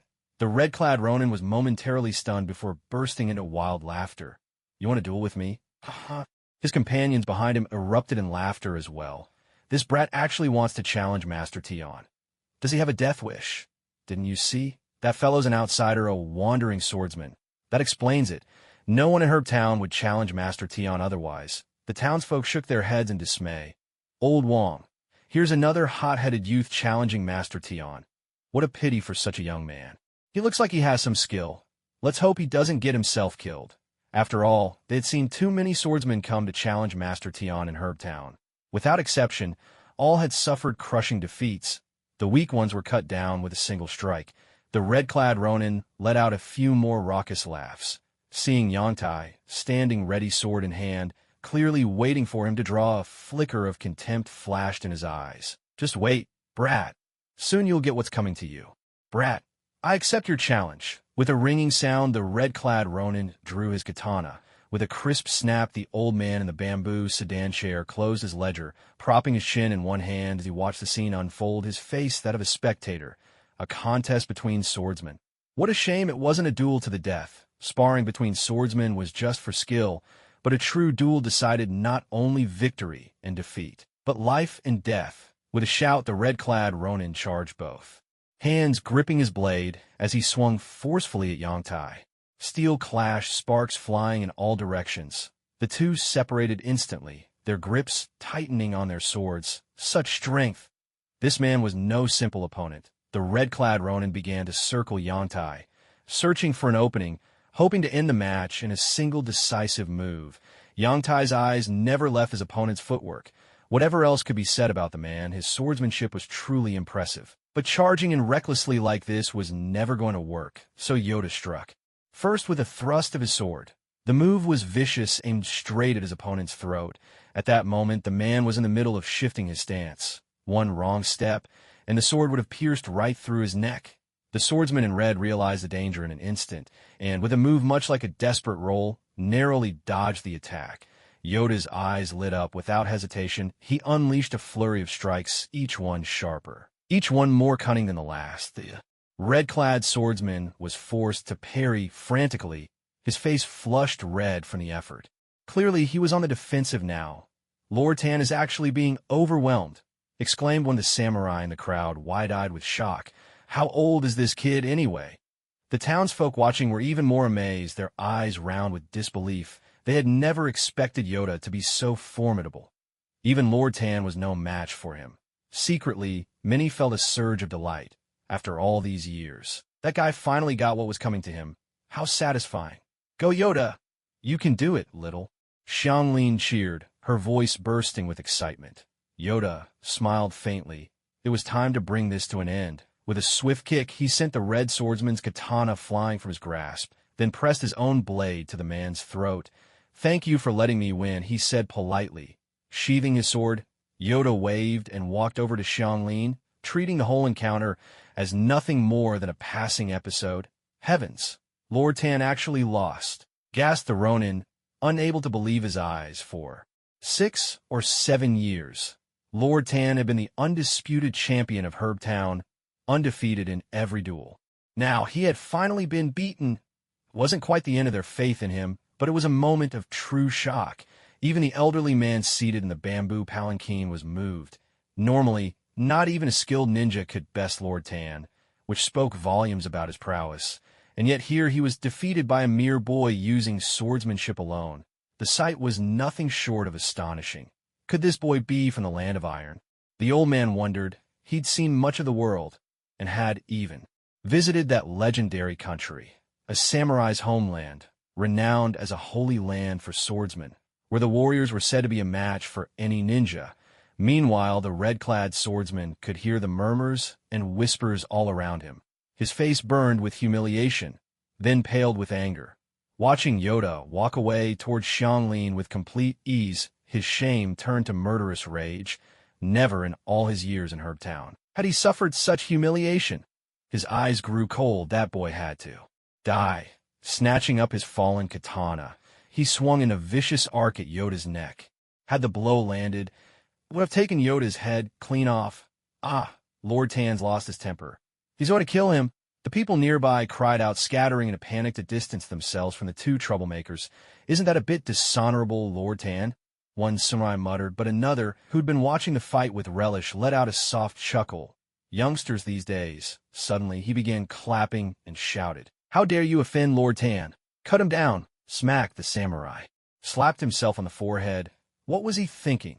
Did honor even matter at a time like this? He had to pick a side. After all, Lord Tan, you're magnificent. Lord Tan, you're unstoppable. Lord Tan, I'd bear your children if I could. The samurai nearby stared at him in utter shock. These days, the younger generation's flattery truly knew no bounds. This is far better than I was back in my day. What's that old saying? The waves of the Yangtze River push the ones before onto the shore, and the ones before are left stranded on the sand. No, I can't let myself be outdone. Mouth, come to my aid.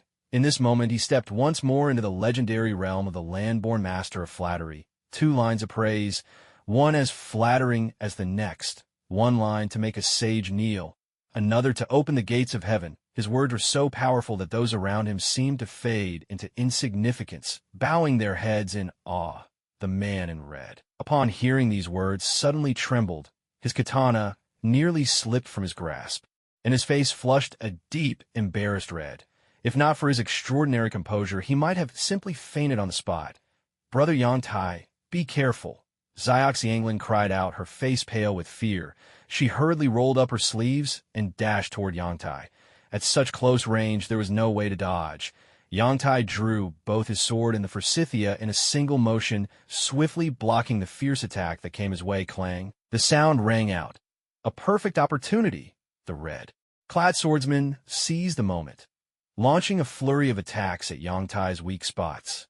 Yantai furrowed his brow. This guy, giving him an inch, and he wants a mile. With a subtle burst of chakra from his feet, Yantai swiftly pulled back, widening the distance between them. He assumed a sword-drawing stance.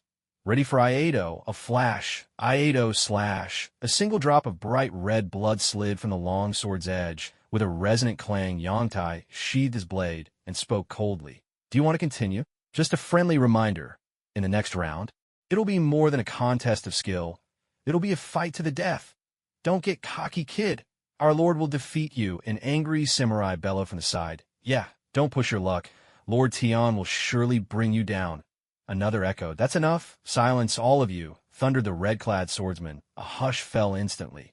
The crowd dared not utter another word. Even if Lord Tian had lost, he was still the pride of Xiangsao Town.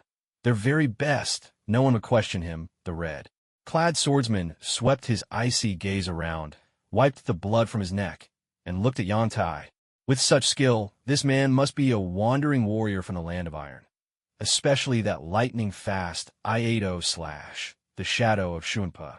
A move reserved for elite warriors, was unmistakable. With a snap, he returned his sword to its scabbard. Reluctance flickered across his eyes, but he steeled himself, raised his sword with both hands, and stepped before Yantai. "Thank you, sir, for showing mercy. Please accept this sword." Yantai nodded, accepted the sword, and turned to leave. This was a tradition among samurai, a code, if you will, to hand over one's beloved blade to a stronger warrior so that the sword might continue to face mightier foes in the hands of its new master. Lord Tian, how could you hand over your own sword? A young warrior's faith crumbled before his eyes. He could not help but doubt the sword in his own hand. An older samurai patted him on the shoulder with a sigh. He is a true master. You must endure this trial yourself, or you'll never trust the sword in your hand for the rest of your life. Yantai, meanwhile, strode off into the distance with Xianglin under the admiring gaze of the crowd. Everyone tactfully dispersed. As evening fell, Yangtai returned to the inn where he was staying. He took a closer look at the scarlet-clad Ronin's katana. It was indeed a fine blade, on par with his own in quality. Still, Yangtai preferred his replica of the Tenburyu's sword, the same model as Nichiryu's. After sheathing his sword, Yangtai began his preparations for disguise. His C-rank mission was to investigate the recent disturbances involving the Xiangsao clan.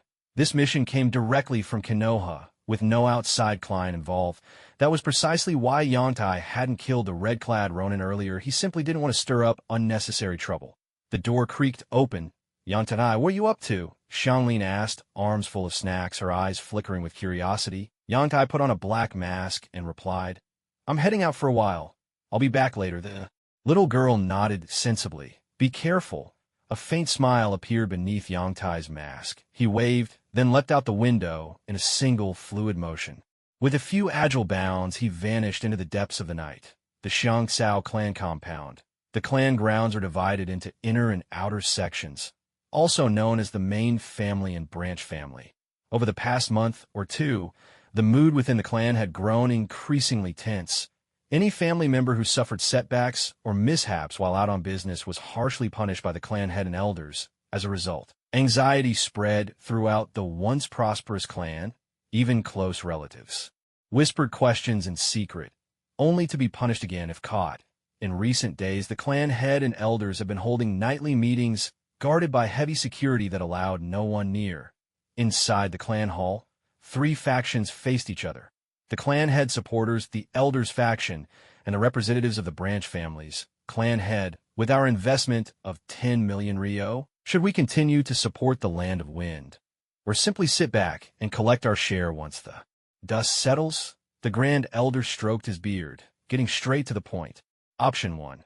Help the Land of Wind prepare supplies and secure the exclusive rights to sell Xiangsao products there. Option 2. Side completely with the Land of Wind, defeat Konoha, and claim sole distribution rights. These were the issues everyone had been debating for days. The clan head gently blew on his steaming tea, took a sip, and avoided answering the Grand Elder's question, steering the conversation elsewhere. "This matter is being handled by the Council of Elders. Have you managed to gauge Tsunade's resolve in the past few days?" The specifics of their plans Tsunade certainly won't disclose to us. However, "I did come across some important information yesterday," the Grand Elder replied. "Based on my analysis, if that thing appears, there's more than an 80% chance Konoha will be destroyed." He paused, clearly intending to keep some cards close to his chest. This was crucial information, not to be revealed lightly. A soft chuckle echoed through the room. "There you go again, Grand Elder, weaving mysteries about exclusive rights in the Land of Fire and the Land of Wind." The branch family's representative, sitting to the right, wore an expression of utter disdain. He continued, "Those greedy Tsunade folk. Even if they do manage to defeat Konoha, do you really think they'll hand such enormous benefits over to our clan? With their nature, I seriously doubt it. In my opinion, Patriarch, we've already secured the exclusive rights in the Land of Wind and successfully opened a trade route there. That should be enough. As for fully siding with the Sand Shinobi, I say we forget it. If we overreach, we might end up being used. Nothing but meat on the chopping block. The risks outweigh the gains." The Grand Elder was fuming. How dare such a youngster speak to him this way? He slammed his hand on the table and roared, "Short-sighted fool! What do you know? Do you think I, my age, lack your so-called insight? Do you even realize what Tsunade has mobilized? And yet you still dare speak so brazenly here." The representative of the foreign branch pulled a long face, but given the Grand Elder status, thought it best not to argue. Otherwise, like the other day, the quarrel would spiral on and on with nothing settled. The head of the Xiangsao clan set down his teacup, shot a sidelong glance at the two of them, and said coolly, "Are you finished?" No one replied. "If you're done, allow me as clan head to have my say." He turned to the Grand Elder and spoke, "Elder, from the beginning, the clan members have fully supported you and recognized your contributions to the family. But when it comes to matters of life and death for the clan, we cannot be reckless, unless the Council of Elders can present the people with an irrefutable reason. Otherwise, even if I, the clan head, agree, the rest of the clan never will." The Grand Elder lowered his head and fell silent, deep in thought. The stakes were simply too high. If word got out, the Xiangsao clan could be wiped out in an instant. Seeing the Grand Elder lost in contemplation, The clan head was in no hurry. He sipped his tea, waiting patiently, as the leader his duty was to balance the tensions between the internal and external factions. He would not make any hasty decisions unless the very survival of the clan was at stake. Signed, the Grand Elder finally looked up and said, "Everyone, please look here." As if reaching a decision, he dipped his finger in tea and right there on the table wrote 4 large characters. One-tail Shikaku. What? A wave of shock swept the room. The representative of the foreign branch leapt to his feet, staring at the Grand Elder's chrysanthemum-like smile in utter disbelief. Even the usually composed head of the Xiangsao clan couldn't keep his expression from changing. 1,000 thoughts flashed through the clan head's mind. No wonder the Council of Elders had seemed so uncertain yesterday, yet today acted as if they'd taken a miracle drug. So this was their trump card. It seemed Tsunade was truly going all in, bringing out a weapon of war, even a tailed beast. Realizing this, the clan head hurriedly asked, "Has that thing already reached Konoha?" This was the real crux of the issue. If the one-tailed Shikaku had infiltrated Konoha, Tsunade's chances of victory would instantly rise by 30%. The Grand Elder nodded, wearing an inscrutable smile. Young people were still too green, he thought, not quite ready for such deep waters. With these words, both the clan head's faction and the foreign branch were thrown into utter shock. If they had merely heard that Tsunade was deploying the one-tail, it would have been alarming enough, suggesting that Konoha was about to face a truly fearsome challenge. Right now, it's just like knowing the winning numbers for the next lottery draw. How could anyone not place their bets? Patriarch, please agree. Yes, the elders have done so much for our clan. We can't let their efforts go to waste. For the continuation of our family, Patriarch, please say yes. The leader of the Xiangsao clan listened to the clamor around him, but remained silent. He sighed heavily. At this point, any opposition from him would be pointless, with such enormous benefits at stake. How could these people possibly let this opportunity slip by? If he didn't agree now, he feared that the Xiangsao clan might have a new head by tomorrow morning. Quiet. The crowd fell silent. Their own clan leader still commanded respect. Elder informed the Sand Shinobi, "The Xiangsao clan will fully support the Land of Wind's operation." The clan leader ordered, turning to the elder. Then looking toward the outsiders, he instructed, "Prepare food and war supplies. We'll be ready to support the Sand Shinobi at any moment." Understood. As soon as the meeting ends, we'll take action. Excellent. Now let's discuss the details. Yang Tai carefully closed the roof tile. Today he had overheard something extraordinary. But what exactly had that old man written on the table to make the whole family so agitated? Could it be some kind of treasure? But it seems I'm in trouble now, a trap. Maybe. With these thoughts, Yang Tai slowly stood up, only to discover 3 Sand Shinobi standing around him, judging by their uniforms. All were genin. "We'll give you 2 choices. First, surrender quietly. Second, we'll take you by force," the leader of the Sand Shinobi said coldly. From behind his mask, a pair of sharp eyes scanned the area. In that instant, Yang Tai understood everything. Damn it, this was a setup. The Sand Shinobi were fishing for suspects. "I choose a third option. Taking you all down," Yang Tai declared, flinging 3 kunai at the trio. The weapons clashed with a shower of sparks. A Konoha ninja, always so brash. Out of the corner of his eye, Yang Tai spotted the Xiangsao clan leader, now standing on the rooftop in his flowing robe. He sensed a ripple of chakra. Another ninja. This guy had hidden himself well. Yang Tai's detection jutsu hadn't picked up on him at all. Clearly, this man was no ordinary opponent. Clan leader Xiangsao, are you sure you want to make enemies of Konoha? The strength of Konoha is beyond your imagination. Yang Tai challenged. The clan leader smiled and shook his head. Konoha is powerful, yes, but do you think the Sand Shinobi are weak? Yang Tai was taken aback. That was true. The Sand Shinobi were a formidable military force as well. He glanced around, puzzling aloud. Wait, am I here because Konoha's spy network has been compromised? This trap has been set for over 10 days. Including you, we've only caught 3 so far, the clan leader explained. Meanwhile, shadows shifted behind him. At least 100 samurai were closing in, surrounding him completely. That's enough. Let's take him alive. The lead Sand Shinobi commanded. Agreed, replied the clan leader. The head of the Vanilla clan shrugged off his coat in one swift motion and formed seals with his hands, slowly advancing. With a sharp whoosh, Yang Tai, seeing this, raised his hand and flung several kunai at the clan head. Metal rang out as the kunai, clashed against the stone armor now covering the clan head's body. He didn't bother to dodge or block. The kunai merely sparked against his chest and clattered uselessly to the ground. Yangtai's pupils contracted in surprise. Tortoise-shell Jutsu. You can't break through my ninjutsu. Surrender now, and you might still have a chance to live, declared the Vanilla Clan head. Knocking his fists together with pride, I'll go first, impatiently in nearby sand. Ninja unfurled his scroll. With a flash, a white puppet appeared at his side. He quickly channeled chakra through his hands, directing the puppet to lunge at Yangtai with a gleaming longsword. Clang, clang, clang. Yangtai parried swiftly with 2 kunai and then landed a powerful kick, sending the puppet flying. This puppet is far too weak. Its movements are so slow. Crushing fist. A blazing gust of chakra-fueled wind came roaring in. Yangtai twisted aside, startled. Body flicker technique. With an explosive crash, tiles flew in all directions, and a gaping hole was smashed through the roof. Yangtai reappeared to the side in a blur, secretly astonished. That jutsu packed incredible. Destructive power, definitely the level of a Tokubetsu Jonin. Among Chunin, anyone with a technique surpassing most others could become a Tokubetsu Jonin after passing the exam. If I want to escape, I'll need to find a way to take this guy down first. The Vanilla Clan head was a bit taken aback himself. He hadn't expected a mere leaf genin to have such skills. Your body flicker technique isn't bad, but it won't let you get away, he called. The sand puppet master struck a stance and shouted, I won't underestimate you this time. Prepare to meet your end.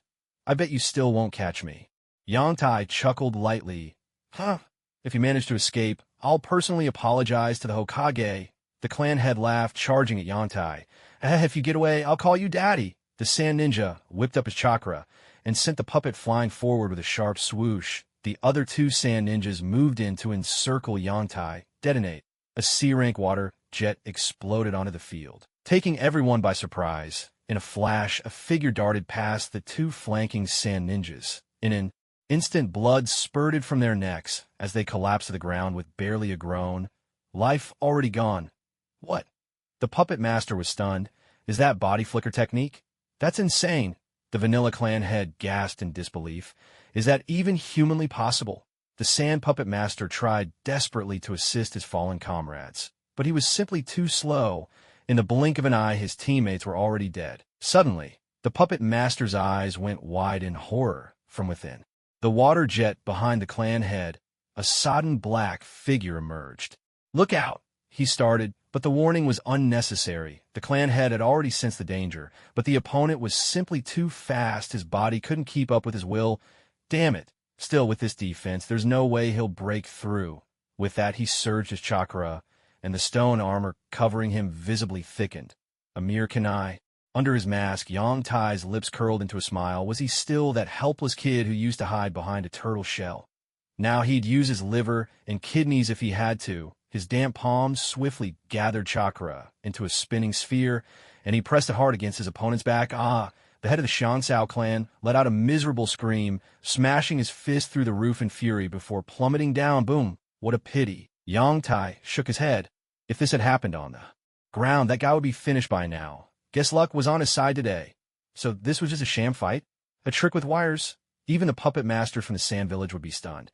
How could someone like the Shansao clan head, a special jonin, be defeated in a single blow? And you're telling me this is just a Konoha genin? That's just insane. Yangtai glanced at the wary sand ninja puppet master and sighed. He tossed aside the kunai, sending up a spray of water as he vanished from sight. Was that contempt? Or did he just not care? With a bitter smile, the puppet master put away his puppet and checked on his fallen comrades, only to confirm they were beyond saving without another word. He leapt down through the hole in the roof. He landed to find a crowd of elders and children gathered around the Shansao clan head. A sharp intake of breath ran through the group as they looked down at a mangled pit of flesh and blood. Even the backbone had been ground away in places. That Konoha ninja's chakra sphere really packed a punch. If he'd taken a hit like that, he'd be done for. Lucky to be alive, he thought. Enough with the arguing. The Shansao clan head, pale and weak, spoke up. The swarm of old men buzzing around like flies was driving him mad. He fixed his gaze on the sand puppet master and said, "Hurry and inform Tsunade. Send reinforcements immediately." The puppet master nodded, though he still looked worried. But what if Konoha comes right back? Shouldn't we withdraw for now? Withdraw? Are you joking? The clan head bristled. My entire livelihood is tied to this place. You're telling me to just pack up and leave? How could I, if I tried? These old foxes would sell me out to Konoha for mercy in a heartbeat. Believe it. Or not. Trying to keep his blood pressure in check, the clan head explained.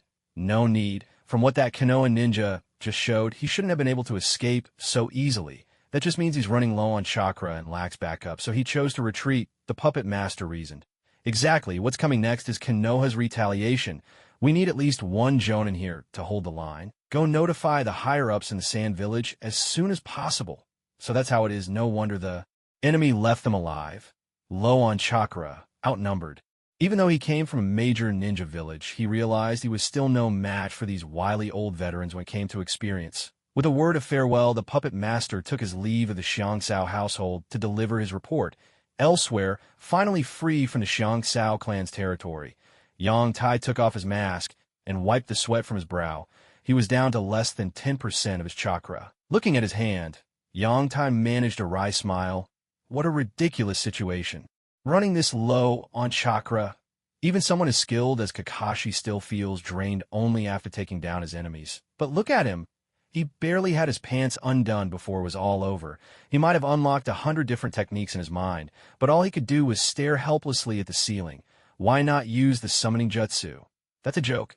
Who would waste their trump cards so carelessly? After swallowing a soldier's pill, Yang Tai set off, running toward the town once more. He had to report this to the Hokage as soon as possible. The fact that the Vanilla clan had betrayed them for the Sand Shinobi was no small matter. With tens of millions of mission commissions each year, the third Hokage would be furious. The Konoha collapse plan. He realized now how short-sighted he'd been before. With a scheme this huge, both sides would definitely make a series of smaller moves to set the stage, starting with a struggle for resources. The Vanilla clan's defection was just one step in the Sand's grand design. Layer upon layer, it was all meant to bring Konoha to its knees. Looking back, the third Hokage seemed to have seen through it all like a crystal-clear mirror. According to the storyline, when the Sand attacked Konoha, that didn't even last a full day, which meant the old man had arranged everything on the Sand side well in advance. Living in the shinobi world, he realized, meant staying vigilant at every turn. As a transmigrator, he might have broader knowledge than the natives, but when it came to cunning, he could easily be outplayed. Before long, Yang Tai returned to the inn. The little girl had fallen sound asleep, arms wrapped around her snacks. With a gentle smile, Yang Tai tucked her in and quickly changed clothes before heading out again. It was 9 o'clock. Most shops along the street had already closed for the night, yet a few places remained desolate and empty, namely the flower shops, which doubled as bars. Glancing at a signboard, Yang Tai strolled in without much thought inside. Colorful lights flickered and danced. At each table, heavily made-up women fawned over greasy middle-aged men. Those men weren't exactly behaving themselves either. Yang Tai smacked his lips in slight discomfort. He was still young, and scenes like this made his heart race a bit. He took a seat at the bar and looked at the beautiful bartender before him. "Miss, do you have a drink as lovely as you are?" he asked. The bartender's hand paused slightly as she picked up a glass. Surely, this couldn't be a coincidence. With a smile, she replied, "How beautiful do you think I am?" Yang Tai answered with a gentle smile. "Sister, you're as beautiful as the moon in the sky." Though it sounded like a simple flirtation, Yang Tai was actually using a secret street code of Konoha's intelligence division. And with these contacts, as soon as an operative was approached, they would immediately be replaced. An absolute guarantee of safety. A tinkling laugh escaped the bartender's lips. "Aren't you the sweetest little brother?" Honeyed words and all, she batted her eyes at Yang Tai and added playfully, "So, what would you like to drink from your big sister tonight?" Yang Tai blushed. At nearly 6 feet tall, he wasn't used to such teasing and stumbled over his words. "A large glass of red wine, please." "I like the taste." For a split second, the bartender's smile faltered, but she quickly recovered and put on her professional face. Well, I've been here for more than a year, and I never imagined I'd run into such a big opportunity today." After exchanging the secret code, the small, medium, and large cups each had their own meaning. Requesting support for a C rank. Mission, requesting an upgrade to B rank support, and requesting an upgrade all the way to A or even S rank support. As long as I complete this one task, and the Hokage raises the mission's rank, it'll count as finishing an A-rank mission. In Konoha, missions above a rank are about much more than just a commission. They're an important stepping stone toward becoming a jonin. This kid really is my lucky charm. The beautiful lady smiled radiantly as she handed over a glass of red wine. How old are you, handsome? Yangtai's cheeks flushed red, and he feigned shyness. I'm still young. A tinkling laugh escaped her as she covered her mouth, clearly delighted by this boy who tried to act older than he was. Then let me see for myself just how young you really are, she whispered, leaning in close so that her breath tickled his ear. Caught off guard by her teasing, Yangtai nearly choked, the wine he just sipped spurting out as he coughed helplessly. The beautiful lady laughed so hard her whole body shook, and the sight of her swaying figure nearly made Yangtai dizzy, while Hongja robbing the cradle. Are we? At that moment, a woman in a blue cheongsam sauntered over, teasing with a playful glint in her eye. She sat down on Yangtai's other side, her smile blooming like a flower. You really are a handsome one. Yangtai felt a bit awkward, so he took a sip of wine to hide his embarrassment. You little vixen, Hongjie snorted, shifting her shapely hips as she scooted closer to Yangtai and shot a glare at the woman in blue, smelling something fishy and coming right over. Why don't you go find your own? This little flirt, she thought, doesn't care about who was here first. She can't resist a good-looking man. The woman in blue laughed softly, her eyes sparkling with challenge as she glanced at Hongjie. Come now, sis. What are you saying? The place isn't that big. Besides, she trailed off with a sly grin. Our young gentleman here hasn't said anything, has he? Why are you at your age in such a rush? Yangtai watched the two women bicker, staying silent. After a little while, he quietly got up and left. Special mission inside the room. All was quiet, yet the tension was palpable. With swift, practiced movements, Hongjie tidied the place, and then retrieved a banknote that Yangtai had given her from its hidden spot. This seemingly ordinary note concealed a tremendous secret, a scroll sealed with special jutsu, holding crucial intelligence. Hongjie understood just how important and urgent this information was. Without hesitation, she sprang into action. In a flicker, her figure seemed to melt into the shadows, vanishing without a trace. As it turned out, Hongjie was no ordinary woman, but a highly skilled, rigorously trained ninja. Under the cover of darkness, Sister Hong weaved her way through the labyrinth of streets and alleys, her exceptional ninja skills and keen awareness of her surroundings allowing her to deftly avoid any lurking dangers or watchful eyes. Her movements were light and agile, blending seamlessly into the night itself, leaving barely a trace for anyone to follow. As a professional ninja, Sister Hong possessed physical prowess and combat abilities that surpassed those of ordinary people. She was a master of various concealed weapons, capable of delivering a silent, lethal blow to her enemies without leaving a sound. At the same time, she had mastered unique techniques of stealth and disguise, enabling her to slip away from pursuit or vanish into a crowd without drawing attention. The next day, Hokage's office. Suddenly, with a swift whoosh, a member of the ANBU appeared in the office, dropping to one knee and reporting, Lord Hokage, Intelligence Division personnel have submitted an A-rank special report. A-rank special intelligence. Special reports like this could mean the mission might escalate to S-rank. It had been a long time since intelligence of this level had come in. The third Hokage, an elderly man, set aside his smoking pipe and spoke sternly. Let them in. With a creak, the door opened, and a tall, ponytailed kunoichi entered. She bowed slightly to the Hokage, produced a scroll, and said, Lord Hokage, I am Uchida Aya from the intelligence unit in Vanilla Town. I have come to submit an urgent mission upgrade. An ANBU member stepped forward to present the scroll to the Hokage. Not bad, he thought, examining the sealing technique. If opened incorrectly, the contents would transform into something else entirely. Most ninjas, upon receiving such a scroll, would be a loss and have to rely on specialists from their own village to decode it. But for him, the so-called professor of ninjutsu, this was no obstacle. With practiced ease, he unraveled the scroll and began to read carefully. Reporter. Lan Qiangtai. Key information. The Vanilla clan has defected and allied themselves with the Sand Village. Detailed account. So it's young Yangtai. The third Hokage murmured to himself. That kid had less than 20 days left before the final Chunin exams. Instead of preparing diligently in the village, he'd run off. What was he thinking? But soon the report's contents drew his full attention. Impossible. The entire Vanilla clan had betrayed them and pledged allegiance to the Sand Village. The Vanilla clan handled enormous trade volumes with foreign lands every year, making them one of the village's most frequent clients. Their annual commissions alone amounted to tens of millions of Ryo, supporting the livelihoods of most of Konoha's junior ninjas. And now he was being told that their biggest benefactor had defected, leaving Konoha with neither people nor resources. Unthinkable, absolutely impossible. Losing manpower was one thing, but losing their financial backbone was out of the question.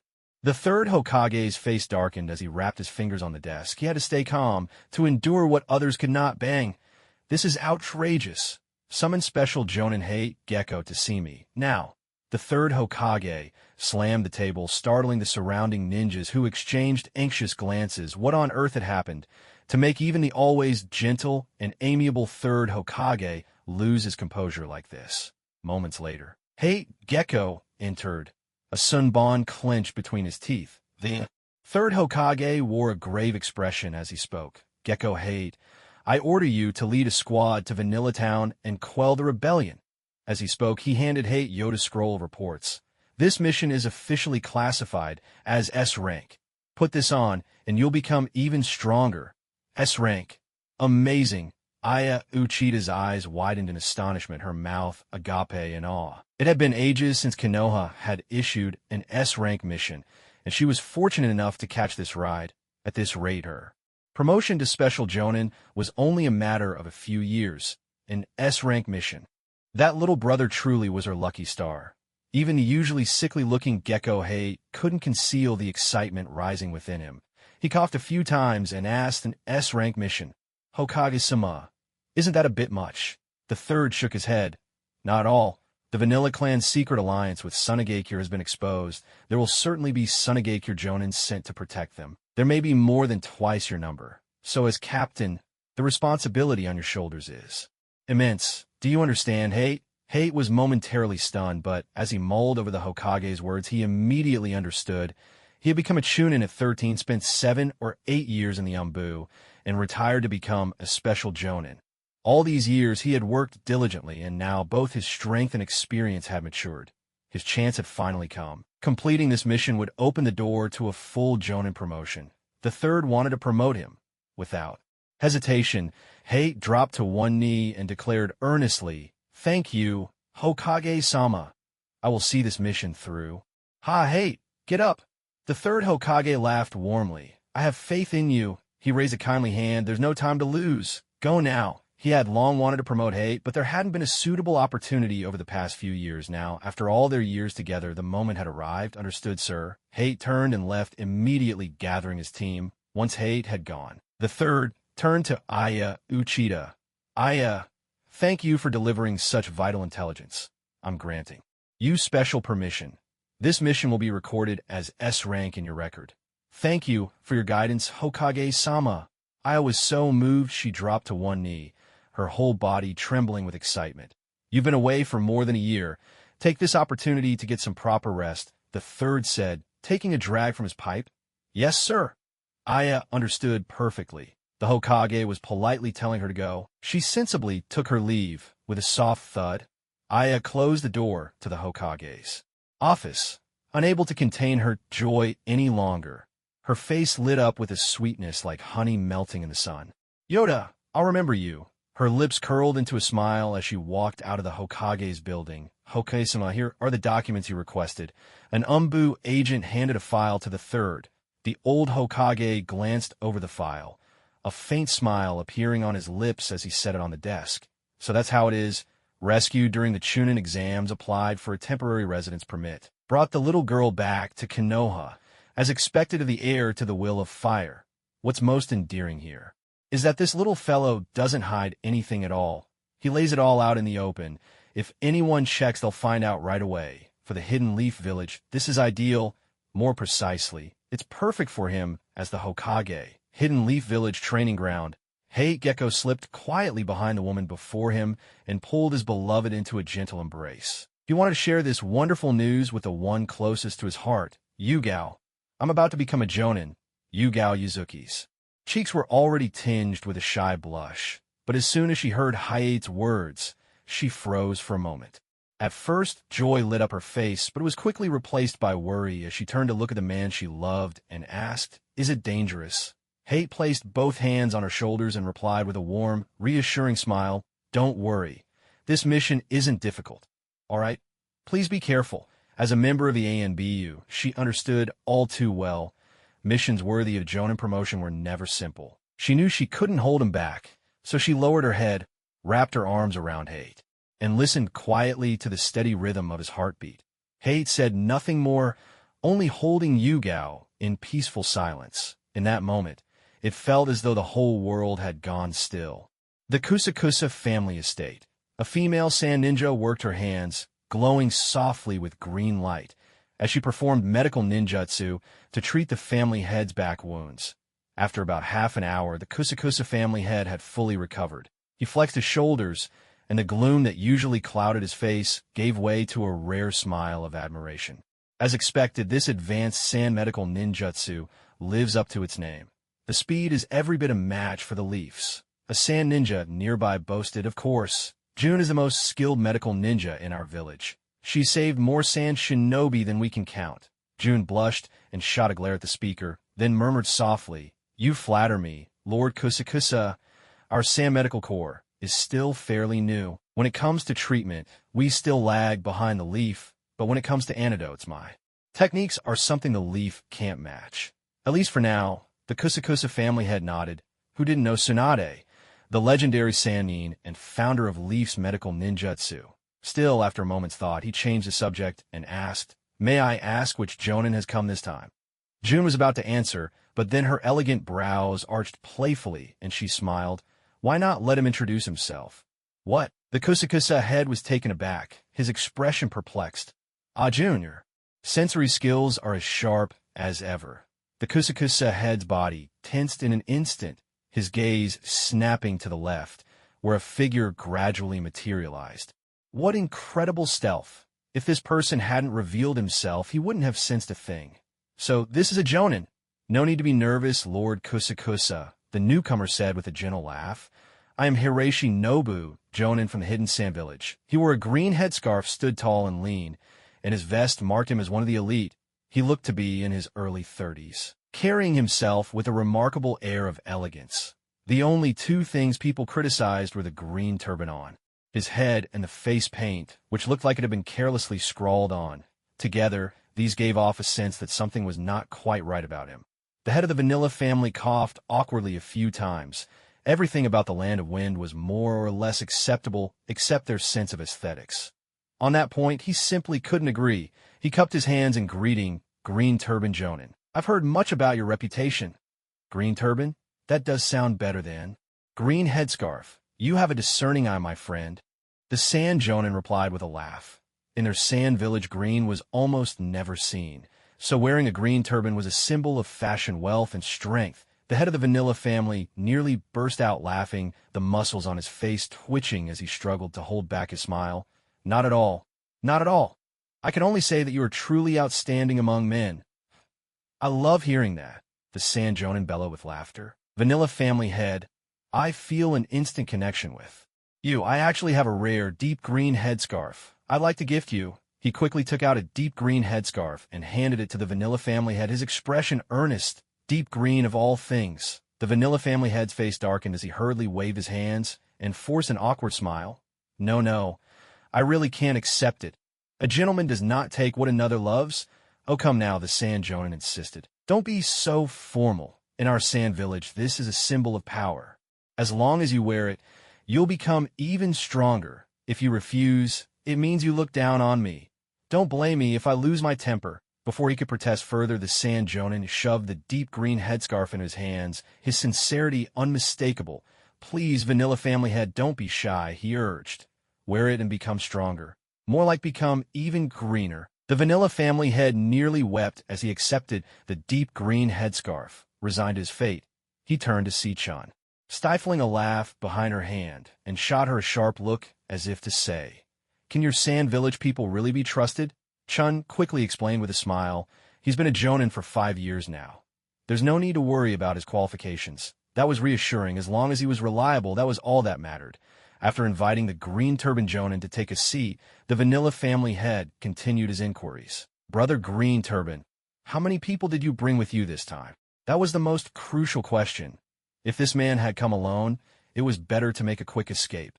Rest assured, family head, our Sand Village leadership takes this matter very seriously, the Green Turban jonin replied. We brought 2 jonin squads, each led by a chunin.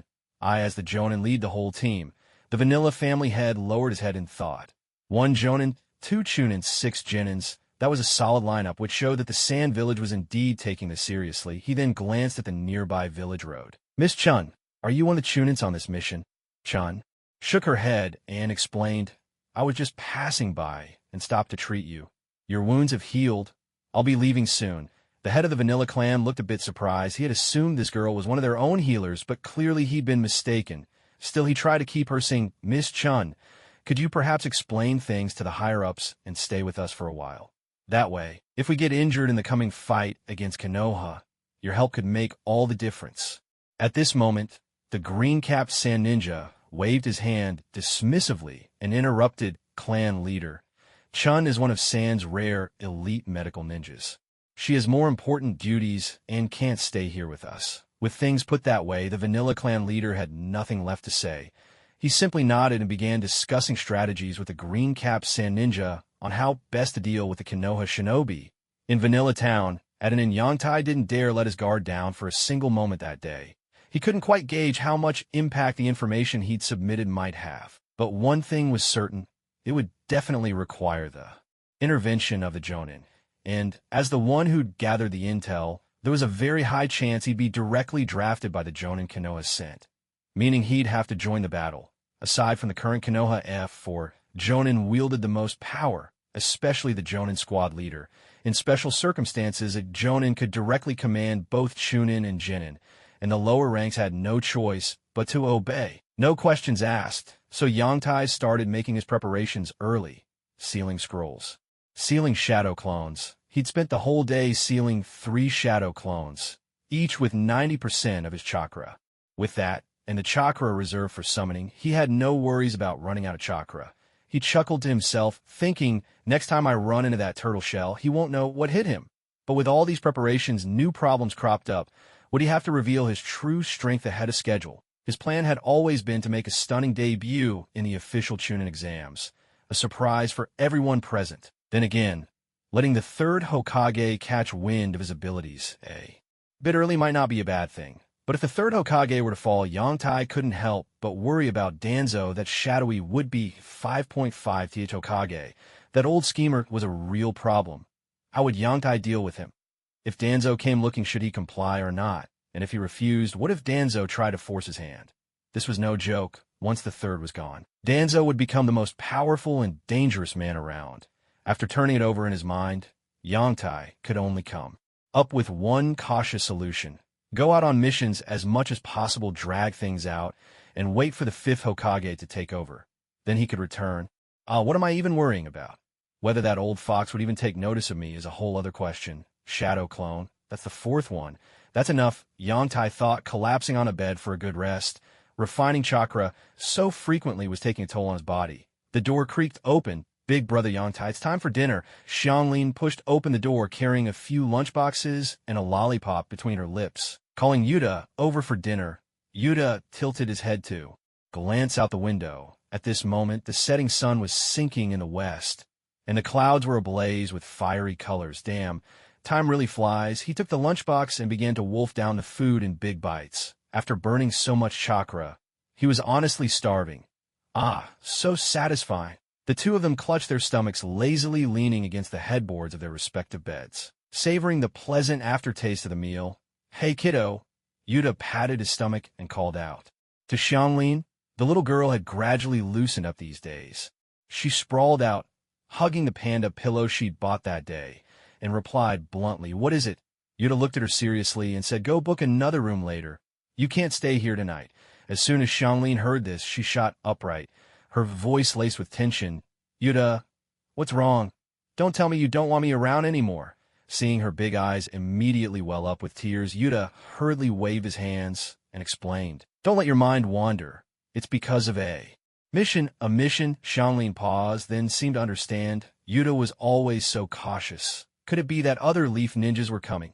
Yuta, is it because Yuta pressed a finger to his lips and nodded. "I got it." Xiangling nodded, understanding, and took the money to open another room. In the middle of the night, when all was still, only the occasional chirping of insect could be heard at that moment. Beneath the ink-black sky, a crow swooped down in spirals. It circled a few times above Yuta's in before slowly descending, landing on the windowsill of his room.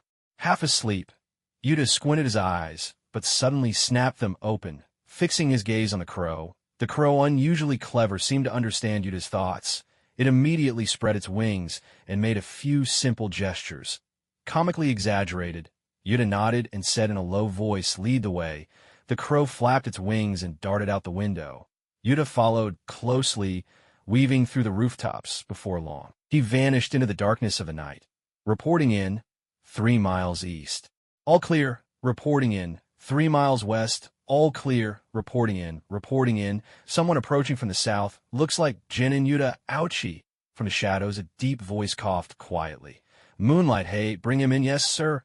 A shadowy figure leapt away, quickly disappearing into the pitch-black woods.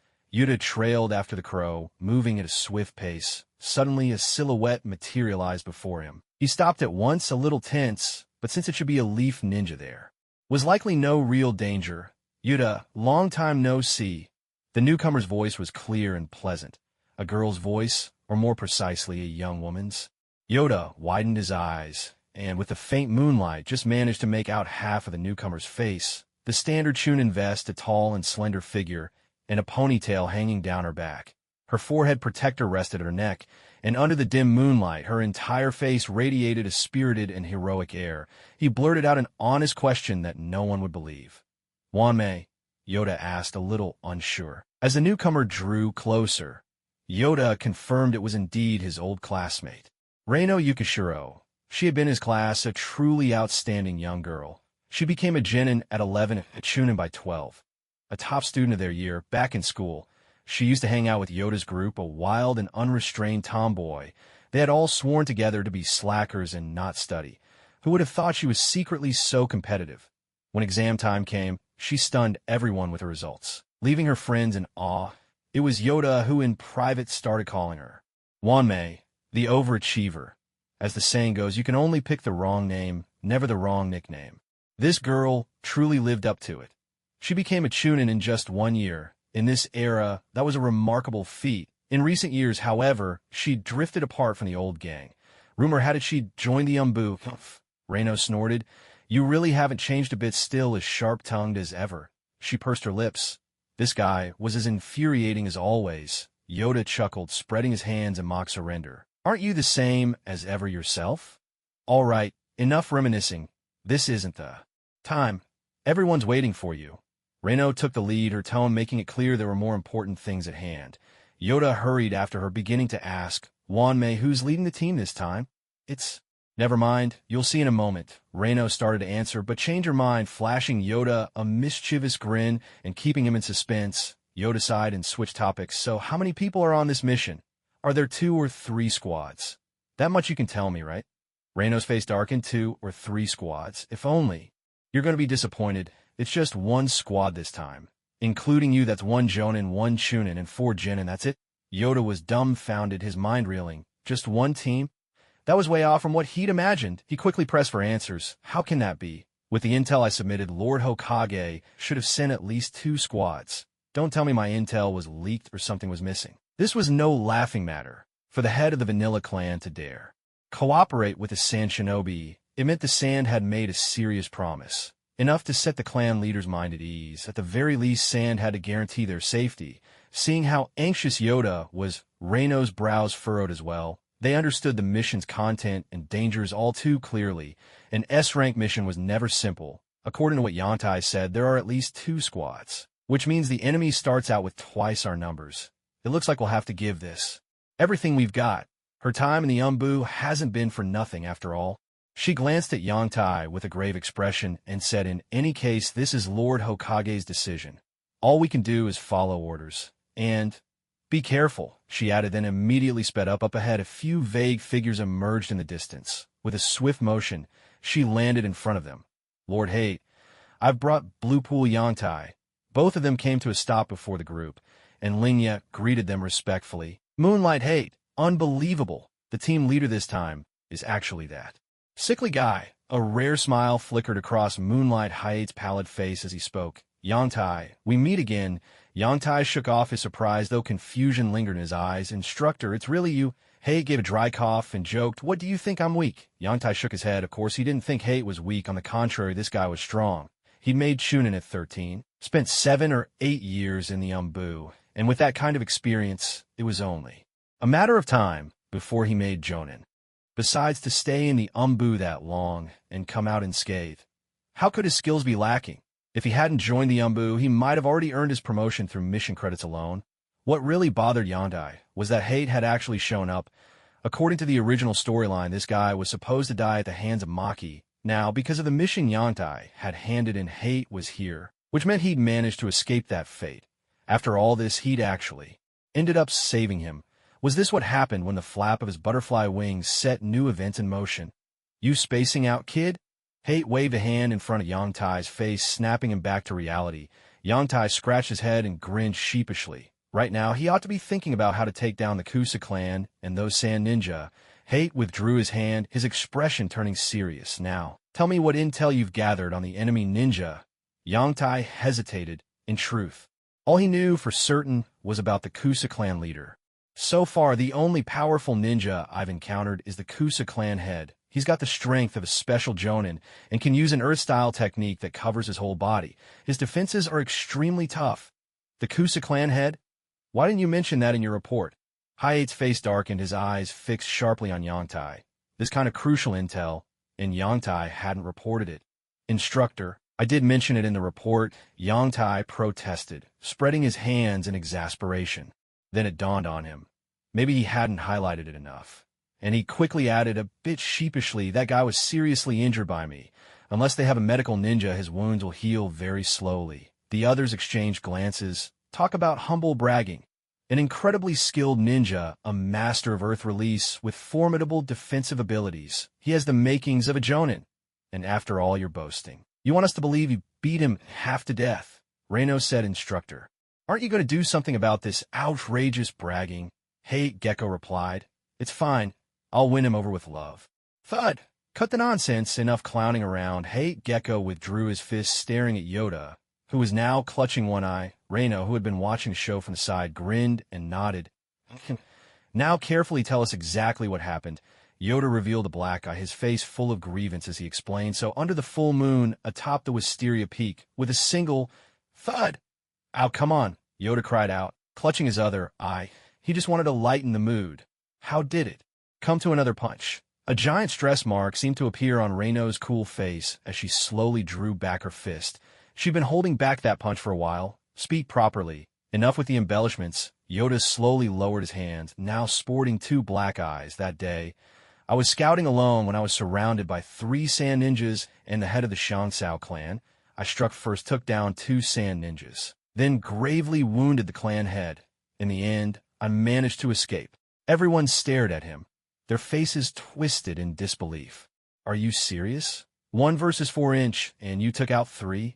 The enemy was nearly wiped out, and you want us to believe you ran away? Who would buy that? Under everyone's suspicious glare, Yoda gulped unconsciously and declared solemnly, I'm telling you heaven and earth as my witness. I'm speaking the truth this time. Not a single drop of exaggeration. I swear, but the truth is with you, it's hard to tell. Reino couldn't hold back anymore. There wasn't a word of truth from this guy's mouth. She couldn't resist. She struck again. So it's the truth, is it?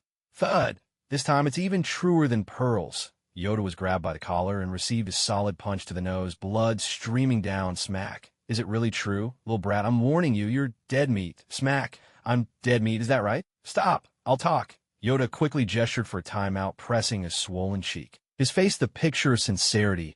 I'll give you what you want. Reino withdrew her hand, looking as if she were ready to confess herself.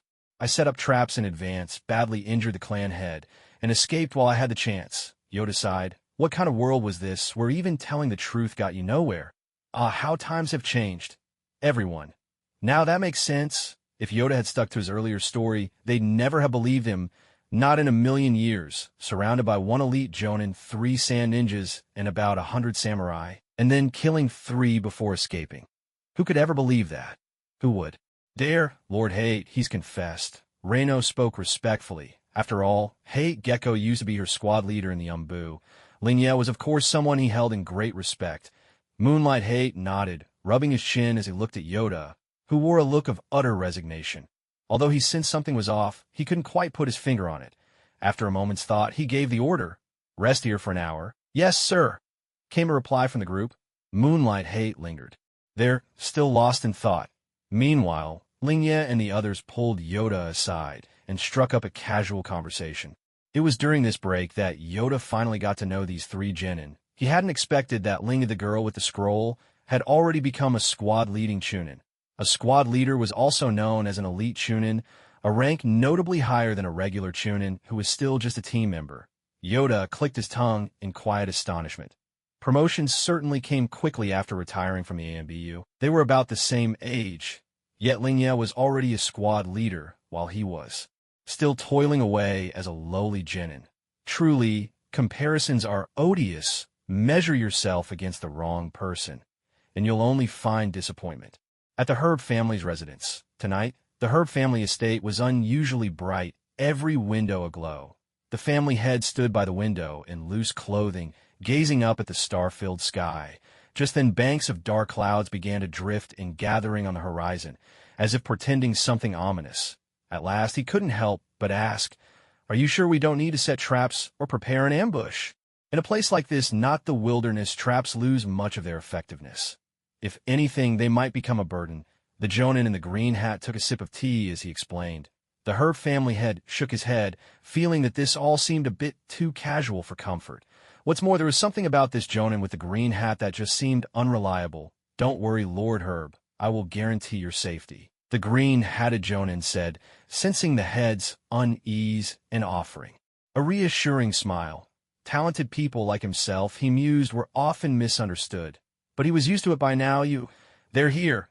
The Herb family head's eyes narrowed as he caught sight of several figures speeding toward them in the distance. The green-hatted jonin put down his teacup and rose to his feet.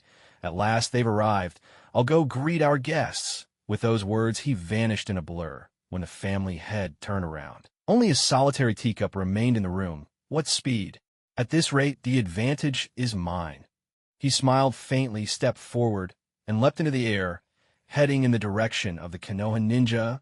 Yoda deftly dispatched a samurai and moved closer to Lingye. "Why do you think the captain didn't go for an assassination?" he asked. Lingye hurled a handful of shuriken, answering quickly. The target has already realized the gravity of the situation and is well prepared. An assassination just isn't realistic now. I think the captain wants to take out their leader before they have a chance to bring in reinforcements, she added. So that's how it is, Yoda thought. He'd done plenty of missions, but not many assassinations, so he hadn't really understood how these elite operatives thought. "Watch out. You rookie!" The sharp ring of steel echoed as blades met. Upon hearing the warning, Yang Tai's kunai danced through the air, knocking down several crossbow bolts. With a swift motion, he hurled a handful of shuriken toward the 20 or so archers in the distance. Shadow clone shuriken technique. Instantly, the shuriken in midair multiplied. 1 became 2, 2 became 4, and in the blink of an eye, the sky was filled with a dense flurry of spinning blades. "What the?" The Lingye squad stared, jaws practically hitting the ground, all looking at Yang Tai in utter disbelief. Was this really a mere genin? Why can't I, a genin myself, do anything like that? The samurai wielding bows and crossbows were so frightened they froze on the spot. Someone suddenly cried out, "Run for it!" And dropping their weapons, they bolted, legs pumping, as if wishing they'd been born with extras. But by now, it was far too late. Their speed was no match for the oncoming storm of shuriken. In the end, perhaps only 1 or 2 lucky souls would survive. Just as utter despair settled over the crowd, a figure appeared between the flying shuriken and their targets. The sand nin in the green hat sneered. "Is that all you've got? Such petty tricks, you dare show them off here? Wind style. Wind evasion. The Sannin finished his hand signs, and a current of air suddenly swept up, suspending the shuriken in midair as if they'd sunk into quicksand. What? Yongtai's brow arched in surprise. This was the first time someone had so effortlessly countered his shadow clone shuriken. Was this guy perhaps the enemy's Jonin? Fortunately, we have our own Joe. Wait, where's our Jonin? Where did that huge Jonin of ours go? Yongtai's gaze darted around the battlefield, but there was no sign of Gekka hate. Catch this leaf ninja, shouted the Sannin, wind style. Great breakthrough. With that, he took a deep breath and blew forcefully in their direction. Powerful wind chakra surged from his mouth. And in the next instant, the suspended shuriken began to whirl violently, swept up in a massive gale and hurtling back toward Yongtai and his teammates. Gekka, who had been poised to ambush from the shadows, started to make his move, but when he saw the calm look on Yongtai's face, he reconsidered, and instead began to stealthily circle closer to the Sannin. I'll hold him off. Get out of the way. Lingya, quick as a flash, darted in front of Yongtai and shouted her warning at the same time. Her hands finished weaving signs, and she slapped the ground, earth. Style, earth wall formation. A low wall of earth barely half a meter high sprang up before the group. Yongtai and his teammates exchanged dubious glances. Are you sure? Is that really enough to protect all 5 of us? Feeling the heat of their questioning stares, Lingya, the wild little firebrand, blushed and muttered under her breath. It's my first time using this jutsu, so I'm not quite used to it yet, seriously? But you really dared to step up? Both the invisible Gekko and the supremely confident Sannin were momentarily dumbstruck. Huh, is this really the best Konoha can do? The Sannin burst out laughing, barely able to catch his breath. In the shadows, Moonlight Gale also covered his face in embarrassment. If he hadn't already seen Yongtai forming hand seals, he might have rushed out to intervene. This was utterly humiliating. No, once we get back, I absolutely have to give this girl some extra training. She's barely left the Umbu, and she's already become so lax. I am a Jonin of Konoha. Time waits for no one. Lingya couldn't care less about her shame and shouted, Get down. Her 3 subordinates really were obedient. Without hesitation, they hugged their heads with both hands and pressed themselves flat to the ground. To anyone watching, they might have looked like surrendering criminals. Yongtai's mouth twitched. Where's your dignity? But the Konoha Jonin thought, what good is dignity if it means staying alive? The problem was with such a massive wind release, even if you survived, you'd still end up badly hurt. With that in mind, he threw a 3-pronged kunai and began forming hand seals at lightning speed, seeing all her subordinates flat on the ground. Lingya felt a wave of relief, but when she glanced over and saw Yongtai still standing there lost in his hand seals, she was instantly furious. Does this guy have rocks in his head? Yongtai, hurry! Lingya's eyes widened in disbelief. What? As the sealing tag on the kunai's handle burst open, a torrent of water erupted out of thin air. Water release. Water formation wall. The hand seals completed, the water seemed to gain a life of its own, surging up and swirling rapidly around Yongtai and the others, forming a formidable barrier. Crash! Whoosh! Water splashed everywhere as the raging wind battered against the swirling wall. They blocked it. Lingya stared in shock at the massive defensive water release in front of her. He's just a Jonin. How can he unleash such a powerful water technique in the middle of an open field? Not even most Jonin could pull this off. Holy crap, boss, are you sure he's just a Jonin? Not some Jonin sneaking in undercover. Jonin A rubbed his eyes in disbelief. Jonin B just shrugged. Hey, don't ask me. No matter what he is, with a powerhouse like this on our side, we've got this in the bag. Jonin C looked at Yongtai awestruck. The other 2 nodded. This promotion exam was as good as one. What incredible water release. The sand ninja in the green hat frowned, thinking to himself, using such a powerful water jutsu out of nowhere, he must be the Jonin leading the Konoha team. But he had pored over all the intelligence on Konoha's Jonin, and none were known for such mastery of water release. Could this be a newly emerged genius from the leaf? As the thought struck him, the sand ninja's expression turned icy. Whoever you are, you're going to die here today. He rotated his hand in the air, forming a disc-shaped blade of wind at his fingertip. Die! Wind release. Wind blade. He hurled a transparent disc with each hand, sending them flying through the air with a piercing shriek. Yongtai's ears twitched. He immediately leaped aside. With a sound like silk being sliced, the twin wind blades spun at high speed, slicing through the water formation wall as effortlessly as a knife through tofu. then hurtled straight for Yantai. A harsh, tearing sound filled the air. Yantai set off a moment earlier, barely managing to dodge the wind blade's assault. Though even so his arm didn't escape unscathed. Fortunately, it was just a minor injury, no more than a scrape. With a thunderous crash, the spinning wind blade continued its rampage, slashing through a massive ancestral stone pillar at an angle. The pillar toppled with a resounding boom, kicking up a cloud of dust. Yantai and his companions looked. Over the cut on the stone pillar was astonishingly smooth. A nervous gulp escaped someone. If that attack had landed head-on, not even the Sage of Six Paths could have saved them. Yantai swallowed hard, cold sweat trickling down his back. If he hadn't moved quickly enough, all 180 pounds of him would have been left behind on this spot. Though the entire sequence seemed chaotic in truth, it all happened in just a matter of seconds. By now, the swirling water had begun to subside, and the shuriken caught up and the currents clattered to the ground one after another, revealing a group of people looking quite the worse for wear. A long, relieved sigh escaped Moonlight Hate, who had been watching the battle with bated breath. That wind blade jutsu from the green-capped sand shinobi had truly startled him. To break through such a powerful technique, he doubted he could have handled it head-on himself. His gaze shifted to Yantai, who had assumed a fighting stance. This kid was no ordinary ninja. Looks like this year's Chunin exams will be quite the spectacle. In a flurry of swift motion, 7 or 8 figures appeared beside the green-capped sand ninja, some crouching, others standing, forming a standoff with Yangtai's group. "Hey, brat, you're the Jonin leading this Konoha squad, aren't you?" The green-capped sand ninja was the first to speak, eager to find out who the water-style expert was. If he could take down such a skilled Konoha ninja, his reputation would soar back in his village. Rainai stood beside Yantai, keeping a wary eye on the opposition, and whispered, "Try to stall for time."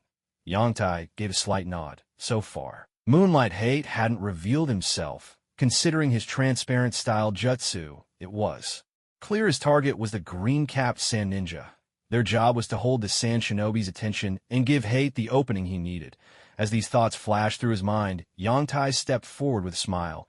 "Recently promoted Konoha Jonin, Aochi Yantai at your service. By order of Lord Hokage, we're here to quell the rebellion." Rainai and the others could only stare. "Shukai? Someone sure loves playing the official. If no one promotes him, he just does it himself. Shameless. Disgraceful." Even Moonlight Hate, who was already closing in on the green-capped sand ninja, almost lost his footing and blew his cover. To hear such a barefaced lie delivered without the slightest blush. If you didn't know better, you'd really believe he was a Konoha Jonin. "Aochi Yantai, is it? I'll remember you." The green-capped sand ninja didn't doubt him in the slightest. With a wave of his hand, he barked attack. "That one's yours." The sand shinobi responded in unison, seamlessly surrounding Reinyo's group of 4, deliberately leaving Yantai and the green-capped sand ninja alone. After all, they weren't fools fighting. Between Jonin was no place for them. One wrong move, and they'd be finished. And that simply wasn't worth the risk. Isn't slacking off much more appealing? At this moment, the 4 of them, wrapped up like dumplings, were huddled together discussing their strategy. Jinane asked, "Captain, what should we do?" Reino glanced around. Although they were outnumbered, she felt confident she could break through. Her real concern was Yoda, who was always putting on airs. She had to admit, after several years apart, Yoda had grown much stronger. But the gap between him and a Jonin was almost impossible to bridge, so she had to end her own fight quickly and go support Yoda. "I'll handle the 2 Chunin. You 3 give it your all. Finish this as quickly as possible." "Yes." The 3 responded in unison move. Reino was the first to spring into action, creating distance to lure the 2 Chunin toward her. The 3 seasoned veterans split up without hesitation, each selecting 2 sand shinobi to engage. The leader of the sand ninja, distinguished by a green hat, watched his subordinates clash with the enemy. He slowly drew the long blade from his back. "Come on, then."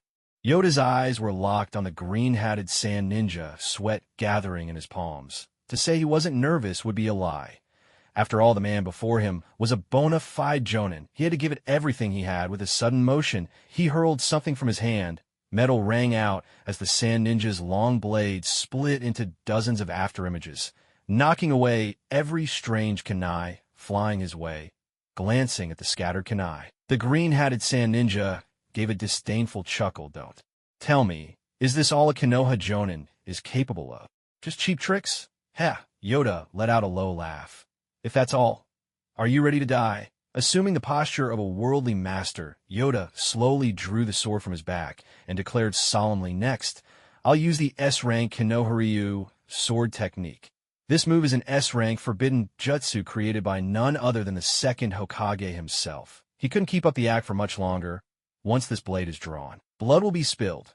Gulp, the green-hatted sand ninja's expression grew tense. His body involuntarily trembled. The forbidden technique created by the second Hokage. Even as a sand village ninja, he was well aware of the legendary second Hokage, an S-rank forbidden jutsu. Real or not, he wasn't eager to find out. And seeing the confidence in this kid's eyes, there was a good chance it was true.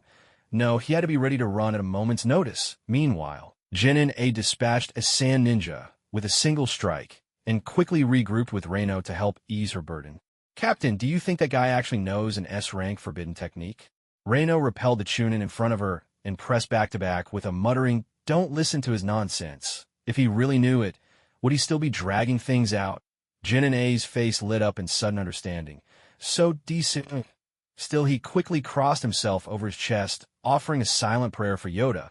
May God watch over him, amen. Back on Yoda's side, he scanned his surroundings. Still no movement from his opponent. Gritting his teeth, he crouched lower, then snapped his gaze up at the green-hatted sand ninja. He moved. The enemy was making a move. With a whoosh, the green-hatted sand ninja used the body flicker technique, reappearing several meters away. He patted himself down.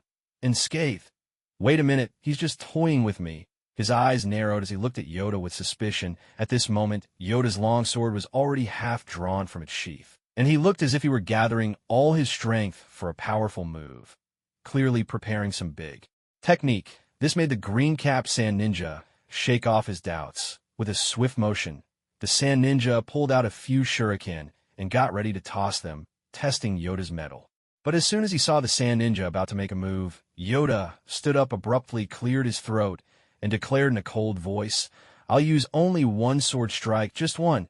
If you can block it, you live. If you can't, you die. Hearing such a dramatic statement, the green-capped sand ninja quickly put away his shuriken and fixed his gaze on Yoda, eyes unblinking, as Yoda's long sword was nearly out of its sheath. The sand ninja instinctively pressed his lips together, ready to run at a moment's notice. Meanwhile, Yoda, still putting on a show, darted his eyes around, searching for Moonlight Hate's figure. His sword was almost completely drawn, yet he saw no sign of Hate. He began to wonder if Moonlight Hate had simply run away. Seconds ticked by, and the sand ninja started realizing something was off. Was it possible this brat was just bluffing all along? From a distance, Rinya and the others thought. Be more confident. There's no possible about it. Testing his suspicions, the sand ninja flicked a few shuriken toward Yoda. Clang, clang, clang. The shuriken bounced away as Yoda could no longer keep up the act. He flicked the shuriken aside, sheathed his sword, and cursed under his breath. I've been working so hard to keep up this act. And you, this weakling, still won't make a move? Are you just here for the show? Moonlight Hate, hiding in the shadows, muttered. If there wasn't something going on over here, I'd have stepped in long ago. Bakayaru. The sand ninja shouted in frustration. How could I have proud sand ninja be made a fool of by a brat from the leaf?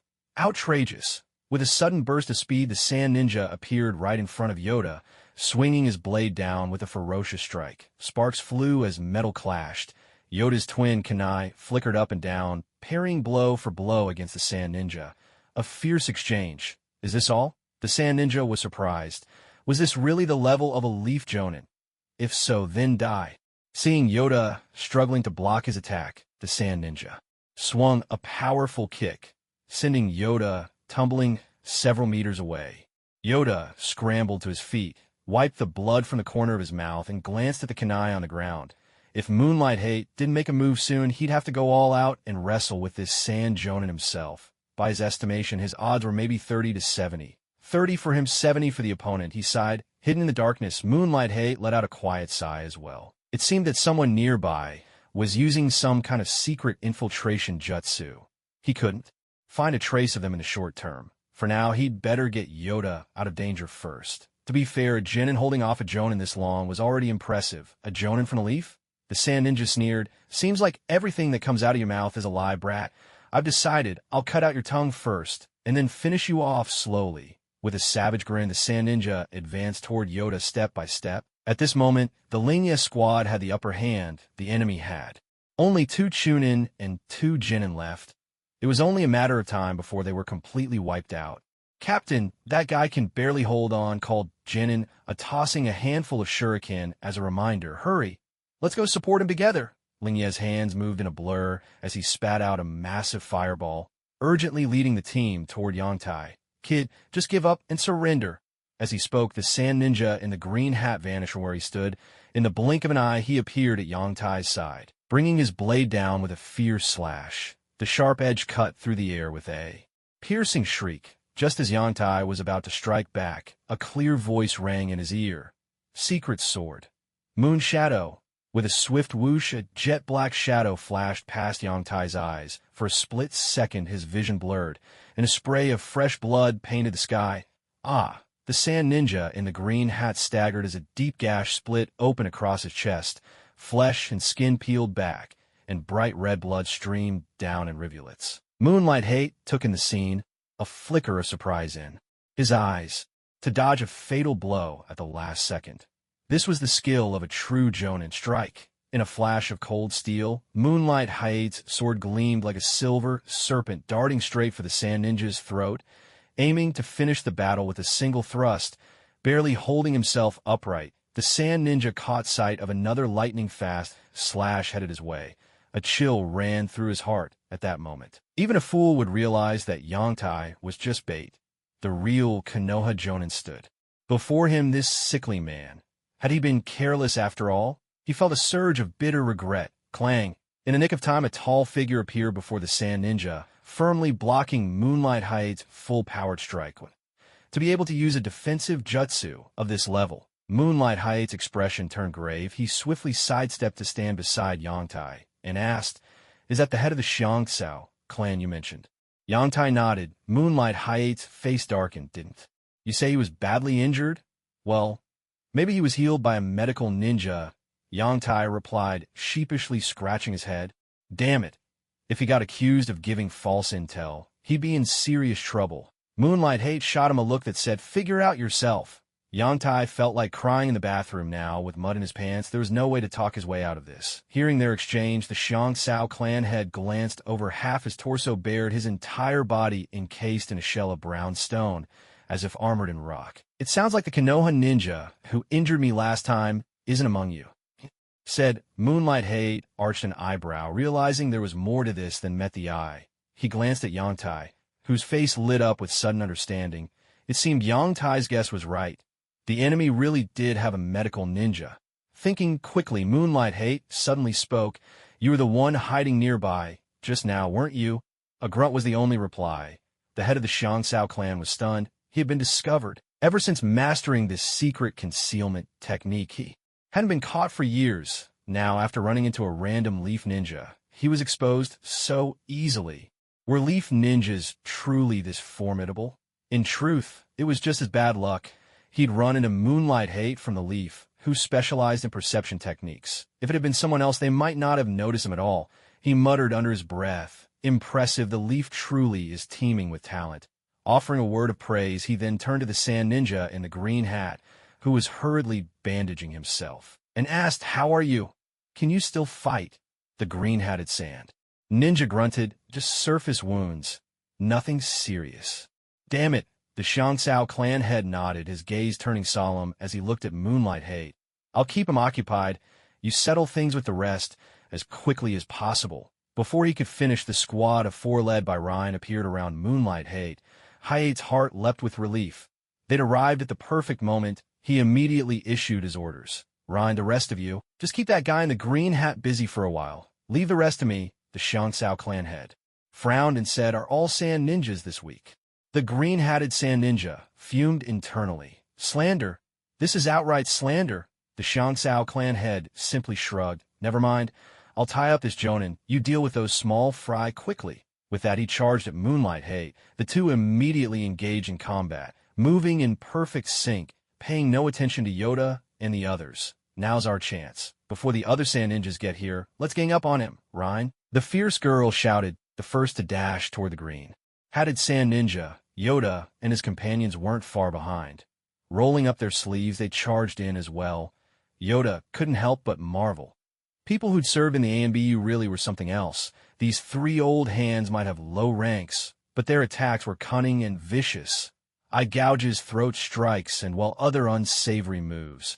All were dirty tricks, comparing himself to them. Yoda suddenly felt his own attacks seemed so naive. He was so pure and good-natured. Ryan. The others shot him a look. Oh, please, wasn't it you just now throwing lime powder and chili flakes? Despicable, the green-hatted sand ninja growled through clenched teeth. The first subordinate ninja countered with a sneaky kick, grinning. Despicable?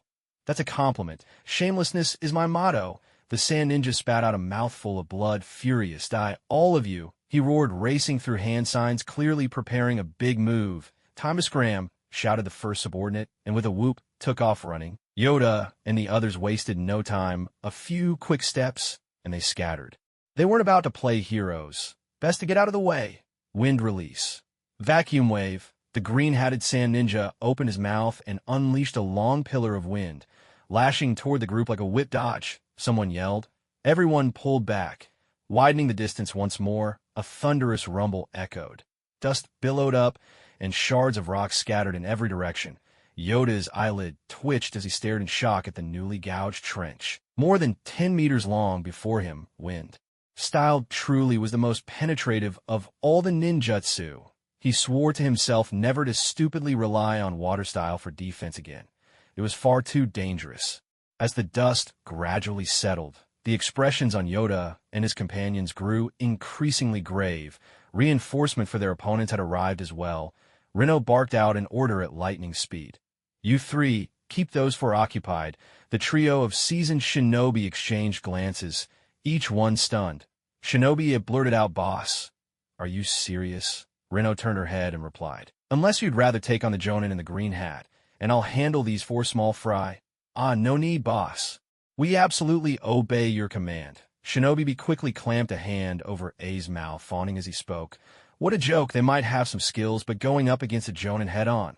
Sorry, that's way out of their league. Reno nodded. Good. Then off you go. The 3 who just started to charge forward stumbled in unison, casting her a look tinged with resentment. Was that any way to talk to your teammates? When she saw the trio engaging with their opponents, Reno turned to Yoda and said, "The 2 of us will take on the Jonin in the green hat." "Are you scared?" "Not at all," Yoda answered. "Good. Then you go first," Reno declared. All right, Yoda stared at her, suspicion written all over his face. Reno coughed awkwardly and corrected herself. Ahem. "Let's go together." With that, she charged straight at the sand ninja in the green hat. Yoda was right behind her. Elsewhere on the battlefield, one side had the thicker skin and greater strength, but moved slowly. The other side was quick, but couldn't break through the defense. Hate. Gecko launched a furious barrage at the head of the Kusakusa clan, then swiftly pulled back to put some distance between them. He gripped his katana, coughing lightly, dark circles under his eyes as he stared intently at his opponent. After several rounds of probing, he'd figured out both the Kusakusa leader's attack patterns and his weaknesses. The eyes, the mouth, the ears, his wild hair, and well, even his. So this is all a Konoha Jonin amounts to? The Kusakusa clan head sneered. It was humiliating. He'd taken a beating and still hadn't managed to lay a finger on his opponent. The attacks hadn't really hurt, but the insults stung deeply. Hate Gecko raised an eyebrow. This guy was braver than he looked. He glanced over at Yoda and his group, who were clearly struggling. Then Hate began to gather his strength. Shadow clone technique. So that's the Konoha Shadow Clone Jutsu. The Kusakusa leader grew wary, recalling that the clones were rumored to be solid. Still, to think 2 people could break through his defense. How naive. Crescent moon dance. With a sudden burst of movement, 2 figures darted back and forth, speeding toward the Kusakusa clan head. He was startled. Their speed had increased at least 3 or 4 times compared to before. Looks like they were getting desperate. Stone armor. Chakra surged as he thickened the rocky armor covering his body once again. At that moment, the head of the Xiangsao clan let out a self-assured eerie laugh. "Ha ha, you'll never break through this defense." A sharp metallic clang rang out as steel clashed against stone in the pitch-black night. A bright spark suddenly flared. Gekka Hayate's blade swift as the moonlight and wind crashed down hard on the clan leader's chest. Yet the powerful strike only managed to chip away a few bits of stone. The clan head boasted, "Heh, don't waste your strength." A sly smile crept on Ahaye's lips. "Is that so? Leaf taijutsu, secret art. 1,000 years of death." Silently, a shadow appeared right behind the clan leader. With a cold flash, the blade struck straight into the gut. Af! The clan leader howled in agony, bloodshot eyes wild, thrashing about like a crazed gorilla, attacking everything around him in a frenzy. Hate stood calmly atop a rooftop. "Listen closely. It sounds like the wind is rising. Petals on the ground, pain all around. You're..." Yongtai and his friends. Uforalt, green-capped sand ninja. Cao are all leaf shinobi this shameless? He shouted at Yongtai's group, his fury barely contained. The group fell silent, awkwardness playing on their faces. Jinin and muttered, "Actually, if I said we barely know that Jonin, would you believe me?" Sand Ninja smirked. "Heh." The green-capped Sand Ninja growled, "Didn't you say you take despicable as a compliment and shameless as your motto?" Jinin. Just then Yongtai stepped forward to clarify. "Ahem, let me make this clear. I really don't know these guys very well. I was an honor student every year at the Ninja Academy. The teachers praise me all the time. A kind, outstanding, wise, and handsome young man." Reino and the others exchanged glances. "Now that's an eye-opener. Talk about shameless. What nonsense. Handsome, really. Don't make me laugh. Then why are you carrying lime powder around?" The green-capped Sand Ninja's lips twitched in disbelief. "Honor student, huh? Not afraid to tarnish the title at all." Everyone turned to stare at Yongtai. He offered a bashful smile. "I'm a house painter, and a great one at that. So it makes perfect sense for me to carry lime powder, right?" Everyone, "Oh, we've seen shameless before, but never on this level." The green-capped Sand Ninja gritted his teeth. "And how do you explain the chili powder?" Yongtai replied, "Well, ever since I was a kid, I dreamed of opening a restaurant. So it's only reasonable for me to carry chili powder wherever I go." The green-capped Sand Ninja was speechless. This excuse, he nearly coughed up blood in frustration. Reino, puzzled, asked, "Didn't you say when you were little that your dream was to become a teacher? That what would make you happiest was earning 92 coins a month?" Yongtai gave an embarrassed laugh, scratching his head. "Well, you see, as you grow up, your dreams start to multiply." Everyone exclaimed, "Is the bar really set this low? That's a great idea." Tsunade clapped his hands, cheering. Tsunade reached up to touch his own forehead, asking, "Are you all right?" Tsunade responded excitedly, "I'm fine. I'm feeling great. When I get back, I'll tell Lian, and it's not that my heart has changed, it's just that I've grown up, and now there's one more person I love." The crowd was stunned. Unbelievable. He's playing both sides and still manages to justify it. Yongtai was left speechless, completely dumbfounded. What a genius. This is what it means to think outside the box. To hell with you. The green hat Sannin raised his hand and flung a shuriken in. Frustration. "Damn, this guy is infuriating. Guys, he's lost it. Grab your weapons." Tsunade shouted, and the two groups clashed again. This kind of goading may be crude, but it sure is effective. Suddenly, there was a sound of swift movement, and 7 or 8 figures appeared on the rooftop ahead. Yongtai and the others immediately tensed up, drawing closer together and looking warily at the newcomers. A voice rang out with a laugh. "Ha Shin, who'd have thought a jounin like you would be in such a sorry state today?" A figure landed beside the green hat Sannin his. Words tinged with schadenfreude. But his actions were sincere as he checked the Sannin's wounds. The green hat Sannin waved him off, ran into a tough opponent. "By the way, what brings you here?" "I'm here on Lord Maji's orders. To hunt down that kid." Hirano Shin pointed straight at Yongtai. Everyone was shocked. Yongtai was once again left speechless, dumb as a post. Reino nudged Yongtai, gossiping, "Did you woo his daughter, or something?" All eyes turned to Yongtai, brimming with curiosity. Yongtai, flustered, pointed at Reino. "I'll sue you for slander." Then turning to the others, he protested, "She's slandering me." Hirano Shin was speechless. "Does he have to be so dramatic?" Yeah, let's just finish him off," suggested the green hat Sannin. At that moment, Moonlight Gale finally arrived, albeit late. He'd originally wanted to settle things with the head of the Vanilla clan, but that guy was like a stone in a latrine. Filthy and stubborn, half dead and still refusing to go down, left with no choice. He came early to back up his comrades. There was no way he could complete this mission alone. With a thud, a figure landed next to the green hat Sannin, clutching his rear end. The head of the Vanilla clan beamed. "Reinforcements. Are you okay?" The green hat Sannin asked kindly. The Vanilla clan head's face went dark, knowing all too well what the other meant. Through gritted teeth he replied, I'm fine. That jounin is mine to deal with, he added, and I want the body too. Everyone was stunned. You have some strange tastes. Immediately, people edged away from the Vanilla Clan head. His face was as black as thunder. The green hat Sannin's spirits high, shouted Konoha Shinobi. If you want to live, surrender now. After enduring so much, he finally got his moment to shine. It felt fantastic. Linya gripped the longsword tightly in her hand and asked Gecko, "Hey, Lord Hate, what should we do now?" The others, Yoda and his companions, also turned their eyes to Gecko Hate. With a grave expression, Hate's mind raced for a strategy.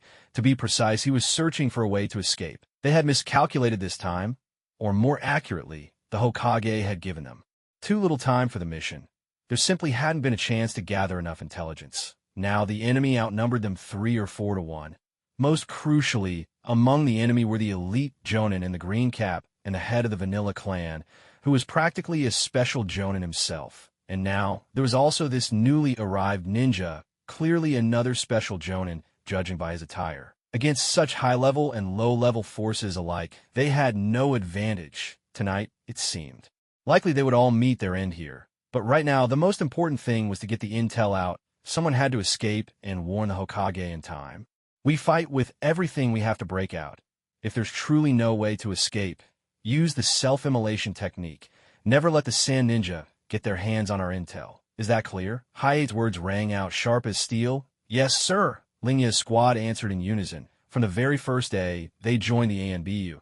Their first lesson had been the self-immolation technique. They had long been prepared for this kind of sacrifice. Hate nodded with satisfaction, then glanced over at Yoda, who was trying to squeeze into the middle of the group. Instantly, annoyance flared in his eyes. With a swift kick, he sent Yoda stumbling forward. A single rotten apple can ruin the whole barrel. Did you hear me or not? Yoda replied sheepishly. The thing is, I don't actually know the self-immolation technique. Hayate's face darkened, and his grip on the sword tightened. He looked as though he really might cleave the little rascal in two. At this, Linya tried to smooth things over. Don't worry, Lord Hate. I'll go with him. If he can't manage it, I'll send him off with a fireball myself. Yoda exclaimed, Well, thank you so much. Linya waved his hand generously. No need to thank me. That's what comrades are for. Helping each other out. Yoda nearly choked. No need to thank you. Couldn't you at least hear the sarcasm in your own words? All right, enough fooling around, Hate said. In a moment, I'll hold off those 3 with everything I have. The rest of you run with all you've got and get the intel back to the village. He took a deep breath and stepped forward. Lord Hate. Linya's eyes were brimming with tears as she called his name. Her voice choked with emotion. The old veterans said nothing, but their faces spoke volumes. Reluctance and sorrow, soon they would be separated by life and death. In this heavy moment, Yoda spoke up hesitantly. Is there any chance that none of us have to die? Linya and the others shot him strange looks. There he was, a fool in their midst. Hate snorted, all right then. Why don't you take out all the small fry and the head of the Vanilla Clan? I could handle those 2 with my eyes closed, Yoda replied. At that, not only did the Sand Ninja across from them burst into raucous laughter, but even the old veterans, who'd thought Yoda had some skills, looked at him with utter contempt. Ha ha! Come on, kid, I'll even give you a handicap. Hirano Shin clutched his stomach, roaring with laughter. At this moment, he seriously wondered if Lady Maki had received some bad intel.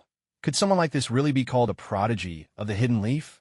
A Sand Ninja wearing a green headband jeered. Hey kid, take a good look. Your teammates are practically scared out of their minds, and yet you're still boasting here. Today, I'm going to take your tongue as a trophy. Even your Jonin can't stop us. I swear. Without sparing him a glance, Yangtai shifted his gaze to Hate Gecko, his expression suddenly grave. Instructor, if I handle these small fry and the head of the Herb clan, can you really take care of those 2? Hate Gecko was taken aback, scrutinizing Yangtai for a moment. He didn't look like he was bluffing. Are you serious? Yangtai nodded firmly. Looking into Yangtai's eyes, Hate responded with certainty, absolutely. I'm 100% sure. A Jinin exclaimed in astonishment. Boss, this guy isn't actually serious, is he? Reno's beautiful eyes flickered with uncertainty. Maybe he's got some ace up his sleeve. With that clear answer, Yangtai wasted no more time. He swiftly pulled out 4 scrolls and unfurled them one by one.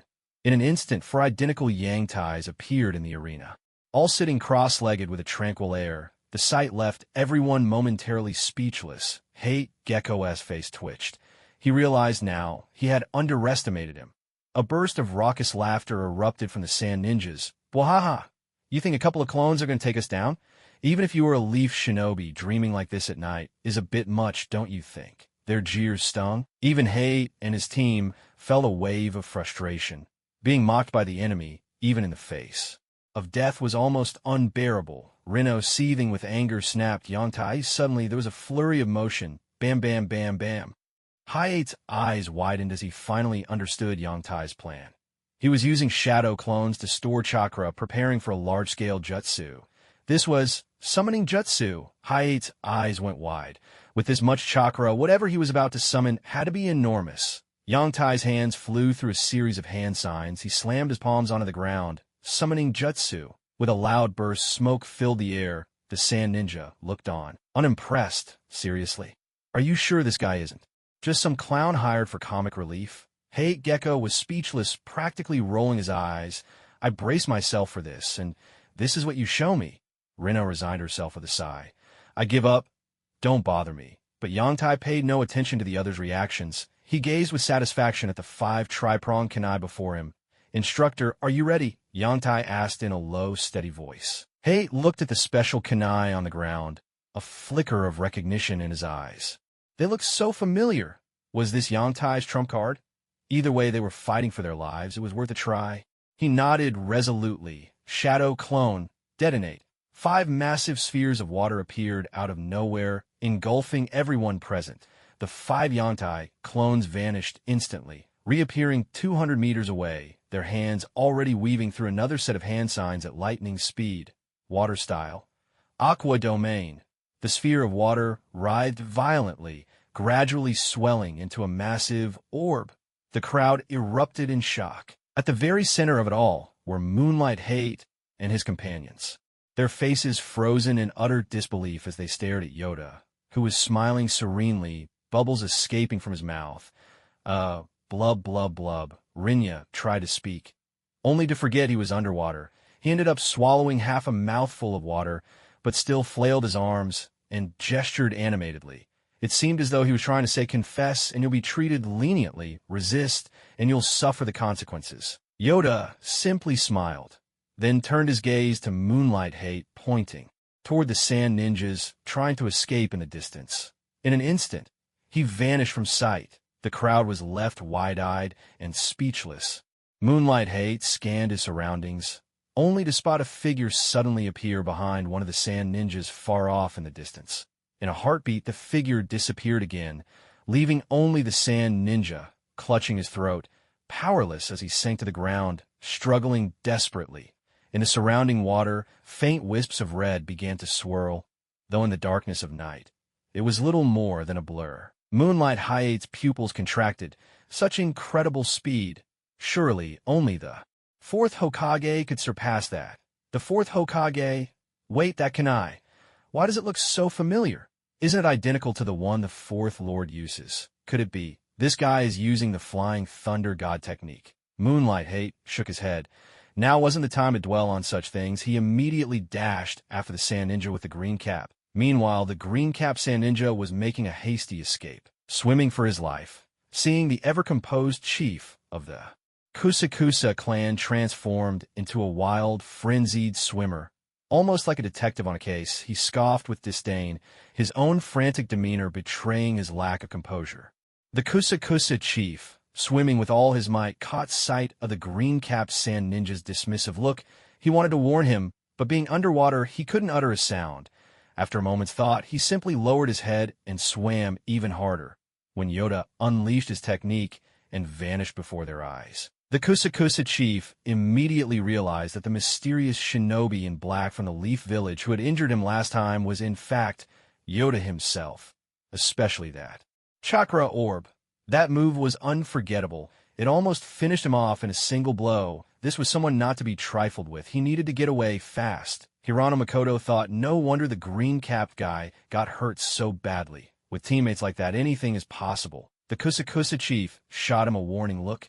You'd better watch yourself. Secret sword, moonlit shadow, clang. The green-capped sand ninja sensed danger and parried with a swift counter.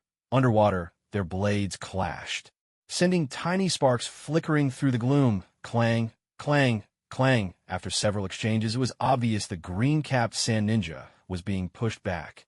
Seeing this, Hirano Makoto drew his sword to join the fray. Moonlight Hate, undaunted, stood his ground. One man against two, fearless and unwavering. They broke apart for a moment, and Hirano Makoto began waving and gesturing wildly, trying to communicate. After a frantic display, he finally managed to get his point across to the green-capped sand ninja. Hirano Makoto. Look closely. There's blood everywhere in the water. Green-capped sand ninja. What the? His eyes darted around, and in just a few short seconds, he realized that nearly all his comrades had already perished. The water was stained a deep, crimson red. The metallic tang of blood now filled his nose and mouth. There was no escaping it. As an assassin ninja, Moonlight Hate was extremely sensitive to the scent of blood. He had already noticed long before anyone else that one sand ninja after another was being taken down by Yoda. He never expected Yoda to be this formidable. If he trapped someone in his water technique, even a Jonin wouldn't be a match for him. Instantly, Hate felt reassured and focused all his attention on the two enemies before him. The only thing he couldn't quite figure out was how Yoda planned to deal with the head of the Kusakusa clan and his turtle shell defense. A sharp kunai sliced through a sand ninja's throat. Yoda took a breath, his gaze shifting toward the Kusakusa clan head not far away. At that moment, the clan head had almost reached the water's edge. The dawn of victory was right before their eyes. He raised his hand, ready to break through the water surface. Suddenly, a figure flashed to his side. The clan head turned, only to see Yoda smiling and waving at him. The expression on the clan head's face was as if he had seen a ghost. He frantically tried to swim away. Yoda called out, "Off you go!" Bang! With a solid right roundhouse kick, he struck the clan head square in the chest, sending him spinning backwards through the water, only barely managing to stop himself. He looked at Yoda with a grave expression. To him, that kick was nothing more than a tickle, but he remained deeply wary of that Chakra sphere and of Yoda's uncanny speed. Seeing this, Yoda waved cheerfully, "Bye-bye." The clan head understood the warning, growing more alert as he glanced warily around. In a flash, Yoda appeared right in front of him, his palm slowly reaching for the clan head's chest. "I'll take your liver and kidneys." Whoosh! The water swirled rapidly around the chakra sphere in Yoda's hands, spinning faster and faster, meeting no resistance at all, as if a stone were sinking effortlessly in his soft tofu. Ugh. The clan head's face twisted in agony as he coughed up several mouthfuls of blood, finally collapsing to the ground. The stony armor on his body slowly receded, revealing a muscular physique, marred only by a gaping, football-sized wound in his chest. Determination turned to shock. What the hell? Was this supposed to be a staged fight? Was someone pulling wires behind the scenes? For someone as tough and thick-skinned as the clan head to be finished off in a single move was unthinkable. Green Helmet Sand Ninja and Hirano Shin's eyes nearly popped out of their sockets at the sight. At that exact moment, the same thought flashed through both their minds. Run. They exchanged a glance, nodding in perfect understanding. Reino and the others were dumbfounded. This is way too over the top. Earlier, when Yoda claimed he could injure the clan head, everyone thought he was just boasting or showing off. But now it was clear. He'd been hiding his true strength all along. Yoda was far more modest than anyone realized. Reino clenched her tiny fist, gritting her teeth. That bastard even dared to trick me. He's dead meat. Meanwhile, the true warrior Moonlight Hate was simply stunned. Rasengan. The fourth Hokage's Rasengan. Originally, Hate had thought Yoda just needed to keep the clan head busy. Never in his wildest dreams did he expect Yoda to whip out a Rasengan and instantly end the fight. Even among the Jonin of the Hidden Leaf, this was an incredible feat. There were many Jonin who could defeat the Kusakusa clan head, but to do it so decisively. Now, that was impressive, but there were only a handful of people who could kill the head of the Vanilla clan, a tough old turtle. In a single strike, among them Sunset Red took him down with the greatest ease, followed by Kakashi. In short, from Moonlight Hate's perspective, with strength like Yoda's, it was almost a certainty that he would become a Jonin in the future. Yoda let out a breath of relief. That stubborn old turtle was finally dead. He had always hated these thick-skinned, hard-to-kill types, but now his own chakra was nearly depleted. It seemed he had to put the development of the Chi Yuan slash on top of his agenda.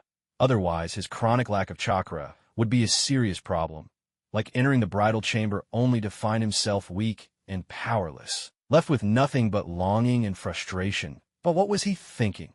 Powerless and lacking? That couldn't be him.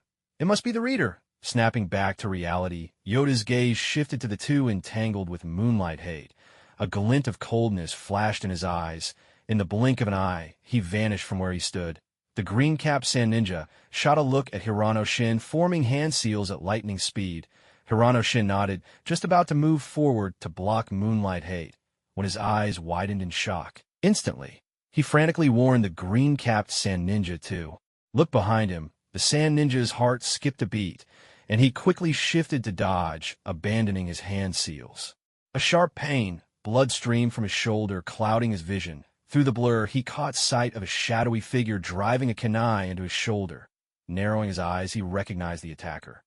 It was that brat masquerading as a Konoha jonin. How could he be so fast? Was he truly a jonin from Konoha after all? The sand ninja gritted his teeth, clutching his wound. Konoha's shamelessness knows no bounds. A jonin pretending to be weak to deceive us. Hirano-shin exclaimed, Sao-san. The Konoha shinobi nearby were baffled. He's a jonin. Since when? Yoda thought to himself. Even underwater, there's always so much drama. Enough. Time to die. With a flash, he disappeared again. Before the sand ninja and Hirano-shin could even react, Yoda reappeared behind Hirano-shin. With a three-pronged kunai in hand, he slashed viciously at his neck. A perfect opening. Konoha-style sword technique. Crescent moon dance. 3 intersecting flashes cut through the water, sending currents surging toward the sand ninja at breakneck speed. A spray of crimson blossomed in the water. In just a few breaths, everything before them was dyed red. Their vision blurred, making it impossible to see what was happening. Through the haze, 2 headless bodies could just barely be made out. Release. With a gurgling sound, the water domain dissolved and the water dispersed, revealing everyone in the open. Yoda released the water domain, and in a swift motion sealed the bodies of the 2 sand ninja. Capturing Jonin for Tsunade was a tremendous achievement. And if he could extract any valuable information from their minds, the reward would be significant. He coughed to him. Listen up, seal all sand ninja bodies. Moonlight hate, drenched from head to toe, issued the order after coughing and slowly lifting his head, his gaze cold as ice. The entire vanilla clan. Leave no one alive. Not man nor beast, kill. The instant that word rang out, Yoda shivered from head to toe. Truly, there was not a single jonin who was soft-hearted. Ling Yi and the others remained remarkably composed. Dropping to one knee, they responded, Yes, Lord. Gale! In a blur, their figures scattered in all directions and vanished from sight. Just a few seconds later, faint, anguished screams began to echo in the distance. Yangta stood in silence. It wasn't as though he hadn't killed before. He'd taken out both enemies and innocent people alike, but this order from Gecko Hate was different. Not a single elder or child was to be spared. That left a bitter taste in his mouth. He could justify the elders, perhaps. They'd lived long enough, but the children, especially those only a month old. To be honest, Yangta found himself unable to do it. It wasn't out of some misguided sense of mercy. It was just an indescribable feeling. A barrier in his heart he simply couldn't cross. Chunin Yangta, did you not hear the order? Gecko Hate's icy gaze swept over him, the pressure of a jonin radiating from him as he demanded coldly. At this moment, Gecko Hate was no longer the frail, sickly man he appeared to be, but a true jonin of Konoha. Yes, sir, Yangta replied with a blank expression, nodding firmly before using the body flicker technique to disappear. A cough escaped Gecko Hate's lips. What a promising young man, he muttered, his tone returning to that of the ailing man. I'll have to suggest to the Hokage that he be sent to the ANBU for more training. He glanced in the direction Yangta had vanished, a look of approval in his eyes. He bent down and picked up a 3-pronged kunai, smiling to himself. A devotee of the 4th Hokage, is he? What an interesting kid. I hope you learn to survive in this merciless shinobi world. Tonight sleep would not come. A gentle breeze drifted by, carrying with it the metallic tang of blood, so strong it made one's stomach churn. Yangta kicked open the last door. With a quick sweep of his gaze, he locked onto his target. Bang! A startled scream rang out. Tossing aside the bedboard, he found a woman in plain clothing, her eyes red from crying, clinging tightly to a baby in her arms. The little one, perhaps 7 or 8 months old, was so startled by the woman's cry that he froze for a moment. For a second or two, there was silence. Then the baby erupted into loud, frantic wails. Please, Sir Ninja, the woman sobbed, crawling over to clutch at Yangta's leg. Her voice choked with fear and desperation. Spare us, please, spare my child. Yangta slowly crouched down and lifted the woman's chin. For a brief instant, a golden glint seemed to flash in his eyes. He spoke softly. Sleep. The terror in the woman's face faded, replaced by a gentle smile. Moments later, the baby's cries ceased as well. Yangta straightened, unfazed by the blood spattered across his face. He gave the peaceful mother and child one last wooden glance, then formed a hand seal and released a fireball. He left the room without looking back. Outside, Lingyi watched Yangta quietly. She more than anyone understood how hard this was for him. That was why she'd come to offer comfort. Yangta exhaled heavily. What a fucked up world this is, he muttered under his breath. He vaguely recalled how in his previous life, keyboard warriors would talk about how easy it would be to become unstoppable if one ever crossed over to this world.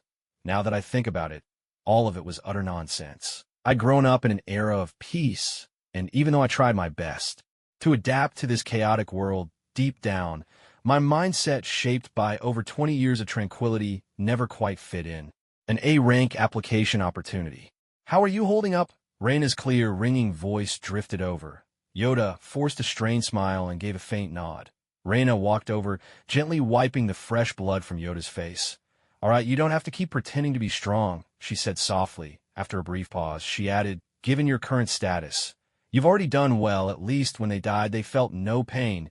Yoda gazed at the sky as it gradually brightened, murmuring quietly, with what I have now, I've done the best I could. But was that enough? If only I were a Jonin, maybe I could have saved those children. If I were the Hokage, I could have spared these innocent people. In the end, it all comes down to my lack of power and influence. He'd started to grow weary, maybe even resentful, of this twisted world. Still, his goal was firmly set on the Hokage's path.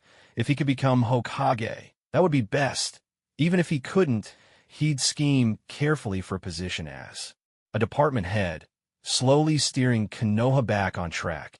In any case, he'd plant this seed for the future and let fate take its course. With this in mind, Yoda suddenly broke into a genuine smile. He'd been overthinking everything in the past, making things needlessly complicated. In short, he just needed to act. The sun rose over the horizon, casting its golden light across the land and illuminating the entire world. Sunlight washed over Yoda's face as he turned back to Reina, smiling sincerely. Let's go. I bet everyone's getting impatient waiting. For us, Reina stood frozen for a moment, her heart fluttering. Just now, Yoda had seemed so gentle, so handsome. She shook her head hard, scolding herself for her thoughts. Quickly, she caught up with Yoda, playfully teasing and bantering with him as they walked on. Konoha Village, the Hokage's office. As Yoda and his companions pushed open the door, they were taken aback. Not only was the third Hokage there, but the two Konoha advisors had also arrived, Clever Ruse and Hamura Mitokado. So, you've all arrived. The third Hokage greeted them with a cheerful smile. Yes, Lord Hokage, replied Hate Gecko, looking thoroughly exhausted. Hello, Lord Hokage. Hello, Granny Koharu. Hello, Grandpa Hamura. Yoda smiled warmly, greeting the three of them with ease. Back when he was a child, he'd often run into Koharu and Hamura while accompanying his grandfather to the market. Truth be told, his grandfather's reputation wasn't small, and the two advisors had always treated them with utmost courtesy. So naturally, Yoda recognized both advisors. He especially remembered running into Koharu Yuditane frequently after school. While picking up groceries, what bad intentions could a little boy possibly have? He'd help carry vegetables or assist her across the street. And honestly, anyone who could serve as a Konoha advisor must have real ability. Yoda had noticed that their standing among the villagers was quite high. The people of Konoha respected them deeply. Having spent so many years in Konoha, Yangtai naturally didn't view people through the tinted lenses of his previous life. As for the claim that Koharu Yuditane and Hamura Mitokado were hidden geniuses, and that the third Hokage had made a grave mistake, Yangtai could only shrug. What did that have to do with him, Lu-sun? Yangtai, you've grown so much. Grandma hasn't seen you in ages, Koharu called out warmly, her eyes kind as she beckoned him over. Hamura nodded in greeting. while the third Hokage looked on in mild surprise. "Oh, Kofa, you still remember Yangtai?" he asked. Kofaru took Yangtai's hand with a smile. "He's Gyuk's grandson, after all. That old rascal just happened to act quickly. If he hadn't adopted little Yangtai first, I would have claimed this child as my own grandchild. Would have had someone to take care of me in my twilight years," she added, half-jokingly. Everyone present was momentarily taken aback. Was Yangtai really that charming? Yangtai's cheeks flushed as he thought to himself, what elder wouldn't be fond of a child who could be sweet, adorable, mischievous, and even cook? Though Yangtai's methods might not always be impressive, sometimes even coming off as a bit clumsy, no one could deny that they were effective. The third Hokage took a long drag from his pipe, looking at Yangtai with satisfaction and nodding approvingly. What a promising seedling. Truly the picture of righteousness and good upbringing. No wonder he was so likable. "Let's hear about the situation this time," the Hokage said, bringing everyone back to the present. All eyes turned to Hate Gecko. Hate cleared his throat and produced several scrolls. "The mission has been confirmed without error." The third Hokage accepted the scrolls, waiting for him to continue. Hate spoke gravely. This time the Sand Village dispatched a squad of 5 genin, 1 jonin, and 1 special jonin. In addition, the head of the Kusa clan possesses strength on par with a special jonin. Our situation at the time was extremely dangerous. Before he could finish, the third Hokage and his 2 advisors stared at him in shock. Had the Sand really gone mad, sending so many for the mere Kusa clan? It was unthinkable. Hamura immediately pressed, "How did you all get out safely? Did you manage to obtain any intelligence?" Hate didn't answer right away. Instead, he glanced at the Hokage, who gave him a subtle nod. Hate continued, "Our team eliminated all enemy shinobi. We took down both the jonin and the special jonin. Their bodies are sealed within these scrolls." "What?" The usually composed third Hokage let out a startled cry, only to choke on his pipe smoke and cough violently. The 2 advisors, teacups in hand, stared wide-eyed at Hate, their disbelief plain to see. This sickly-looking guy took down that many Sand shinobi, plus a jonin and a special jonin. The Hokage's gaze grew sharp, scrutinizing Hate from head to toe. Had this frail man secretly mastered some powerful jutsu lately? Hate's face turned crimson under the combined stares. It was hard not to feel uncomfortable, especially with the famous Konoha F3 eyeing you so intently. He immediately began to explain. "The details are quite lengthy, but everything is in the mission report. Hokage-sama, you can review it thoroughly if you wish." The third Hokage regained his calm demeanor, set down his pipe, and addressed them with gravity. "Hate Gecko, in recognition of your outstanding performance, you are hereby officially promoted to jonin." A look of joy flashed across Hate's pale face. He dropped to one knee, voice trembling with excitement. "Thank you, Hokage-sama." The third chuckled warmly. "Rise now." Hate Gecko slowly stood up. From this moment on, he was the newest jonin of the Hidden Leaf Village. Rhea smiled and said, "Congratulations, Lord Hate." The trio of seasoned veterans chimed in, "Congratulations, Lord Hate." Yoda added, "Congratulations, Instructor." Speaking of which, isn't it time for our instructor to treat us to a meal? Someone teased. The others quickly joined in. Yes, a celebration is in order. You have to treat us." Hate, delighted, responded, "How about barbecue for lunch tomorrow?" Everyone grinned mischievously. "Sounds great, Lord Hate. Be prepared, though." Hate's smile froze for a moment, his heart skipping a beat as he suddenly remembered the long list of friends he'd have to invite. At this rate, tomorrow's celebration might just break the bank. Just then the third Hokage clapped his hands, drawing everyone's attention back to him. All right, let's get back to business." This mission was excellently executed. You've all earned an S-rank mission rating, as well as an additional opportunity to apply for an A-rank jutsu. "What?" Rhea gasped, clapping a hand over her mouth in disbelief. It was real. An S-rank evaluation. That alone was enough to make them laugh in their sleep, and now an extra chance to apply for an A-rank jutsu. In this context, an A-rank jutsu application means requesting permission from the Hokage to learn any jutsu at A rank or below, of course. No one would waste such a precious opportunity applying for a B-rank technique. Unless they'd lost their wits. It's important to remember this was merely an opportunity. To actually learn the jutsu, one still had to pass an exam of sorts, succeed, and the jutsu was yours, fail, and the chance was wasted. Tough luck. That's why most shinobi cherish these chances dearly. Yoda's fists clenched with excitement. in the world of shinobi, techniques are ranked as a B, C, and D. It takes 100 opportunities to apply for a C-rank jutsu to even qualify for one B-rank application, and A-rank chances can't be exchanged or combined from B-rank.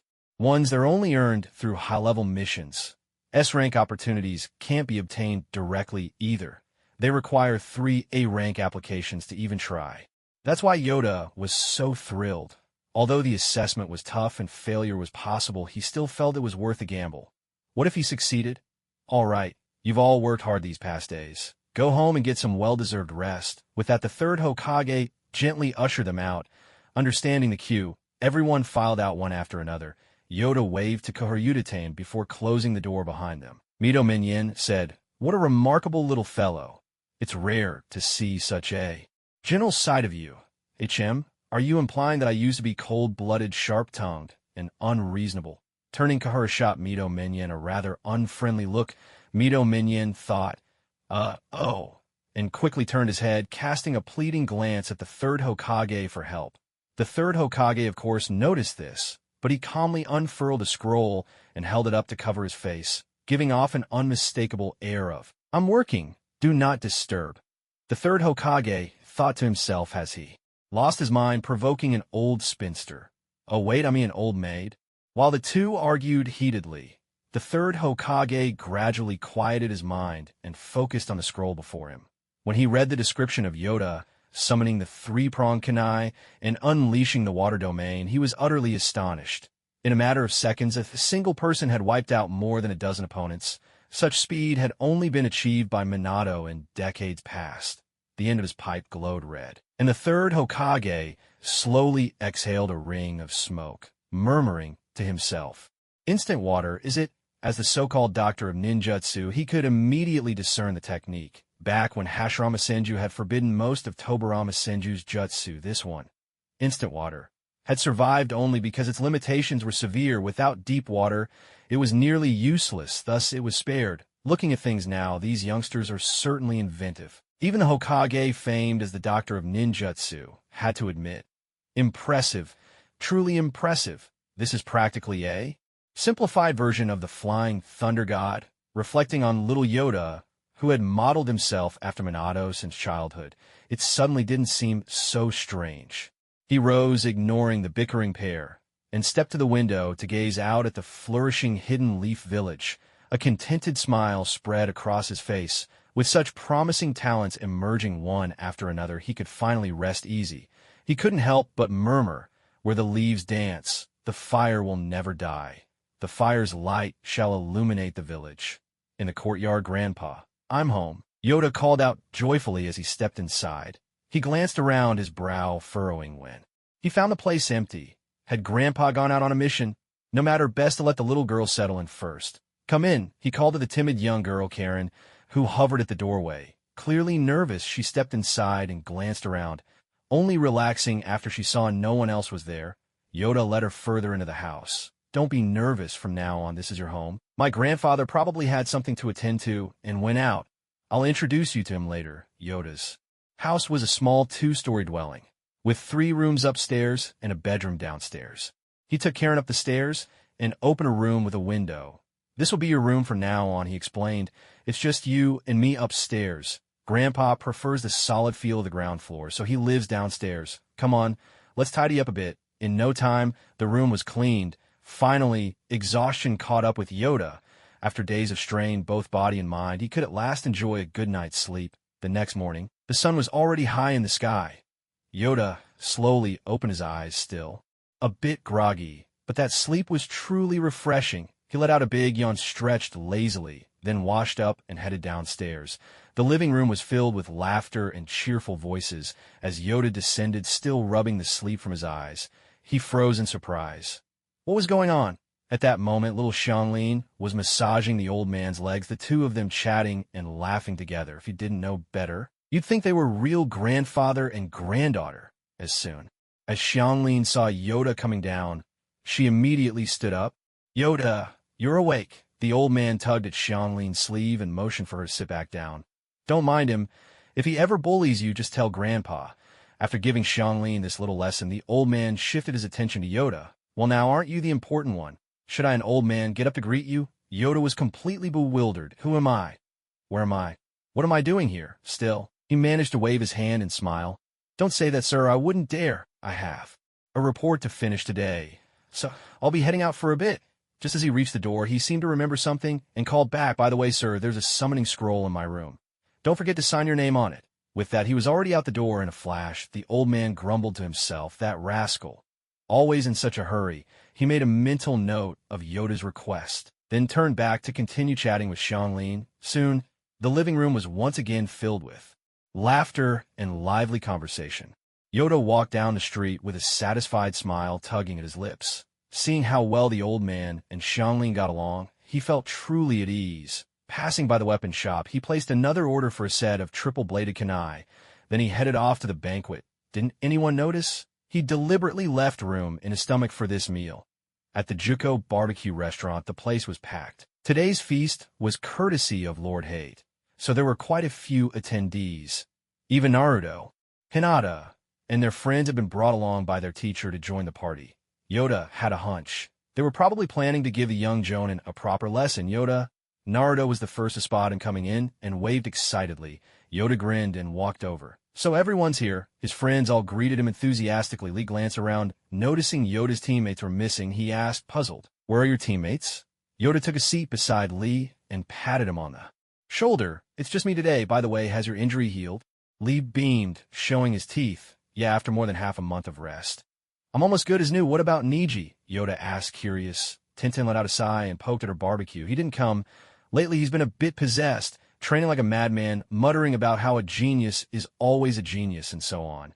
Now this was familiar to Yoda. "Oh, I see. Don't worry, it's just a Shinibu flaring up. I'll go give him a good thrashing later, and he'll be fine."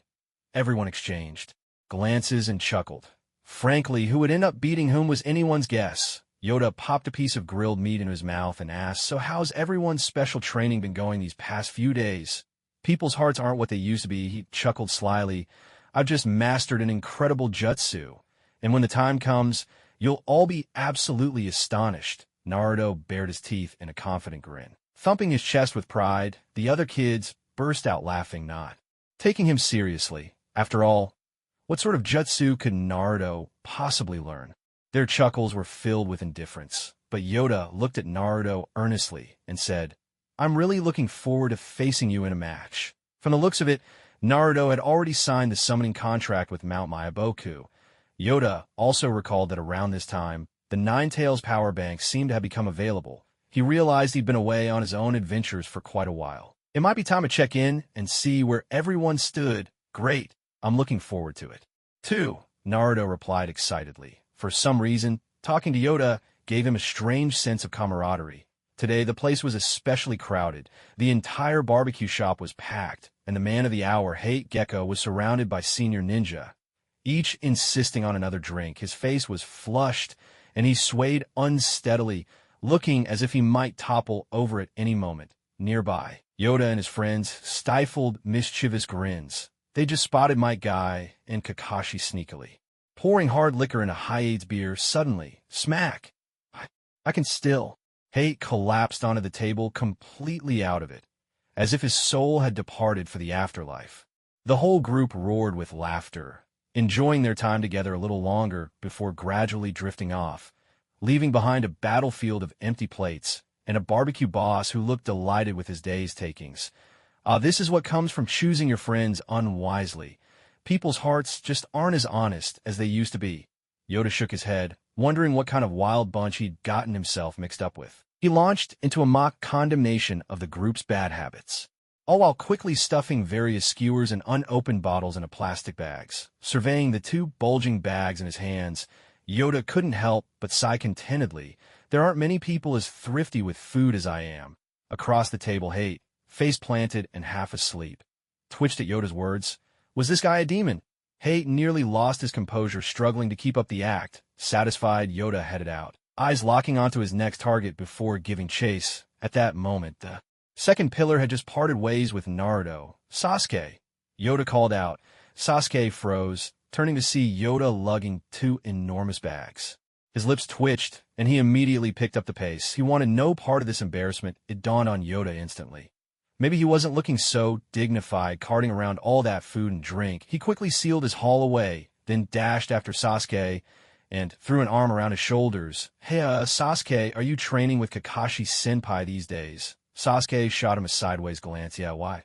What do you want?" Yoda rubbed his hands together. "Well, I have a question about ninjutsu, and I was hoping to ask Kakashi-senpai for some advice. Do you think you could?" No, Sasuke cut him off without a moment's hesitation.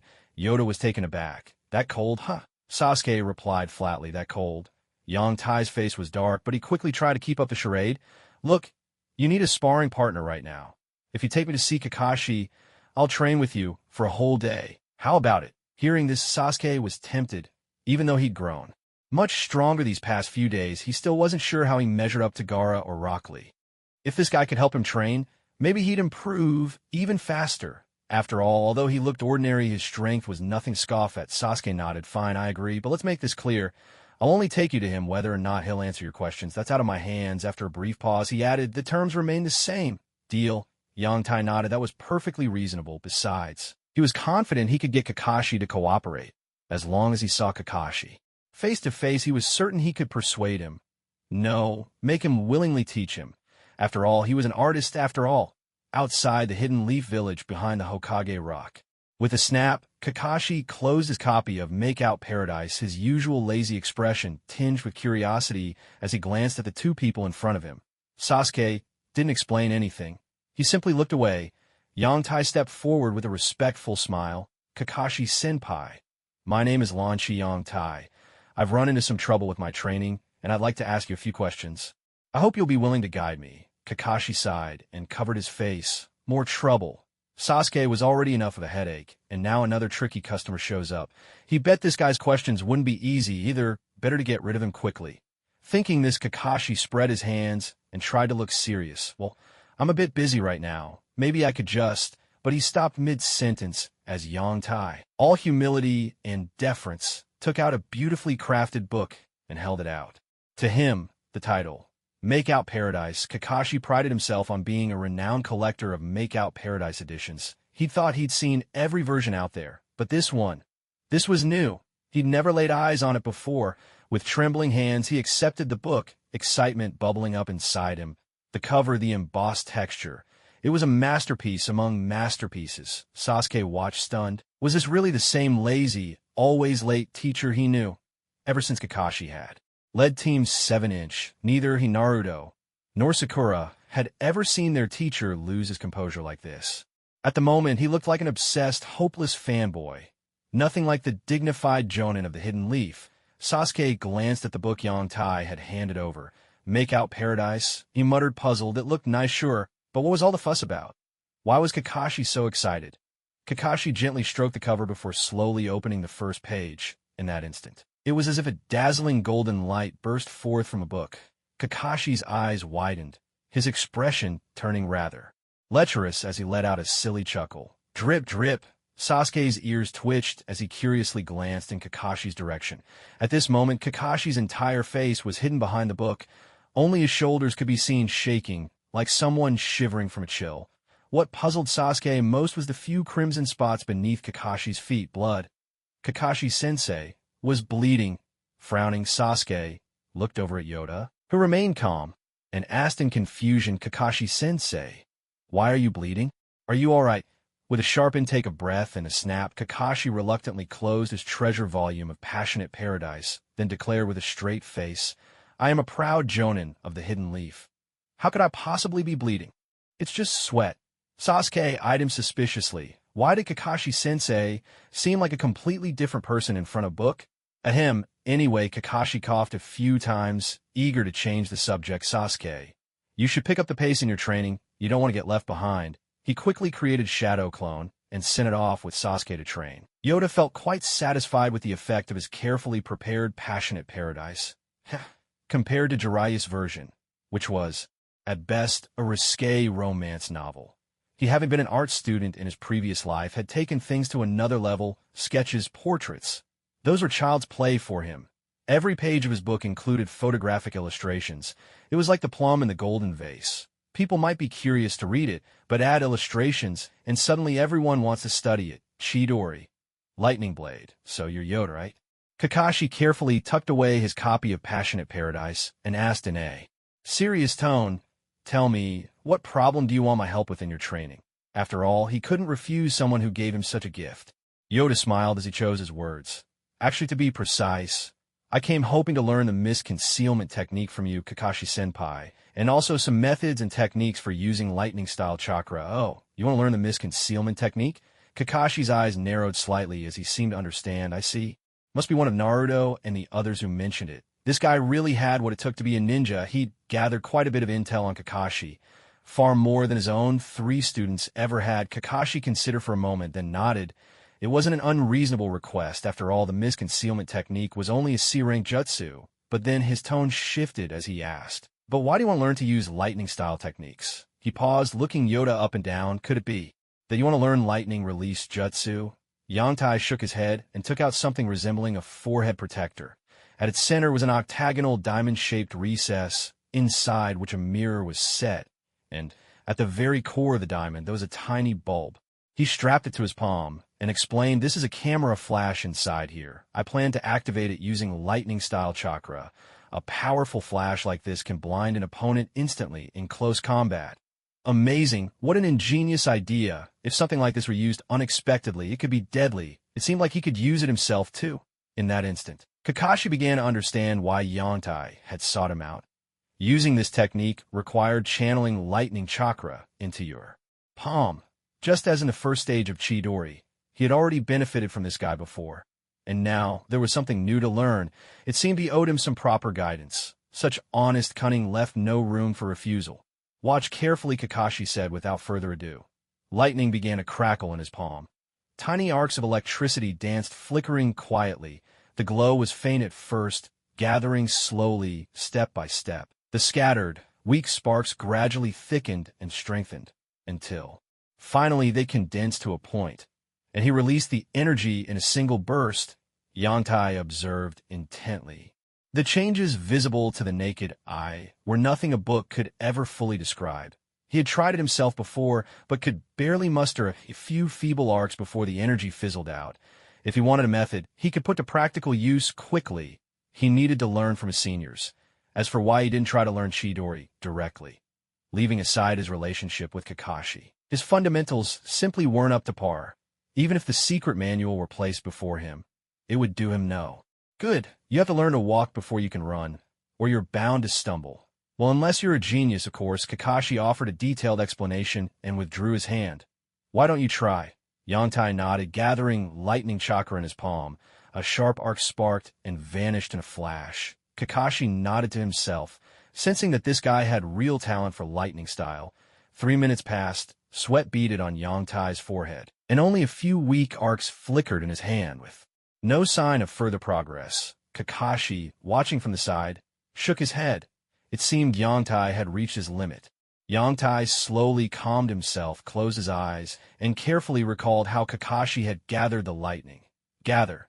The arcs connected with each other, gradually forming something like a core. A core. Yangtai's eyes snapped open. Everything needed a core. The Rasengan was like this, as was the Water Dragon Bullet. It was as if a new world had opened before him.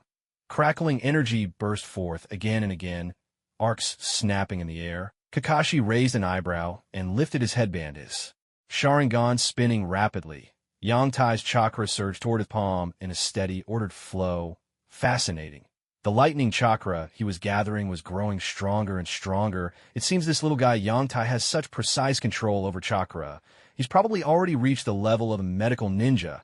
Looks like he's pushed himself to his limits. Kakashi spoke up. "All right, your chakra control is excellent. This is probably as far as you can go on your first day. Take a break." Beads of sweat rolled down Yangtai's forehead, but he paid no attention to Kakashi's words. His face was lit up with irrepressible joy. He simply couldn't stop himself now. There were no more obstacles in his way. He just couldn't stop. With his other hand gripping his wrist, he kept gathering arcs of electricity. Kakashi shook his head. Young people never know their own limits. Yangtai's veins stood out as he gritted his teeth. Lightning danced in his palm, and at a glance, it looked as if he was holding an irregular ball of lightning, twisting and shifting Kakashi said stop. Disperse, Yontai called out. Suddenly a burst of lightning exploded from his hand, arcs of electricity crackling in all directions. The sharp, piercing sound of thunder filled the air like the endless chattering of countless birds right beside your ear. This? Kakashi was stunned, the three tomo in his eyes spinning rapidly. This kid is astonishing. He remembered that Sasuke had taken 7 days, plus his own guidance, just to barely master it, but this little guy, with his explanations, had managed it in less than half an hour.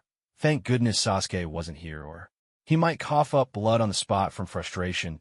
Truly impressive, just as talented as himself, and just as prone to running out of chakra. Wait, oh no! Kakashi suddenly realized he had forgotten the danger of the Chidori, especially at the first stage.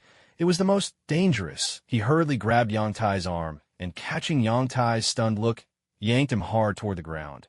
With a crash, debris scattered everywhere as a small pit appeared in the ground. Covered in dust, Yongtai got up and looked at Kakashi with a look of grievance, as if he were a bullied bride. Kakashi looked at Yongtai, his face serious, and said, I'm sure you've heard of the Chidori. Yongtai nodded obediently. Kakashi continued, do you know why I rarely teach this jutsu to others? Yongtai nodded at first, then shook his head. Kakashi explained, it's not because I'm stingy or don't want to teach it. It's because this jutsu is too dangerous. Dangerous? Yongtai looked at Kakashi with suspicion, as if to say, if you don't want to teach it, just say so. Why make up such a lame excuse? Kakashi caught Yongtai's thoughts at a glance, and pointed at his hand. Your hand is already injured. Yongtai raised his palm to check carefully, and sure enough, it was hurt. Still, he couldn't understand. That's just because my control isn't perfect yet. If I practice more, I should be able to avoid getting hurt. Besides, this injury is totally within a manageable range. Kakashi continued to explain, what is ninjutsu really for? Meeting Yoda's puzzled gaze, Kakashi spoke in a cold tone. To eliminate the enemy. What you're using now is the first stage of Chidori. Its destructive power is strong enough, but with such a large target, can you really hit your enemy? Speed. That's right, the speed is too slow right now. Fine Naruto.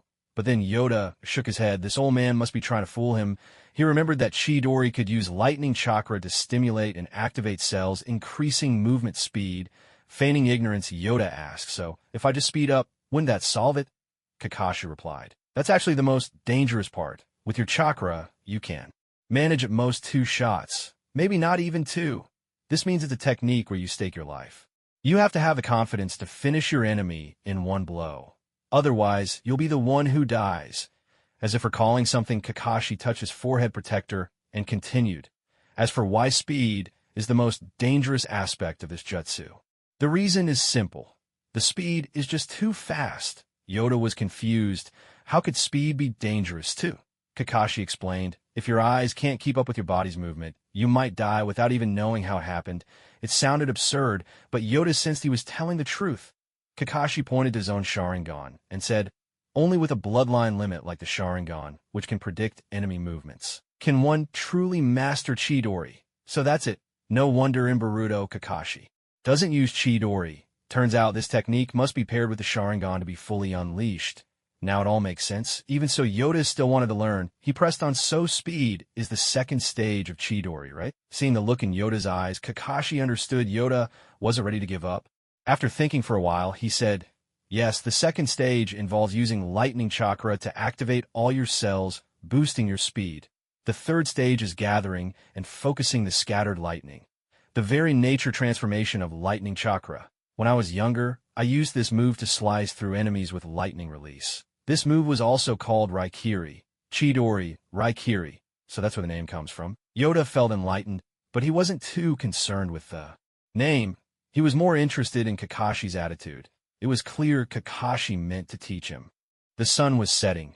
The evening clouds blazed, bathing half the sky in red. A breathtaking beauty that defied description. Having finished grocery shopping, Yoda headed home in high spirits. As he entered, he saw the little girl fast asleep on the sofa. From the kitchen came the sound of chopping vegetables. Grandpa, you must have been waiting a while. Yoda called out. The old man turned around with a puzzled look.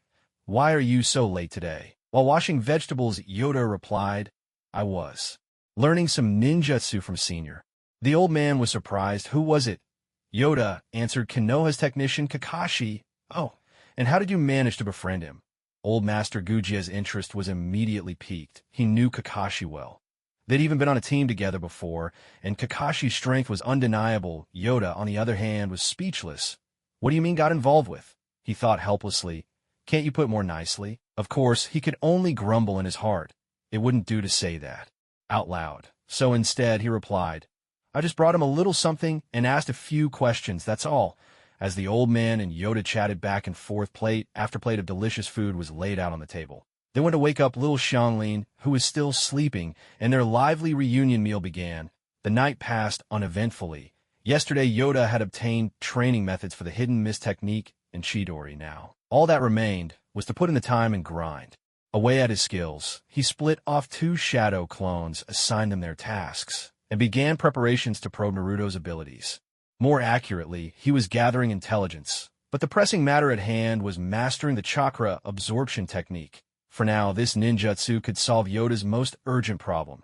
After battling opponents like the head of the Kusa clan and Gaara, who was as tough as a turtle shell, Yoda realized that when he cast his water domain, his chakra would run out far too quickly, especially after using the Rasengan. His chakra reserves were depleted even faster, sometimes in a blink, so Yoda wondered, was there a way that if surrounded by sand ninjas again, he could instantly cast water domain to wipe out enemies, then use shadow clones to heat up the battlefield and absorb chakra from the fallen? Wouldn't that allow him to sustain himself through battle? Besides, freshly deceased enemies shouldn't lose their chakra right away, making absorption easier and without resistance. And if he encountered people like Naruto or the Kusa clan head, he could discreetly draw a bit of chakra here and there, just enough to ensure he remained unbeatable. He unrolled the scroll and studied it intently, organizing and summarizing as he went. As for the technique itself, chakra absorption technique was perhaps better called chakra transfer technique. Yoda also discovered that when an enemy didn't resist, chakra could be absorbed at an astonishing speed, just as he had suspected. For 11 days straight, Yoda stayed holed up in his room. Xianglin and the old man, knowing he was preparing for his exams, left him undisturbed. Just like cramming for university entrance exams in his previous life, in his room, Yoda formed the tiger hand. Sign. Instantly, a subtle surge of chakra pulsed in his palm. Imperceptible to the naked eye, he called Xianglin over and placed his hand on her arm. At last, his face lit up with joy. He could clearly feel streams of chakra flowing in his own body. There was a slight discomfort, but it was mild and didn't affect him much. Hey kid, try to resist, Yoda said. The little girl frowned, doing her best to stop her chakra from leaking away. Yoda raised an eyebrow. The difference was staggering. With no resistance, he could absorb nearly 100% of the chakra. With resistance, about 30% remained accessible. Upon reflection, Yoda was content. 30% was more than enough. After several quiet days, he felt it was time to get out and stretch his legs. Once his preparations were set, Yoda headed out. His first step was to find Naruto, and that meant seeking out Jiraiya. Jiraiya, he's probably lurking around the largest hot spring district, but even so, finding him is no small feat. Guess I'll take a look around first. After wandering all morning, there was still no sign of him. Instead, I was unexpectedly surrounded by 3 young ladies who started grilling me, asking if I was some kind of peeping pervert. After I explained I was just looking for someone, the 3 ladies, in an effort to apologize, warmly invited me inside to sit with them. We hit it off right away, drinking together and chatting about life's ups and downs. A word from the author, sure to. Some readers have messaged me saying sure to it. Feels like you're telling everything and nothing at all. One even said he's a VIP member and wants the full version. Well, even if I agreed, the platform wouldn't. I can only say, sorry, I wish I could help. Thanks for your support, everyone. Before I knew it, noon was almost upon us. My throat felt parched, and I was at my limit. Wait, when did a man ever admit defeat? I leaned against the wall as I walked out, giving the 3 ladies who came to see me off a strained smile.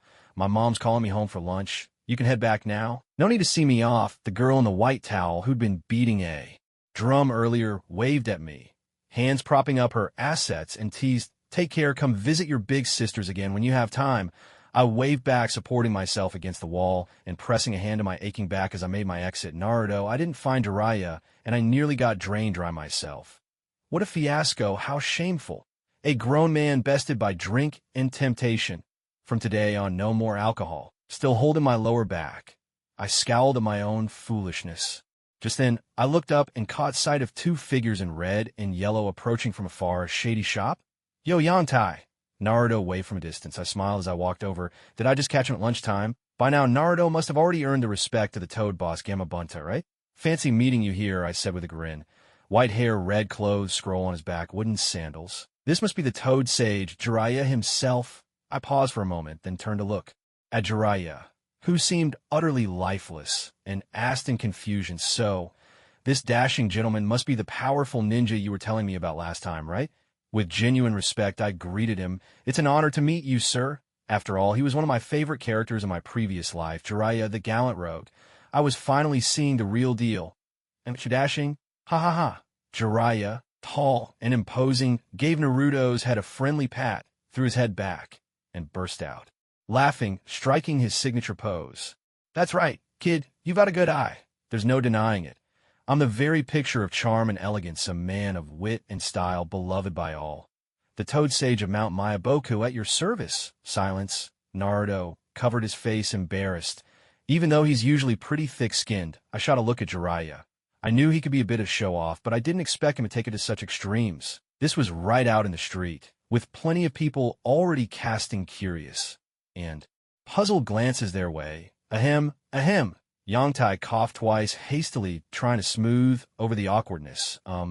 Naruto, have you two eaten yet? No sooner had he finished speaking. Grumble, grumble. Both of them clutched their stomachs at once, simultaneously staring at him, as if waiting for his next words. Well, well. Yanai didn't mind at all. With a smile, he pointed to a restaurant in the distance. My treat. Naruto, it's perfect. I actually have something I wanted to discuss with you. Awesome. Kid, I like your style. The three of them headed into the restaurant. The other two felt no embarrassment at all, and immediately started devouring food like there was no tomorrow. Jiraiya, in particular, was something else. He picked out all the most expensive dishes, making Yongtai's face twitch in disbelief. Burp, I'm stuffed, Naruto said, holding his round belly with a look of pure happiness. Had enough? Yongtai asked. Naruto nodded.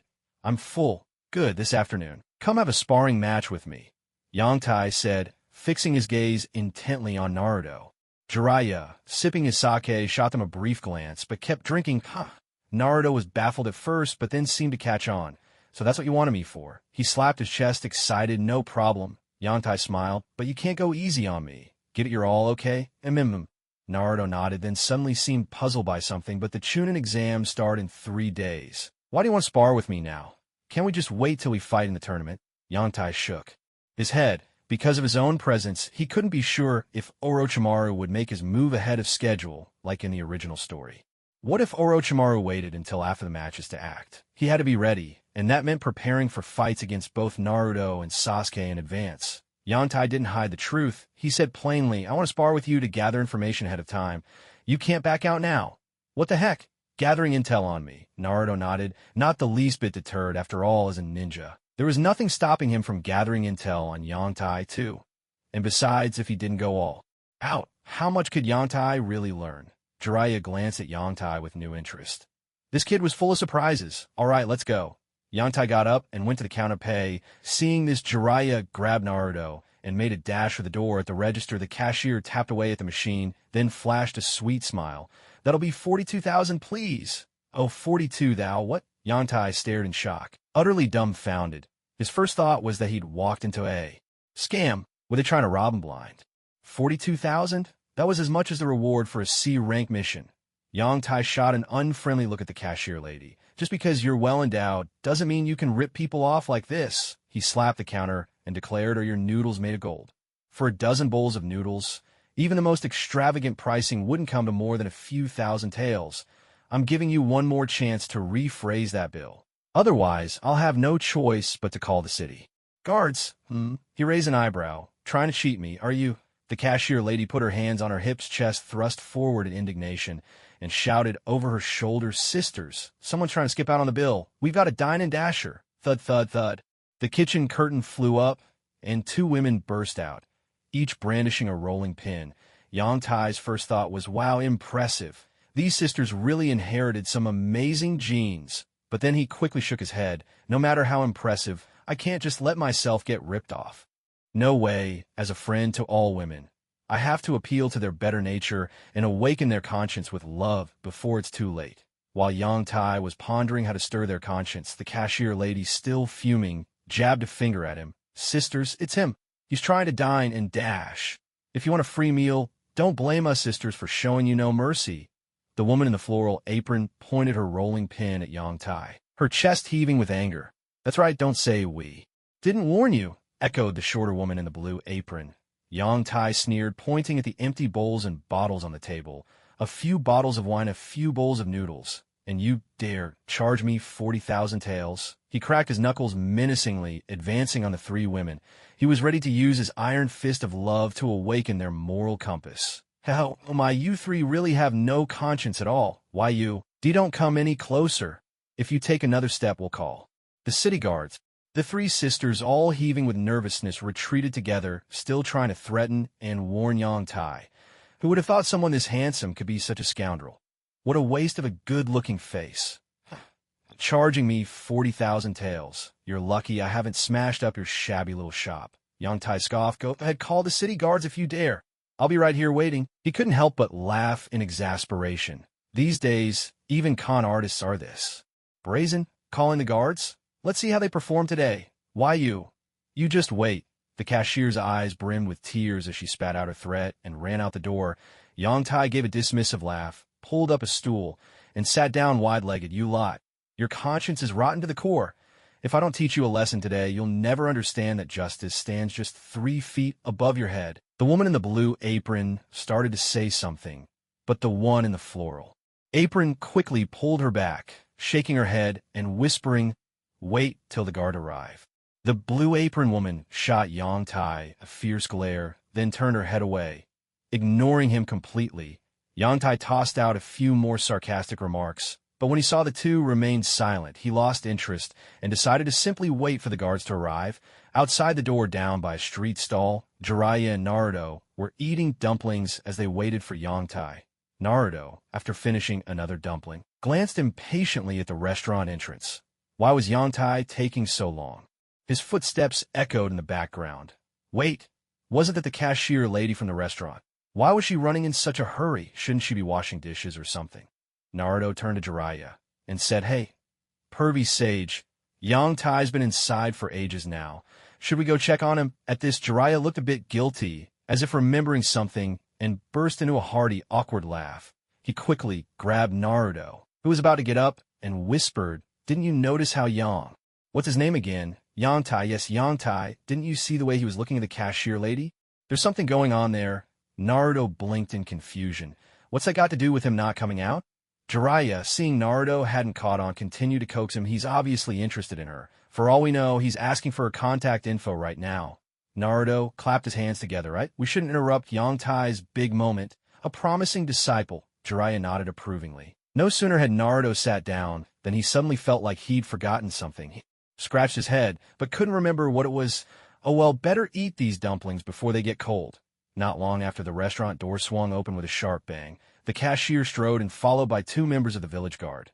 One old, one young. Both wore the uniforms of Leaf Village shinobi. The older man in a Chunin vest led the way. Yang Tai stood up about to greet them, when the cashier pointed at him and shouted, "Uncle Yang, it's him. He's the one who dined and dashed." At her words, both guards fixed their eyes on Yang Tai. Yang Tai raised an eyebrow. So she is a protector. Huh. No wonder she acted so fearless. Turns out she's got connections. Too bad for them they've run into me today. The elderly Chunin approached slowly, sizing Yang Tai up. Though Yang Tai stood a solid 5'10", his youthful face gave him away as barely 16 or 17. With his hands clasped behind his back, the old man assumed the air of seasoned leader and asked young man, "Are you the one accused of dining and dashing here?" "Sir, you can't just slander, eh?" "Man's good name without evidence," Yang Tai replied, determined to reason things out. After all, it's good to have a valid excuse if things turn physical. Oh, the old guard, a veteran of many years, immediately caught the undertone in Yang Tai's words. He dragged a chair over, sat down slowly, and said, "Let's hear it then. If you've been wrongly accused, not only will they apologize, but I'll see to it that your meal is on the house. How about that?" Yang Tai nodded in agreement. The moment money was mentioned, the cashier girl beside him could barely stand still. With a worried look, she called out Uncle Yang. The elderly security guard waved his hand, interrupting her. Don't worry. If he really tried to dine and dash, the money will be paid. Plus a proper apology to you all. Is that acceptable? The woman in the floral apron pulled the cashier girl back as she was about to say more, nodded, and agreed to Uncle Yang's approach. Both sides had no objections. The old security guard picked up his thermos, took a sip of hot water, fetched a notebook, and said, Young lady, tell me what happened. The cashier girl shot Yang Tai a fierce glare, then bit out through gritted teeth. This guy came in at noon with two others, gorged themselves on food and drink. Then when the other two left, he stayed behind and started making trouble, refusing to pay. Yang Tai felt offended. After all, he was a man who had completed an S-rank mission. With $1 million in savings, he was hardly the type to skip out on a bill. But for now, he just nodded. All right, fine. The old security guard wrote it all down and turned to Yang Tai. And you? Let's hear your side of the story. Yang Tai sighed and explained, sir, have you ever seen a bill for a few bowls of noodles and a few bottles of beer come to 40,000 taels? What are their noodles made of gold or something? I suspect this place is a scam. You. The three women were so angry they couldn't speak. Now. Let's all calm down, the old man soothed, completely unruffled. He then called over to the young security guard taking notes at a nearby table. Xiao Chun, are you done yet? Almost there. The young guard scribbled a few quick calculations, then immediately rushed over. The total comes to 40,051 taels. Yang Tai felt a surge of disdain, just as he'd expected. Officials and merchants in cahoots. You two aren't covering for them, are you? Son, you can eat carelessly, but you shouldn't speak carelessly. Take a look at this, the old guard. The young one remained calm. By now, they understood the situation. After all, they'd seen plenty of this sort of thing, especially with drunks. Yang Tai suspiciously took the two bills, one from the restaurant, one calculated by the young guard. Ramen, 6 taels a bowl, 16 bowls in total. Beer for taels a bottle, 6 bottles. Flying Fairy Mount Eye, 10,500 taels a bottle. For bottles, Yang Tai rubbed his eyes, thinking he must be under some kind of illusion. A ridiculous, expensive illusion. Trembling, he stared at the bill. And suddenly, it all became clear. He remembered that in the middle of the meal, Jiraiya had gone to the restroom. Yang Tai hadn't thought much of it. Later, the cashier girl brought out 4 different bottles of liquor. Jiraiya drank one, and then stuffed the other 3 into his coat. That scoundrel Jiraiya had set him up. To think he'd met his idol from a past life, treated him to a meal, and ended up being taken for a ride. Feiqian Mao Dai? He had only ever heard of this liquor, never tasted it. What really annoyed him wasn't that Jiraiya set him up, but that he didn't even get a sip of the Feiqian Mao Dai. That old fox. How infuriating. Hey kid, any last words? The cashier lady asked triumphantly. Sigh, it's my fault. I'll pay up. Yang Tai let out a weary sigh, accepting his fate. The old man, who had seen through everything, quietly enjoyed the spectacle, originally planning to say a few good words for Yang Tai. But recalling how Yang Tai had doubted him at first, he decided on a little revenge. That's what you get for not respecting your elders. As soon as money was mentioned, the cashier put on an entirely different face, beaming as she said, You're in luck. I'll round it down for you. 42,000 taels. Will you be paying by card or in cash? Yang Tai's heart ached as he took out his wallet. There isn't enough in my account yet. And as for cash, the 3 sisters watched him expectantly as Yang Tai closed his wallet, put on an awkward but polite smile, and said sincerely, would washing dishes do? Huh. Everyone froze, then immediately realized this guy was still trying to get a free meal. You brat, after all this time you're still trying to dine and dash. The elegant eldest sister, emboldened by the old man, and the others immediately grabbed a rolling pin and advanced on Yang Tai. Yang Tai broke out in a cold sweat. What could he do? Who in their right mind would wander around near home carrying that much cash? He retreated step by step as the 3 sisters closed in, backed up against the wall. Blocked by 3 imposing figures, Yang Tai had nowhere left to run. Under the sisters' sharp gazes, he suddenly pulled out a scroll. Grinning cheekily, beautiful ladies, he began, I didn't bring enough money today. How about I leave something valuable as collateral? I'll come back to redeem it with cash. The cashier eyed Yang Tai, who really didn't look like he was lying. That's acceptable, but the item can't be of low value. Gold, jade dishes, jewelry, anything like that will do. Naruto, standing by, broke into a sweat. Yang Tai's eyelid twitched. Was this cashier obsessed with money or what? He turned his head slightly and muttered, I don't have any of those. Fine. I'll reluctantly accept. The cashier was halfway through her sentence when she sensed something was off. Realization hit, her chest heaving with anger, and she pointed a trembling finger at Yang Tai's nose. "You're messing with me." Yang Tai gave an embarrassed grin, gently lowering her trembling, pale hand. Calm down, he said hurriedly. "My collateral isn't gold or anything like that, but it's definitely not cheap." Under the sister's skeptical eyes, Yang Tai slowly unfurled the scroll in his hands and spoke in a low, commanding voice. "Release." With a puff of smoke, a gleaming, straight sword appeared in Yang Tai's hand.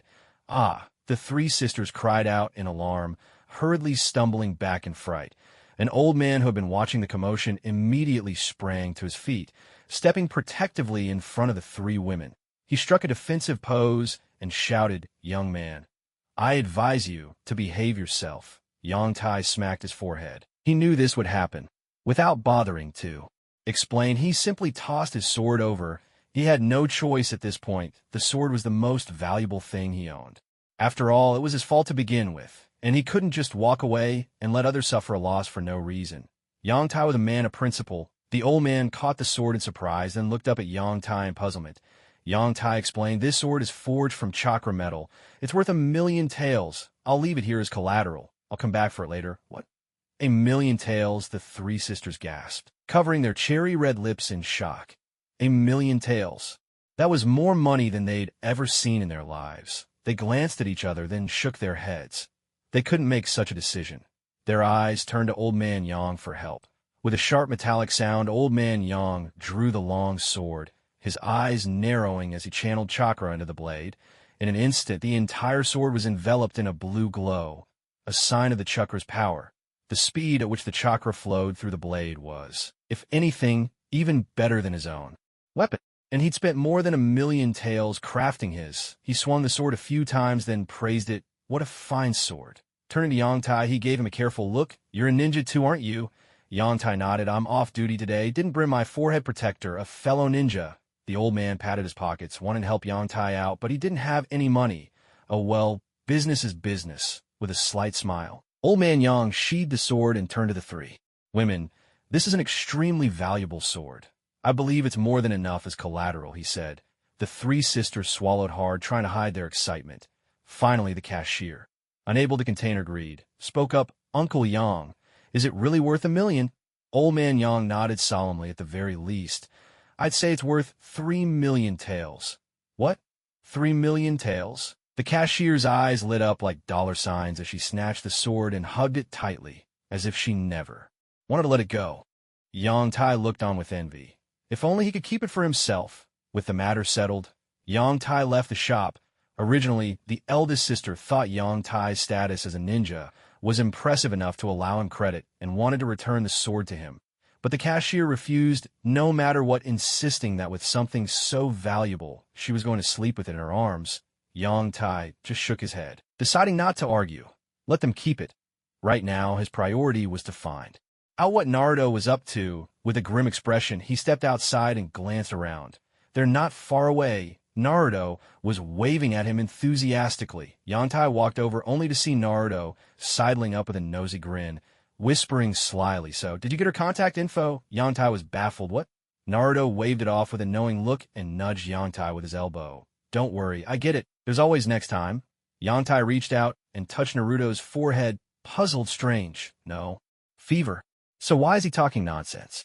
The next moment, Yang Tai dropped his hand and fixed Jiraiya with a sharp glare. That old man, other than his red face, he acted as if nothing had happened at all. Taking a deep breath, Yang Tai exhaled slowly and turned to Naruto. "Let's go." After a pause, he added, "Naruto, you'd better get it your all today, otherwise you're in for a serious beating from me." Naruto looked bewildered. What's up with this guy? Did he take the wrong medicine before leaving home today? Yang Tai ignored him and strode out of the village toward the outskirts of Konoha. He had to admit, for all of Jiraiya's childishness, the man was a first-rate ninja. With nothing more than a simple meal, he had given Yang Tai a reason to go all out, using him as a whetstone for the young prince, Naruto. A faint smile tugged at the corner of Yang Tai's mouth. Outside the village, by the river, this was the battleground Jiraiya had chosen for the two of them. Yang Tai stood calmly on the water's surface, looking across at Naruto. "Are you ready?" Naruto struck a fighting pose, his face alight with excitement.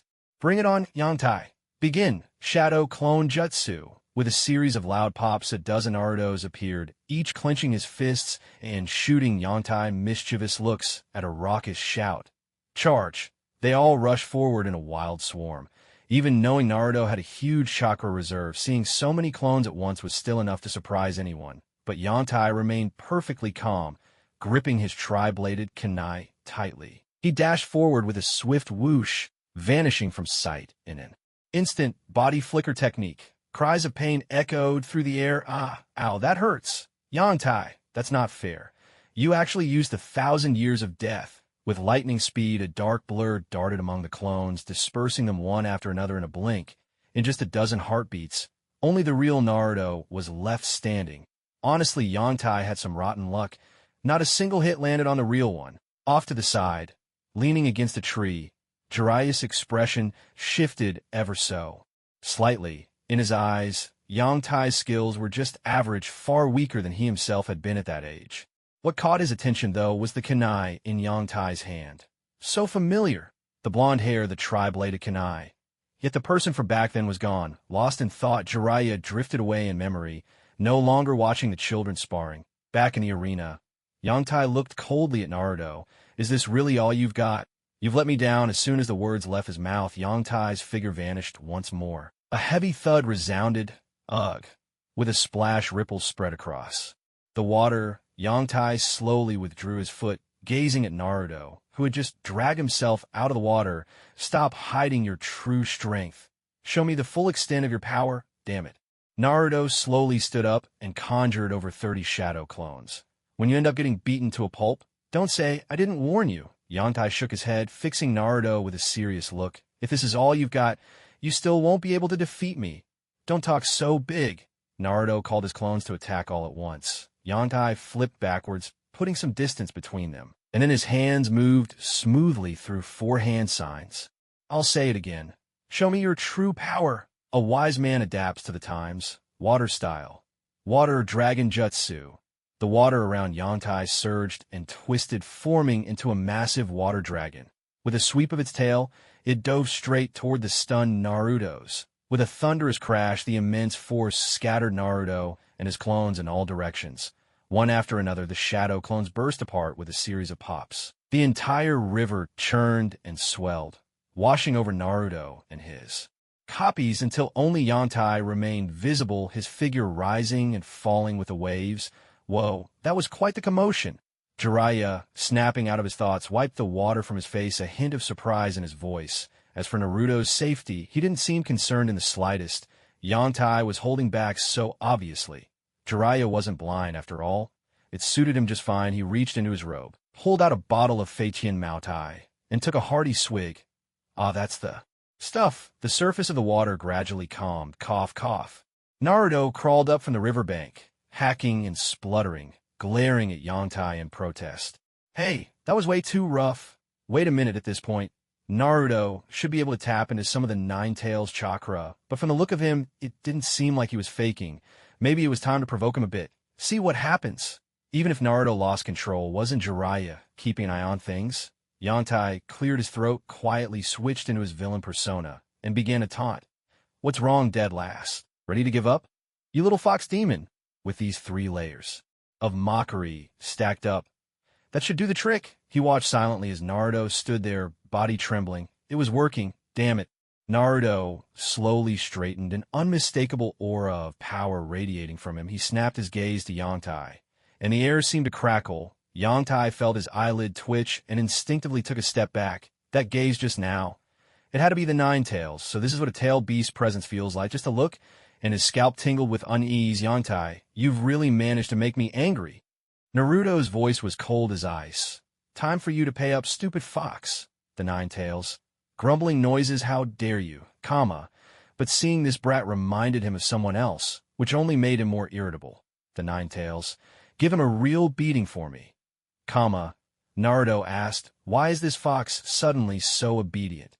No sooner had he spoken than a faint red chakra began to shimmer around him, swelling like a growing bubble. The crimson chakra gathered in intensity, gradually enveloping Naruto's entire body. Oh, Is it the Nine-Tails chakra? Jiraiya straightened up, his gaze sharpening as he watched Naruto closely. Has he already started to use that power?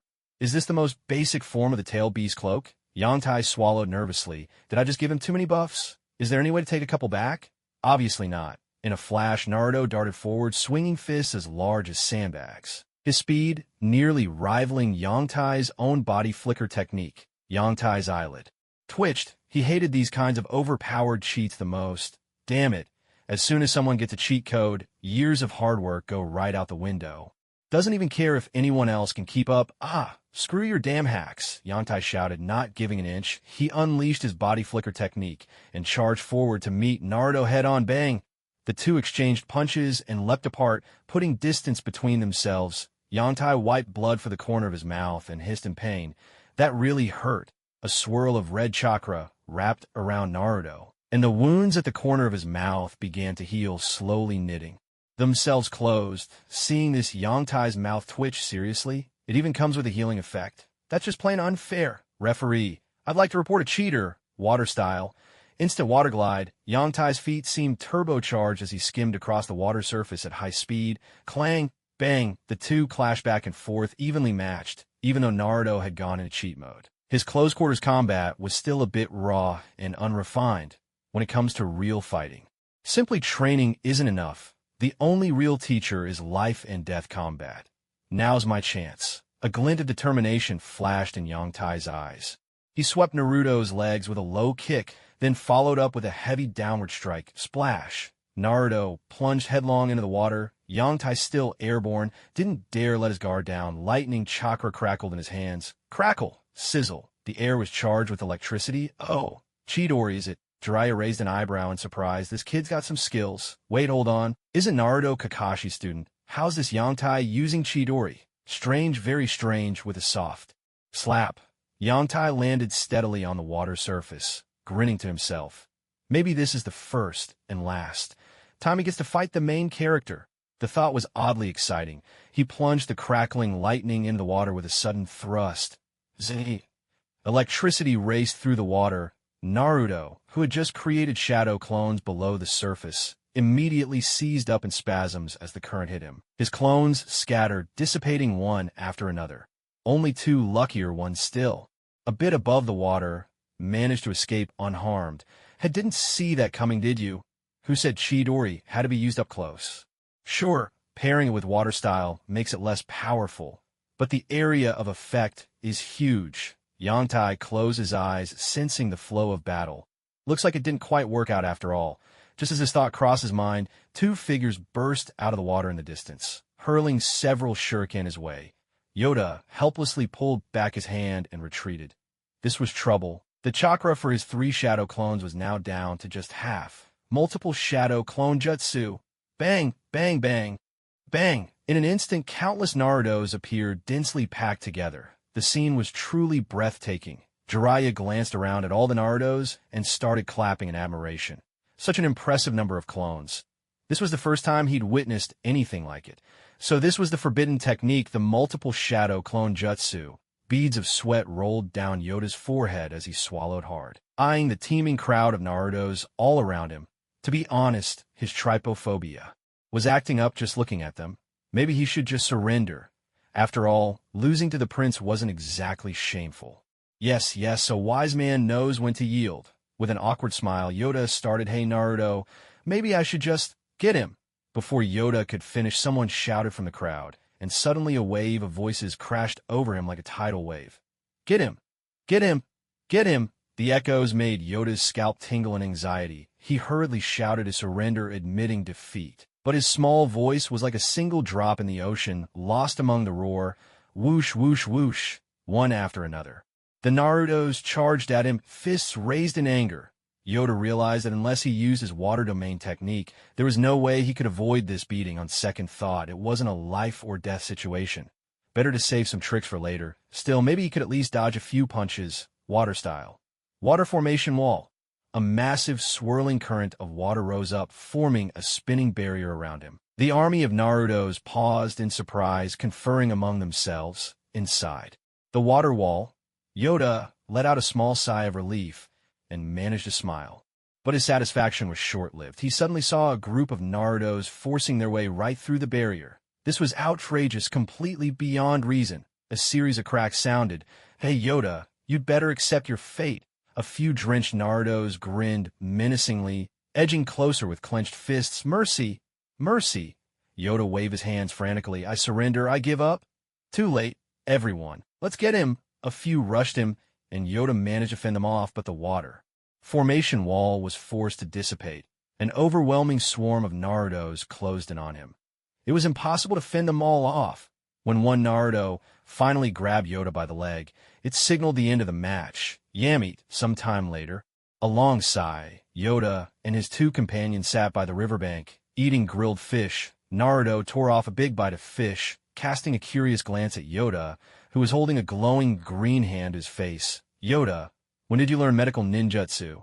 Finishing the last piece of meat, Yoda, sporting a pair of panda eyes, brushed off his hands and replied, "I picked it up from my sister a couple of days ago. All right, we've sparred enough for now.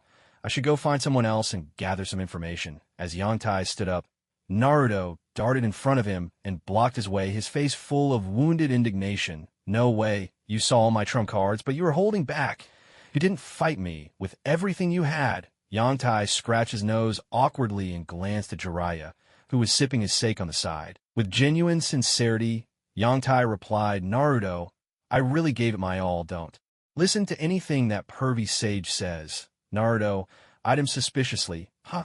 Really?" Yangtai nodded vigorously. "As true as pearls are real. In that case, I'm not fighting anymore. I'm leaving." Naruto immediately grinned broadly, waved, and called out, "See you.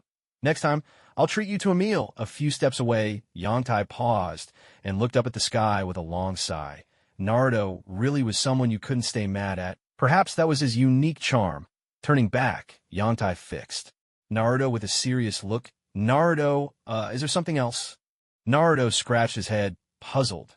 "Do you want to see my trump card?" Yangtai continued, "For real? As real as it gets." Naruto pumped his fist in excitement. Another chance to challenge Yangtai. Jiraiya, still munching on grilled fish and sipping his sake, stifled a yawn and glanced at the two, thinking to himself, "Finally, something interesting to watch." Yangtai understood exactly what Naruto was thinking and shook his head. This time, he was going to finish things quickly. He still had another loudmouth to deal with, and it wasn't Sasuke. He'd already settled matters with him long ago. Pulling out a three-pronged kunai, Yangtai looked at Naruto. "Ready?" Right here, before Naruto could finish, a three-pronged kunai whistled through the air and landed in the ground between them with a metallic clang. Just as Naruto and Jiraiya were puzzling over it, with a sudden splash, a C-shaped column of water erupted from thin air. The arc of water stretched all the way behind Naruto. As the two stared in stunned bewilderment at the sudden appearance of the water, Naruto felt a chill snake around his neck, icy terror shooting straight to the top of his head. He turned slowly, disbelief written all over his face, and saw a dripping figure standing behind him. Swallowing hard, his voice trembled. Yanga, with a clatter, Jiraiya's sake bottle slipped from his hand. He stared in shock at the golden-haired youth before him, the image overlapping his mind with that of Minato clad in his Hokage cloak. They say that when someone passes on, before long someone similar will appear in the world. Could he be a flower blooming in the same way? Jiraiya was lost in thought. Yangtai retrieved his kunai and patted Naruto's shoulder with a smile. Standing tall at nearly 6 feet, he spoke with the tone of an older brother teaching his sibling Naruto, "Remember, even a lion uses its full strength to hunt a rabbit. Sometimes, hiding your strength isn't always a good thing. I'm off now, goodbye." Naruto said nothing and simply waved in farewell. As Yoda's figure gradually faded into the distance, Naruto walked up to Jiraiya with a look of unwavering determination. Speaking earnestly, he declared, "Pervy sage, I want to become stronger. Whatever methods you have, use them all on me." Jiraiya snapped back to his senses and glanced at the brimming with energy Naruto, nodding with a smile. His goal had been achieved. My sake," he suddenly cried out, grabbing the bottle with a pained expression as he saw the spilled liquor. Such a fine drink, wasting so much of it. What a shame. What a waste. Naruto could only give a resigned sigh. Was this guy really capable of teaching him properly? He seemed so unreliable. Evening came. When the door was pushed open, a little girl could be seen setting out bowls and chopsticks with a copper hot pot bubbling in the center of the table. sending up fragrant steam. Hot pot tonight. Yoda strode over in a few quick steps and ladled up some broth for a taste. The spicy flavor was just right. Yoda and I, take a seat. The vegetables and meat will be ready in a moment. The little girl giggled and darted back into the kitchen. Watching the cheerful Karen, Yoda pulled up a stool and sat down. It seemed she was adapting quickly. He could set his mind at ease. As for her identity, he had already explained everything to the old man, who'd done some investigating himself. Only after confirming there was no problem did he agree to let the girl stay. Regarding Konoha, as long as Karen didn't become a ninja, they wouldn't look too deeply into it. There was no point, in their eyes, even if there were issues. Even if she were a spy, she'd be nothing more than a low-level informant, hardly worth worrying about. They only cared about spies embedded within their own ranks, like Kabuto. That night, everyone gathered around the hot pot, enjoying a lively and harmonious meal. Returning to his room, Yoda found himself instantly fixed by two reproachful stares. Then came a sarcastic, sing-song voice. I've crossed worlds, and yet I still can't escape the fate of doing homework. The first clone deliberately raised his voice as he addressed his companion, who was scribbling furiously at the desk. Tell me about it. As clones, we're up before the roosters and asleep after the dogs. Who do we even complain to? The second clone replied with biting sarcasm. The first clone glanced at Yoda, whose face was growing darker by the second, and let out a dramatic sigh. Ah, how times have changed. Even clones won't put up with this anymore. Yoda's face was thunderous as he dug his ear and said, listening to you too, it almost sounds like you're throwing shade at me. Who would dare? The first clone mumbled half-heartedly, lowering his head to keep writing on a scroll. As soon as Yoda turned away, he spat. Under his breath, damn it, Yoda's ears twitched, and he spun around only to find his two clones diligently immersed in their work. He scratched his head. Was it just his imagination? That couldn't be right. Suspicious, he turned back and began preparing for summoning. Meanwhile, the second clone shot his companion a secret thumbs up, his eyes full of admiration. Brother, you're bold. Awesome, haha. The first clone clasped his hands together, thumped his chest, and whispered smugly, do you even know who I am? This is my status at home, you know. As he spoke, he gave a proud thumbs up and kept bragging. If it weren't for the fact that he's the original, I'd show him why the flowers are so red. With a gulp, the second clone looked behind him, raised his own thumb, and said just two words with admiration, impressive. Then with a face full of schadenfreude, he turned to watch the first clone. Pretty impressive, right? I'm telling you when you're not around. He treats me with the utmost respect, serving tea and water. He doesn't even dare to, well, let out a peep. Why is it so cold in here? Did someone forget to close the window? The first clone's boasting grew quieter and quieter, until he suddenly shivered all over, a strange feeling creeping up on him. Suddenly, the sound of footsteps rang out. The first clone's body went stiff, and when he caught sight of the second clone's sly grin, he instantly understood everything. The atmosphere changed abruptly. What a disaster! How did he end up with a teammate like this? No, he had to salvage the situation.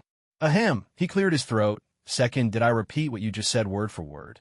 Don't worry, I'll make sure to tell the original exactly as it was said. The second clone, who'd been enjoying the show, was suddenly dumbfounded. What was going on? He hurried to explain, but smack! The first clone slammed the table, angrily pointing at the second clone, his face filled with righteous indignation. Enough, at this point. Are you still going to deny it? I didn't. The second clone was flustered, desperate to explain. The first clone waved him off. No more excuses. Do you really think I'd wrongly accuse you? Let me tell you, my loyalty to the original is as clear as the sun and moon. My admiration for the original is like the endless flow of the Yangtze River, like the mighty Yellow River in flood. Absolutely unstoppable. The second clone's face twisted in agony. He pointed a trembling finger at the first clone, his whole body tensing. His eyes rolled back as he clutched his chest. Then, with a thud, he collapsed face down on the table, completely unconscious. What the heck? You little rascal can't handle the game. The first clone was stunned. This honest-looking fellow couldn't out-talk him, so he just played dead. Just as he was about to call out this shameless move, a strong hand grabbed him by the back of the neck and hauled him out. Wait a second, he cried, struggling as he was dragged away. A clatter of footsteps echoed from above, downstairs. A little girl was watching TV with her grandfather. She glanced suspiciously upstairs, then turned to the calm old man beside her, pointed upward, and asked doubtfully, "Grandpa, what's going on up there?" The old man glanced upstairs, then turned back to the TV with a smile, explaining, "Yang Tai's clones are being unruly, so they're getting a lesson." Xiang Lin's eyes went wide in astonishment. "Clones being unruly? I haven't read many books, so don't try to fool me. Is there really such a thing as a rebellious clone?" She'd never heard of that before. The old man patted Xianglin's little head and reassured her, "It's all right, you'll get used to it in time." "Okay," little Xianglin scratched her head in confusion, not sure what to say, and sat there blankly watching TV now, and then glancing up at the floor above. Upstairs, Yang Tai shook his head in exasperation. These clones are getting harder to manage with each generation. Maybe it's the influence from their past lives, but one after another they're all either sharp-tongued or full of bluster. Honest ones are rare. He walked into the room and saw clone number 2 playing dead, and his face immediately clouded over. "What a drama queen. Do you want me to invite you to wake up?" Ahem. Embarrassed, clone number 2 got up and busied himself with his calligraphy again. "I'm getting old. Without those Emperor's pills, my back just isn't what it used to be." "Emperor's pills, my foot." Ignoring this clowning clone, Yantai unfurled the spirit communication scroll, cleared out 3 slots, and began storing rune scrolls one by one. This was his carefully prepared method for sealing away the chakra of the one-tail Shikaku. There could be no room for error. The night passed uneventfully. There was only one day left before the Chunin exams. Early the next morning, Yangtai packed his things and hurried out the door. Today he intended to teach someone a lesson. Niji's fate was tragic, but that didn't stop Yangtai from wanting to give him a beating. Since Yangtai often hung around with Lee, it wasn't difficult to find Niji and his group. Before long, he spotted the 3 of them at a training ground. Yangtai had just greeted them when a blur of green came rushing over. Yangtai, Lee, almost fully recovered now, dashed over with excitement, his eyes shining as he stared at Yangtai. "Yangtai, are you here to train with me? Then let's set our youth ablaze together." Instinctively, Yangtai took 2 steps back and said awkwardly, "Actually, I have something else to do today. Maybe next time?" It was as if a bucket of cold water had been dumped over Lee. He instantly wilted. "All right." Tintin glanced at the silent Niji, then at Yangtai. As if a thought had struck her, she walked up to Yangtai and whispered, "You're not here to challenge Niji, are you?" Lee, still drooping a moment ago, perked up at once, looking at Yangtai in surprise. "Yeah, I'd like to test myself against a so-called genius," Yangtai said with a smile and a nod. Tintin sighed. "You'd better not, Yangtai." She looked at Niji, who was calmly watching them, and added, "You know better than anyone what Niji is capable of. The Hyuga clan's young genius is no exaggeration." Lee nodded in agreement. "Yangtai, Niji really is strong. Hyuga Niji, the Hyuga clan's prodigy. Who doesn't know his name?" At that, Yangtai turned to Lee with a serious look. "But Lee, isn't your goal to surpass the geniuses?" "Well, it just so happens that I want to beat a so-called genius as well." Tian curled her lips every day and muttered, "Go get yourself beaten up then. I've already warned you, but you just don't appreciate it." Yangtai gave a wry smile and shook his head, thinking, just listen to what she says. Can't she ever wish me well? Suddenly, with a loud smack, Shaoli slapped Yangtai on the shoulder. His eyes burned with excitement as he shouted, "Go for it, Yatsushiro. Let your youth burn bright. Just go for it. If you need revenge, I'll have your back." Yangtai thought to himself, can't any of you wish me something good? These words sound like encouragement at first, but listen closely. They can't wait for Niji to finish me off. And next time, don't shout something so embarrassing out loud. You're making this awkward for me. Forcing a smile, Yangtai walked toward Niji. The sun blazed overhead. Forest, training ground, 2 people, 2 men, 1 tall, 1 short. Faced each other from a distance. "You've come." Yangtai paused, the line sounding so familiar he couldn't help but reply instinctively. "I'm here. You shouldn't have come. But here I am. And yet you came anyway. Here I am." After all, a long, heavy silence fell. At last Niji spoke again. "You really shouldn't have come. But I'm here now." Yangtai fixed his gaze on Niji. Niji pressed on. "Why did you come?" Yangtai clenched his fists and bared his teeth with confidence. "I'm here to deliver a beating." Niji raised an eyebrow, looking at Yangtai with a teasing smirk. "A beating? To whom? Me? To you?" Yangtai answered crisply, without a moment's hesitation. Niji's eyes grew even more disdainful, with a proud tilt of his head. "Just you? How naive. Another fool trying to challenge a genius." Do you really think that just because you managed to escape by luck once or twice, you can stand up to us geniuses? You're seriously underestimating us. Just me. Yang Tai's answer was just as direct, his tone unwavering. You think. Tian poked Xiao Li, her face full of exasperation. What's going on with those two? Xiao Li shook his head. No idea, but it feels weird. That's not the point. Look. Tian pointed to the stark black and white style surrounding the two. Don't you see their whole vibe has changed? Now that you mention it, I hadn't noticed at all. Xiao Li exclaimed in surprise, and the field Niji narrowed his eyes and spoke coldly. And who deserves this beating?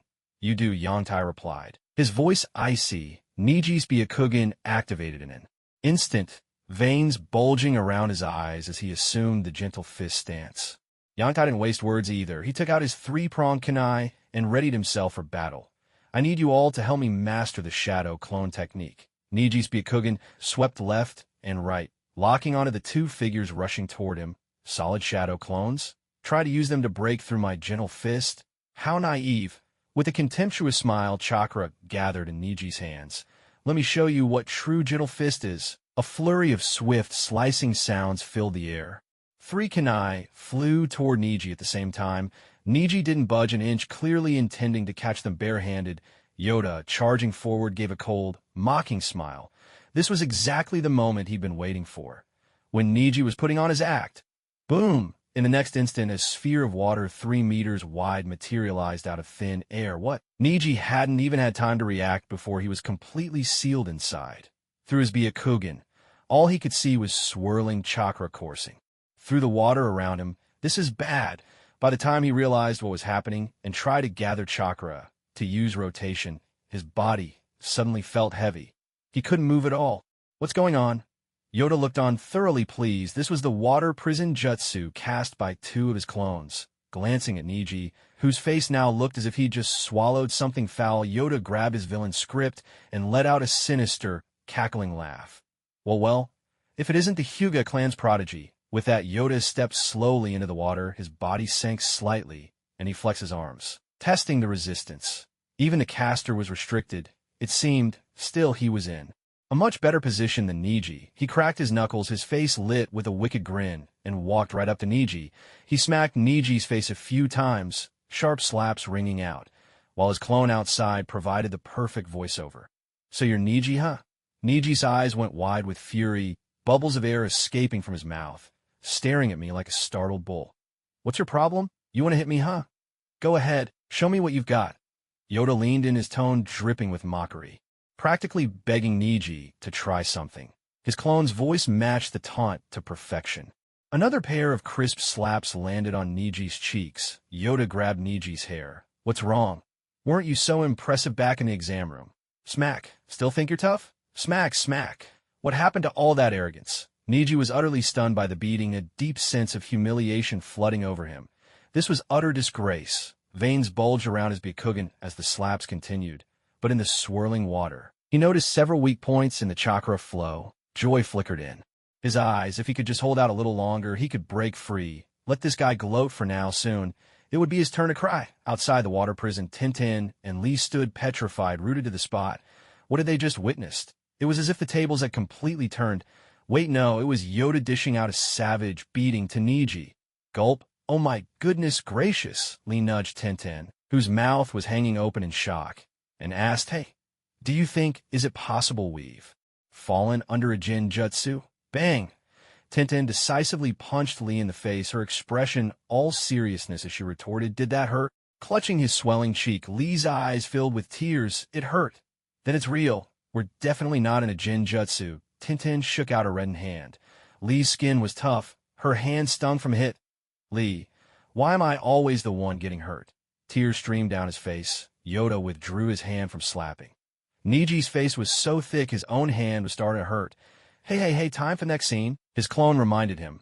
Yang Tai was momentarily stunned. He thought for a second, and his expression changed in an instant, becoming fierce and hostile. Damn it.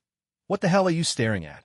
Niji, who was being grabbed by the collar, looked completely bewildered. Hey, his expression hadn't changed at all from start.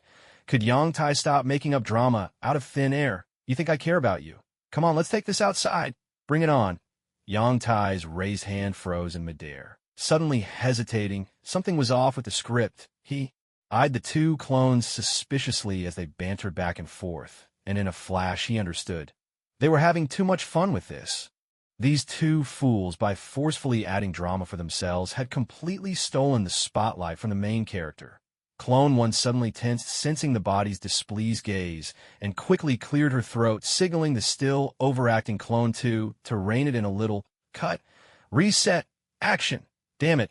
What the hell are you staring at? Niji instantly realized what was going on. So these three idiots were basically filming a movie scene. Unbelievable. Niji, you think I care about you, Yongtai. Come on, let's take this outside. Niji, bring it on. Rotation. Heaven. Niji seized a fleeting opportunity and instantly unleashed his heavenly rotation. Spinning a high-speed chakra surged outward, forming a sphere that shattered the water prison in a single blow. Boom! Splash! Water flew in all directions as if a sudden rainstorm had erupted around them. Time to bail. Bang! Bang! Before the two clones could even finish their lines, Niji had already blasted them apart. Gulp! Yongtai swallowed hard, realizing he'd pushed things too far. He had to make a run for it. Otherwise his life was as good as over. In a flash, he hurled a special tri-pronged kunai a long distance away. A burst of water followed, and with a whoosh, Yongtai vanished from sight, gone without a trace. Arg! Yongtai, get back here and meet your doom! Niji's furious roar echoed for miles. Far away, Yongtai, who had just reappeared, curled his lip in disdain, as if he'd ever go back. What a ridiculous thought! A wise man steers clear of danger. He was a true gentleman. After all, how could he risk his own neck? Yes, yes. A gentleman as flawless as jade. That was him. He tossed out another kunai and disappeared once more. Gulp. Lee and Tintin wisely retreated a few steps. Lee glanced at Niji, whose eyes were burning red, and couldn't help but joke, Tintin, aren't Niji's Byakugan eyes supposed to be white? Why do they look just like Sasuke's Sharingan now? Don't tell me he's having some kind of genetic throwback? Sharingan. Genetic throwback? How clueless could he be? Thump. A huge vein popped up on Tintin's forehead. She landed a strong, affectionate punch on Lee's arm and snapped, "Can't you see Niji's just furious because of Yongtai? We'd better get out of here, or we'll end up taking the blame for Yongtai and becoming Niji's punching bags." With that, the two of them tiptoed away, sneaking into the forest like a pair of mischievous thieves. Snap. Silence. Beads of sweat trickled down the foreheads of Xiao Li and Tian Tian. Their eyes locked on a broken tree branch at Xiao Li's feet. The two exchanged a glance, then with utmost caution, slowly turned their heads, only to be met with Niji's eyes, glowing with a crimson light. Their hearts sank, as if a massive stone had plunged into a still lake, sending waves crashing in their chests. "We're doomed." Both tried to muster awkward smiles, blurting out in unison, "We didn't see anything." In an instant, the red glow in Niji's eyes burned even fiercer. "This is bad. Why did we have to say the one thing we shouldn't?" Suddenly, Shaoli shot upright, scratching his head in embarrassment, putting on his most sincere face. "Guy-sensei has something for me, so I'll just head off now." Moving stiffly like a wind-up robot, he slowly retreated from the scene.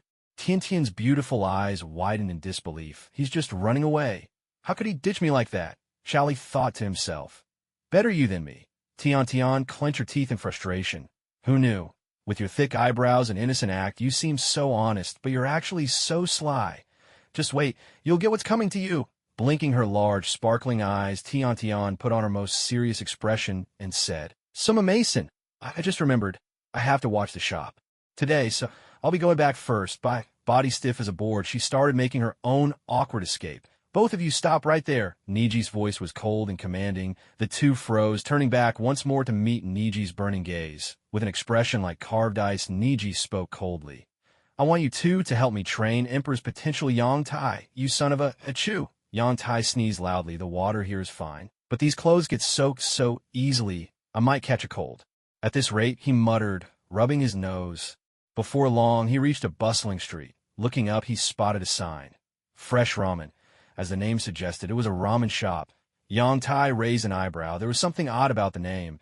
Did it sound a bit unlucky? No, don't think about that. This must be their specialty. Perfect, some hot soup will chase away the chill. He stepped in the shop. "Boss, one bowl of ramen, please. Would you like a large?" "Large. Absolutely. Coming right up. Be sure to eat it while it's hot." Yongtai's face darkened. Somehow, the boss's words sounded off, even though it was just a normal sentence. How strange. Do people really eat here? The shop owner, however, was all smiles, energetically pulling the noodles. After a week of business, at last a customer had come. He was almost moved to tears. They said the street had as much foot traffic as the heart of Konoha, but reality was a letdown. Oh, by the way, at 100 yuan for a piece of braised pork, young man, want to add it? What kind of place is this? Yang Tai's mouth twitched, but after a moment's thought he nodded. Sure, add the meat. He might as well treat himself. Coming right up, the owner called out, then huffing and puffing began to pull noodles again. Before long, he brought over a bowl of ramen. The broth glistened golden, topped with a so-called marinated pork. Words could hardly describe it. In that instant, any thoughts Yoda had simply vanished. Hey, young man, hand-pulled noodles are best eaten while they're hot. Yoda hesitated. Boss, are you sure you mean that in a proper sense? Huh.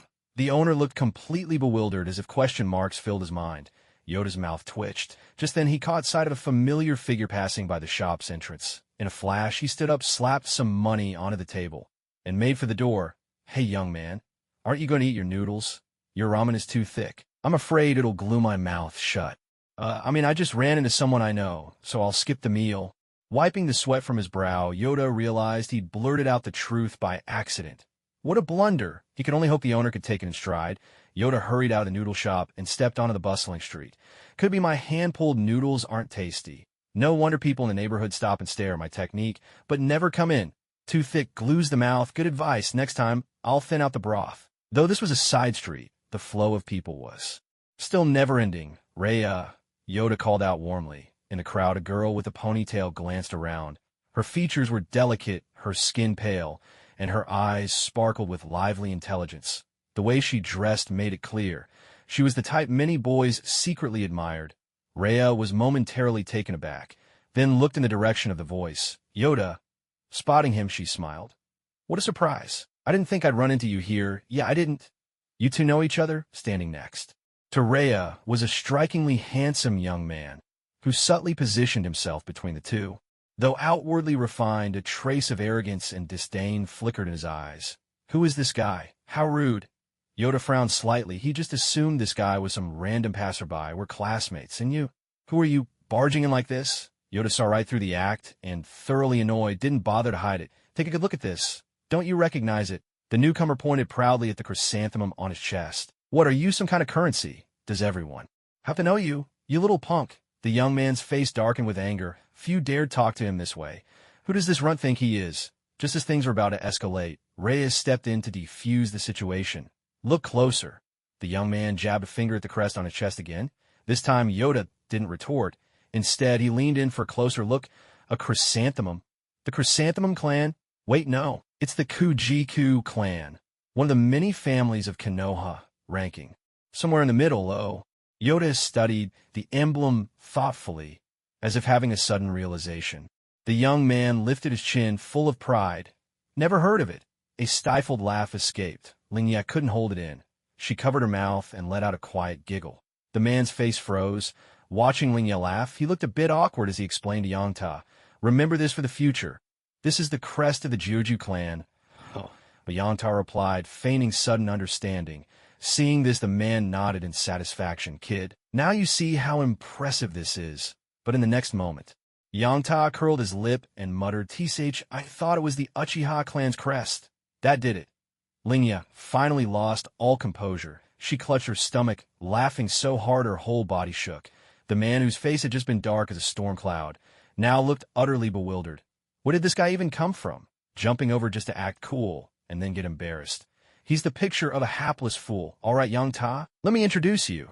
This is Wang Tung of the Juju clan, the most outstanding of his generation, and my teammate as a chunin, Lingya managed to say, catching her breath.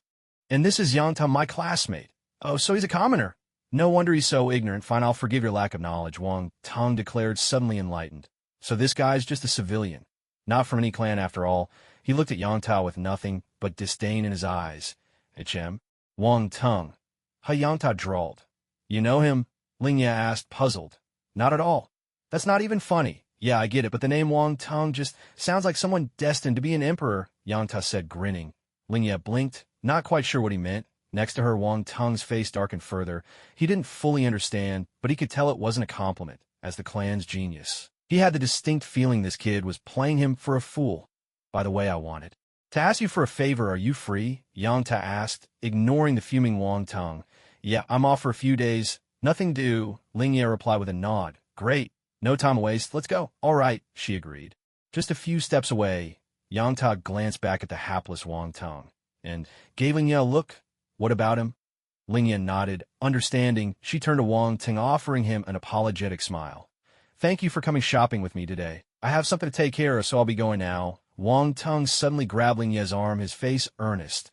Ling, after all this time, you must know how I feel.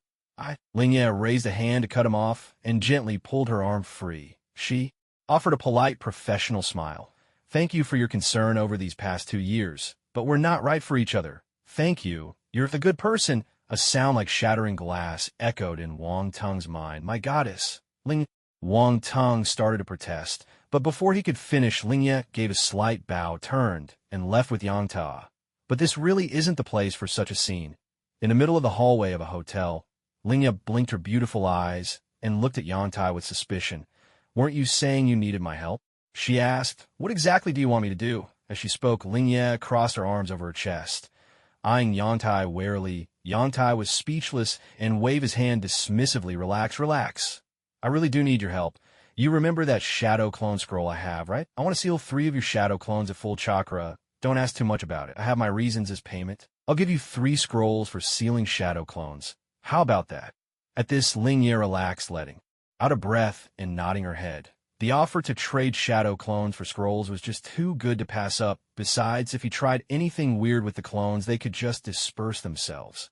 All in all, it was a win-win. Come on, let's get a room first. Her footsteps pattered nervously as Ling Ye hopped back like a startled rabbit, putting a few steps between herself and Yang Tai.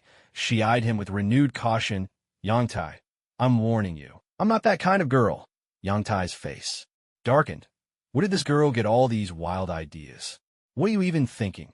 Do you want to discuss this out here in public? As he said this, Yang Tai grabbed Ling Ye by the arm and started leading her inside, completely unfazed by her half-hearted struggle. Hey, let go. I can walk on my own. Ling Ye's cheeks flushed red as she was pulled along, her voice growing softer and softer. Clap. Hey, handsome, get us a room, will you? The balding receptionist, who had been dozing off, jerked awake and rubbed his bleary eyes, looking over at the newcomers. Before him stood a handsome young man and a sweet, lovely girl. A perfect pair, really, in short. A strikingly attractive couple. But the receptionist narrowed his eyes and gave them both a once-over with 30 years of hard-earned experience, he could tell. These two weren't 18 yet.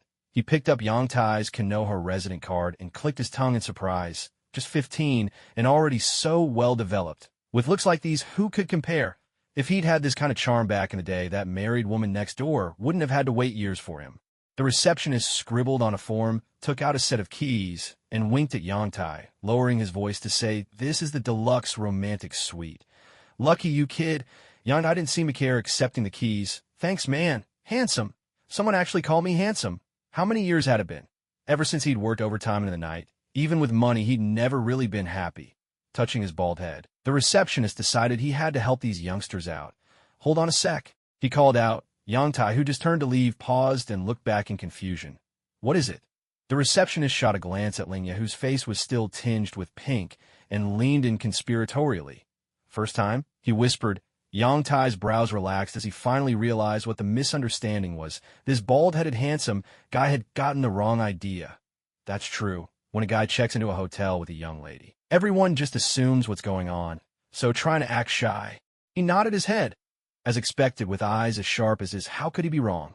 Lowering his voice, he asked again, so, did you bring the stuff? The stuff? What stuff? Yang Tai scratched his head in confusion, unable to keep up with the bald guy's train of thought. The bald guy let out a chuckle.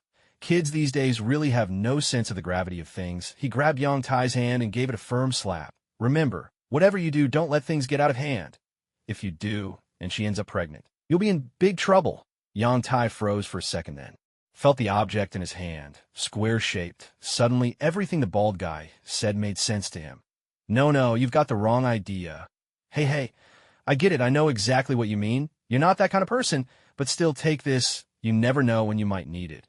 And if you refuse, that just means you're disrespecting me, or worse, that you're not up to the task. The bald guy nodded knowingly, giving Yang Tai a sly wink. Yang Tai's face darkened, but in the end he accepted it. After all, how could a man admit defeat? The bald guy nodded in satisfaction. Finally, the kid's showing some promise. Young people, of course, are bound to be shy the first time. Just give him an out, and they'll take it. Yang Tai smiled awkwardly and thanked him, then took the bashful Rina by the hand and headed upstairs. Yang Tai, what did that bald guy give you just now? Rina glanced at the calm-faced boy beside her, her eyes drifting to his pocket. She couldn't hold back her curiosity, and finally asked, "Thud." Yang Tai's steps faltered, a pang of guilt flashed through his heart. He quickly forced a laugh. What are you talking about? Don't play dumb, I saw it. It's right there in your pocket. Rina put her hands on her hips, fixing him with a piercing stare as though she could see right through to his guilty conscience. Damn it, we were being so discreet. How did she notice? Oh, that's right, she was in the EMBU after all. What now, if she manages to fish it out? Today, I'll be in deep trouble. No matter how I explain, it'll look bad. What if I said it was bubble gum? Would you believe me? Oh, Carrot. Well, I don't believe you. Not unless you take it out and show me. Of course, Rina wasn't buying that nonsense. As the saying goes, men's words are nothing but lies. Yang Tai quickly wiped the cold sweat from his brow and forced another smile. You've got it all wrong. Honestly, it's just bubble gum. Cut the crap. Either you hand it over or I'll... Before she finished, Rina lunged for Yang Tai's pocket. Naturally, Yang Tai wasn't about to let her succeed. If she did, he'd be in real trouble. In that tight space, they tussled back and forth a few times, but Yang Tai was gradually losing ground. Just as Rina's fair little hand was about to slip into his pocket, Yang Tai steeled himself and bit down. Ow, that hurts. What's wrong with you? Why do you have to bite so hard? Lingye cried out in pain, hastily pulling her hand back. When she looked, there was a deep purple bite mark on her fair jade-like arm. Instantly, she shot an angry glare at Yang Tai. Yang Tai grew anxious, afraid she'd try to snatch it again. He stomped his foot, clenched his teeth, and in the blink of an eye tore open the wrapper and tossed it into his mouth. He moved so fast that all Lingye saw was a round thing, kind of like bubble gum. Could it really be just bubble gum? While Lingye was still puzzled, Yang Tai deliberately chewed a few times, then gave a big, dramatic puff. Suddenly, a huge bubble ballooned from his lips. It really was bubble gum. Looks like I wrongly blamed Yang Tai. With a loud pop, the bubble burst. Yang Tai chuckled, spat the gum behind him, and said PFF. Because of her angle, Lingye didn't quite see what it was and grumbled. You should have just taken it out from the start. I was only playing around. I was just messing with you. Yang Tai scratched his head, offering a lame excuse. You can't play around like this in the hallway. Before Lingye could finish, a cleaning lady appeared around the corner, her voice full of irritation. I could hear you from down the hall. What's with all the yelling and ow, that hurts. And use more force. She wasn't finished yet. Pointing at the floor and the bubble gum, she scolded, Look at this. Footprints everywhere.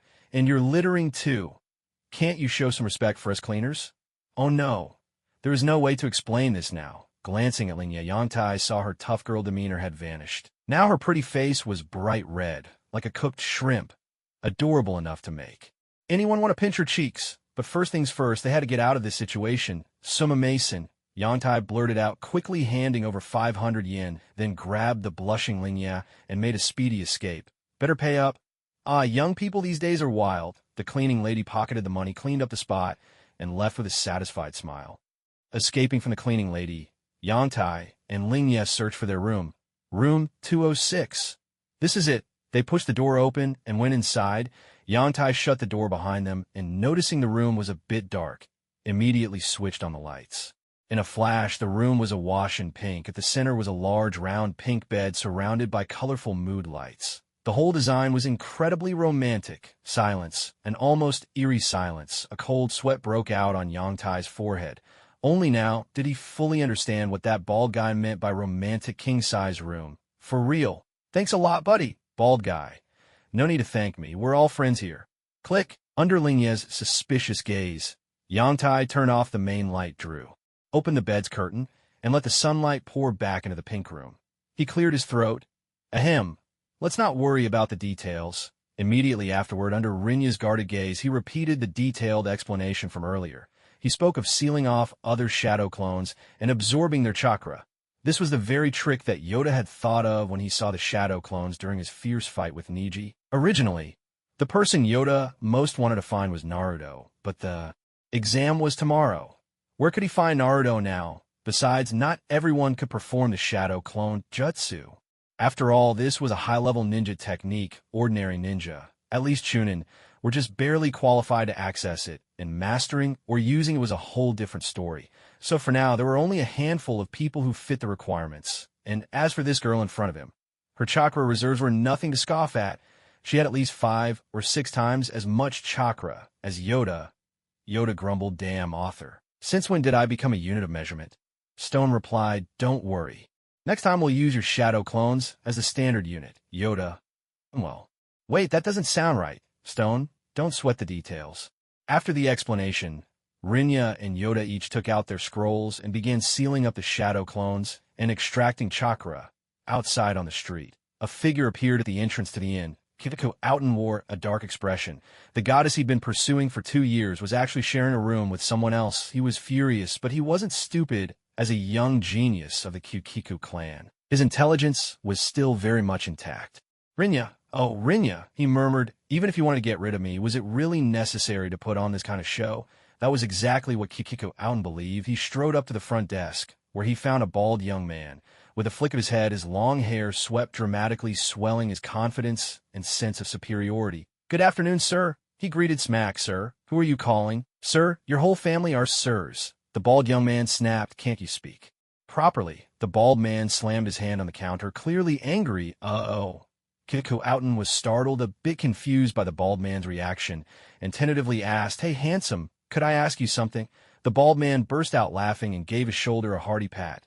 "Since you put it that way, go on. What do you want to know?" Kyukiku Outen underscore this. Why does he suddenly seem like a different person? The corner of Kikiku's mouth twitched, but he patiently inquired, "I just wanted to know, did a blonde guy come in earlier with a girl to get a room?" "Yeah, these days young people even come in the middle of the day to, The bald man stopped, giving Kikiku a suspicious look. "Why are you asking about this?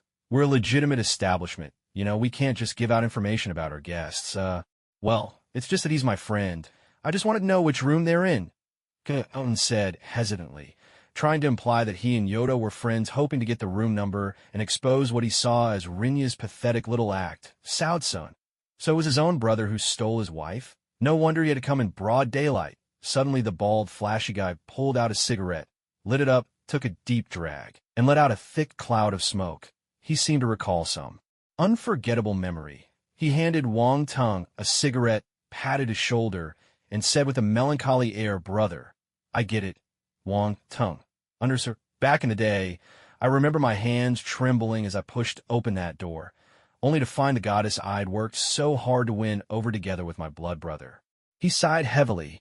"In the end, my brother was so ashamed he couldn't face me, and the goddess just left with some rich guy." Wang Tung, feeling a pang of sympathy, tried to comfort him. "It's all in the past, big bro. Don't let it get you down. I'm not upset at all." The flashy bald man met Wang Tung's skeptical gaze and explained a few years later the goddess came back and wanted to get back together. "You said yes?" Wang Tung asked in surprise. He was already bald. How could the goddess want him back?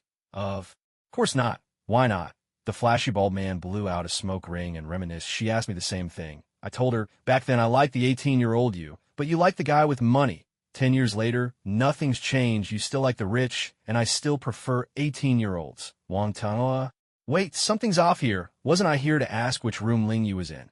How did I end up caught in the flashy bald guy's story?" Wang Tung cleared his throat.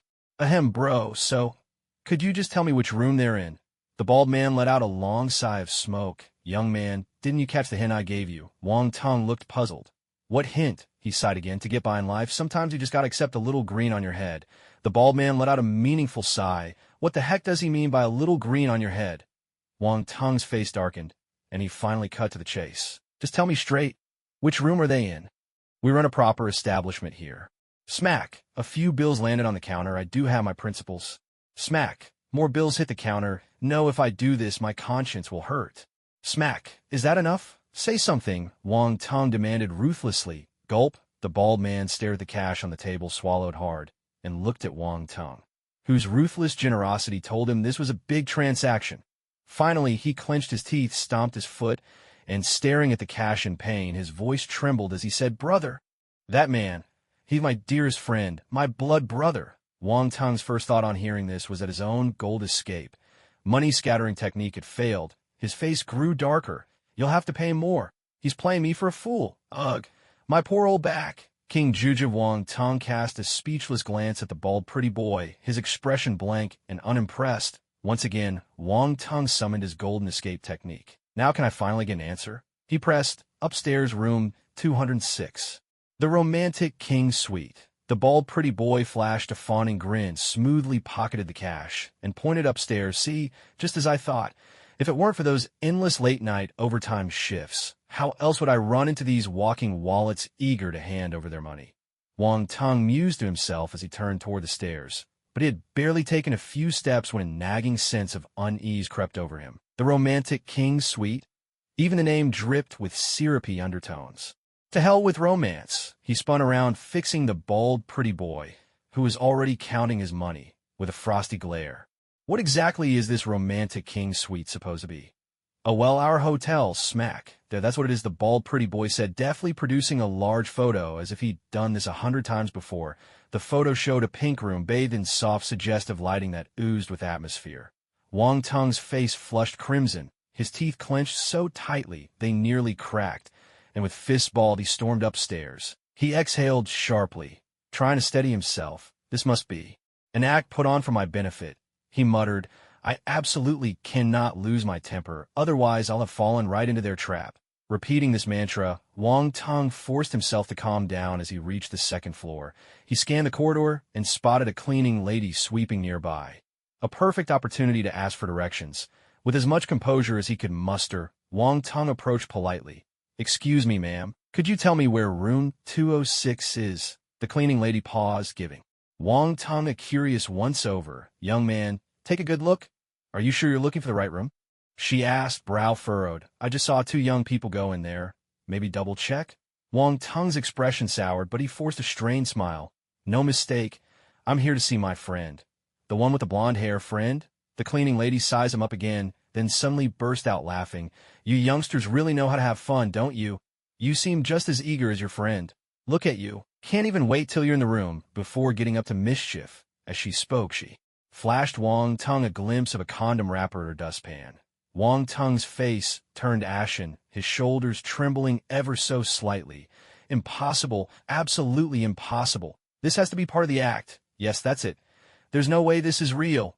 Determined to find some clue, Wang Tung scrutinized the cleaning lady's face for any sign of a lie. Wait, was that a hint of something? A faint smirk tugged at the corner of Wang Tung's mouth. He had to admit the cleaning lady's performance was convincing, but it's always the little details that give the game away.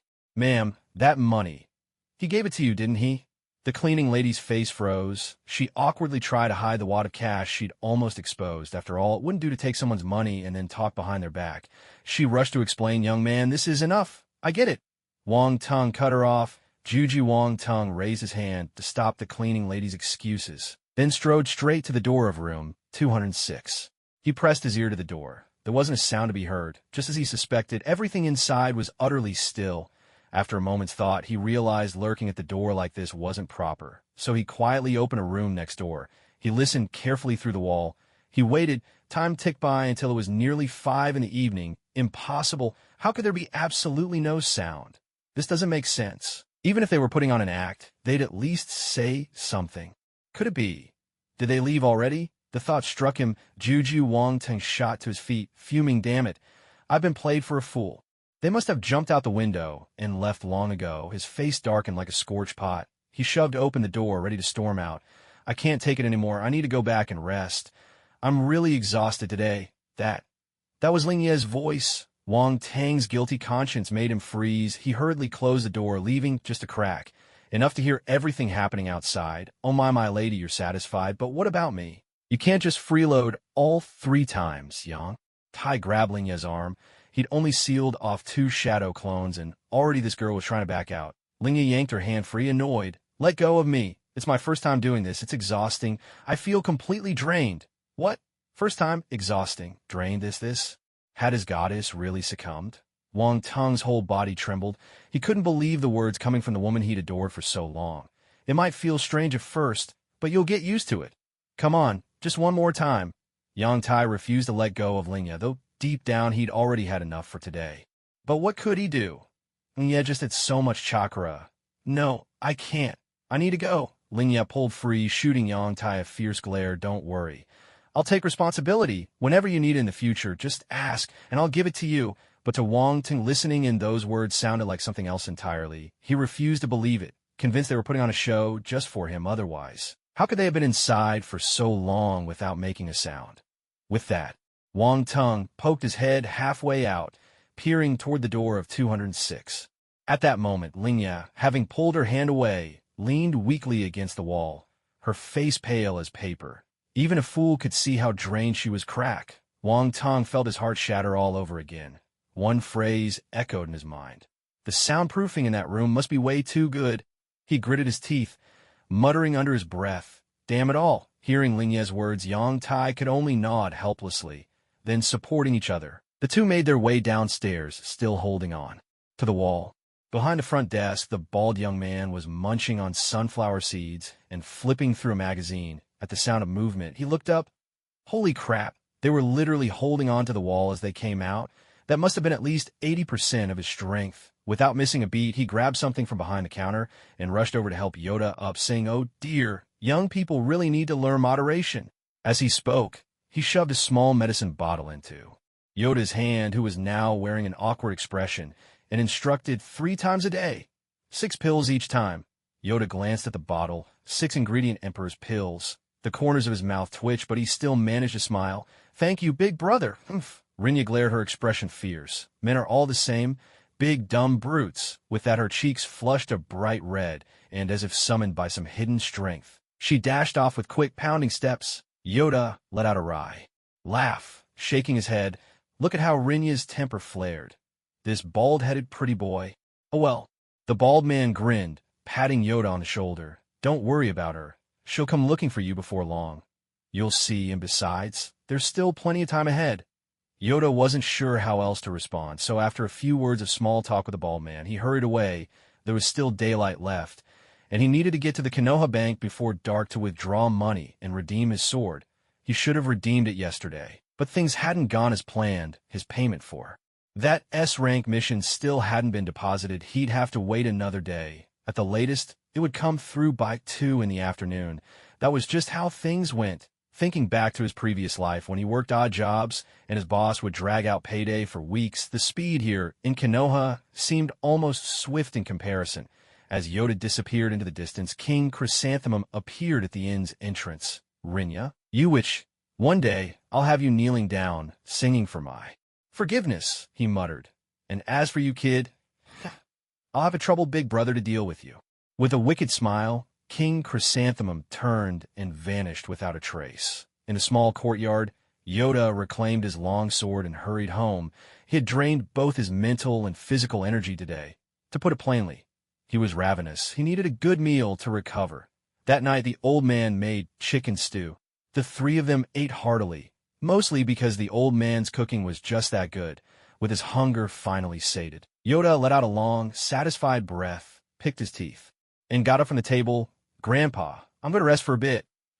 "Be careful tomorrow," the old man replied. Not even looking up as he cleared the dishes, Yoda paused, glancing back at the old man as he reminded him, "Grandpa, after those next 5 summoning scrolls, don't use them anymore. I switched out the contents." After a moment's thought, he added, "And keep the Shadow Clone Sealing Scroll I gave you with you at all times tomorrow, just in case." "Oh." The old man looked up surprised. "You've sensed something?" Yoda smiled and nodded. "A storm is brewing. The air is thick with tension. With the higher-ups in Konoha this anxious, how could I not notice?" Xiao Xianglin looked curiously at the old man and his grandson as they tried to muddle through, but the little girl knew her place and had no intention of interrupting. The old man turned to Yang Tai with a smile and said, "That's right. You've been clever since you were a child. No wonder you noticed something was off. But don't worry, it's really nothing serious. We're just waiting for them to make the first move. As soon as they dare, we'll strike back with thunderous force." Yang Tai nodded in full agreement. In the original story, why did the Sand Shinobi retreat? Was it simply because Orochimaru was defeated? Or was it the death of the 4th Kazekage? Actually, it was neither. The real reason was that Konoha was simply too powerful. As the #1 guild in the shinobi world, Konoha had once fought against 4 other villages at the same time. With tens of thousands of capable ninjas, could a fifth-ranked Sand Village really hope to take them on alone? Honestly, if the third Hokage hadn't died on this trip, would Konoha's four elders, Hiruzen Tsurutobi, Danzo Shimura Koyudatane, and Hamura Mitokado, have let Sand get away with attacking their gates so easily? Even if the elders had been willing to let it slide, would tens of thousands of Konoha ninjas have agreed to that? So the Sand ninjas should just count themselves lucky this time. Be careful, Grandpa, Yang Tai reminded, waving his hand as he headed upstairs to rest. The night passed without incident. The next morning, Yang Tai woke up early, got everything ready, and stepped outside. Feeling a bit hungry as he walked down the street, he decided to grab a bite first. He didn't see any sign of the old man that morning. Most likely he'd been roped in by the third Hokage to do some grunt work. Honestly, the old man was just too stubborn. Imagine a low-ranking ninja always doing the work of an elite. What was the point? Of course, Yang Tai wasn't concerned about commissions or anything like that. He just felt the old man was being taken advantage of. Yes, that was it. He found a restaurant and ordered 2 of their signature dishes at random. Once the food arrived, Yang Tai stared at the dishes in confusion and asked, "Boss, what signature dish is this?" Just then a waitress hurried over, glanced at the table, and flashed a professional smile. "That's stir-fried tomatoes. Don't worry. Your order's correct." Yang Tai was exasperated and poked at the dish with his chopsticks. "It's all just tomatoes. Where's the tomato?" Suddenly he realized something wasn't right. Wait a minute. Aren't tomatoes and tomatoes the same thing? Instantly, Yang Tai looked speechlessly at the waitress. "So you're just playing word games with me?" The waitress chuckled and explained, "It's really just plain stir-fried tomatoes. The boss likes to fancy up the names to make the menu sound more interesting." Yang Tai couldn't help but wonder if the boss wasn't worried about getting ambushed at night. Never mind. "Miss, could you pass a message to your boss? For me, be careful walking alone at night. You're the third customer today who's asked me to give the boss that warning. Enjoy your meal." With that, the waitress left, her smile as bright as ever. Tisk, tisk, tisk.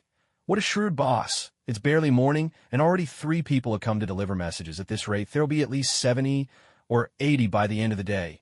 Yang Tai sighed with admiration, then hurriedly started wolfing down his food. And truth be told, this stir-fried tomato dish tasted genuinely delicious. At the Chunin exam venue, things were especially lively today. Nobles and dignitaries from the land of fire and the land of wind had all flocked here over the past month to attend this round of the Chunin exams. In a vast circular arena, Yang Tai and his companions were like monkeys in a cage, being pointed at and gossiped about by the crowd on the stands. Ugh. Yang Tai groaned. "If I'd known it would be like this, I would have just waited at the entrance. This is so embarrassing." Orochimaru chimed in, "Tell me about it." Just then Neji strode over in his training gear. When he caught sight of Yang Tai, he paused for a moment. "Yang Tai, last time I let my guard down," he said, his tone serious. "But you can rest assured, I've seen through all your tricks now. This time I'll defeat you fair and square.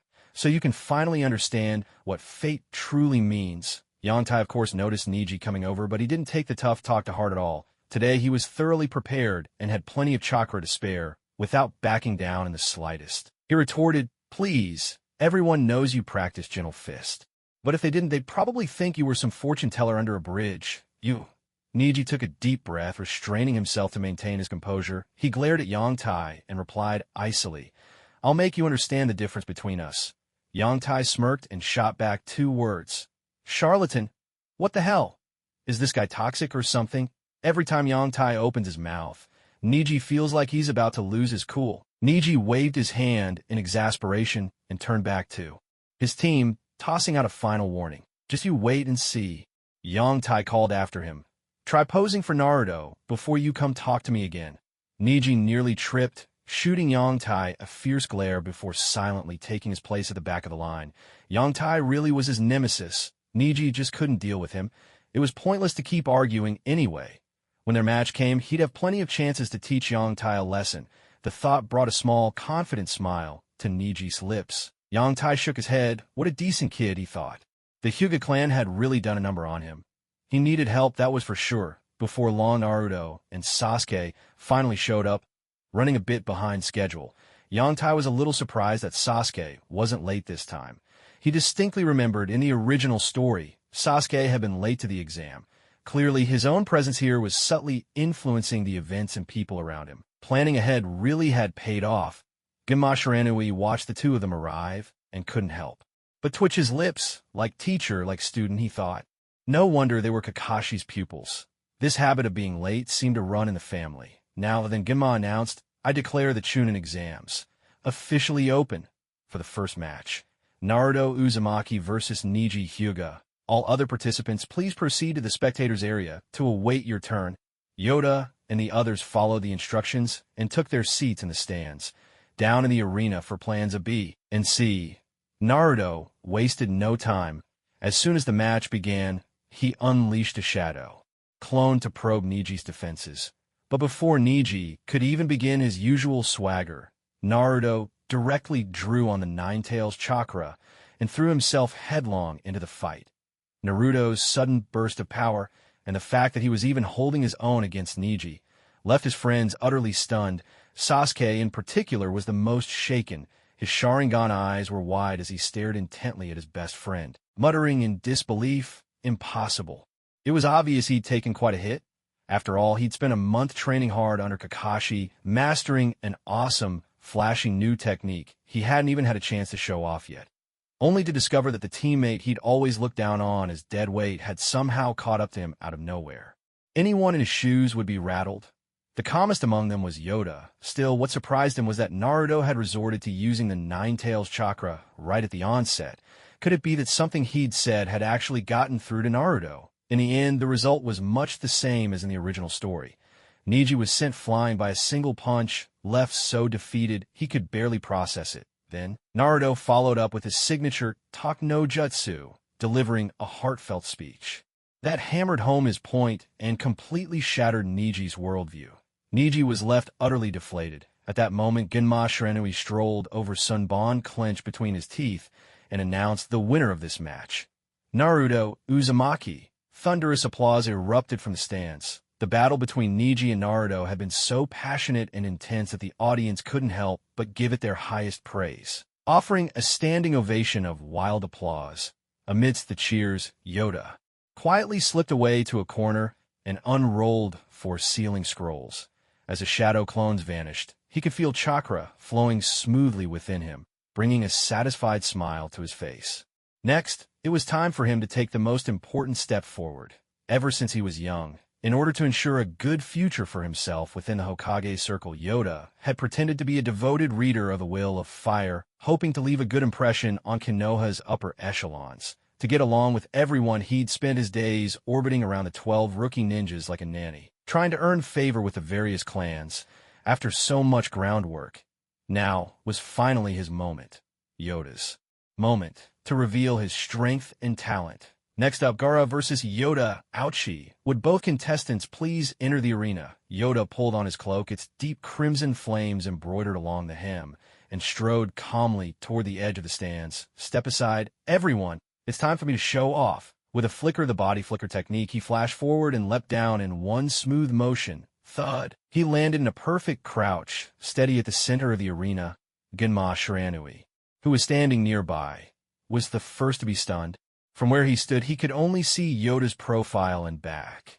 And in that instant, it was uncanny, almost a spitting image. His body gave an involuntary shiver as he stared at the young man before him. With a sigh, Genma finally collected himself and returned to normal. Yet there was a new warmth in his eyes as he looked at Yoda. After all, there were still people who remembered the 4th Hokage's achievements. People who honored his memory, and now the 4th had his very first imitator at the highest seats. The elderly 3rd Hokage smiled with satisfaction. This child had admired Minato since he was young. Who would have thought that today he'd even dress just like Minato? To be young. At this very moment, the most unsettled person in the arena was Kakashi. When he was a child, he lost his father. Just as he grew a little older, he lost his blue-haired friend and his girlfriend. And when he had barely recovered, his teacher died.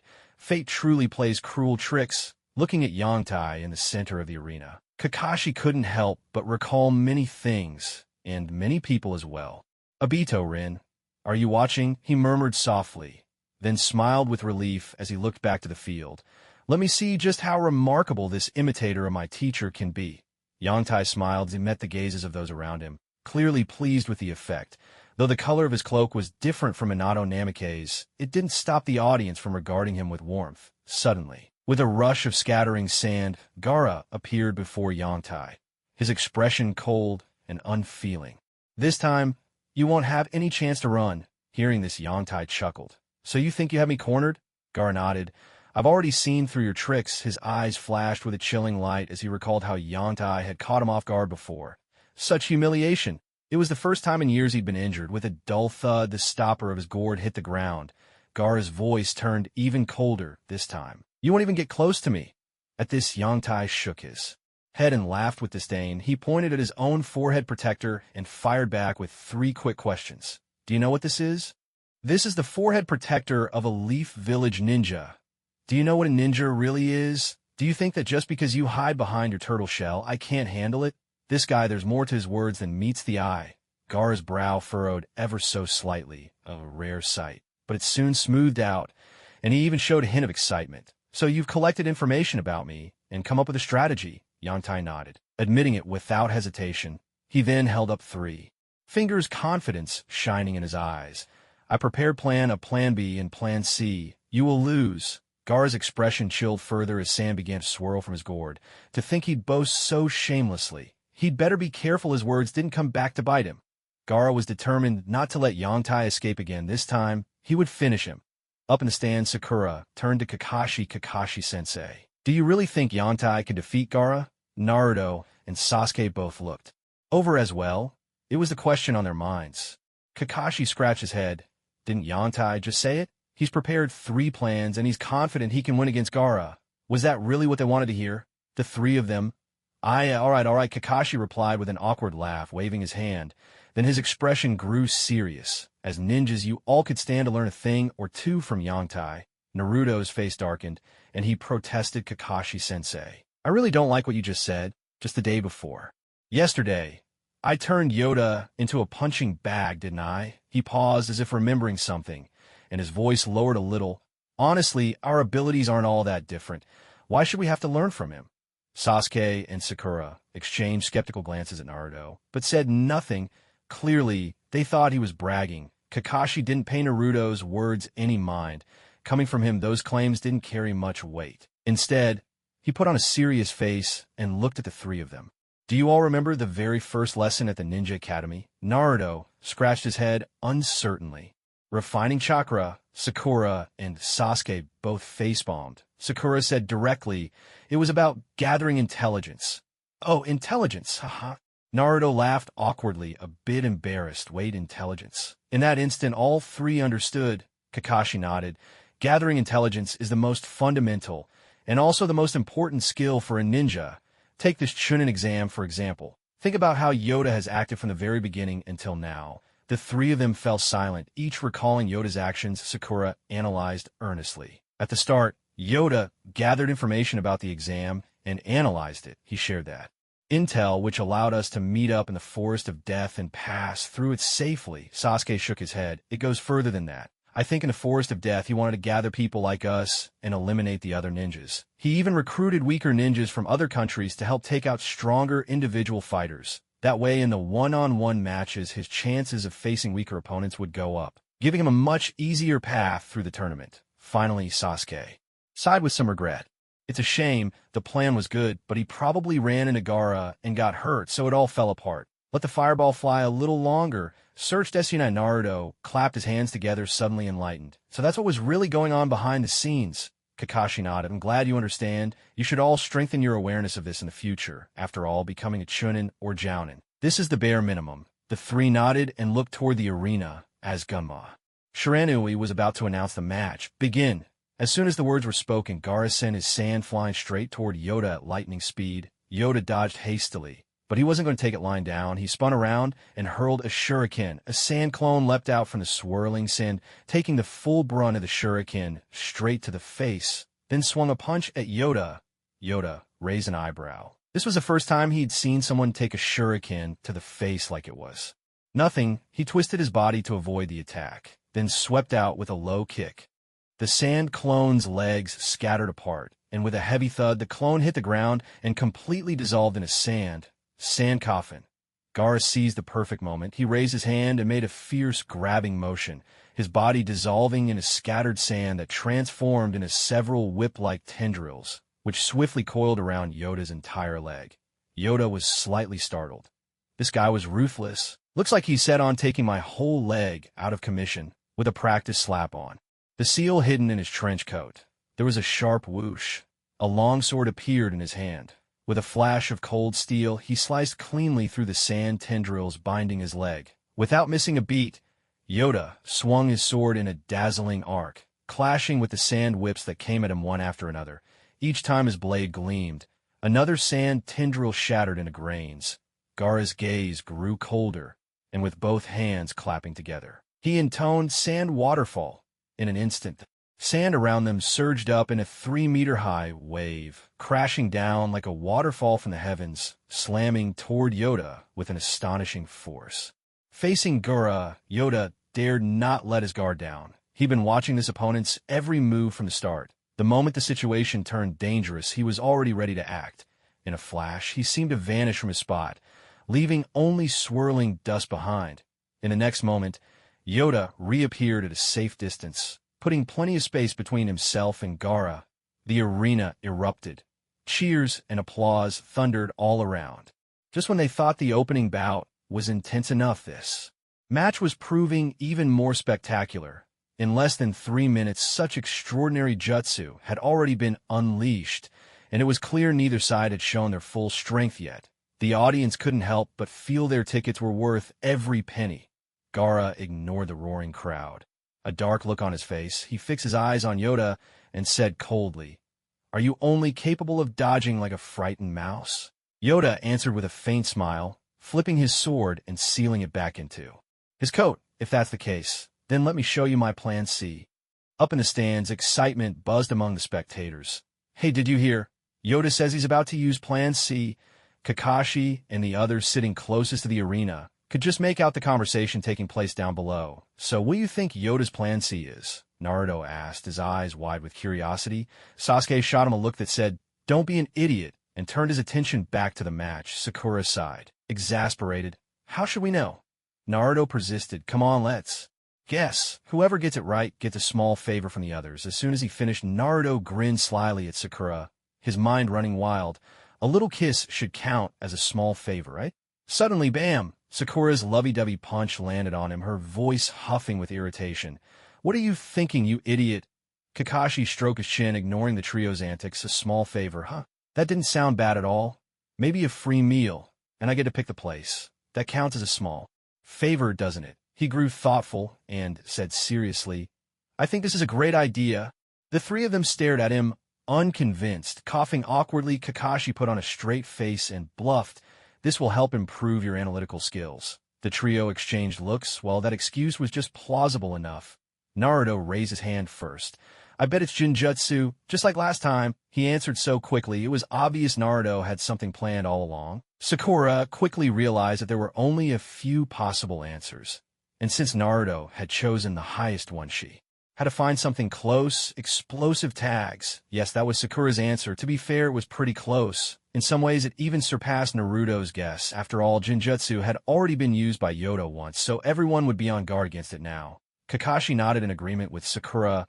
Among these three, Sakura was definitely the best at analyzing situations. Sasuke looked resigned. His options were limited to either ninjutsu or some kind of assassination technique. Plus, while Yoda was skilled with water jutsu, it wouldn't do much against Gaara's sand.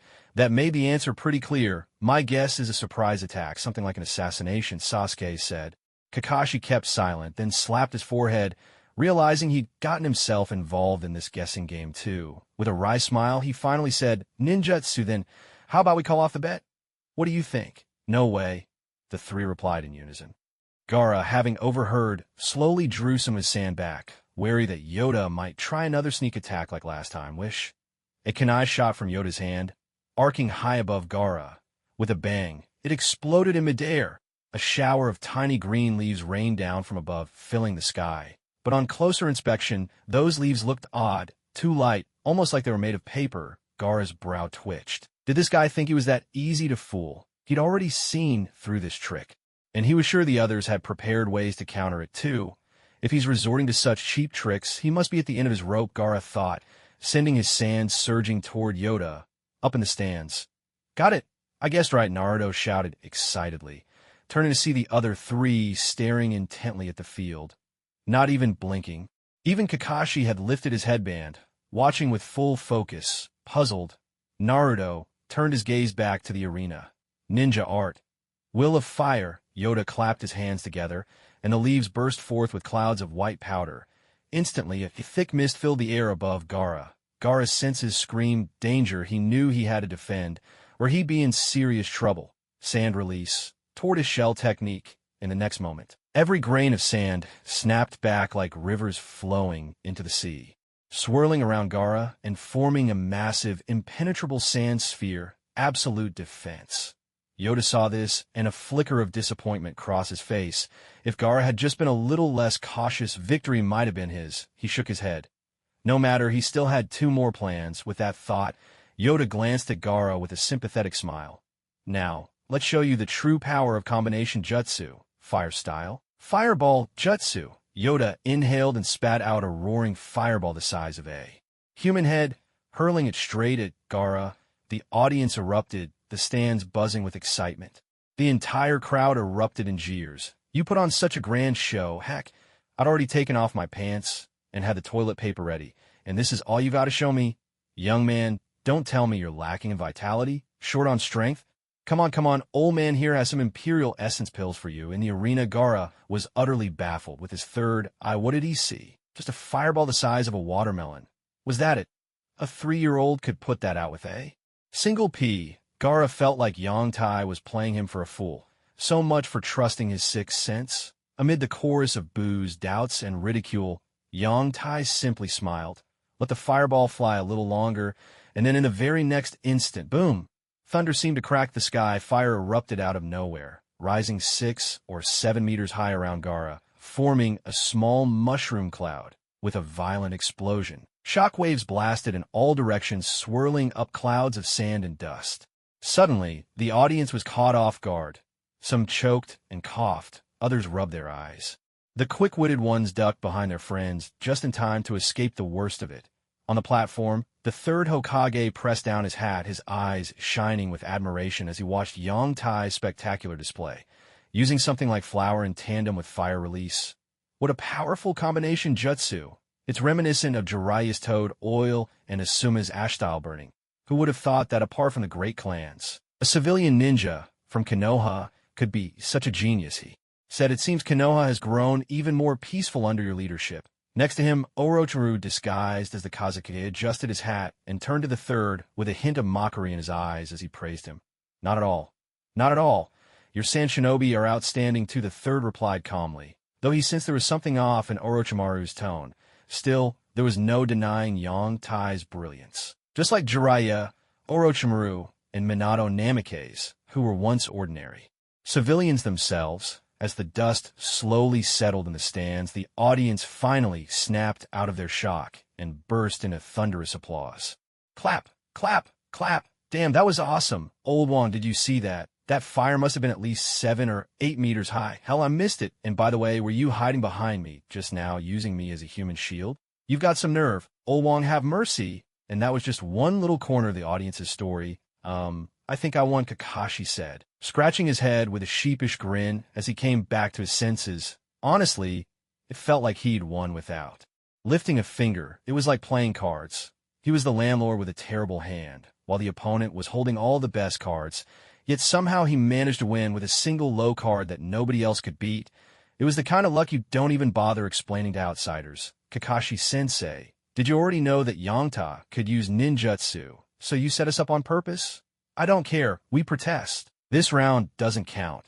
Naruto's face was full of indignation. He had guessed right just now, but Yangta pulled a clever move and ruined his triumph.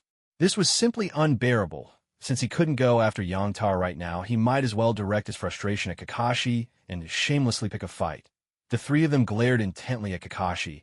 Under the intense scrutiny of all three, Kakashi declared firmly, I did not. I had no idea. Don't make wild accusations. Sasuke chimed in, I agree, this round wasn't fair, Kakashi-sensei. You definitely seem like you set us up. Sakura quickly added, that's right, this round doesn't count, let's. Guess what Yongta's plan B is? Kakashi covered his face in exasperation. How about we just not guess anymore? No way. The three of them refused in unison. Kakashi had no choice but to relent. Fine then, you all go ahead and guess. Whoever comes closest wins. The three of them fell silent, lost in thought. Naruto considered what he would do if he faced an opponent he couldn't get close to. With a sudden flash of inspiration, he clapped his hands and exclaimed, I've got it. Yongta would definitely use Shadow Clone Jutsu, or something like that. Kakashi nodded. It was indeed a solid idea. With a good strategy, even defeating Gaara wasn't impossible. Sasuke shot Naruto a sideways glance. Not everyone is a chakra-heavy brawler like you, he thought. It should be a long-range attack, Sasuke said coolly, using Kunai Shuriken and explosive tags in combination. Just then Sakura came up with her answer as well. I think against an opponent like that, you should use a powerful ninjutsu and win as quickly as possible.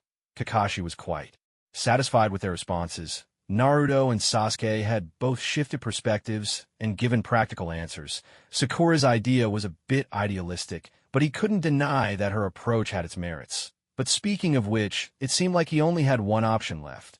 Under the expectant gazes of the three, Kakashi spread his hands and said, it would probably be something like close-range assassination. A soft chuckle escaped Sasuke. He was certain he'd won this round, if he got to make a small request. Maybe he could ask to learn a more advanced ninjutsu. Naruto couldn't stand Sasuke's smug expression and grumbled, what are you laughing at? This time, Sakura and I have the biggest chance to win.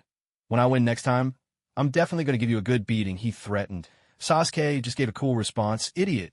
Yongta isn't you. It doesn't have an endless supply of chakra to burn. Sakura and Naruto both froze, realizing they'd been too quick to assume.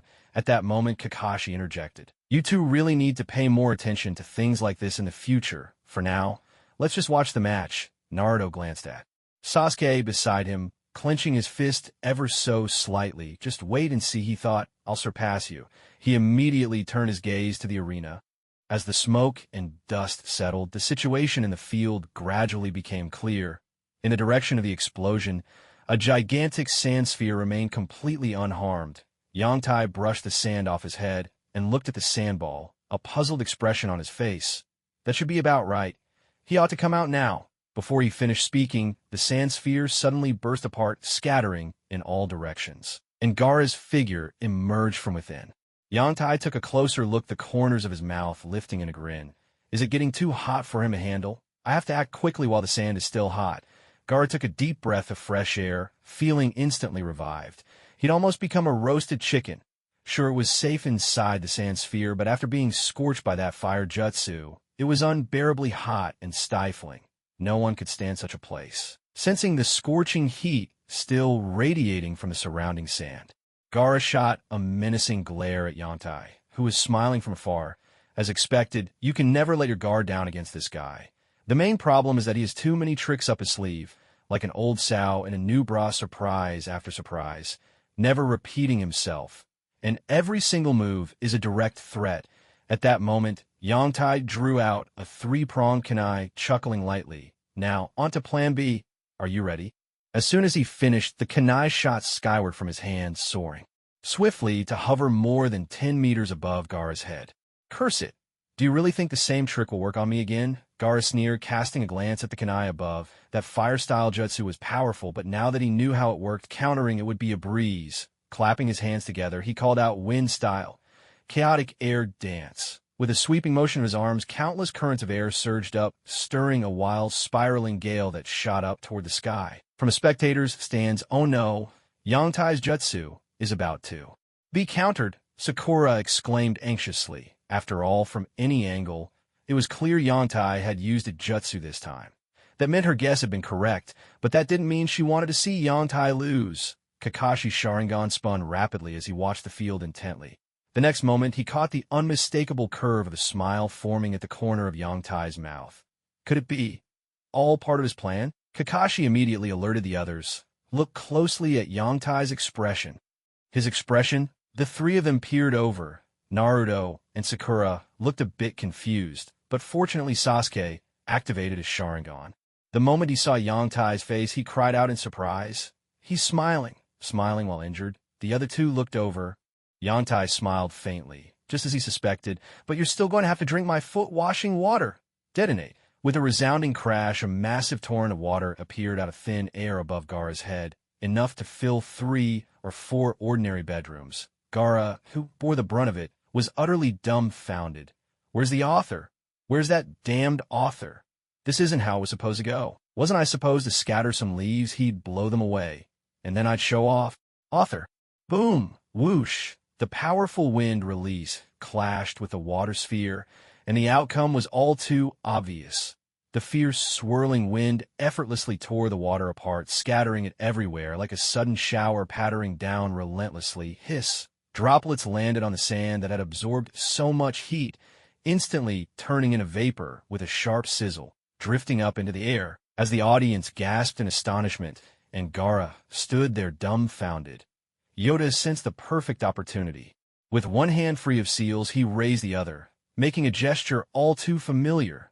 Naruto, Sasuke, and Sakura cried out in unison, "Hidden Mist Jutsu!" That move was etched deeply into their memories. Kakashi raised an eyebrow in surprise. No wonder Yoda had tried to bribe him with that steamy novel. He'd been learning the Hidden Mist Jutsu, but what surprised Kakashi even more was how Yoda executed it. Normally, this technique's chakra cost depended on its range. Smaller area, less chakra. Larger area, more chakra, and the denser the mist, the greater the chakra drain. But Yoda cleverly used a dust explosion to heat the sand, turning the scattered droplets instantly into vapor. Then by casting the Hidden Mist Jutsu, he created not only a widespread and dense fog, but also conserved chakra. Most importantly of all, Kakashi stroked his chin thoughtfully. So far, Yoda had only spat out a small fireball, and just now used the Hidden Mist Jutsu. Altogether, he'd barely used the chakra required for a single C-rank technique. Such thriftiness with chakra. Why did it remind him so much of himself? And come to think of it, these moves were all techniques he could use too. Brilliant. Suddenly the whole arena fell silent. Wait, how were they supposed to watch now? Just as the battle reached its peak, someone had thrown a giant blur over the screen. What was the meaning of this? Where was justice? Where was the law? The audience protested. We paid good money for this. Take off the blur. Remove the censorship. Meanwhile, Gaara looked around, unable to see his own hand in the thick mist, his expression growing grim. He tried to control the surrounding sand to protect himself, but to his shock, only a few grains floated weakly up. The sand was unresponsive. What was happening? Gaara's mind raced. This was the first time in his life his sand had failed him. Could it be? He realized that Yoda had used the principle of rapid heating and cooling, causing most of the chakra attached to the sand to lose connection, at least temporarily. Cursed brat, what a troublesome opponent. Just then, swoosh, a massive foot-size 42 shot out from the thick mist, aimed straight at Gaara's handsome face. At the very last moment, when that foot was barely a hair's breadth from Gaara's cheek, sand drizzle. The sand armor on Gaara's chest instantly launched like a barrage of bullets, striking the attacker. Whiz, whiz, whiz. Ah! I'll take the blame. I'll risk my life. Is there no justice left in this world? The person shouted out in grief and anger, and with a bang vanished without a trace. Gaara was taken aback for a moment. What did that mean? But it was clear that the figure before him was just Yoda's clone, so he immediately became alert to his surroundings. Within the thick mist, Yoda could only sense Gaara's general direction. Receiving information from his clone, he quickly drew his long sword and charged forward, thrusting it toward the figure ahead. A flash of cold steel gleamed. In an instant, Gaara raised his hand, and sand from his body rapidly gathered to his left, forming a shield. The clang of metal rang out, and for a brief moment, a tiny spark flickered in the dense fog. Then just as quickly, a blade of light swept in from behind, striking at Gaara once more. He retaliated at once, and the two clashed in the mist, swords ringing and blows echoing through the haze. This was pure close-quarters combat. It wasn't that neither wanted to use ninjutsu. Gaara simply had no time, while Yoda dared not. The hidden mist technique allowed him to roughly sense his opponent's position, but his vision was still blocked.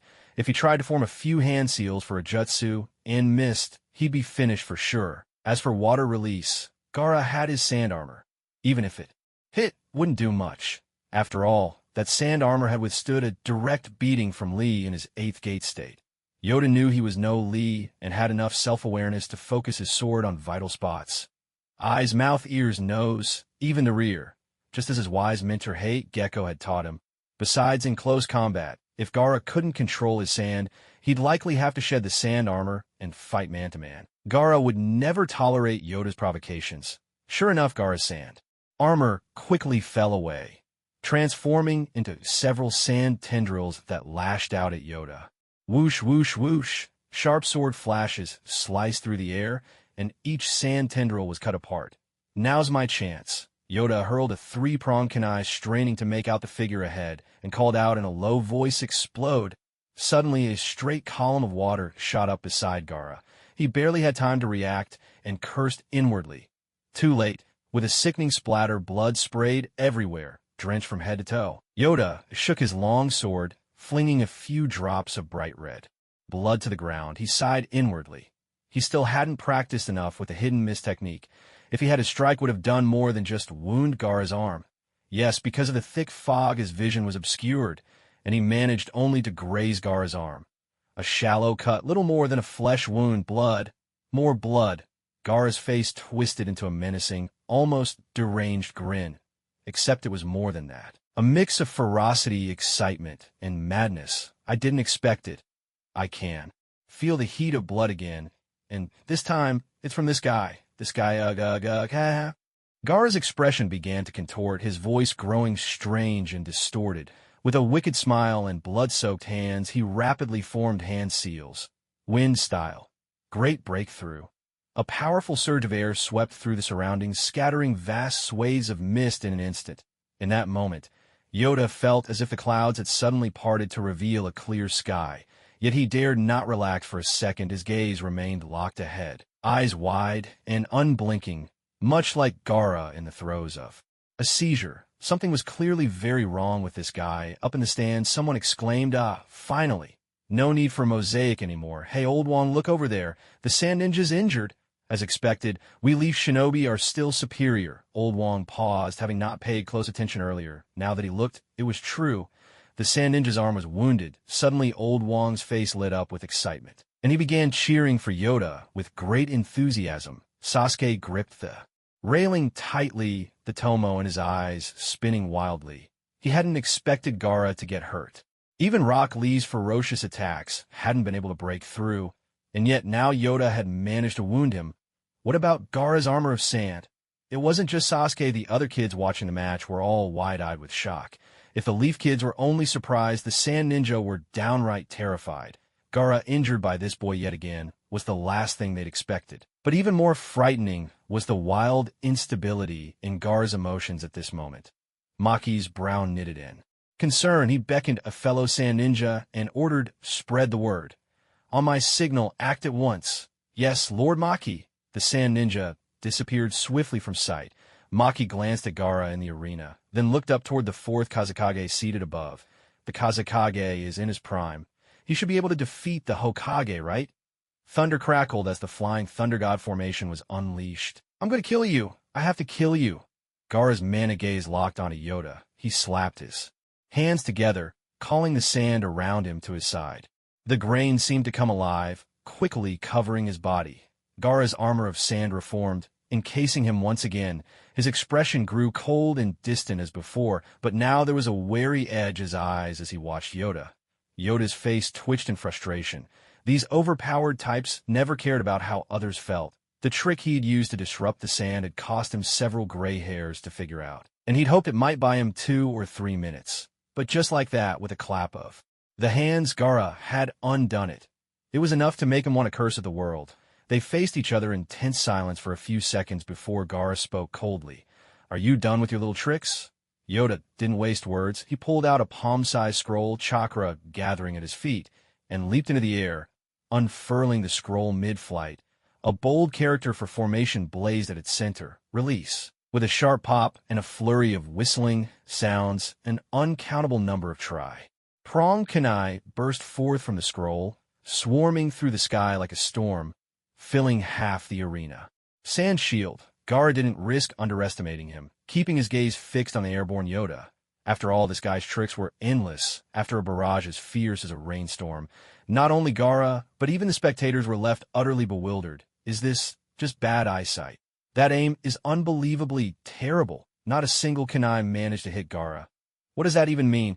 It's like during an exam. Even if you randomly guess on the multiple choice section, you'd still get a double-digit score. But this guy managed to get a 0. Now that's impressive in its own way. Judging by a quick glance, there must be at least 40 or 50 kunai scattered across the field. Yet after all that flashy maneuvering, the results are 2 out of 5. Utterly dismal. Not even a single kunai grazed Gaara. This is absurd. Beyond absurd. Within seconds, the audience burst into an uproar. An old man waved his hand and shouted, "Hey, young man, are you sure you're up to the task? Don't worry, I've got a family remedy. The Imperial Six Taste Pill." Another man chimed in, seizing the chance to advertise. "It'll help you regain your manly vigor and put the past behind you." A nearby uncle retorted, "Mister, what does his aim have to do with his kidneys? The problem's with his eyes. What he needs is a pair of high-grade glasses." "Hey kid, do you wear any?" Yantai replied, "I don't." Wait, something about that sounded off, a little strange. Smack. Landing steadily, Yantai immediately charged toward Gaara. This was his real plan B, an idea he'd come up with based on his past experience fighting within the water domain. The Flying Thunder God formation, because every time he used the water domain, he had to rely on shadow clones and expend a huge amount of chakra to maintain it.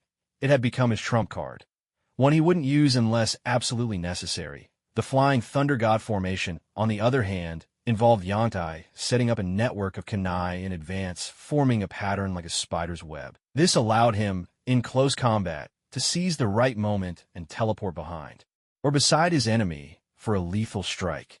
While it wasn't as versatile as the water domain, it saved a tremendous amount of chakra, meaning he could last much longer in battle. Gaara arched an eyebrow. How dare he approach me directly? Does he have a death wish? With a single thought, sand surged forth like a raging torrent, splitting into 2 waves that rushed in from both sides to trap Yantai. Yangtai's expression turned grim, but he didn't flinch in the face of such an overwhelming display. In fact, a fleeting hint of excitement flashed in his eyes. With a burst of chakra at his feet, he shot skyward. Gaara saw this and coldly spat out 2 words: "Courting death." Sand waterfall funeral. In midair, with nothing to push off from, "You brought this upon yourself. Don't blame me." The tide of sand swept and about to engulf Yantai. In the stands, countless spectators clenched their fists, their hearts, and their throats, breaking out in a cold sweat for him. At that critical moment, Yantai locked onto his target in midair, raised his hand, and hurled a 3-pronged kunai with all his might. He murmured under his breath, "Explode." Boom, boom, boom. It was as if a chain reaction had been triggered. From the spot where Yantai threw his kunai, a pillar of water shot up, linking perfectly with the pillars of water erupting from 3 kunai on the ground, stretching for where Yantai was all the way behind Gaara, forming a peculiar shape. Like the number 7, Gaara was momentarily stunned but quickly caught on. This move was all too familiar. Still, did you really think I'd fall for the same trick twice? How naive. Instantly, the sand beneath his feet connected with his sand armor, forming a continuous, self-sustaining cycle. More than enough to withstand Yoda's wind release. It wasn't that Gaara didn't want to use a stronger defensive jutsu. It was just that Yoda was so fast that this was the best he could manage. Suddenly, like a flash, Yoda appeared right behind Gaara, his right hand striking Gaara's back with a forceful Rasengan. "Kid, did you think I'm still that pushover of a sensei who could barely give a good scratch?" Yoda taunted. With a resounding impact, Gaara's famed sand armor, which had been hailed as the ultimate shield, shattered effortlessly before the power of the Rasengan. Sand drizzle. Gaara growled through gritted teeth. The sand at his back shot out like a barrage of bullets, abandoning all defense for a desperate, all-anything counterattack. A flicker of disappointment crossed Yoda's eyes. He had almost secured victory, only for Gaara to resort to such a reckless move. Sometimes the boldest are cowed by the reckless, and the reckless fear nothing at all. But Yoda wasn't about to give in so easily. The Rasengan disappeared, leaving behind a sealing tag-on. Gaara's back. With a flick of his left hand, he tossed a kunai forward, and a column of water sprang up, curving into a tight C shape. In the blink of an eye, Yoda vanished and reappeared right in front of Gaara, who stared back in utter confusion. Yoda greeted him with a bashful smile. but his hands never stopped moving. He formed another Rasengan and drove it straight into Gaara's abdomen. In that instant, the chakra inside the Rasengan whirled and surged like a frenzied blender. Gaara's defenses collapsed once again, and he was sent flying several meters before crashing to the ground with a heavy thud, rolling to a stop, motionless. Yoda let out a long breath, finally feeling a sense of relief. That was no easy feat. 2 Rasengans had drained his chakra reserves along with foreshadow clones, leaving him with just about 40%. If the fight dragged on, he'd have no choice but to go all out. High up in the stands, the 3rd Hokage's face was a mask of shock as he rubbed his eyes in disbelief. Had he started hallucinating? That was the Rasengan. Minato's Rasengan. Could this boy really be Minato, reincarnated? He quickly dismissed the idea, shaking his head. No, it seemed the kid was simply imitating the 4th, right down to the Jutsu. What truly amazed him was that Yoda, without any guidance, had managed to recreate the Rasengan just by studying Minato's deeds. Minato himself had spent 3 years inventing that technique. This was a prodigy, a genius in the realm of ninjutsu. Beside him, Orochimaru watched his old master's reaction and shook his head. He really does resemble him. Though Orochimaru had never truly aspired to be Hokage, he still couldn't help but brood over the man who had taken the title that should have been his. He still admired him, though it was just admiration. Nothing more. After all, what grudge could he possibly hold against the dead? Below the stage, Kakashi slowly covered his Sharingan, his feelings a tangled web. He truly hated show-offs. The Rasengan. It had been ages since he'd seen that jutsu. Who could have guessed it would make an appearance on the tournament platform today? With that, his thoughts drifted as he quietly watched the figures in the arena. Meanwhile, his friends were already in an uproar. None more so than Rock Lee, who was practically bursting with excitement. His hard work hadn't been in vain. Being at the bottom of the class didn't mean you couldn't surpass geniuses through sheer effort. Naruto had done it, defeating Neji, and now his best buddy Yongtai had done the same. Defeating the formidable Gaara, I made up my mind, Lee declared to himself. I'll keep grinding. I'll become the king of hard work, while his friends chattered away nonstop on the Sand Ninja side. Baki immediately gave the order, get ready, wait for my signal to strike at any moment. Yes, Lord Baki, the Sand Ninjas responded in unison. Baki nodded. That chakra emanating from Gaara was something he could never forget in his lifetime.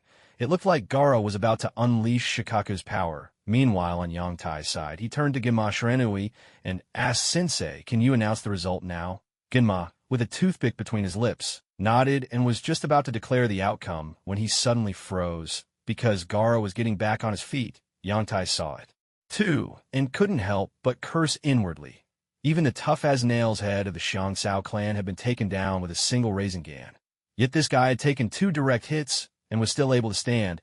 But the most alarming thing was that Gaara's wounds were healing rapidly.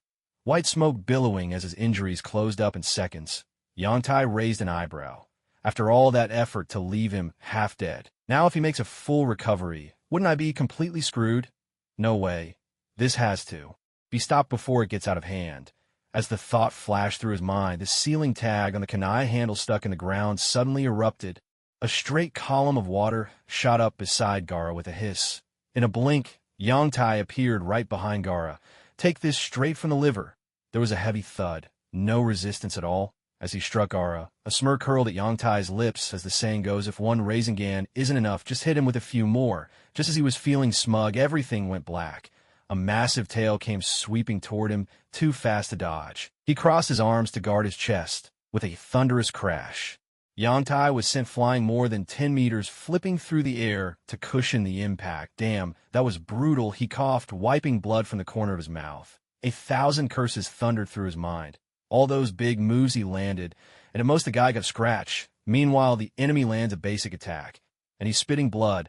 Who was he supposed to complain to about this injustice?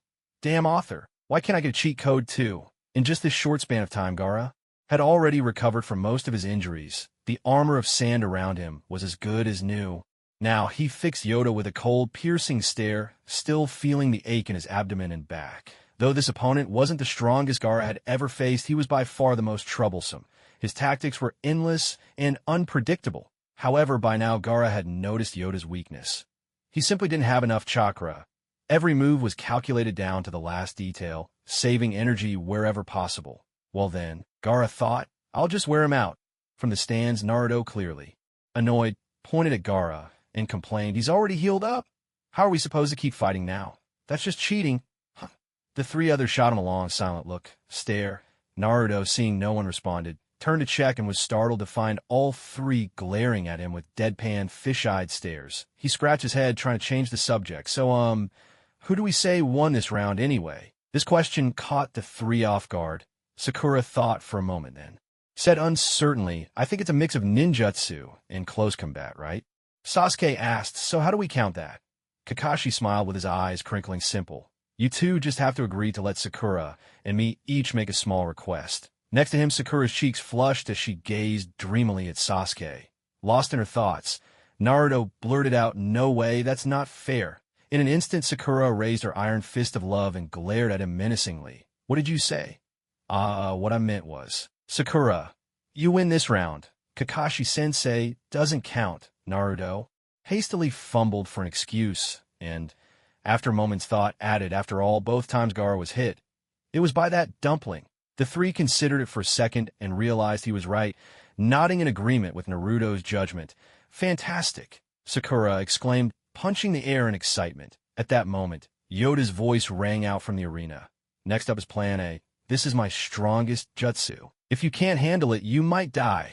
Gaara, who was directly in the line of fire, didn't dare take any chances. He immediately performed the turtle shell technique, hiding inside a sphere of sand and peering out warily with his third eye. Yoda paused, mildly exasperated. Maybe he was overthinking things. If he'd known it would turn out like this, he wouldn't have bothered with all that ABC planned psychological warfare. He probably could have just finished it in one move. Shaking his head, he resolved to get serious now. After all, his chakra really was running low. In one corner of the stand, for people huddled together, the old-timers trio from before, along with Rhea. Jinin rubbed his chin thoughtfully. Doesn't what the boss just said sound kind of familiar? Rhea nodded, thinking aloud, the guy's got 1,000 tricks up his sleeve just to win a fight. Isn't that a bit much? Jinin, half understanding, asked. What do you mean? Rhea explained. It doesn't have just 3 plans. There's actually a fourth. The three looked puzzled. A fourth. Rhea nodded firmly. That's right, for it's actually a battle of the mind. The three of them started to understand, but they still couldn't quite grasp all the intricacies, so they turned their eager eyes toward Ling Yi, seeking answers. Ling Yi sighed helplessly. These 3 subordinates of his were good at everything, except their ability to analyze was a bit lacking. After all, they'd carried out missions in the Umbu for so many years, and when it came to running or fighting, they had plenty of experience. But whenever something exceeded their capacity, they'd be at a complete loss. That was one of the reasons they'd never been promoted. So he patiently began to explain in detail. From the moment Yang Tai started talking about plans of B and C, the opponent was already caught up in his psychological game. The 3 exchanged glances, still a bit confused. But fortunately, Ling Yi continued. Anyone can tell just by listening that Plan A sounds tougher than Plan B, and Plan B tougher than Plan C. But that's exactly the point. Ling Yi gestured toward Gaara, who was curled up inside his sand sphere. The moment Yang Tai announced which plan he'd use, that boy from the sand village instinctively went on the defensive. Exactly as Yang Tai intended, a chorus of realization broke out from the 3, as if a light had switched on in their minds. So all that setup earlier was just to pave the way for plan of the first subordinate, exclaimed. No wonder the boss said he's got a mind with 800 twists. Now, I see what she meant, added the second. The third shook his head. That's not the main point. The other 2 shot him a skeptical look. He scratched his head and explained quietly. What's really scary is if someone like that has their eyes on you. They paused, then thought it over carefully. It was true. Being targeted by someone like that would leave you sleepless and on edge. If you ever had to face him, you'd be played like a puppet. The thought alone sent a chill down their spines. Glancing back at Gaara in the arena, they held a silent moment of pity for him. Victory. The shadow clone technique. 5 figures appeared at Yang Tai's side. Without hesitating, Yang Tai tossed each one a palm-sized sealing scroll. His 5 clones, needing no further instructions, immediately scattered and surrounded the sand sphere. Seeing this, Yang Tai threw a kunai, and right after, rapidly formed a series of hand signs. Water. Style. Water prison jutsu. In an instant, the sand sphere was wrapped in a swirling prison of water. Inside, Gaara frowned in confusion. What on earth is this guy up to? With a thought, his sand began to float sluggishly, as if something around him was resisting its movement. Is he trying to suppress my sand? That doesn't make sense. I'm already completely on defense. I never intended to attack. So what is this all about? It wasn't just Gaara who was puzzled. Even a ninja watching from the stands couldn't make sense of it. Yongtai paid no mind to the crowd. Instead, he flashed a toothy grin at Gaara's third eye. Just as Gaara stood there, bewildered and at a loss, Yongtai uttered a single word. Detonate. With a thunderous boom, the seal Yongtai had slipped onto Gaara's back earlier exploded all at once. In the very next moment, the water, forced under pressure, burst through the sand sphere, carving out several cracks and gushing out in streams. Gaara let out a wretched cry, instantly dispersing his sand sphere to relieve the overwhelming pressure closing in on him. TSK, TSK, TSK. He survived even this kind of pressure? That's just monstrous. Yongtai sighed in amazement, then gestured for his clones to move in. Everyone in the stand was left with question marks on their faces. What's going on? What just happened? Did we miss something important in the story? Naruto, true to his spirit of always asking the teacher when he doesn't understand, piped up, Kakashi-sensei, what happened? Gaara's defense seemed perfect. Sasuke and Sakura also looked over, curiosity written all over their faces. This time Kakashi didn't keep them guessing and explained directly. When Yongtai hit Gaara's back with his first Rasengan, he left a sealing tag behind, and in that cramped space, when the tag activated, water instantly filled the area. Under such immense pressure, Gaara had no choice but to disperse his sand sphere. He could have easily died. The three nodded in unison, turning their eyes back to the battle with a new wariness. Gaara, feeling the pressure around him, found it much lighter than before, but moving was still a struggle. Suddenly his body trembled. A different kind of chakra surged within him, and at the same time, the surrounding sand slowly drew near. Gradually, a pair of cat-like ears took shape, followed by half a feline face. Seeing this, Yongtai panicked, pouring the last of his chakra desperately into the water prison. He shot an exasperated look at his 5 clones, who were still forming seals. Come on, you lazy dogs. Can't you hurry up? He's about to go full beast mode again. All 5 clones, in perfect sync, gave Yongtai a look of mild annoyance. What could they do? In the entire shinobi world, it seemed only honest folks like them still bothered to do hand signs properly. Did Yongtai really think everyone could just clap their hands and summon whatever they needed like those cheat code users? Yongtai could only sigh. What a pain. How did he end up stuck with these clones? Just then, all 5 shadow clones finished their hand seals together. In the center of each palm, a different chakra symbol appeared. Metal would water, fire, and earth go at Yongtai's command. The 5 clones bit down on their sealing scrolls and used water step. In the blink of an eye, they appeared before Gaara, who was now half transformed into a tailed beast. 5 elements seal. 5 palms struck Gaara's abdomen at once. The clash of sealing jutsu and chakra erupted with a sound like sizzling meat on a grill, thick white smoke billowing out. Gaara opened his mouth in a silent scream. But trapped underwater, all he could do was contort his face in agony as he glared at them. Seal. The 5 clones poured their strength into the technique, the runes from their scrolls streaming into their hands. With a final burst of blue smoke, the seal was complete. Gaara immediately fell unconscious, the tailed beast transformation dissolving as he slowly slumped to the ground. With 5 soft pops, the clones vanished. Yongtai collapsed onto the floor with relief. At last, it was finally over. He truly had only a sliver of chakra left. If the fight had continued, surrender would have been his only option. But it was clear he had won. The winner of this match, Yoda Ouchi. At that moment, Genma Shirinui's voice rang out, announcing the result. Instantly, thunderous applause erupted from the stands. Well done. Nice job. Long live Konoha. Sasuke and Naruto were both stunned.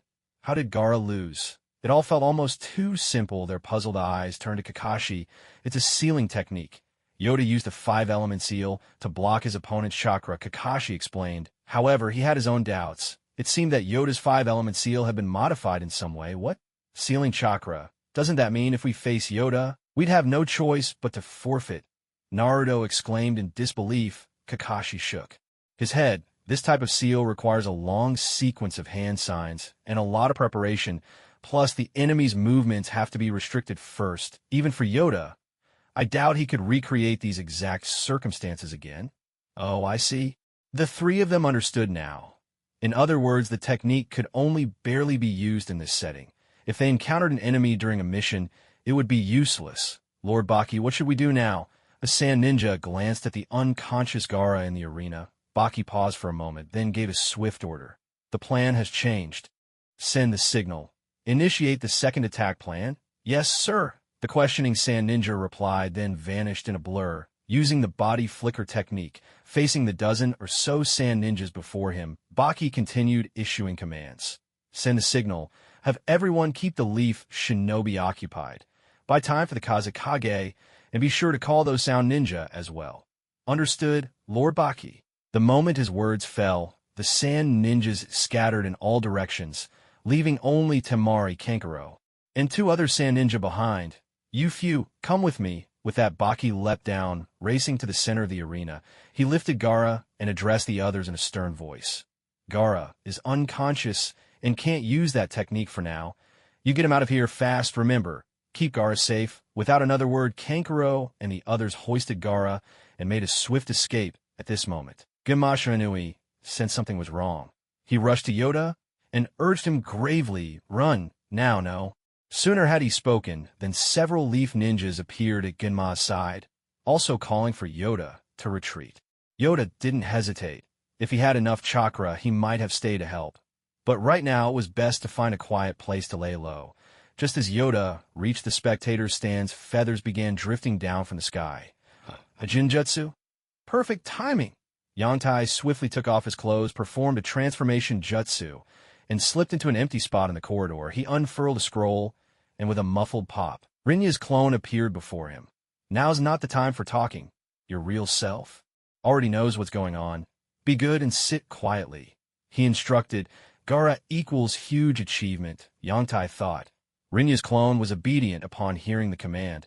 She sat down and closed her eyes as if she'd drifted off to sleep. Yantai put on an act as well, secretly gripping Rinya's arm to absorb chakra from her. But time was slipping away, and Yantai had to move faster. Gaara's seal would only last for less than 20 minutes. With no other choice, Yantai resorted not to the full version of the 5-element seal, but to a shortcut, a method that sacrificed stability for an instant sealing effect. Otherwise, with just the 5-element seal, Yantai didn't have the power to restrain all of Gaara's chakra at once. Besides, what he needed to do now was catch Gaara. That's right, capture Gaara. Moments ago, Yantai had a perfect chance to kill Gaara, but he didn't do it, not out of any saintly compassion. The reasons were simple. First, he wanted to preserve Shikaku's chakra. Second, Gaara was still a valuable tool for future use. Some might say, aren't you just meddling in the protagonist's affairs? To that, Yantai could only laugh at their ignorance. Konoha had 3 major feats to claim right now. The first was helping the 3rd Hokage defeat Orochimaru, but there's no need to consider that. Why stand around watching the 4 Violet Flames formation do nothing? The second was aiding Konoha in repelling the Sand Ninja invasion, but even if Yantai had the strength with Jiraiya overseeing things, how much credit would be left for himself? So Yantai fixed on the 3rd. Capturing Gaara alive from the 2nd Hokage until now, who had ever captured a Jinchuriki from another village? Probably no one. Even Nagato and his group didn't start hunting tailed beasts until years later. So as long as he captured Gaara alive, that would be a monumental achievement. Before long, Rinya's shadow clone vanished, having just defeated a sand ninja in the distance. Rinya suddenly felt a jolt in her mind. She glanced over with puzzlement and muttered, "Where did that guy learn such bizarre jutsu?" Yantai stood up and released his transformation. Just as he was about to leave, his vision blurred, and a figure with white hair appeared before him. It was Kakashi Hitaki. Kakashi looked at Yantai and commanded, "Ouchie Yantai, listen up. As a Jonin of Konoha, I assign you this mission. Support Sakura and her team, and apprehend Gaara." With a summoning jutsu and a soft puff, a silver-white dog appeared before them. This dog had a distinctive tuft of hair styled almost like a mohawk, resembling a rooster's comb. "This is Pakin. He'll lead you to Sakura and the others," Kakashi explained. "Woof woof," barked Pakin. Yantai stared for a moment. Can't he talk?" Kakashi paused for a moment, then nodded. "They're different breeds. Brazil can't talk, but don't worry, its tracking skills are top-notch, and it can help in a fight too." Oh, Yantai responded, then looked at Brazil with curiosity. Brazil, what do you think of my luck with money this year? Brazil barked loudly. Yantai continued, what about my prospects at work? Brazil tilted its head, letting out another bark. This one a bit questioning, rubbing his hands together with excitement. Yantai asked, and what about my luck with romance? Brazil shot him a look of utter exasperation. So you're just treating me like some wish-granting turtle in a fountain, huh? Brazil thought, I may not be human, but you're the real dog here, him. All right, then you better get going, Kakashi said, his face twitching in embarrassment. Yantai smiled and called out, let's go, Lucky. Brazil barked in protest, that's not my name. I'm Brazil.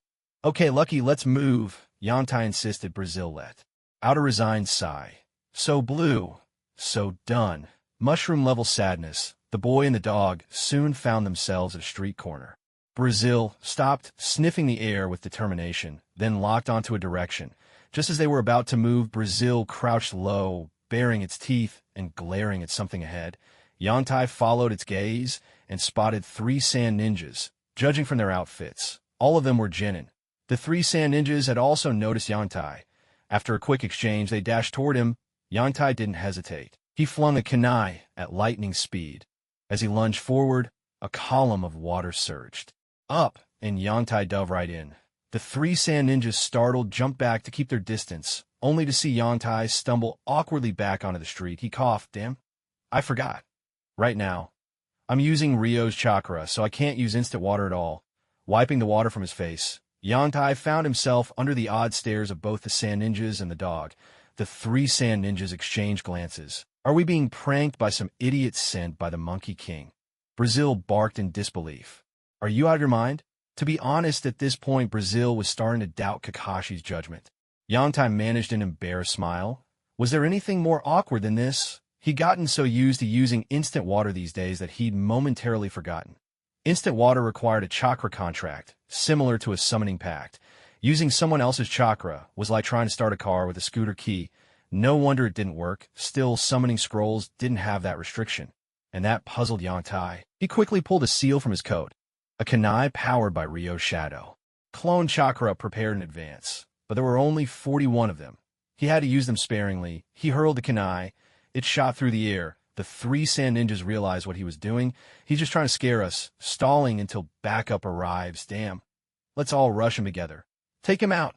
Explode. With a sharp shout, a flash of red light streaked by. Thud, thud, thud. So even these little karami dare to mock me. Yantai shook the water droplets off himself and said, hurry up and lead the way. Time waits for no one. Baji was utterly dumbfounded, his eyes wide in shock. I admit I did bark a bit loudly just now. This time, Baji obediently led the way. Along the path, they encountered 3 groups of sand shinobi, but Yantai dispatched them all with ease. However, as soon as they left the Hidden Leaf village, Yantai suddenly called Baji to a halt. The reason was simple. The time had come, and Gaara's seal was nearly undone. This meant that right now Naruto and Sasuke were fighting Gaara, and the road ahead was guarded by Sound and Sand Ninja. He had no intention of playing babysitter again. The memory of nearly being crippled, or even losing his life, in Gaara's previous rampage was still vivid in his mind. That's why this time he decided to take a detour and avoid unnecessary trouble. He would wait until Gaara used his fake sleep technique, and both he and Naruto were battered and exhausted, then swoop in to reap the spoils. Wouldn't that be delightful? As for what would happen to the Konoha 12, what did that have to do with him? Lu Sun. They could only blame their lack of skill. Besides, with Rock Lee joining the fray this time, Yantai figured there shouldn't be any major issues. After all, Lee's strength spoke for itself. Wankai, Sakura, and the others went this way, didn't they? Yantai pointed ahead as he asked. Baji barked twice and nodded his dog head. Yantai said, all right, then let's take a shortcut through the side. Baji responded with a puzzled bark. Woof?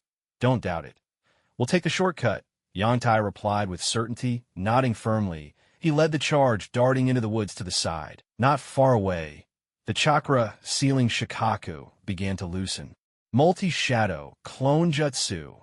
With a flurry of pops, the dense forest was suddenly filled with countless Narutos. Brimming with fighting spirit, Naruto bumped his fists together and declared, let's go, everyone, charge! A chorus of voices echoed like a tidal wave, and in an instant Naruto's voice filled the entire forest. Sasuke stared at his blue-haired friend in disbelief, his eyes wide and stunned. Was this really the dead last from before? Had Naruto somehow surpassed him without notice? Sasuke shook his head. Impossible. He was a proud Uchiha. How could he be overtaken by someone like Naruto? Though he told himself this, his body betrayed his determination. His Sharingan spun with twin Tomo, and he didn't even blink. Shuriken from all directions.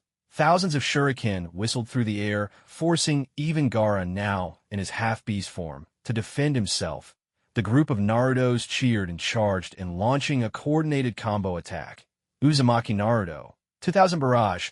A rapid-fire succession of blows rained down as over 1,000 Narutos took turns kicking Gaara. Gaara was completely unable to withstand it. The sand armor on his body was on the verge of collapsing. With a furious roar, Gaara let out his rage and hatred, no longer restraining the Shikaku within.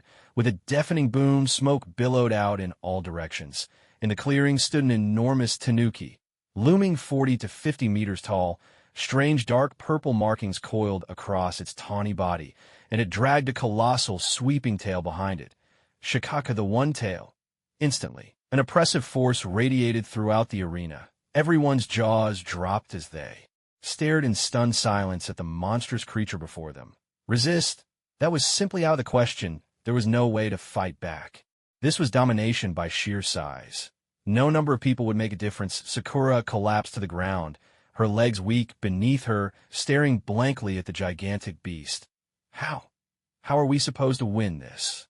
Naruto managed to recover his senses a little faster. He spun around, his voice urgent as he called to Sakura, "Sakura, get Sasuke, and get out of here now."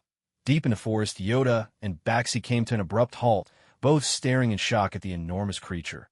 Yoda pressed his lips together. He'd known tailed beasts were big, but he hadn't expected anything like this. The difference between imagining something's size and seeing it in reality was worlds apart.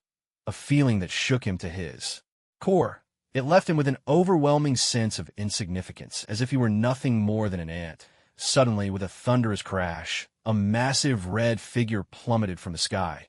The impact sent a powerful shockwave rippling in all directions, the wind howling wildly through the trees. The scene was utterly terrifying. Yoda swallowed hard, awed by the sheer power on display. He quickly turned his head and shielded his face as the gale swept over him, his coat whipping and rustling in the fierce wind. Once the storm passed, Yoda couldn't help but click his tongue in amazement. This was almost unreal. Lowering his hand, Yoda fell deep into thought. Clearly, his original plan needed adjusting. He'd planned to wait until Gaara and Naruto fought each other to exhaustion, then step in and try to acquire some of Shikaku's chakra.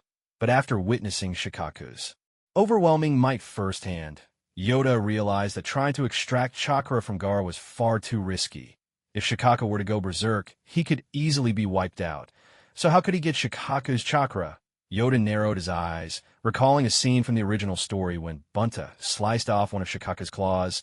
He figured that claw was either left behind dispersing into the world, or returned to Shikaku as sand. Either way, it would still contain some of Shikaku's chakra. In that case, why not try to get to the claw first? If he succeeded, everyone would be happy. If not, he could still take the risk with Gaara. Either way, he had nothing to lose. Having settled on a new plan, Yoda turned to Baxi and said, "Wankai, go back and report what's happening here to Lord Kakashi." Baxi barked twice, sounding oddly human. "Woof woof? Are you going to help alone?" Surprisingly, Yoda understood what he meant. In truth, he wanted to send the silly dog away. But who was Yoda? A model youth of the Hidden Leaf. Without missing a beat, he slapped his chest, his voice ringing with conviction. "My friends are waiting for me up ahead. I can't abandon them now." He glanced again at the somewhat stunned, foolish dog, took a few steps forward, and turned his back to it, leaving it with only the back of his head as he uttered a classic line. "Even if 1,000, 10,000 stand in my way, I will go forth. Woof, woof." The silly dog barked twice, its eyes brimming with admiration. Without hesitation, it turned around and hurried off, eager to bring this news to Kakashi as soon as possible and have him stop anyone from coming to help. Yoda's ears twitched, sensing that all was quiet behind him. He turned to look, and sure enough, the foolish dog had already left. He could only shake his head in resignation. Perhaps he was the only person in the ninja world who ever put on airs in front of a dog.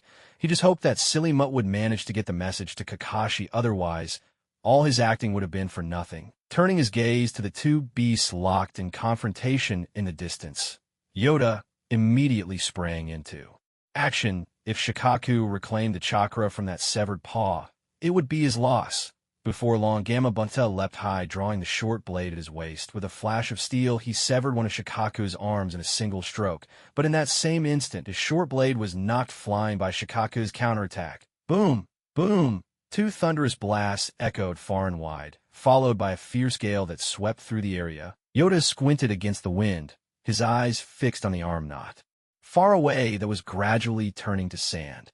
He panicked at once. After all, that was his Shikaku chakra, slipping away bit by bit. His heart ached. It was as if it were bleeding. When the wind died down, he raised his hand and hurled a tri-pronged kunai, vanishing from where he stood. In less than 3 minutes, Yoda arrived beside the arm that was slowly disintegrating into sand. If not for the dense forest, he could have gotten there even faster. He paid no mind to the two titans still locked in their stormy battle nearby. As the wind howled and the rain lashed, Yoda's eyes lit up. Sure enough, he could sense a surge of chakra lingering in the arm. He immediately split into 15 shadow clones and began the sealing process. 15 was the limit for his shadow clones, and he couldn't keep them active for long without straining his body. That's right, his body couldn't take it. Making shadow clones in a way meant dividing his own cells when the clones disappeared. His body would receive all the feedback from there. Experiences, if done too often, he might experience involuntary twitching in his arms and legs, a phenomenon known as muscle memory.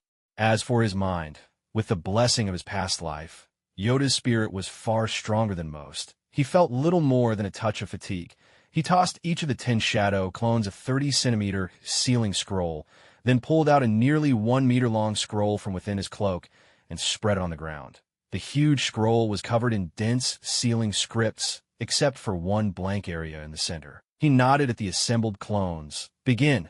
The first 5 clones simultaneously formed hand seals, while the 10 behind them unfurled their scrolls and stood ready. As Yoda waited, Gamabunta and Shikaku had already started trading blows at close range. However, it was clear that when facing Shikaku, Gamabunta was at a disadvantage. He did his best to dodge Shikaku's Jutsu attacks, all the while pondering a countermeasure. Let go of that boy. After dodging a few more times, Gamabunta proposed they use the transformation technique to turn into a creature with sharp fangs and claws. Before Naruto could even react, he let out a sharp scream as they charged straight toward Shikaku. Watching the battle unfold from a distance, Yongtai clicked his tongue in disbelief. This Gamabunta really had nerves of steel, actually daring to let Naruto transform. If it were him, he wouldn't get involved without coming up with 4 or 5 backup plans. He'd stay as far away as possible. 5 elements seal. At that moment, the 5 leading clones simultaneously slapped their palms onto the sand in front of them. Instantly, intricate runes spread out from their hands, weaving across their arms in the span of a few breaths. At the same time, Shikaku's entire arm quickly stopped turning to sand and stabilized. Hurry! Keep up! Yongtai urged impatiently. Seal. The 10 clones all called out in unison, pressing their palms onto the scrolls before them. In the next second, chains of rune-marked seals coiled around Shikaku's arm, slowly dragging it toward the large scroll in front of Yongtai, forming the tiger seal. Yongtai's face grew serious as he commanded seal. In an instant, countless sealing scripts turned into chains, wrapping tightly around the dragged-in crimson chakra. Seeing this, Yongtai dared not let his guard down. He immediately increased his efforts, and before their eyes, Shikaku's claw, transformed into fiery red chakra, was pulled into the scroll. In the distance, Shikaku was still warily watching the charging Gamabunta.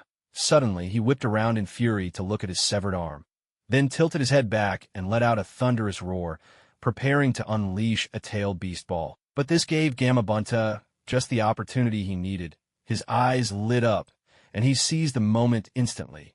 Now's our chance. Quick, transform into an animal with sharp fangs and claws. Bracing himself against the fierce wind, Naruto clung tightly to Gamabunta, racking his brain for what animal to become.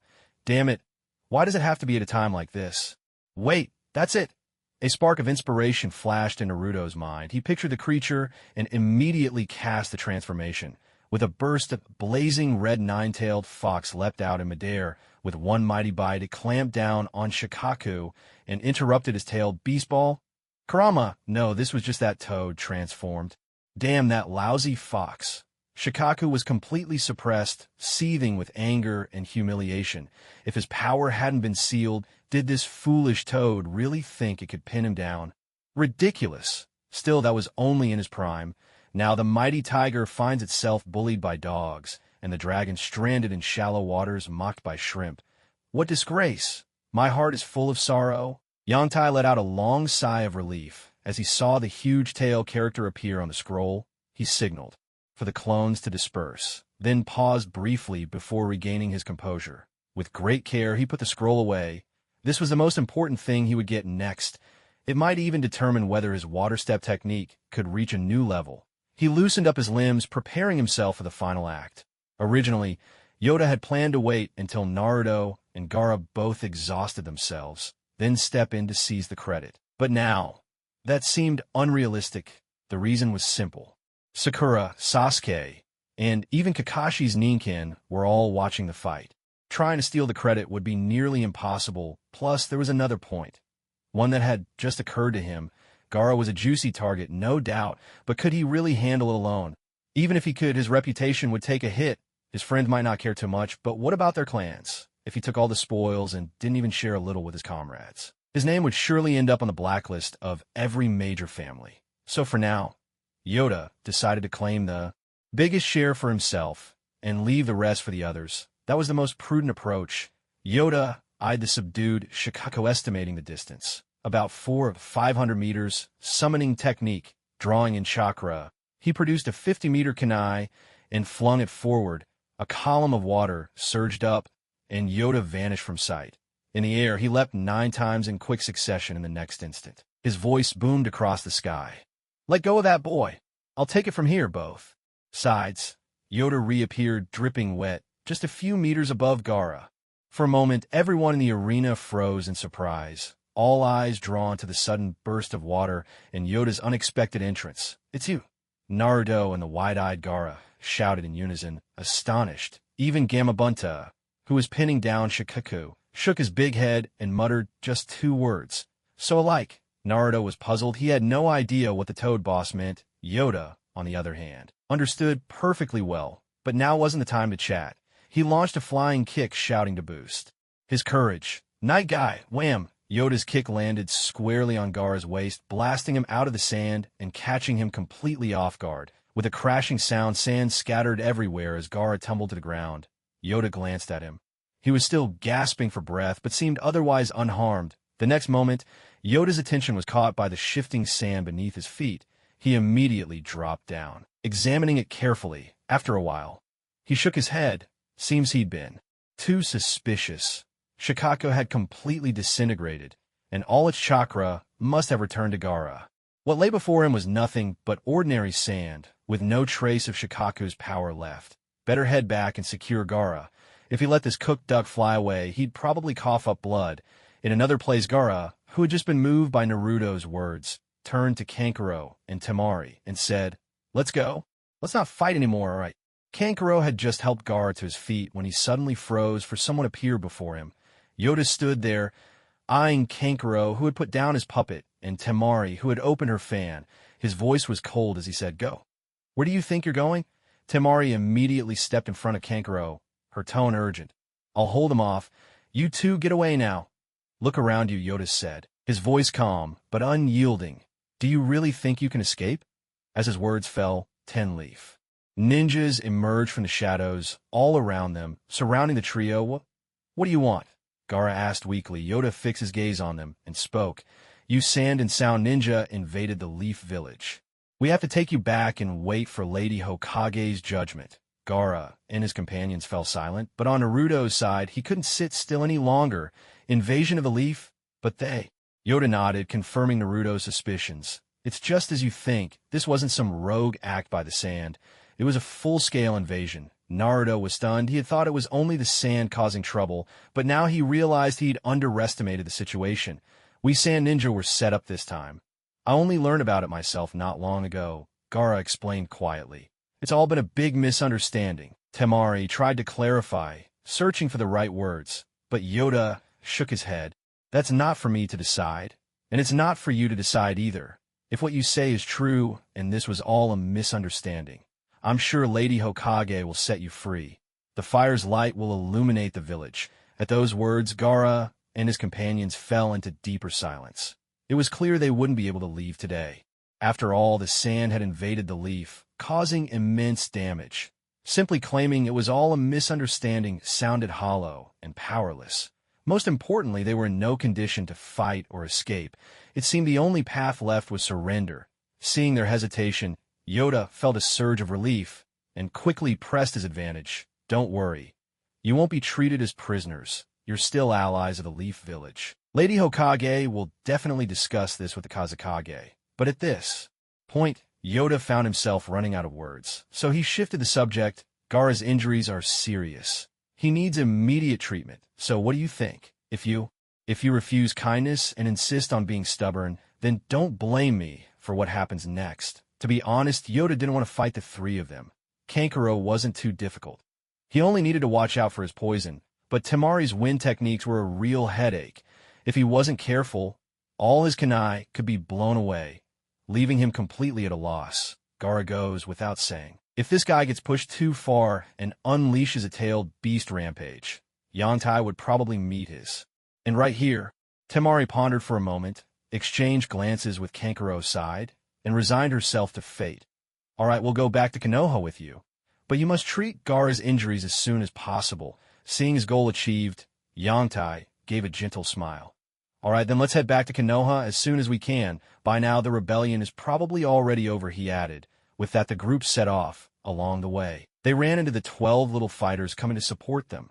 Finally, Yangtai could breathe a sigh of relief and dismissed his 10 shadow clones. The three from Gaara's side were momentarily stunned, turning to look at Yangtai's innocent face.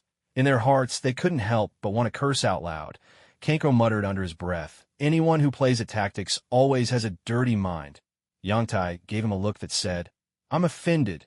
The others stifled their laughter, covering their mouths to keep from bursting out. Yangtai's face darkened as he considered, snapping back at them, but thought better of it. Credit for this mission was more important. This handsome guy is truly benevolent. Letting you three troublemakers off the hook, he thought to himself. Before long, as they neared Konoha, Kakashi and the main squad finally came into view. After Pakken explained the whole situation, Kakashi and his team cast looks of shock at the group. Well, these kids are no ordinary bunch. It was clear. The biggest contributors this time were these young ones. Capturing the Jinchuriki of another nation alive was something that up till now, not even the legendary Senju Hashirama, let alone Konoha or the other great nations, had managed to accomplish. If word of this got out, it would put serious pressure on both the Land of Earth and the Land of Lightning. Kakashi quickly arranged a private hospital room for Gaara, placing him under guard, and then led the group straight to the Hokage's office to report in detail. In the Hokage's office, Kohoro Udatane and Hamura Mitokado were jointly handling official business. These days, the two of them essentially held the reins of Konoha, even possessing the authority to mobilize certain forces. At times, their power even surpassed that of the influential advisor Danzo. As for Danzo, while as the supposed power behind the scenes, he often found himself outmaneuvered by these two so-called powerless advisors. This was Hiruzen Sarutobi's way of balancing the three of them. When things were quiet, he'd use Danzo to keep the other two in check. But now, with Konoha in a leaderless state, the two advisors could suppress Danzo, making sure he dared not act rashly. After Yangtai and the others finished their detailed report, a ninja tasked with recording the proceedings turned to the two advisors. Advisors, the report has been thoroughly documented. Hearing this, the pair snapped out of their thoughts. Instantly, their faces wrinkled into smiles like chrysanthemums in bloom. On a day like today, this was the only good news.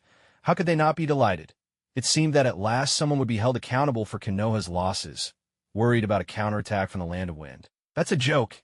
Ever since Orochimaru disguised himself as the fourth Kazekage, it was pretty much a given that the fourth Kazekage had met his end.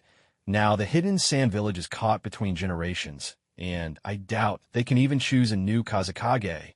What, are they going to have old-timers like Ebizo or Chiyo serve as Kazekage? The thought alone made the two of them chuckle even more. They couldn't help but feel that managing the Leaf Village was so much better. At least they had plenty of candidates for the position of Hokage. You've all done an excellent job. This time, your achievements are equivalent to completing an S-rank mission, especially Yoda and Naruto. The two of you captured Gaara. Now that truly deserves commendation. Naruto let out a joyful shout, turning to Sasuke and making a series of exaggerated winks, showing off unabashedly. Sasuke, annoyed and a bit prideful, turned his head away, refusing to acknowledge him. Yoda, on the other hand, was much more composed. He gave a shy smile. Actually, it was a team effort. I just did my small part. Now listen to that. Such generosity of spirit in that moment. Both advisors nodded in satisfaction, and even the rest of the 12 young ninjas cast friendly glances his way. Yoda smiled quietly to himself. True feelings rarely win people over. Clever words and gestures are what touch the heart. Konoha, Udatane laughed. You've always been humble, ever since you were little. Never one to claim credit for your achievements. But you know that's a habit you really ought to change. I understand, Granny Karu, Yoda replied with a gentle smile, scratching his head. He knew, of course, that such things were better left as polite words, never taken too seriously. Well then, once the 5th Hokage is... As she spoke, a shadow flickered across Koharu's clouded eyes. But she quickly continued once the 5th Hokage is chosen, this old woman will make sure to recommend you for reward in person. Hamura Mitokado gave a sigh and waved his hand. You've all worked hard. Go and get some rest. Everyone responded in unison and filed out of the room.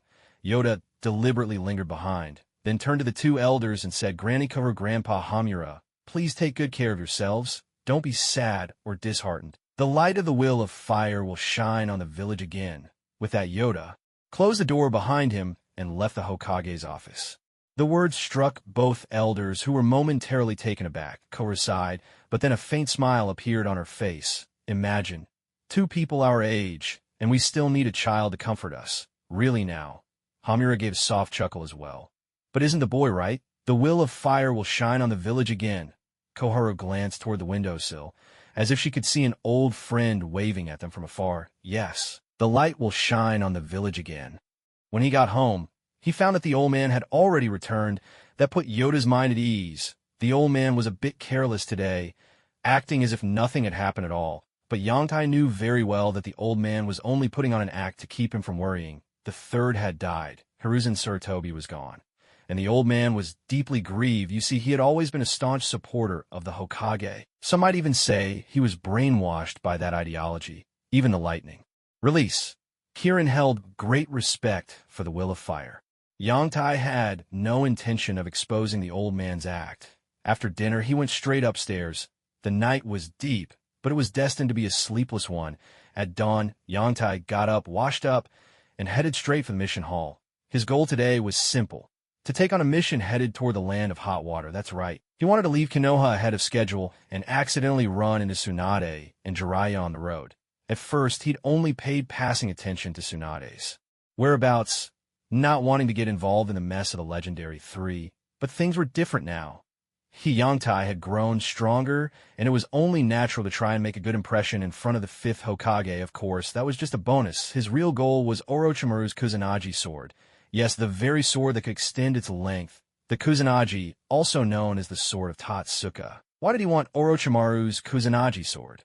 Yangtai couldn't help it just when he thought he'd finally managed to break through his limitations. When he thought he was standing tall, reality slapped him hard across the face and left him dazed.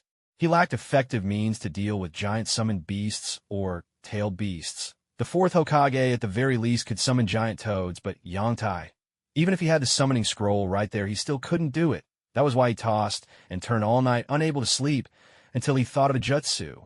Lightning release. Kirin, yes, the very technique used by Sasuke Uchiha. Sasuke only used it twice. Once against Itachi and once against the 8 Tails, even though he got thoroughly beaten both times. No one could deny the power of this jutsu. Most importantly, it was incredibly powerful and chakra efficient. However, there were 2 troublesome aspects to this technique. First, you needed to heat the air with fire release to create thunderclouds. That raised a problem. What if the air was too dry? How would you generate enough heat? For Yangtai, though, this problem had solutions. The first method, though a bit slow, involved using his own sealing papers in combination with dust explosions and waiting patiently. The second was to find a summoning beast that could breathe out steam, or even sign a summoning contract with the clouds themselves. Signing a contract with clouds wasn't just a fantasy, but the requirements were rather harsh. First, the cloud had to remain relatively stationary. Then the contract had to be signed with both fresh blood and one's own chakra at the same time. A bit like water-style instant transmission. In short, the first method was barely feasible, but the real challenge was the second. How to draw the lightning down. Yantai remembered that when Sasuke fought Itachi, he stood at a high vantage point and used Chidori to attract the lightning. It was the same when he fought the Eight Tails, always from above. If you want to use it in Konoha or out on the open plains, you have to have something that acts like a lightning rod, a sort of medium to channel the power. Yoda mulled it over and realized there was only 1.5 options that fit the bill. The first thing that came to mind was the Kusanagi sword, which was also the ideal target in Yoda's heart. The second possibility was the Inma clan, Sarutobi's summoning beasts. But Yoda shook his head at that idea. After all, Inma is a living creature, and probably couldn't withstand the force of a thunderbolt. So in the end, his goal settled on Orochimaru's Kusanagi sword. And this was a once-in-a-lifetime opportunity. Orochimaru was at the lowest point of his strength. If he planned carefully, there was a good chance of success. After considering for a long while, Yoda finally chose an escort mission scheduled to depart at noon the next day. That way, he could attend the third Hokage's funeral in the morning before setting out. At that moment, the Chunin uncle in charge of record-keeping looked at Yoda with some concern and said, "Yoda, even though the Hokage has passed, you can't let grief overwhelm you. Have you found your footing?" Grief? Had he really been grieving? Yoda froze for a second, then caught on and forced a wry smile. "Don't worry, Uncle Anil. I'm doing just fine, Uncle Anil looked Yoda up and down, then his gaze landed on the dark circles under Yoda's eyes. He sighed and said, "You come here with those dark circles and tell me you're doing fine. You must have spent the whole night in sorrow." "Don't worry, I couldn't sleep either, Yoda." In fact, he'd spent the whole night pondering strategies to deal with giant summoning beasts and tailed beasts, and that's how he ended up with those dark circles. Was this what you'd call a happy accident? Oh well, who was he kidding? Yoda prided himself on being a model youth of Konoha, the third, while the passing of the third Hokage, the torchbearer of the will of fire. How could his successor not be heartbroken? It felt like a knife twisting. In his chest, Yoda bit his lip on purpose, pretending to protest. "No way, Uncle Anil, don't say that. I slept like a log last night." To Uncle Anil, this was just the stubborn pride of youth, unwilling to admit his feelings. Uncle Anil's eyes softened for a moment, mixed with a hint of pain. After all, in recent years, Yoda's visits to the mission hall had become all too frequent, and the ninja keeping records here could tell what kind of mood he was in just by the missions he picked. Uncle Anil waved his hand. All right, just don't tell me you're only taking this one mission today." Yoda was speechless. Sometimes, keeping up appearances is more trouble than it's worth. He really was exhausted today, and didn't want to take on any more missions, but no helping it. He'd started the act, so he had to see it through, tears and all, blinking back imaginary tears. Yoda pointed at a nearby display screen and declared with bravado, "Give me 5 D-rank missions from the village, please, 5. Uncle Anil blinked in confusion. Taking on 5 missions at once didn't really fit Yoda's usual style. He glanced at the screen. There were exactly 5 missions left. He immediately realized it was his own fault, quickly took out a remote control, pressed a button, and apologized. "Sorry about that. No wonder there were so few choices this time. Turns out it was my mistake. Take another look now, Yoda." Tears streaming down his face, he tried to keep his composure. "Thank you so much." He wiped away his moved tears and mumbled, "Let's just go with those 10. After a moment's thought, worried that this Uncle Anil might pull some unexpected stunt, he added, "Let's keep it to a smaller number today. After all, tomorrow is Lord Third's funeral." Seeing the young man before him move to tears, Uncle Anil nodded in satisfaction. He had once again soothed a restless youth's heart. Yoda left the main hall and sent out a shadow clone to get to work, while he himself headed home for a nap. The streets were unusually quiet today. Only a few people came and went. From time to time, many shops and restaurants were closed for the day. Now and then faint sounds of sobbing could be heard. Yoda walked by, his face indifferent, though his heart was far from calm. Perhaps the Risen Sarutobi really was the strongest Hokage. At least in the hearts of the people of Konoha, he was unmatched. In his previous life, Yoda had heard all sorts of conspiracy theories. They claimed the third was so cunning, plotting the downfall of the Uchiha, propping up the fourth. Hokage Minato, as his puppet, deliberately allowing other villagers to blame Naruto, then stepping in as the good guy to win Naruto's trust, and so on. But now, from Yoda's perspective, most of it was just nonsense. First of all, how could a village leader not be a bit cunning? As for the Uchiha, to put it bluntly, if things went wrong, they could become dangerously unstable, and their clan leader was indecisive, lacking vision. As for Minato being a puppet, honestly, Minato was only in his 20s at the time, while the third was already an old man. He couldn't keep going forever. He really was getting up there in years. And regarding Naruto, there must have been secrets at the time that no one knew. Otherwise, Jiraiya would have been the first to object. And Hiruzen Sarutobi, he had served as Hokage for decades. His will of fire philosophy had already sunk deep roots in people's hearts.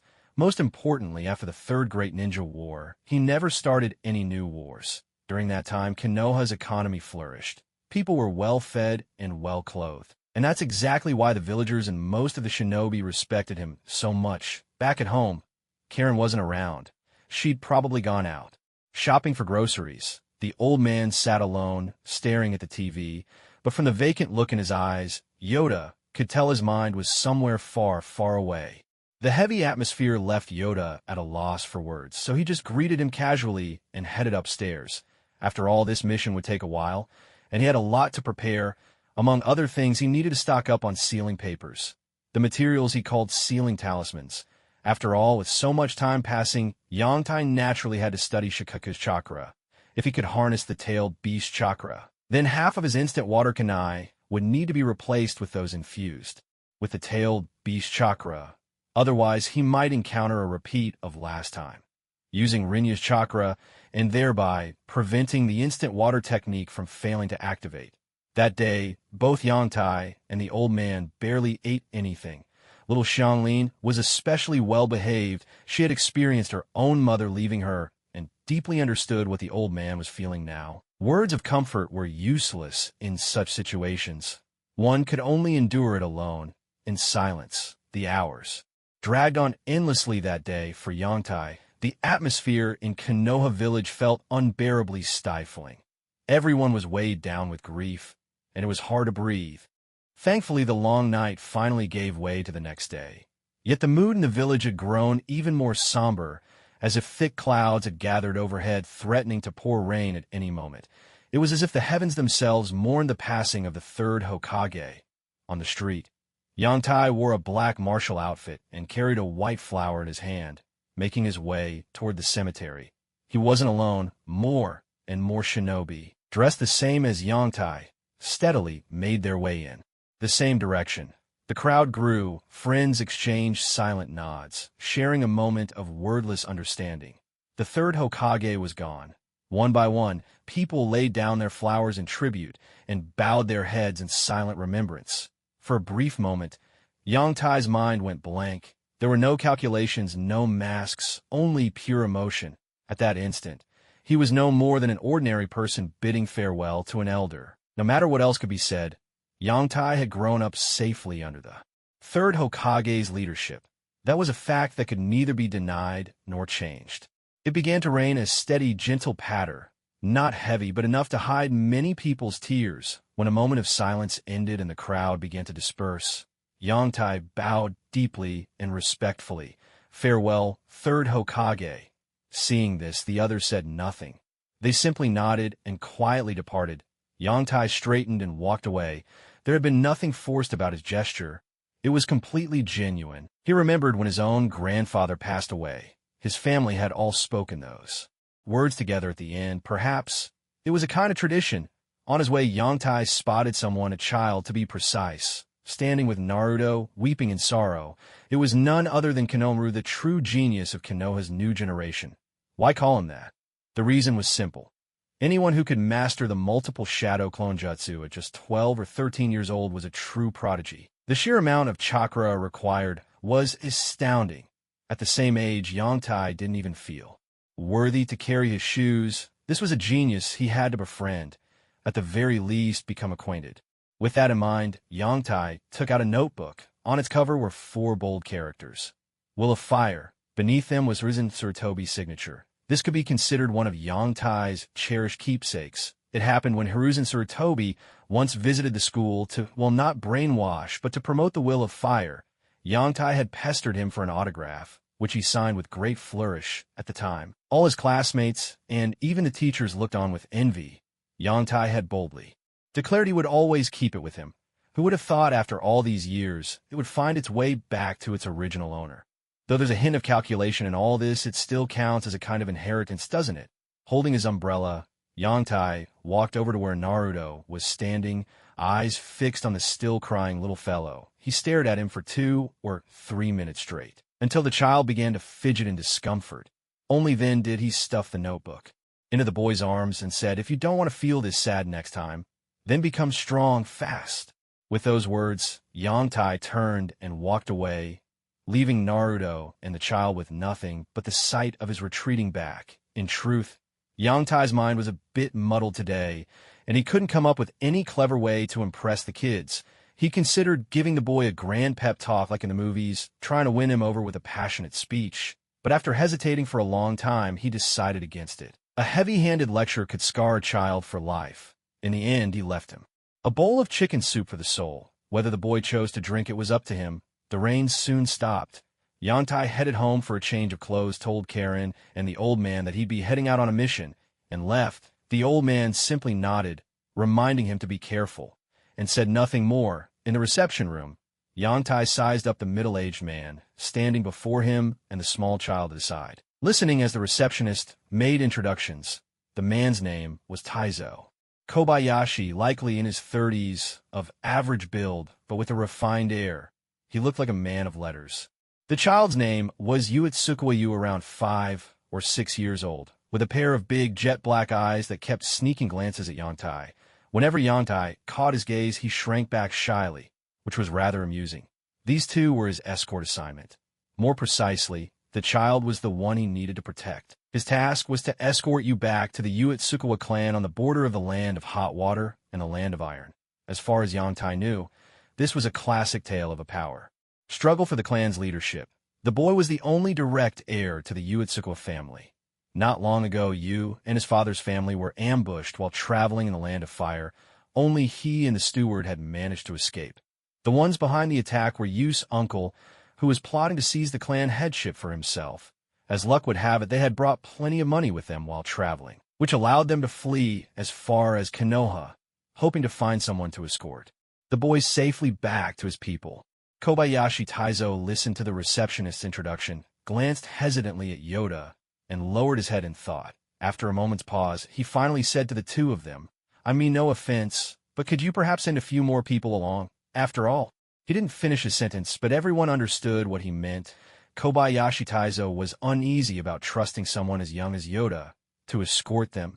Even if he was a ninja, Yoda remained silent and looked over at the receptionist. The receptionist, clearly experienced with situations like this, handled it with ease. She pulled out a form and said, "Mr. Taizo, don't underestimate Yoda. He's a bona fide elite genin." "Elite genin?" Kobayashi Taizo echoed in confusion, then pressed further. "Aren't the ranks just genin, chunin, special jonin, and jonin? What does elite mean here?" The receptionist patiently explained the title of elite is given to ninjas who have completed a significant number of missions. Of course, this is just a term we use in the ninja community. You can think of it as being a veteran ninja, Mr. Taizo. As she spoke, the receptionist handed the form to Kobayashi Taizo. He understood what veteran meant, and as he glanced at the form, he was stunned. Over 300 rank missions completed. Considering how much his own funds had dwindled, he barely had enough to commission a single rank mission. Moreover, he needed to bring the young master back as quickly as possible. If the family went too long without seeing the head return, the elders might very well choose a new leader. In this situation, getting back swiftly was of utmost importance, especially with someone so experienced to escort them. Upon realizing this, Kobayashi Taizo was genuinely delighted. He reached out his hand to Yoda and said, "No problem. Then for the time being, I'll be counting on you, Sir Ninja." Yoda smiled and shook his hand. "It's no trouble at all. And please, just call me Yoda." Seeing Yoda's attitude, Kobayashi Taizo nodded. "Very well. Then I'll be in your hands. Yoda, let's sign the contract." Kobayashi Taizo declared enthusiastically. Yoda found the phrasing a bit awkward but didn't dwell on it. Waving his hand, he put on a serious expression and said, "No need to rush. Let's discuss the specifics first." Kobayashi Taizo and the receptionist both turned their attention to Yoda. Yoda said, "First of all, the only reason I'm taking this mission is because of your honesty, Mr. Taizo." Kobayashi Taizo was taken aback, but then listened as Yoda explained further. "You see, we ninjas also worry about employers misrepresenting the situation. In this regard, you've done very well, and I'm happy to work with you. However, there are some things I need to make clear up front." At this point, Kobayashi Taizo understood what Yoda meant. He thought to himself that once he returned home, money would no longer be an issue. With a hearty laugh, he said, "Please, speak freely." Yoda nodded. "If we only run into samurai or bandits along the way, the payment stays the same. If we encounter any ninja, though, depending on their number and strength, the mission's rank will be raised. In short, you'll have to pay extra." Kobayashi Taisan considered this, then smiled and nodded. "No problem, we can put that in the contract." The two of them signed the contract, making 3 copies. Yoda kept one, Kobayashi Taisan kept another, and the receptionist held on to the third. With everything properly documented, there was no room for either of them to back out or play tricks. After carefully storing the contract, Yoda smiled and asked Kobayashi Taisan, "Mr. Taisan, when shall we set out?" Kobayashi Taisan thought for a moment. "The sooner the better. We can leave at any time. Unless you have any last-minute preparations?" Yoda replied. "I have nothing more to prepare. We can leave right now." Before long, they arrived at the gates of the Hidden Leaf Village.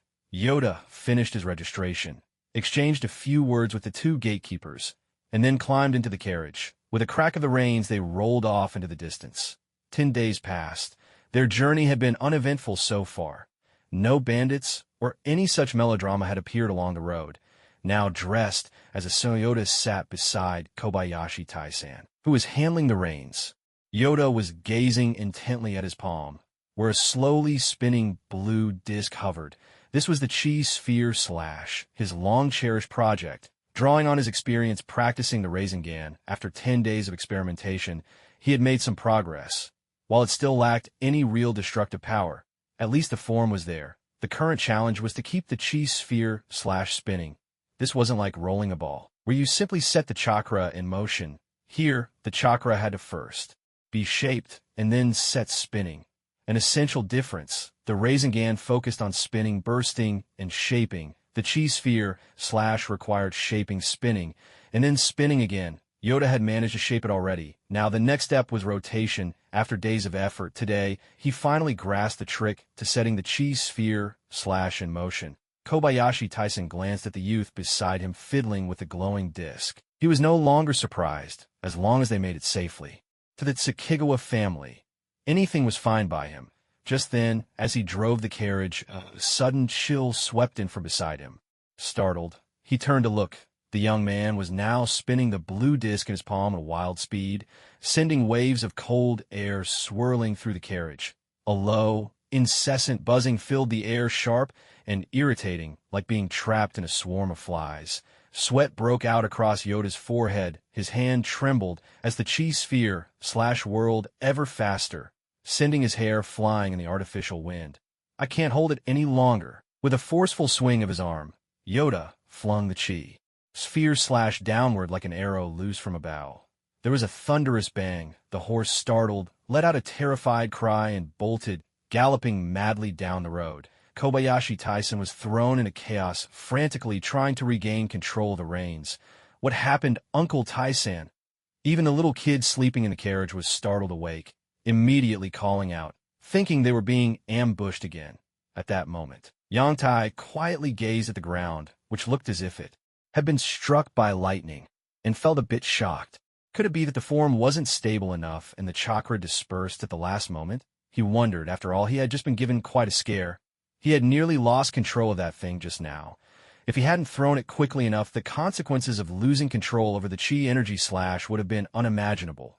With his small frame, he'd be lucky to survive, let alone escape unscathed. "It seems I shouldn't spin it too fast for now," he muttered to himself, after saying a brief apology to the others as he climbed back in a carriage. The 3 of them continued on their way. Yongtai kept fiddling with the chi energy slash in his hand, but this time, learning from his earlier mistake, he didn't dare spin it too quickly and focused mainly on maintaining its shape. According to the idea in his mind, the chi energy slash should pierce through at a single point, not act like a widespread destructive jutsu. So Yongtai decided that stabilization would be his top priority. Around 3 or 4 in the afternoon, Yongtai and his companions arrived at a small town. He left a shadow clone to accompany Kobayashi and Taizo while he headed off to the gambling house. This was just an ordinary, modest-sized casino. Yongtai exchanged some chips and started playing dice. Winning and losing in turns, he soon got chummy with the others at the table. "Friend, your luck really isn't holding up today," a middle-aged man said, picking up the bamboo shaker and giving it a vigorous shake, his voice brimming with excitement. "Watch this. I'm about to roll a triple with a..." Snap, the dice landed. 3, 6, 9. "Hi," the man announced, only to deflate instantly. He grumbled, "I must not have washed my hands after using the restroom." Yongtai, now disguised as a bald, burly man, burst into loud laughter. "Huh. I only beat you by a little, brother. You're almost as unlucky as that legendary fat sheep." The middle-aged man lit a cigarette, took a long drag, and said dreamily, "If I ever came across that fat sheep, I'd never have to worry about food and drink for the rest of my life." Yongtai grinned as he counted his money and said offhandedly, "Rumor has it that the fat sheep has come to our area. Maybe if you wander around a bit, you'll run into them," the man replied, flicking his cigarette ash. "I heard that news a while back. They say that person appeared in Tonley Town just a few days ago. Not want to miss my chance. I brought my entire fortune here, waiting for an opportunity to strike it rich." Yongtai was speechless. He didn't remember reading many books. But was that really the right way to use the idiom "waiting for a rabbit by the tree"? Tsunade sure is famous. Everyone's lying in wait to fleece her, absorbing tailed beast Chakra. While Yongtai was busy gathering information about Tsunade, Kobayashi, Taizo, and a shadow clone had already checked into a secluded inn in town. "Hey, where did I put that wanted poster? I'm sure I left it right here." So frustrating. When you need it, it's nowhere to be found, but when you don't, it's always dangling right in front of your eyes. Behind the front desk, the plump innkeeper bent down, rummaging noisily through something. "Found it," he exclaimed. "Ouch." He clutched his head and slowly straightened up, muttering complaints under his breath. But when his eyes landed on the face staring out from the wanted poster, a grin spread across his face. Running in and mint, dealing with all sorts of people coming and going, and over the years he'd trained himself to be sharp-eyed. That's why most factions, or even loan operators, would come to him for information, especially when it came to finding people. These wanted posters were the most common, and by far the most profitable. The pudgy innkeeper studied the photograph on the wanted. Noticed, then mulled over the appearance of Yongtai and his 2 companions. In the end, he fixed his sights on Kobayashi Tai-san and the little brat. Their disguises might have fooled most, but not his experienced eyes. Well, that's an easy 80,000 taels in extra income. He chuckled to himself. Cheerfully tucking the poster away, the innkeeper headed out the door. Elsewhere, Yongtai chatted with the middle-aged man a bit longer, fishing for any news about Tsunade. But seeing that there was nothing more to learn, he played a few rounds of cards, then excused himself, saying he had business to attend to. He found a quiet, deserted corner and returned to his own appearance, then wandered the streets in silence, lost in thought. At least now he knew he was on the right track. According to the original story, Jiraiya, Orochimaru, and Tsunade had their great battle on a vast green plain. And in the ninja world, only this place matched that description. The next challenge was figuring out how to deal with Orochimaru, or more precisely, how to seize the Kusanagi sword from him. The Kusanagi sword was no ordinary weapon. Yongtai speculated it was a symbol of the Ryukido inheritance. In the story, the sword could apparently be summoned away. Much like the 7 ninja swords of the mist, Orochimaru had been sealed by Itachi Uchiha's Totsuka blade, causing the sword to be lost. Even when Orochimaru was resurrected during the 4th Great Ninja War, he never used nor summoned the Kusanagi sword again. Yongtai reasoned that this was probably because Orochimaru's contract with the sword had vanished along with his body. Without the original cells or blood, he couldn't summon it anymore. As long as he planned carefully, stealing the Kusanagi sword shouldn't be impossible. The real problem was how to keep it. He couldn't have it vanish with a puff of smoke the moment it warmed in his grip. As he puzzled over this, the inn came into view, and suddenly a solution dawned on him. A contract seal, But then another problem arose. He didn't actually know how to perform a contract seal. Yangtai rubbed his forehead, feeling a headache coming on. After struggling so hard to come up with an idea, he still couldn't execute it himself. That only left sealing the sword away entirely similar to the way the reanimation jutsu was sealed. The downside was that even he wouldn't be able to use the sword right away. It seemed this matter would have to be entrusted to Jiraiya and Tsunade. After all, as students of the so-called Doctor of Ninjutsu, they ought to know how to perform a contract seal. With this thought, a sense of relief washed over Yangtai. As expected, as long as he handled things carefully, he was bound to reap considerable rewards this time. Returning to the room, he found Kobayashi Taizo and the little kid fast asleep together on one bed. Yangtai tiptoed in, making sure not to disturb them. Quietly, he took out a scroll and began to ponder. After all, this is tailed beast chakra. It's too dangerous to handle inside the house. After a moment's consideration, he decided to leave a shadow clone behind and slipped out through the window soon. After making sure there was no one around, Yangtai quickly produced a smaller scroll and unfurled it. This was just a portion split from the main scroll. If he tried to handle the full-tailed beast chakra from the enormous scroll, he wouldn't stand a chance if things went awry. Yangtai slowly circulated his chakra, preparing to use the chakra absorption technique. Blue chakra spread across his palm as he brought his hand closer to the sealing scroll. Just as his hand was about to touch the scroll, Yangtai suddenly froze and pulled his hand back. No, this was still too risky. What if he couldn't withstand the tailed beast chakra? To be safe, Yangtai decided to summon clone number 1 as a decoy. Clone number 1 gave him a withering look. I may not be human, but you're truly shameless. Yangtai waved him off. What's with all the drama? Even the readers think the author is just padding the word count now. Clone number 1 shrugged. Blame me if you want. Then without further complaint, blue chakra flared in his hand as he pressed his palm toward the sealing scroll. Wait! Yangtai suddenly called out, stopping the clone. What now? Ow! The clone clutched his back, having twisted it, and shot Yangtai an exasperated look. Just to be extra safe, I'd better prepare the 5-element seal first, Yangtai said, pulling out 5 more scrolls and quickly forming hand signs. All right, let's begin. Clone number 1, though clearly wary, didn't argue any further and slapped his palm on the scroll. Instantly, visible red chakra began to seep into his body. Yangtai quickly instructed, absorb more slowly. Slower. Good, keep it at that pace. Now, the clone abandoned his usual antics and focused on absorbing the chakra carefully. Gradually, a faint red chakra cloak began to form around him.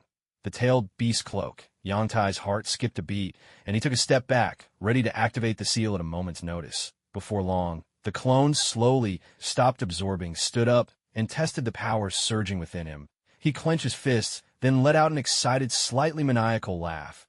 Ha ha! I'm really strong now. 5-element seal. Alarmed by the clone's sudden loss of reason, Yangtai didn't dare hesitate. He slammed his palm onto the clone's stomach seal. In an instant, from the 5 scrolls on the ground, 5 rune chains shot out like venomous snakes, plunging straight into the belly of the clone. They wound themselves into a circle, forming a seal. With a thud, the number 1 clone landed on his backside. Looking at Yangtai with an aggrieved expression, you cast a seal on me. What the hell for? Yangtai replied in confusion. Weren't you supposed to have lost your mind? Hearing this, the clone looked speechless and pointed at Yangtai's nose, shouting, have you ever seen someone who's lost his mind still able to talk? You coward! Yangtai gave the clone an exasperated once-over and said, then why couldn't you just speak normally? You were acting like some kind of villain. You scared the life out of me. Still feeling indignant, Yangtai gave the clone a kick and snapped, get up already. Do you want to beg you? The clone dodged the kick, sprang up, lifted his shirt, closed his eyes, and said in a trembling voice, go ahead, do what you will. He looked just like a maiden resigned to her fate. Yangtai's face turned dark. How did he end up with a clone like this? This is what comes of watching too many mind-numbing short videos. Otherwise, if you transmigrate and meet a clone like this, you'll have nowhere to cry. How delightful. 5 elements unseal. The sealing runes vanished, and almost immediately the clone's body was shrouded again in that red-tailed beast cloak, from the look of enjoyment on his face. He seemed to be back in his element. Yangtai eyed the clone's flamboyant display and stroked his chin. Can you make that tailed beast cloak disappear? It's a little too eye-catching, sure can, the clone replied with a nod. Then why haven't you put it away? Yang Tai asked, puzzled. The clone flicked his hair and said, because it looks cool. Yang Tai was speechless. Put it away now, Yang Tai demanded, clearly annoyed. The clone gave a casual okay and suppressed the tailed beast cloak. Yang Tai looked the clone up and down. So how do you feel now? Full. Pumped up, really, like I just took a whole bottle of Viagra, the clone said, gesturing for emphasis. Yang Tai pressed on, you're not feeling off in any way. Like, is your mind clear? Any urge to yell or hit someone? At this, the clone shot him a scornful look. You're a college graduate who's gone through 9 years of compulsory education. How could you forget something as basic as the law of conservation of energy? Yang Tai frowned. What do you mean? The clone explained, let me put it this way. The so-called tailed beast. Rampage. It's just because a Jinchuriki can't handle the enormous chakra of the beast inside. As for losing your mind, imagine a monk chanting, I have no hair in your ear all day, every day. Now, for a Jinchuriki, it's like there are countless people chanting in your ears. Eventually, anyone would snap. They'd lose it and go crazy. Yang Tai nodded, though the clone's explanation was a bit abstract. Its core meaning made perfect sense. Perhaps this was the true way to use shadow clones. To look at problems from different perspectives. If the clone had no issues, then surely his original self would be fine as well. He placed a hand on the clone's shoulder and began to draw on the tailed beast chakra. Since it wasn't his own chakra, Yang Tai couldn't be certain. After the clone disappeared, would the chakra return to his main body? With a soft pop, the clone vanished. Yang Tai focused inward, feeling the chakra within himself and experiencing the sensations left behind by the clone, just as the clone had described. He felt an invigorating surge, a fullness and excitement, as if he'd taken a powerful stimulant. Does a real man even need something like that? He thought, shaking off the idea. Yang Tai tried using the tailed beast cloak again, but ended up shaking his head in disappointment. It seemed there wasn't enough tailed beast chakra. This cloak was all for show without any real function. As the clone had said, it was just for flair. Still, the chakra itself was abundant. How much so? He could now easily perform 2 water territories without straining himself. From that moment on, Yang Tai was free from the problem of insufficient chakra. Now, he too was a man of endless stamina, so to speak. What's more, with an entire arm sealed with Chakra, he no longer needed to worry about running out of tailed beast chakra. The tailed beast chakra would gradually replenish itself, so as long as he didn't use up all the chakra in that arm at once, it would slowly fill back up. Yang Tai considered trying out a few jutsu, but thought better of it. The town was too close. Causing a commotion now would be asking for trouble. Before long, Yang Tai returned to the inn, leaving a shadow clone behind to protect the other 2. He set about making new sealing tags. After all, if he couldn't use his instant water technique in battle, he'd be in trouble. After drawing the tags, Yang Tai carefully infused them with tailed beast chakra. This time, however, he noticed something different. The sealing runes appeared more stable than before. What was going on? Yang Tai picked up another tag and repeated the process, infusing it with tailed beast chakra. Sure enough, the seal held even more steadily. Yang Tai fell deep into thought, quietly studying the 2 tags before him. It looked like his earlier guess was correct. Shikaku's chakra naturally carried a sealing effect. That meant his sealing tags could be simplified, eliminating the need for complex runes and granting much more flexibility. This flexibility was the ultimate goal of his sealing tags, to use chakra to freely shape the water flow within the tag. Once he achieved this, his instant water technique would undergo a fundamental transformation. There would be no need to preset C shapes or S shapes, one form for close range, another for distance, and he could create any shape he desired. Originally, Yang Tai had expected it would take at least a year or 2 to reach this stage, mainly to overcome some technical hurdles with the sealing techniques. It was just a matter of time. Now things were looking up. With the addition of Shikaku's chakra, perhaps the final version of his sealing tag was about to be born. When that time came, his strength would leap into the upper ranks. Although it wouldn't quite reach the level of Minato Namikaze's Flying Thunder God technique, he would undoubtedly surpass the speed of most other ninja. By then, the only person who could reliably outpace him would probably be the Raikage. With this thought, Yang Tai couldn't wait to dive into his research, determined to finish it as soon as possible and add another trump card to his arsenal. For 3 days in a row, Yang Tai holed up in the carriage, scribbling and sketching away with feverish intensity. He wasn't at all worried about the little brat peeking at his work. At that age, Yang Tai himself hadn't even bothered with homework, let alone bothered to glance an English textbook. Predictably, the kid glanced over out of curiosity at first, but quickly lost interest and turned away in disdain. Yangtai shook his head and sighed. Ah, youth! Unaware of the merits of studying and mistaking comic books for treasures. At last, with a final stroke of his brush, Yangtai looked with great satisfaction at the sealing tag before him, about the size of a playing card. It was the product of 3 days of relentless effort. A sealing tag 70 meters long in effect. Most importantly, the shape of water within it could be altered at will with just a bit of chakra. From this moment on, he'd no longer have to calculate every single step and distance so meticulously. With a single thought, he could set the trajectory of the water column, allowing it to strike from any angle he desired. No more wasting brain cells like when I fought Gaara. Yangtai burst out laughing, feeling truly elated. He hadn't expected this trip to resolve not one, but 2 of his major shortcomings. What could possibly be more satisfying than that? Even if he didn't manage to get Orochimaru's Kusanagi sword, there was no need for disappointment. This journey had already been more than worthwhile. Meanwhile, the little brat eyed Yangtai's gleeful expression with suspicion, quickly scooting away as if he'd just witnessed some unsavory grown-up up to no good. Yangtai, of course, noticed the child's reaction, but didn't take it to heart. Instead, he smiled, pulled out a handful of candies from his pocket, and held them out. Here, take some. Today, I'm in a good mood, so Uncle will treat you to some sweets. Sure enough, just as his mother had warned him.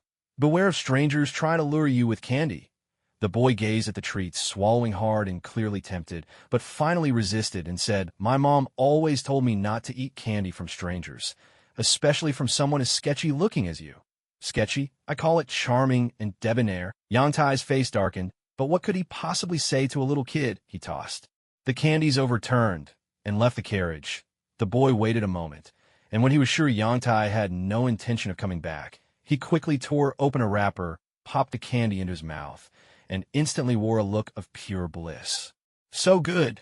30 times, spreading his arms wide and breathing in the fresh air, Yangtai immediately felt a wave of clarity and invigoration wash over him. The feeling was mostly because he'd been cooped up in the carriage for days. He greeted Kobayashi Tyson, the driver. Mr. Tyson, it's almost noon. We've been on the road for quite a while. Let's take a break with that. Yangtai left behind a shadow clone and dashed off a short distance away. Lately caught up in his excitement, he'd spent most of his time engrossed in studying talisman papers and had somewhat neglected his research on Shikaku's chakra and the Chi-Yuan slash. Now he wanted to test himself. Just how much tailed beast chakra could he actually handle? On this point, Yangtai felt quite confident his soul, having been tempered through previous and present lives, should be up to the task. The real question was how much his body could endure. Yangtai summoned his first shadow clone. Don't look at me like that. I'm handling this one myself. You just stand by. The first clone nodded and took the scroll Yangtai handed over. Without further delay, Yangtai produced an even larger scroll than before, unfurled it, and pressed his palm down firmly. Red chakra began to flow steadily into Yangtai's body. He closed his eyes, focusing on the sensation of chakra coursing within him. As the amount of chakra reached 10 times his usual reserves, Yangtai felt a surge of excitement. Almost euphoric, but since there were no adverse effects, he knew this wasn't his limit. He continued absorbing more, 15 times, 30 times by. Now Yangtai's entire body was shrouded in a cloak of crimson-tailed beast chakra. He could no longer fully control this chakra mantle, and the sense of exhilaration grew ever stronger. Yangtai realized that although he hadn't reached his absolute limit, he couldn't go any further without risking unnecessary trouble. With that thought, he withdrew his hand, dispelled the shadow clone, and carefully rolled up the scroll, calming his mind. He slowly retracted the tailed beast chakra cloak and returned to the carriage. By this time, Kobayashi Tyson had already finished heating up the food. Lunch was ready, Haida Mountain Stronghold. Today, a few special guests arrived at Haida Mountain Stronghold. Even the usually arrogant and overbearing leaders came out to greet them with uncharacteristic deference. In the main hall, a burly man with thick eyebrows sat at the head, warmly welcoming these bringers of fortune. All right, Mr. Yamada, he said. We're old acquaintances by now. This time, it's a 2 million tael job beside him. Sakigawa Poo waved his hand dismissively, then pulled out several photographs and handed them to Sanjin Yamada. Sakigawa Poo was a trusted aide of Uncle Little Brat, and this time he'd come on Uncle Sakigawa Daishiong's orders. to deal with little Brat and his entourage. Sanjin Yamada took the photos and glanced over them. Just a few small fry, he thought. Nothing he couldn't handle. He patted his chest confidently. Don't worry. Leave it to me. Tsukigawa didn't say much more, with a wave of his hand. A few servants carried in several chests. This time, it has to be done right. Not a single mistake can be allowed. These crates contain 30 crossbows. They are my reward to you. What? Hand crossbows? Sanjin Yamada was stunned at first, then overjoyed, he hurried over, grabbed a crossbow, and exclaimed excitedly, excellent, excellent. What a fine weapon. This was truly a formidable tool. With these, his power in the surrounding region would easily rank among the top 10 from now on. He quickly realized that all of this was thanks to the benefactor before him. He turned to Machikawa, patting his chest with a loud, eager display of loyalty. Rest assured, Lord Pooh. From this day forward, I, Yamada, am at your command and will never waver in my loyalty. Only then did a satisfied smile appear at the corner of Machikawa-Pooh's lips. This was exactly the pledge he had been waiting for, using another family's money to accomplish his own goals. What a clever move. 2 days later, Yang Tai had no idea someone was after his life. Even if he had known, he might have laughed himself awake from such news.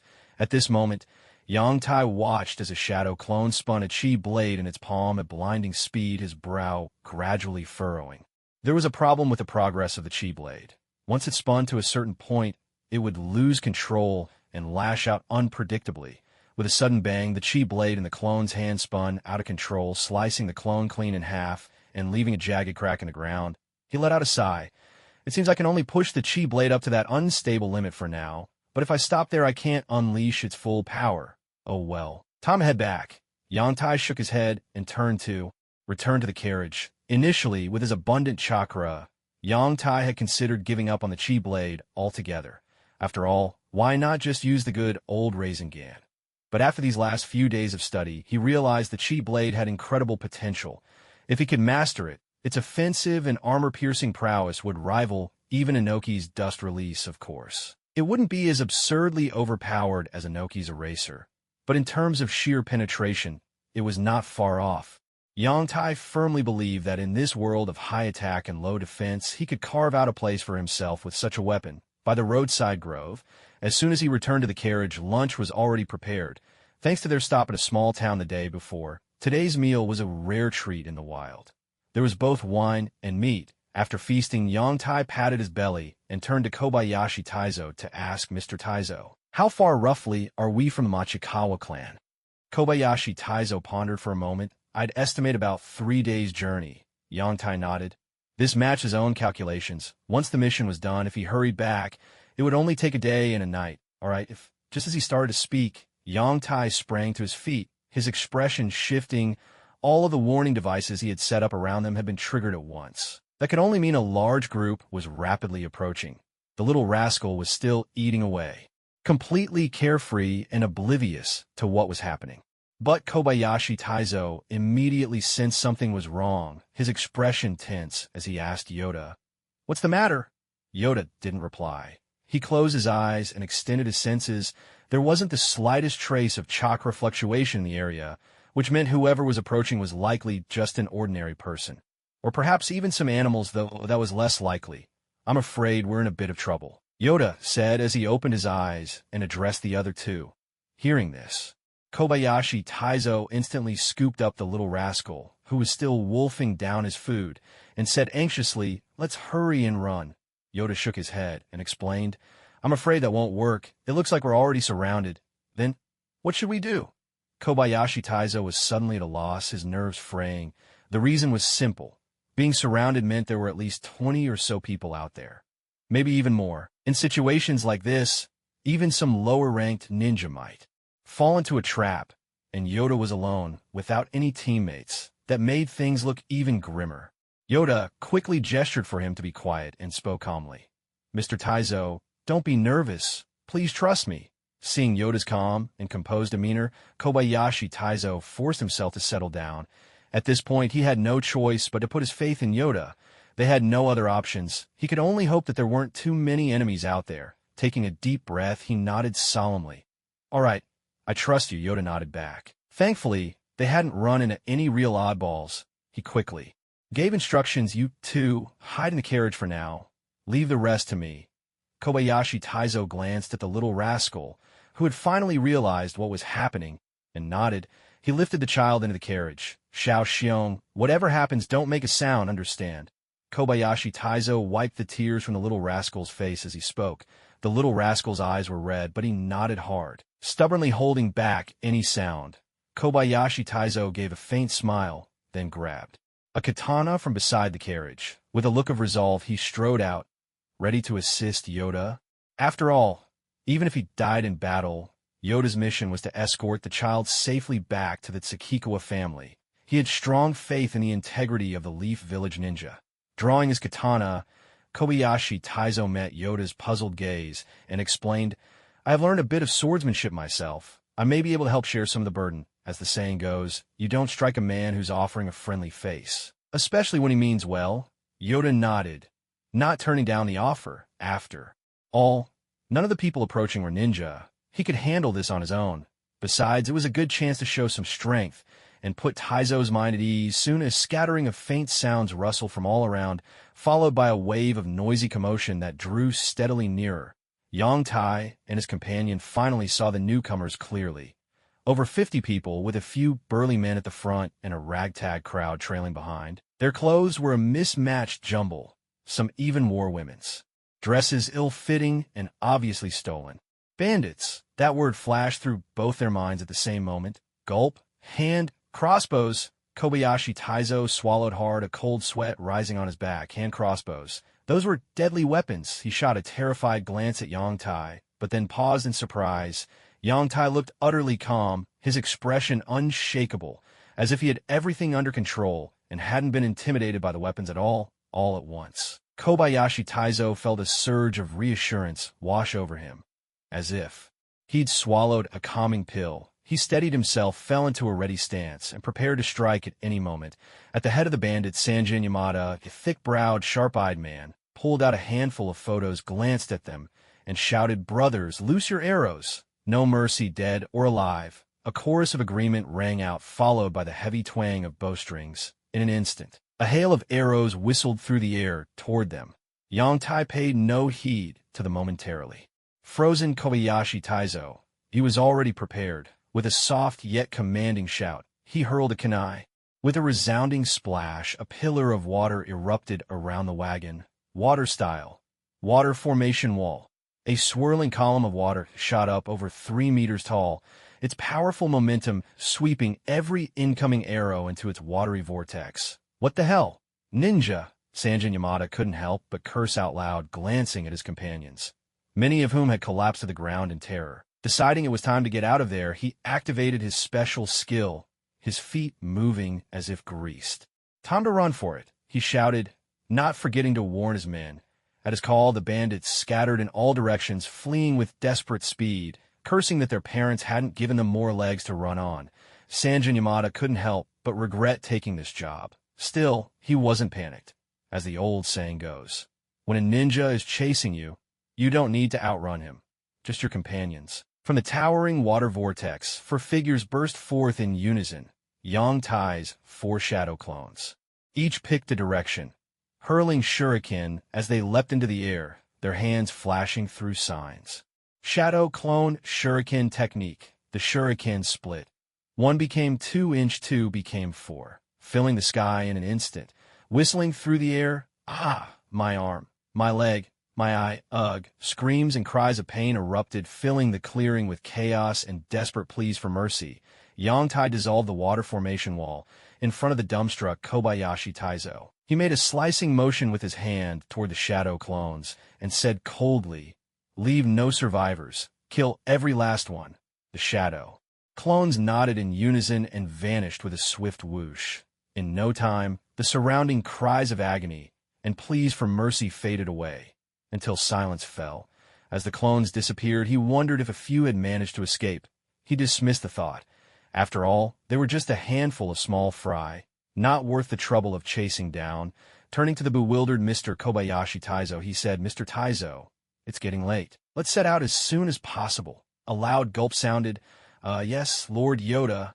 Kobayashi Taizo responded at once, his tone full of respect, and quickly got the carriage moving. Glancing at the young man beside him, he felt a surge of joy. This time he had truly struck it rich. With such a powerful ninja escorting them, they were sure to reach the clan safely. On the other side, Sanjin Yamada winced in pain as he pulled a few shuriken from his backside, then shuffled awkwardly back to his hideout. At the Blackhead Bandit stronghold, the gang members were sprawled on the floor, gambling and chatting idly. Suddenly, they spotted their boss returning, clutching his rear, and walking in a strange posture. "Boss, what happened to you? You can't be hurt. You're our backbone. If something happens to you, what will we do?" A lackey rushed over and wrapped himself around Sanjin Yamada's leg, wailing as if he'd just lost his own father. Sanjin Yamada's face darkened. He kicked the wailing henchman, which only made his wounds flare up again. Eyes bulging, he roared, "Hey, don't just stand there. Help me inside. Right away." The lackey scrambled to help, leaping to his feet and supporting the boss as they headed into the compound. The other gang members, who had just been laughing at their unfortunate companion, now watched with envy, their faces sour, as if they'd bitten into a dozen lemons. Once inside the main hall, they hurried to fetch medicine. Only after being treated did Sanjin Yamada feel any relief. "How are you doing, Yamada? I heard you made it back." The words reached the hall before the speaker did. Upon hearing Yamada had returned, Tsukikawa Poo rushed over immediately. "Did you bring back that brat's head, eh?" As Tsukikawa Poo entered, he found Sanjin Yamada sprawled face down on a wooden table, his whole body trembling. Puzzled, he asked, "Yamada, are you being punished or something?"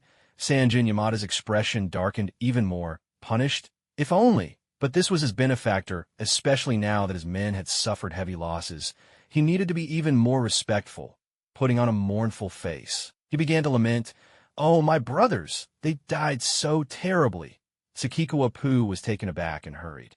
To comfort him, Yamada Ryosuke, "Slow down and tell me.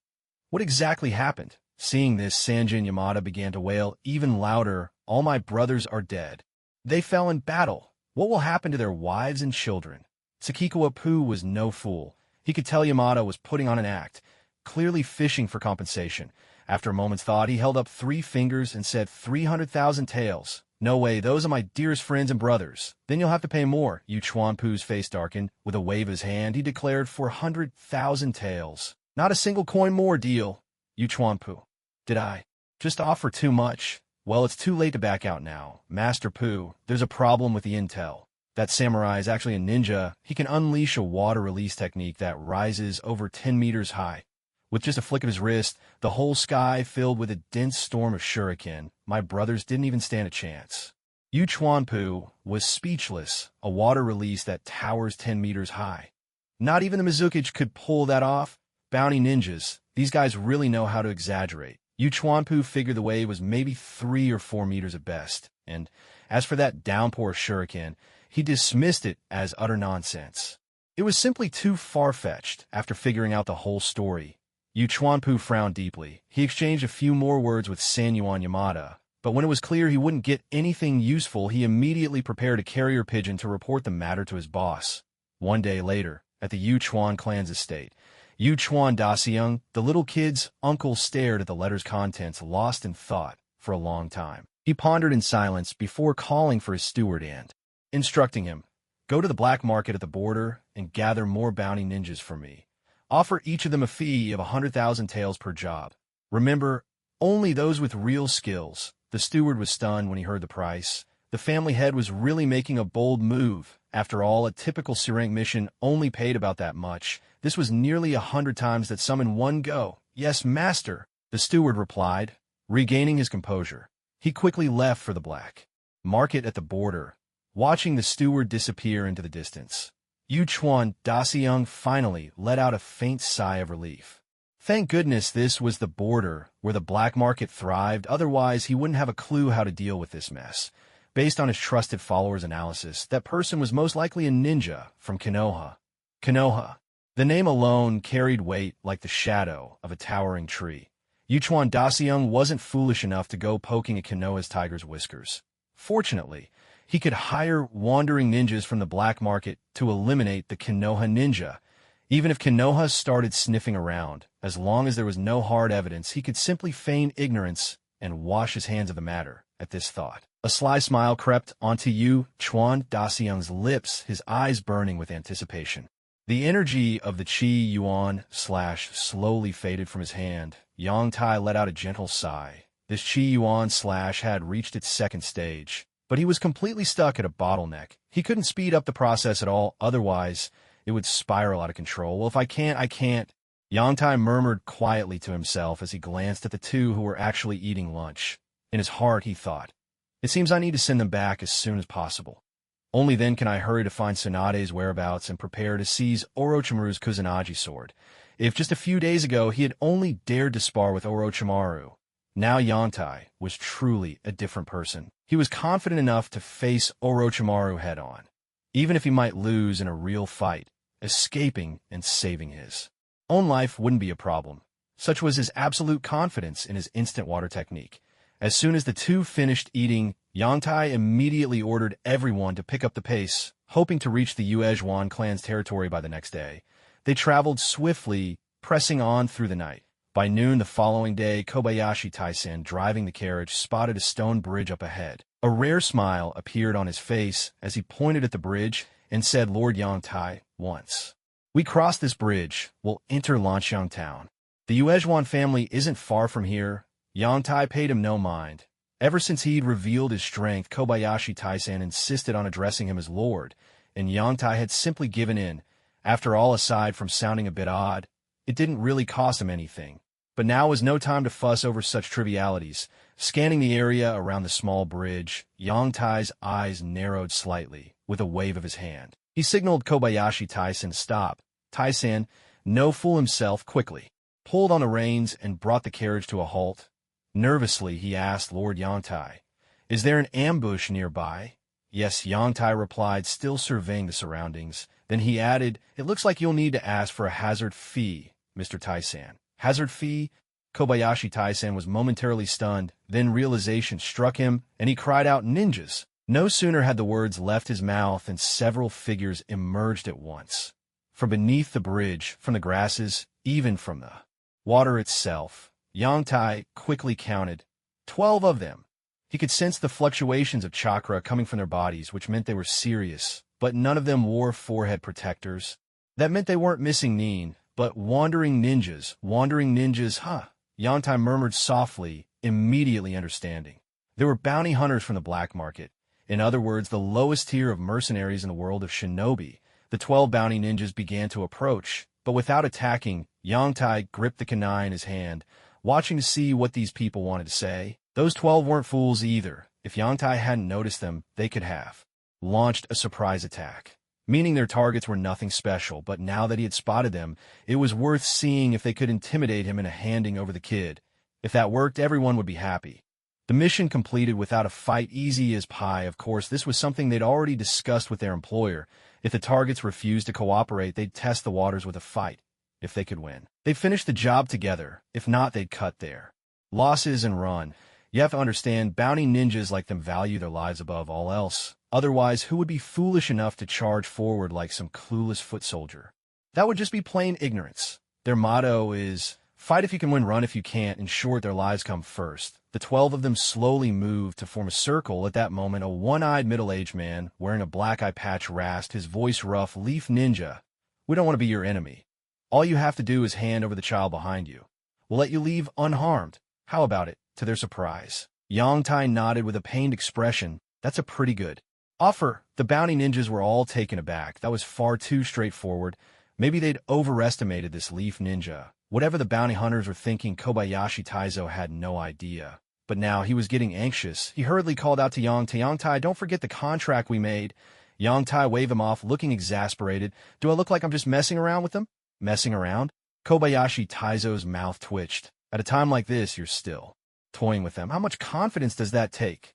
The bounty ninjas, hearing Yang Tai say he was toying with them, were instantly furious. That was open mockery. The one-eyed bounty ninja's face turned cold. His single eye flashed with a dangerous glint as he said, so, you really do want to fight us? Yang Tai, having just reached a whole new level of strength, was feeling quite bold. He crooked his finger at the bounty ninjas and said, "Come one at a time if you want, then." Tilting his head, as if considering, he added, "Actually, why don't you? All come at once.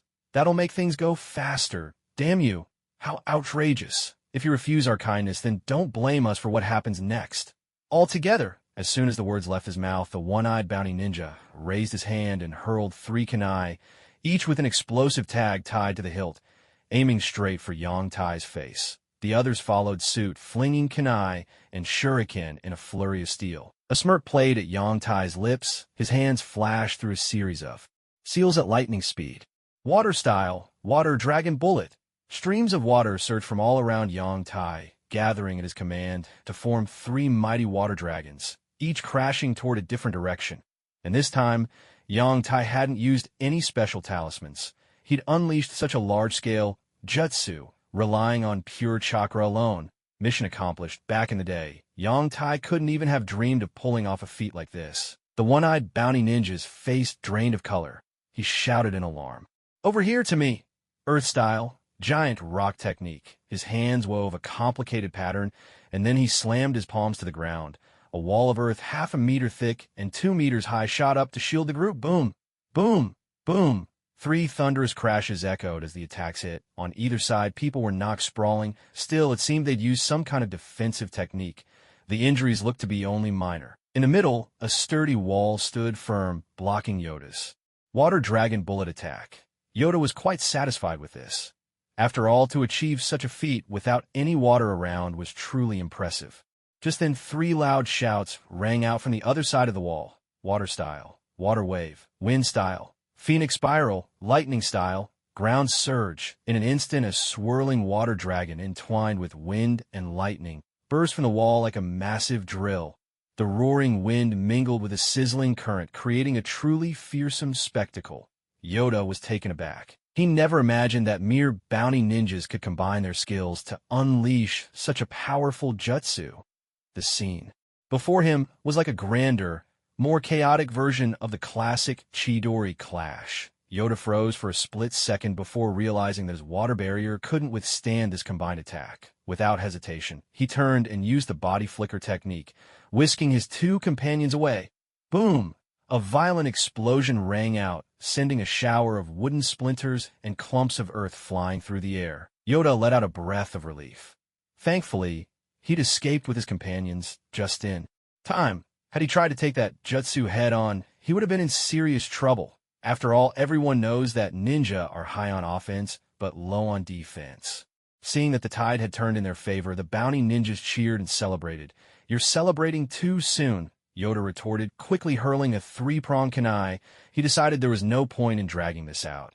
It was better to end it swiftly, explode. A moment later, a towering water column, dozens of meters tall, surged into existence. The column twisted and curled, connecting to each of the bounty ninjas like a dragon dancing through the air. Swish, swish, swish. A flash of white light streaked by, blood sprayed from the neck of one bounty ninja, and in a series of swift flickers, Yoda struck again and again. As the water column collapsed, Yoda reappeared in the center, drenched from head to toe. Thud! The water column crashed down, and the 20 bounty ninjas clutched their necks in panic, desperate to staunch the bleeding. Agonized cries filled the air. Thump, thump, thump, one by one. As if caught in a chain reaction, the bounty ninjas staggered a few steps, clutching their throats, and collapsed to the ground. Lifeless in moments, silence fell, utter, deathly silence. Off to the side, Kobayashi Taizo and the little brat who'd been watching the whole time stood rooted in shock. Kobayashi couldn't believe his eyes. He knew Yoda was strong, but this was simply beyond reason. All he saw was Yoda summon a water dragon pillar, dive into it, and emerge again. Did that even take a second? And just like that, 12 ninjas dropped dead. This was absurd, truly beyond comprehension. Were even the lowest rank leaf ninjas this powerful now? Yoda flicked the blood from his kunai, left a shadow clone to clean up, and led a dazed Kobayashi Taizo toward the Tsukikawa clan's compound. Once the delivery was complete, Yoda put away the contract scroll, waved farewell, and left the Tsukikawa clan behind.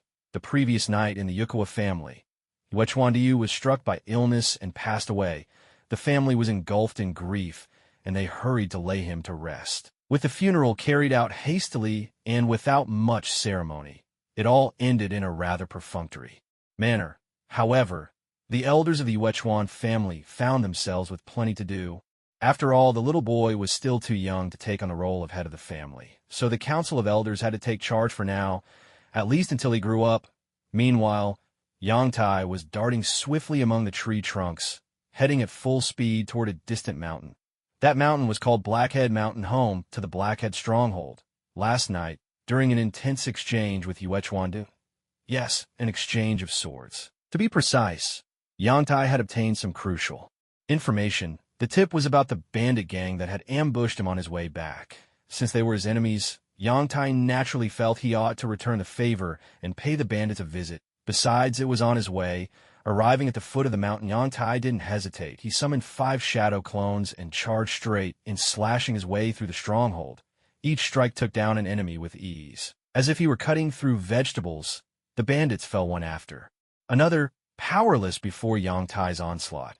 Yangtai showed no mercy to those who dared draw blades against him. Every swing of his sword left his foes either dead or crippled. Soon the entire stronghold was filled with the sounds of wailing, pleading, and desperate cries for mercy. Crash! Yangtai kicked open a door, startling a chorus of terrified voices inside. At first, he raised his sword to strike, but quickly realized the situation and held back. Inside were women of all ages, from 10 to their 40s, disheveled and frightened. Yangtai didn't need to ask to understand what was happening here. Truly, these bandits were animals. If this had been his previous life, each of them would have earned at least 10 bullets for what they'd done. Without a word, Yangtai turned away, his face dark, and left the room. He made his way toward the main hall, now surrounded by his shadow clones. Stepping inside, he came face to face with the bandit chief. After a rather thorough exchange, Yangtai acquired a great haul of gold and silver. At least 800,000 taels by his estimation. An unexpected windfall. But Yangtai had no intention of letting the bandits off so easily. Though he'd already dealt with them, he chose to show a particular kind of mercy. One that brought excruciating pain, but not death. After all, killing them outright would be too kind. With a thought, he used medical ninjutsu to sever the tendons in their hands and feet, then dragged them to the women's quarters and tossed them inside. Yangtai even thoughtfully closed the door behind him. Immediately, the room erupted with screams, curses, the sound of whips lashing, and heavy thuds echoing. Without pause, after about half an hour, the noise inside gradually died down. Yangtai opened the door to find the bandits lying on the ground, bloodied and mangled, their bodies covered in bite marks. What especially caught his eye was something on the floor that looked disturbingly like a sausage. He couldn't help but squeeze his thighs together, a cold shiver running down his spine. Truly, if there's anyone you shouldn't cross, it's a woman. Otherwise, they would surely die a terrible, miserable death. Yangtai offered a few words of comfort to the women, then urged them to hurry out, gather enough food, and leave the mountain at once. Because he was about to set the mountainside ablaze. A roaring fire soon engulfed the entire stronghold, swallowing it whole within moments. Once they had safely descended the mountain, Yangtai handed the women over 100,000 taels before taking his leave in a carefree manner. After all, Yangtai was no one's nanny. He felt his sympathy had been fulfilled by helping them this far. From here on out, how they chose to live was their own business. When he reached a nearby town, Yangtai took out a map of the region and studied it carefully. At last, his gaze settled on 3 small towns. The reason was simple. These 3 towns lay close to a small stretch of open plain. Yangtai recalled that in the original story, the legendary 3 ninjas' war took place on a plain. That meant Tsunade should be somewhere in this region, but there was no need to rush. Yangtai decided to get a good night's sleep first. Since he hadn't closed his eyes for a whole day and night, the Battle of Sweet and Savory, 7 Colors Town. This small town nestled beside a great waterfall, its waters thundering down in a constant rush.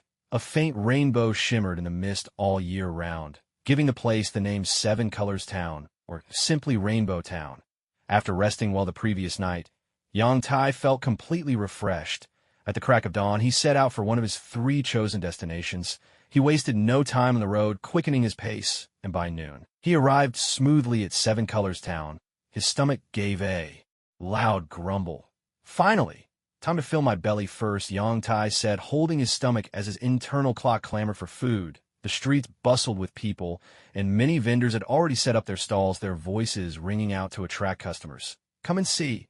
Freshly made 7-color dumplings, a specialty of our town. One vendor shouted, take a look, everyone. These are the tastiest savory dumplings in all of Rainbow Town. Another hawked, hearing the calls as he passed by. Yongtai couldn't help but pause. His mouth watered, and his hunger pangs grew stronger. Deciding to satisfy his appetite, he strode over to a stall, plopped down at a small table, and shouted, Boss, I'll take an order of 7-color dumplings. And don't forget, lots of sugar, right away. Please have a seat. The sweet dumpling vendor replied enthusiastically, shooting a triumphant grin at the rival savory dumpling vendor, who glared back with gritted teeth. Looks like my sweet dumplings are winning the day, he said smugly. Bang. You heretic. Everyone knows the savory dumplings are far tastier. The savory dumpling vendor banged a chopping board and protested furiously. How could these people ruin such good dumplings by adding sugar? Clearly a dash of soy sauce and chili powder was the way to go. No. After so many years of rivalry, he wasn't about to give up now. He raised his voice and called out, come on over. Try the delicious savory 7-color dumplings. Watching the savory dumpling vendor shouting with all his might, Yongtai's eyes narrowed. Instantly, damn those savory fans. Heretics, think about it. A perfect dumpling dusted with white sugar, the first bite bursting with sweetness. What could possibly be better? But there are always some people who insist on sprinkling cumin and chili powder. How infuriating. Just then a young man in blue walked over, sat down at the stall of the salty dumpling vendor with practiced ease, and called out, Uncle Sama, 1 order of rainbow dumplings with extra salt and plenty of chili oil. And remember, no sugar.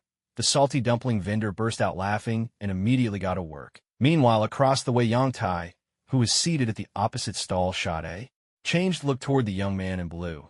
At that moment, the sweet dumpling vendor cried out, Customer, your rainbow sweet dumplings are ready.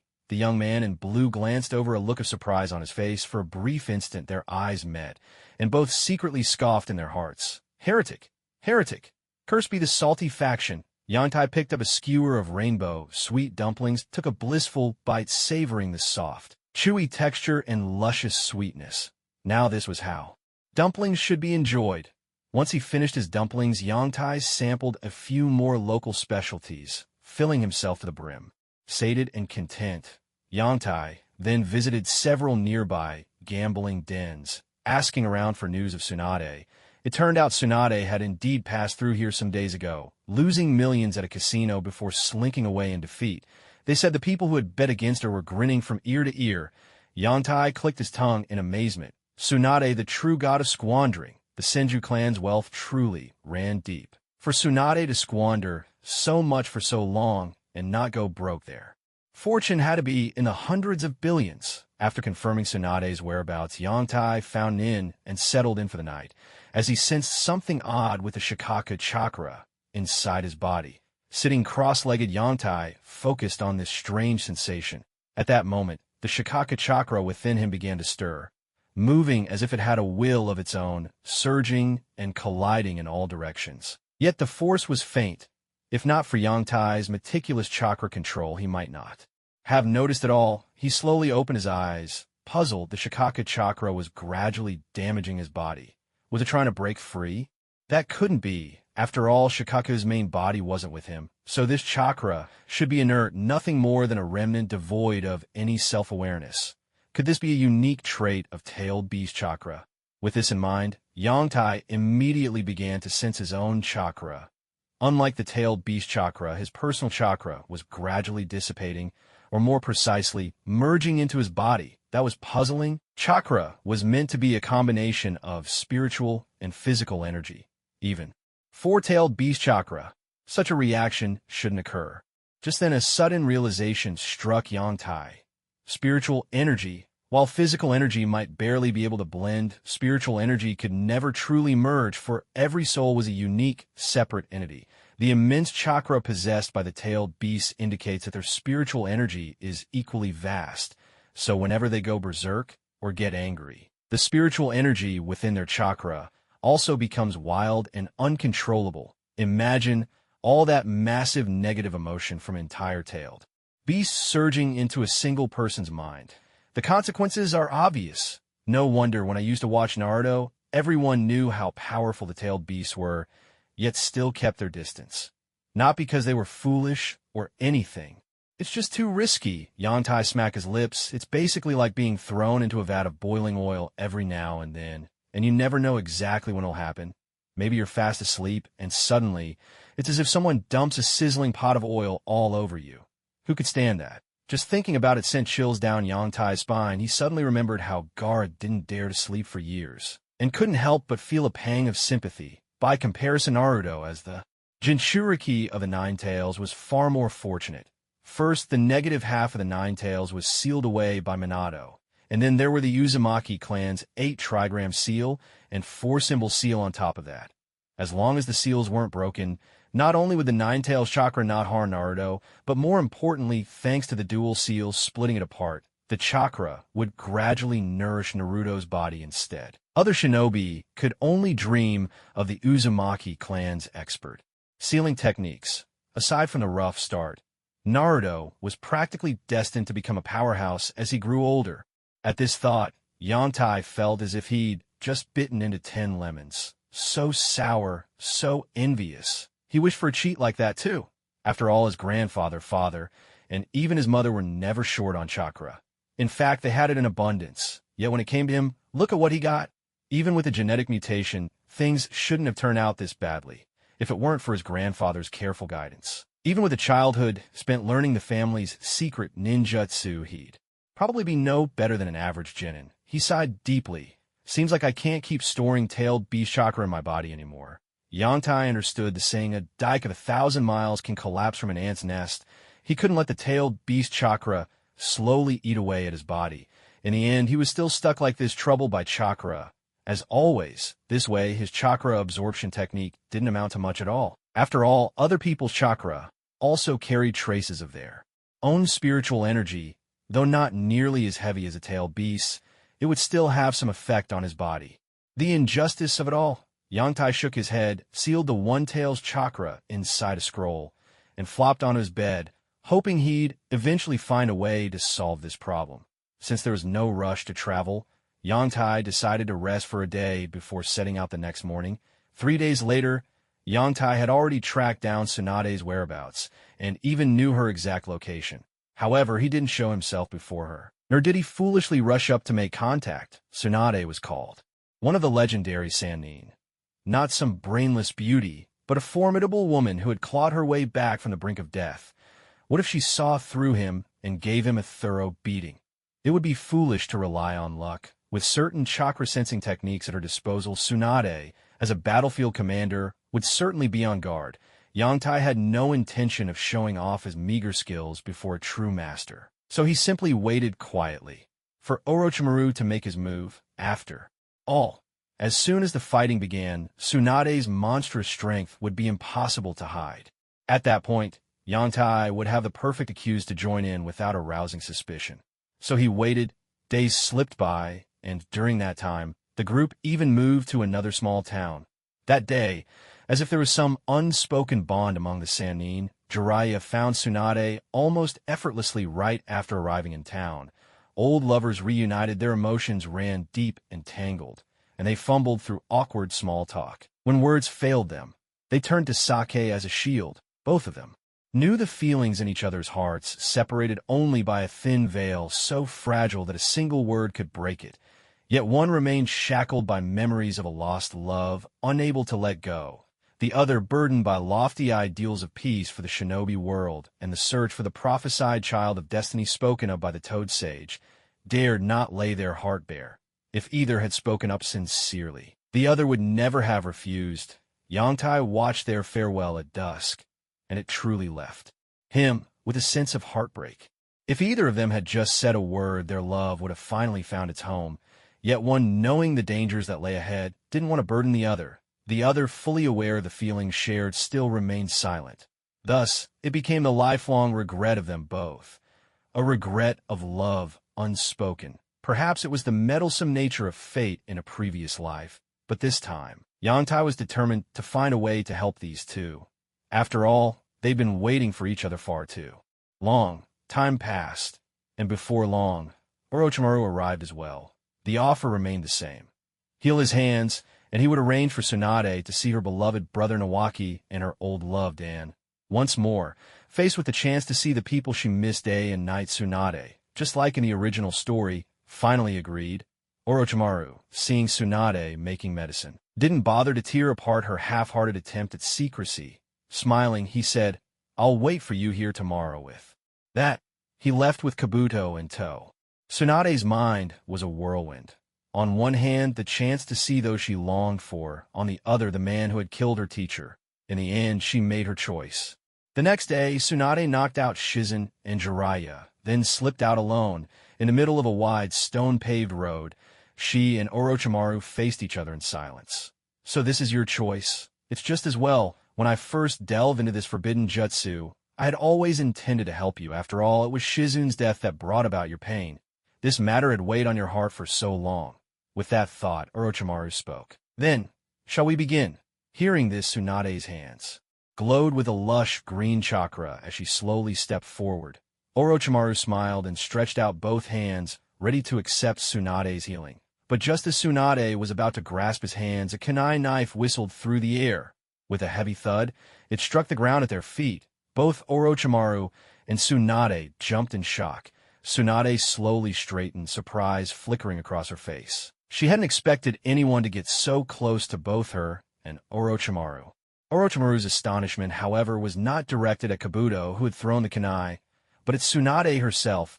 She had clearly agreed to heal him at first, but the very last moment, she suddenly changed her mind. Tsunade wanted to kill him. "So, this is your choice?" Orochimaru's voice resonated with a magnetic calm. "Why? Don't you want to see them again? You have my word. I won't harm the village any further. And I truly do want to bring them back, for your sake." At these words, Tsunade could no longer hold back. Tears streamed down her cheeks. "Of course I want to see them again. Of course I want to hold them in my arms. But no one understands the true nature of reanimation better than I do. In the end, it's all a lie. Yet even if it's a lie, I still want to see them again. But I can't." Orochimaru fell silent, indifferent. That was the truth. To meet again through the reanimation jutsu would only deepen their wounds. With tears still spilling down her face, Tsunade continued, "It was that brat who reminded me of the Hokage dream I should have let go long ago. That dream. They both gave their lives striving to achieve it. I've always wanted to help them realize that dream. The dream of becoming Hokage." Orochimaru had no words. Once it had been his dream too, but life is all too fragile. You once said that everything with form must eventually wither away. At this, Tsunade slowly lifted her head, brows drawn together, tears still flowing, yet she forced an awkward smile on her face. But an ideal like this will never wither away. With that, Tsunade wiped her tears, fixing Orochimaru with a resolute gaze. Negotiations had failed. It seemed there was no other way but force. If he could only capture her, maybe he could find a way for her to see Nawaki and Dan again. Surely then, her heart would waver. Suddenly, swift as a flash, Tsunade lashed out with a brutal kick. A thunderous boom erupted like a cannon shot. The immense force sent stones flying, and the ground caved in nearly half a meter. Orochimaru and Kabuto had already leapt clear, well out of harm's way. Orochimaru spoke to Kabuto with a stern expression. "Be careful. Tsunade is far from simple. Actually, this will be my first time truly crossing fists with her," Orochimaru added, almost as if to himself. Kabuto nodded in understanding. "She's one of the legendary Sannin, renowned alongside you, Lord Orochimaru. How could I possibly let my guard down?" "That's good to hear." As the dust settled, Tsunade tore off her green cloak and charged at Orochimaru, her voice icy as she spat out 2 words. Indeed so. With a thunderous crash, the tall stone wall exploded into fragments, the deafening sound echoing in all directions. Far off in the distance, Jiraiya and Shizen were hurrying toward the commotion, the explosive noise reaching their ears. Jiraiya's face grew grave as he spoke. "It must be Tsunade and Orochimaru. They've started fighting. Let's hurry." He couldn't help but grumble, "Damn it, when will this medicine finally wear off?" With that, the 3 of them forced themselves to pick up the pace, rushing toward the source of the thunderous sounds. Orochimaru saw what was happening and quickly urged Kabuto, This place is too confined for us right now. We need somewhere more open. Without another word, the two of them bolted into the distance, with Tsunade hot on their heels, striking out furiously behind them. Meanwhile, at the inn, Yangtai, of course, had also heard the ongoing blasts. At that moment, he was unrolling a scroll and rapidly absorbing the chakra of a one-tail. Fairy tales are all lies, he thought to himself. After a short while, Yangtai finished absorbing the chakra and quickly slipped his cloak back on, knowing that most of his kunai and sealing scrolls were stored in its seals. With a leap, he shot out of the inn, darting between rooftops with such speed that his form became a blur, trailing after images behind him. Roughly 15 minutes passed. In mid-sprint, Yangtai suddenly halted. He bent low, pulling out a camouflaged green cloth, the most basic of ninja disguises, draping it over himself. He fixed his gaze on the massive serpent ahead. The gigantic creature must have been at least 60 or 70 meters tall. Its deep purple scales shimmered with a metallic sheen, and its vertical, chilling eyes stared down, sending shivers up one's spine. Wow. Now, that's impressive. When will I ever get a summoning beast this cool? Yangtai muttered in envy. He'd always wanted a powerful summoning beast of his own. There were plenty of strong ones out there, but as someone like him, they seemed out of reach. He remembered in the original story how Kakashi and his group encountered a lizard that could transform into a castle. Yangtai had looked into it, gathering whatever information he could, but back then, as the lowest-ranked genin he had little chakra and incomplete intel. In the end, he'd gotten nowhere, but things were different now. With the chakra of a tailed beast inside him, he truly deserved a powerful summoning beast. Next time, he'd have to gather more information. Logically, he should be able to find that giant lizard. Suddenly, a series of earth-shaking explosions rang out.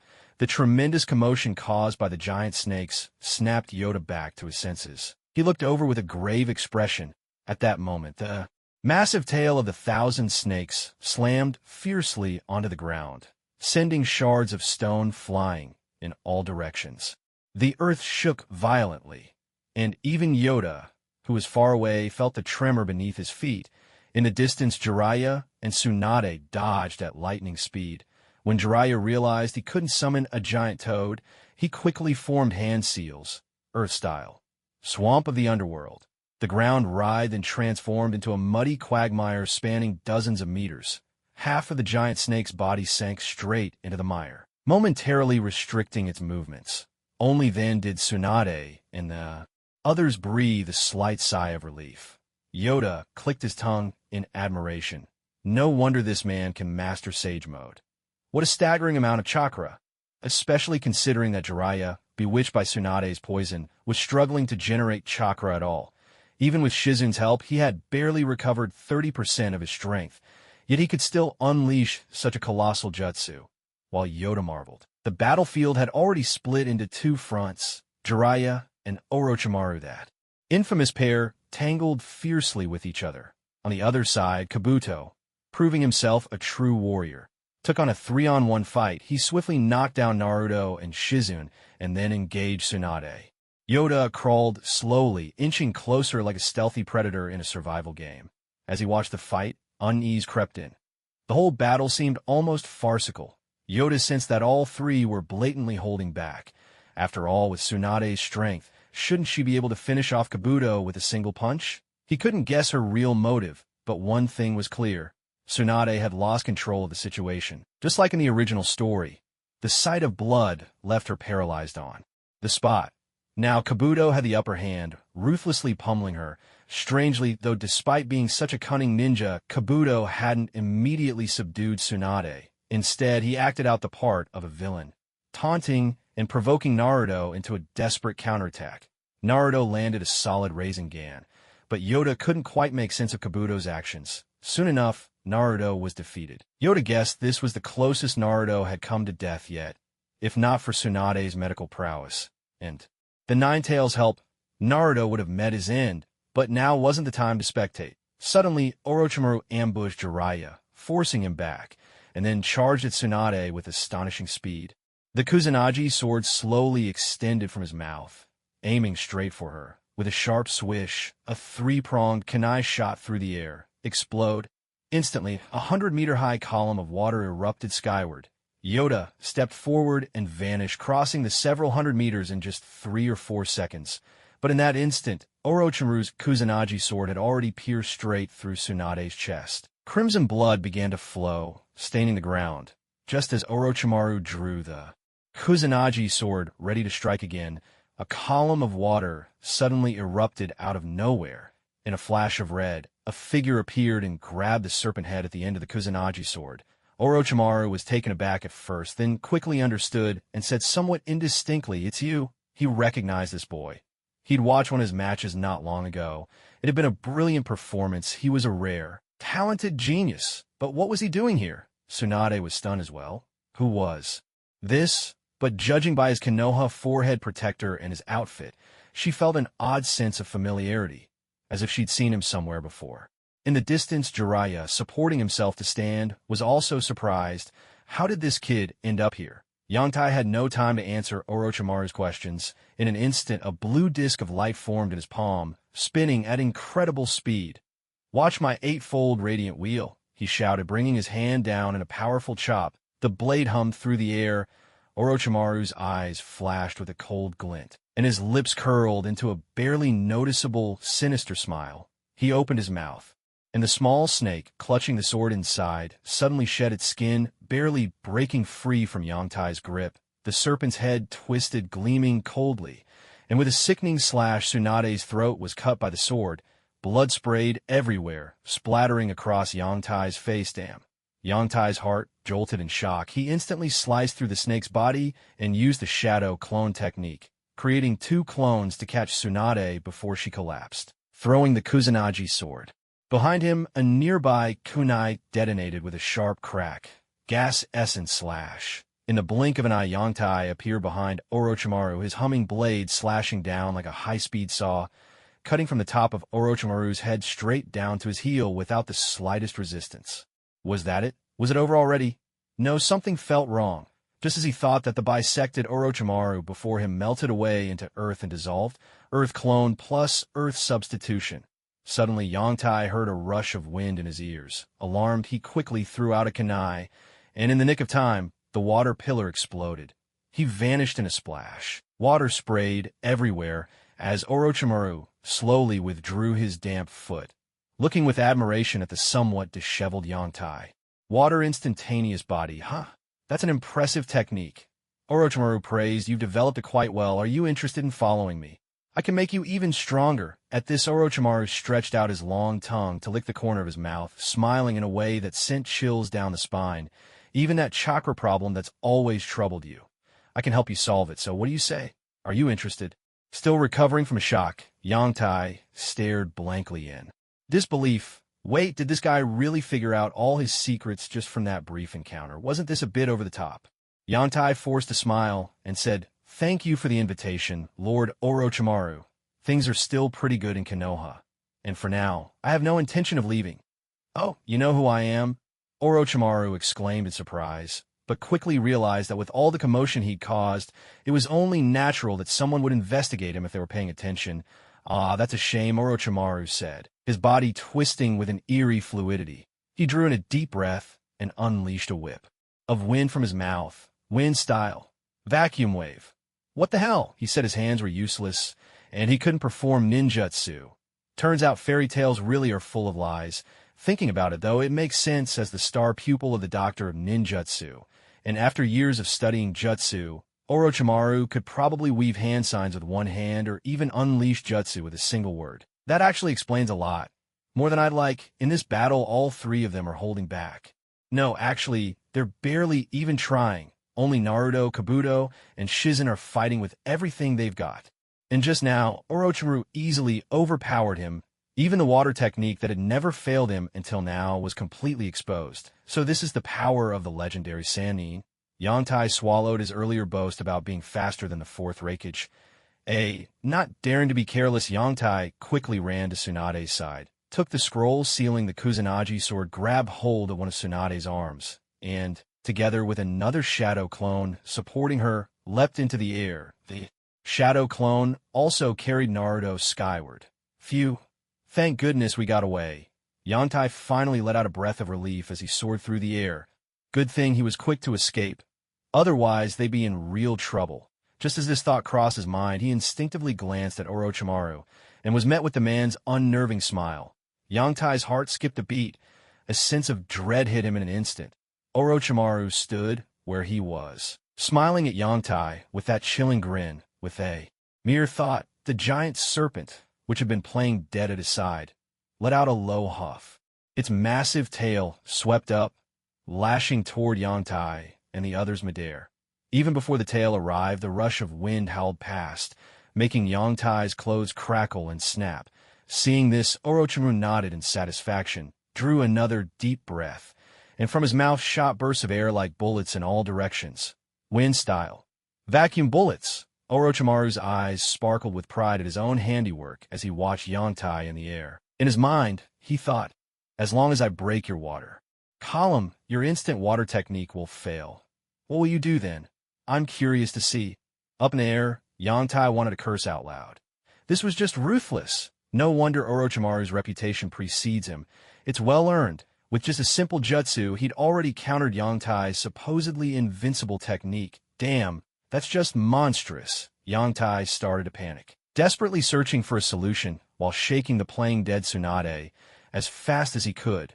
She remained motionless. Could it be Tsunade really overdid it this time? No, I have to figure something out fast, or someone's really going to die. As the wind escaped Jutsu and the tail of the giant serpent were about to strike, Yangtai's mind raced, searching frantically for a solution. Suddenly, he noticed his hand were covered in blood, and a flash of inspiration lit up his eyes. A plan formed instantly. His hands moved with lightning speed to form the seals, lying on the ground. Orochimaru watched with a strange expression. Was this boar, dog, rooster, monkey, ram, the summoning jutsu? I've had enough, Yangtai shouted, slamming his palm fiercely into the air. Chakra surged wildly into his palm, and in the next instant streams of runes burst forth, radiating in all directions like a massive spider web. With a resounding pop, a swirl of white smoke billowed out. A gigantic blue and white slug appeared in the midst of the chaos, standing 4 or 5 stories tall. As soon as it arrived, its 2 long tentacles waved to either side, and it opened its mouth to unleash a torrent of sticky mucus. A sizzling hiss filled the air. Orochimaru was startled by the sight. He hadn't expected this kid to actually summon the giant slug. But then, how did he solve the chakra problem? His lips curled into a grin. Things were about to get interesting. As he considered this, the slug spewed a massive glob of corrosive slime toward him and the serpent's tail. Getting hit by that would be nasty. Chakra blasted from beneath Orochimaru's feet as he leapt away without hesitation. The giant serpent fared far worse.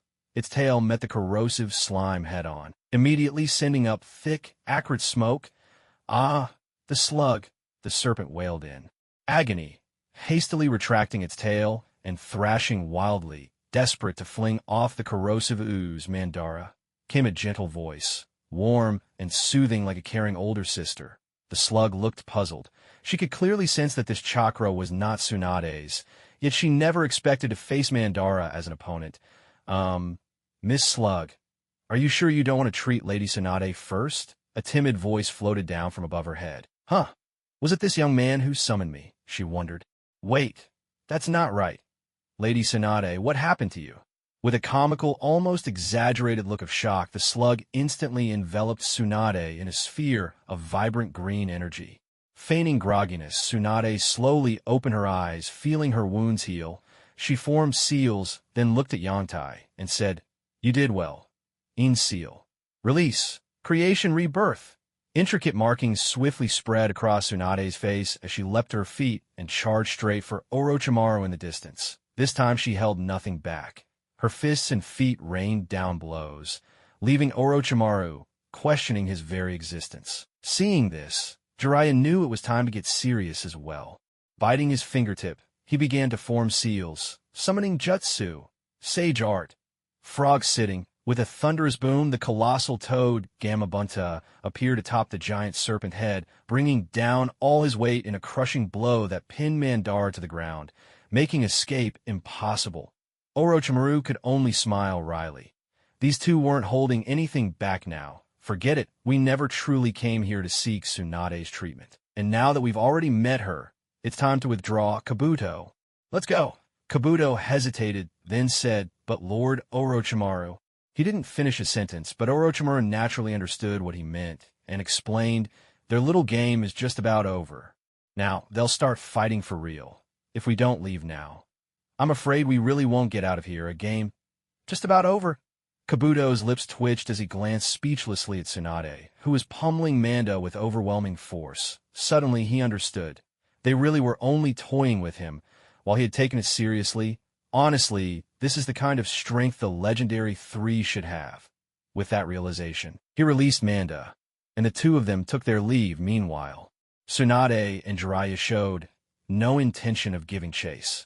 On top of Kata, Yongtai watched the scene unfold, a thoughtful look on his face. Before the third Hokage passed away, Jiraiya had wanted Orochimaru to return to the village. After all, the third was still Orochimaru's teacher, and especially after the fourth Hokage's death, he likely would have dealt with things with both strictness and leniency. But Orochimaru didn't want to watch his teacher slowly wither away, ultimately to die in disgrace. So he chose a simple and brutal solution. He killed him himself. That way, after his death, the third would be remembered as a hero who died defending the village, the leader of the Hidden Leaf, revered by all. Orochimaru would bear the weight of all the evil. Maybe Jiraiya and Tsunade understood this, and with the bond they shared as the legendary three, that's why they never truly fought him in earnest. After all, who would go out of their way to fulfill another's glory, gaining nothing themselves but a mountain of scorn, and even losing their own hands in the process?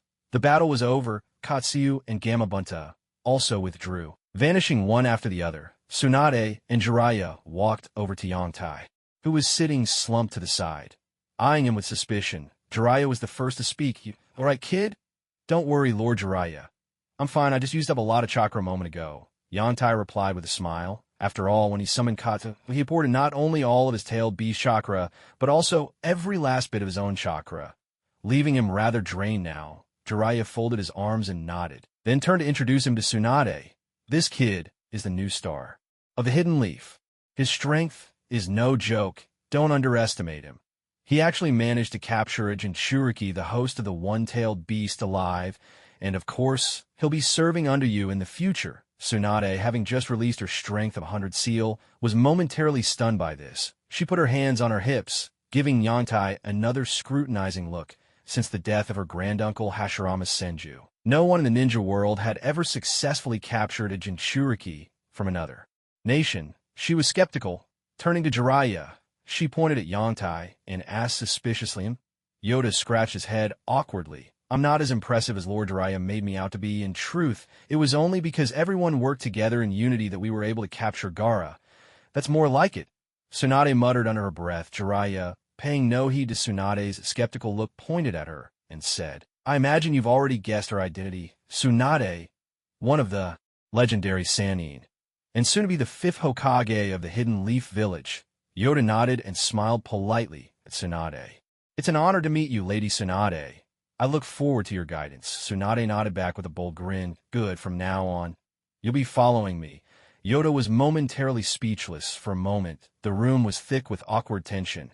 Jiraiya quickly cleared his throat, stepping in to break the ice. Then, turning to Yoda, he voiced the question that had been on his mind. By the way, Yoda, how did you happen to come here? Tsunade's gaze also sharpened. No matter how friendly they might seem, they were still shinobi, and Yoda's timely appearance was undeniably suspicious. Whether it was pure coincidence or something else, Yoda had already prepared for this. He explained carefully, his sincerity evident in every word. After the third Hokage passed away, I couldn't stand the stifling atmosphere in the village, so I set out to take on some missions. I just finished one a few days ago. Yesterday, I stopped by this town to rest for the night. I never expected that. Early this morning, I'd hear the sounds of battle, so I came to investigate. And then, well, he left the sentence hanging, but the two of them understood. Yoda was not worried about them checking up on his story because he had a perfect excuse. The women he'd helped, originally Yoda hadn't wanted to get involved. Babysitting wasn't his style, but the mission contract required him to file his report within a certain time. Realizing this, he'd gone back to help those women settle down. The women, now scattered across various towns thanks to Yoda's efforts, were deeply grateful to him. This accounted perfectly for the days he'd been delayed. If the hidden leaf asked, "Why did you come to this town?" Yoda could answer, "I was helping those struggling women find new homes. After all, I'm a model citizen of a leaf." It was a meticulous plan. Even if Tsunade decided to investigate, she would find nothing wrong. Only that Yoda was a man of great integrity. Jiraiya seemed a bit puzzled, but didn't pry any further. After all, a ninja's mission details weren't something one could ask about carelessly. Enough beating around the bush. Hand over your mission report. Tsunade, of course, had no such qualms. She reached out, her tone leaving no room for argument. Yoda hesitated for a moment, but then handed over a scroll without protest. After all, she was going to be his superior from now on. If he didn't get on her good side, how could he ever hope to be promoted to Jonin?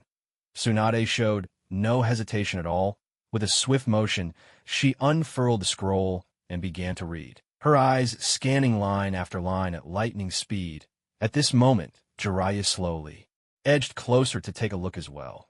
After all, this kid's sudden appearance was indeed rather suspicious. The mission report was extensive, detailing every task performed each day with meticulous summaries. When she noticed how early Yoda had completed the mission, her eyes grew skeptical as she glanced at him, watching him recover his strength.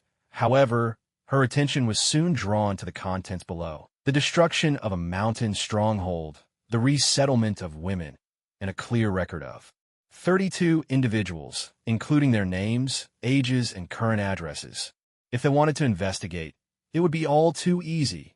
Rolling up the scroll, both Tsunade and Jiraiya looked at Yoda with a new sense of satisfaction and admiration in their eyes.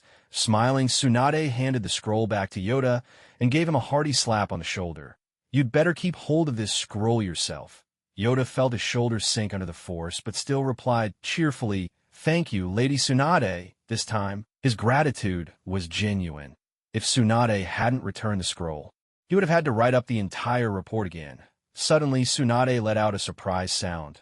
The hand resting on Yoda's shoulder abruptly seized his wrist. In the next instant, a vibrant green glow flickered around them as Tsunade frowned, concentrating intently on sensing Yoda's body. Startled by her sudden move, Yoda instinctively tried to pull his hand back, but it was impossible. Her grip was like an iron clamp, utterly unyielding. As he raised his head in confusion, his vision was suddenly blocked by two towering forms. It was as though mountains had swept across his line of sight. Off to the side, Jiraiya spoke up in puzzlement. "Is there something wrong with him?" Tsunade released Yoda's hand and placed one hand on her hip. "It's strange, really strange." Jiraiya and Yoda both flexed their wrists and looked at her together. Staring straight into Yoda's eyes, Tsunade asked, "By all rights, your body shouldn't be able to generate enough chakra to summon such a huge slug. How did you manage it?" Jiraiya hurriedly tugged at Tsunade's sleeve and whispered, "Isn't it improper to probe into a fellow ninja's secrets like this?" Tsunade waved him off, paying no heed, and replied openly, "Do you realize just how frail this kid's body is? He's almost as weak as Aruho was as a child, maybe just a little better at best. His body shouldn't be able to produce so much chakra all at once. I suspect he's used some kind of forbidden technique at the cost of his own life force." "A forbidden technique? At the cost of his life?" Jiraiya gasped in shock, and the way he looked at Yoda instantly changed. Compared to Yoda, he naturally trusted Tsunade's judgment more. Yoda was puzzled. As far as he knew, he hadn't used any forbidden techniques, but meeting their eyes, he still tried to explain, "Lady Tsunade, I think there may be some misunderstanding. I really haven't practiced any forbidden jutsu. Maybe you made a mistake? Would you like to check again?" After speaking, Yangtai even took the initiative to stretch out his arm, generously allowing Tsunade to examine him once more. After all, he was perfectly clear in his heart. He hadn't practiced any forbidden jutsu at all. As the saying goes, a clear conscience has nothing to fear. Tsunade reached out her hand, slowly moving closer to Yangtai. Suddenly, she flicked him hard on the forehead. The sharp pain made Yangtai grimace in agony. Lacking physical fortitude, Yangtai clutched the swelling on his forehead, casting a resentful look at Tsunade, looking for all the world like a bullied wife, angry yet not daring to protest aloud. Tsunade withdrew her hand, her chest heaving as she pointed at Yangtai's forehead with confidence. "Even if you doubt your own senses, You can't possibly doubt my medical expertise. Hearing this, Yongtai was momentarily stunned. Although Tsunade's words sounded a bit boastful in this world, she was indeed the foremost medical ninja. The very pioneer who had established the field of medical ninjutsu. Before Tsunade set up the medical corps, the concept of medical ninja simply didn't exist in the entire shinobi world. Back then, the mortality rate among ninja was staggeringly high. Lowering his head, Yongtai fell into deep thought. Could it be that he had accidentally practiced some forbidden technique without realizing it? Tsunade and Jiraiya exchanged a glance, but said nothing, simply waiting in silence. If she didn't find Yongtai somewhat agreeable, Tsunade wouldn't even bother explaining. Tsunade's words clearly hinted that he had misused some jutsu and unknowingly placed a burden on his body. But what sort of jutsu would generate such a massive amount of chakra? Chakra absorption techniques? No, that couldn't be right.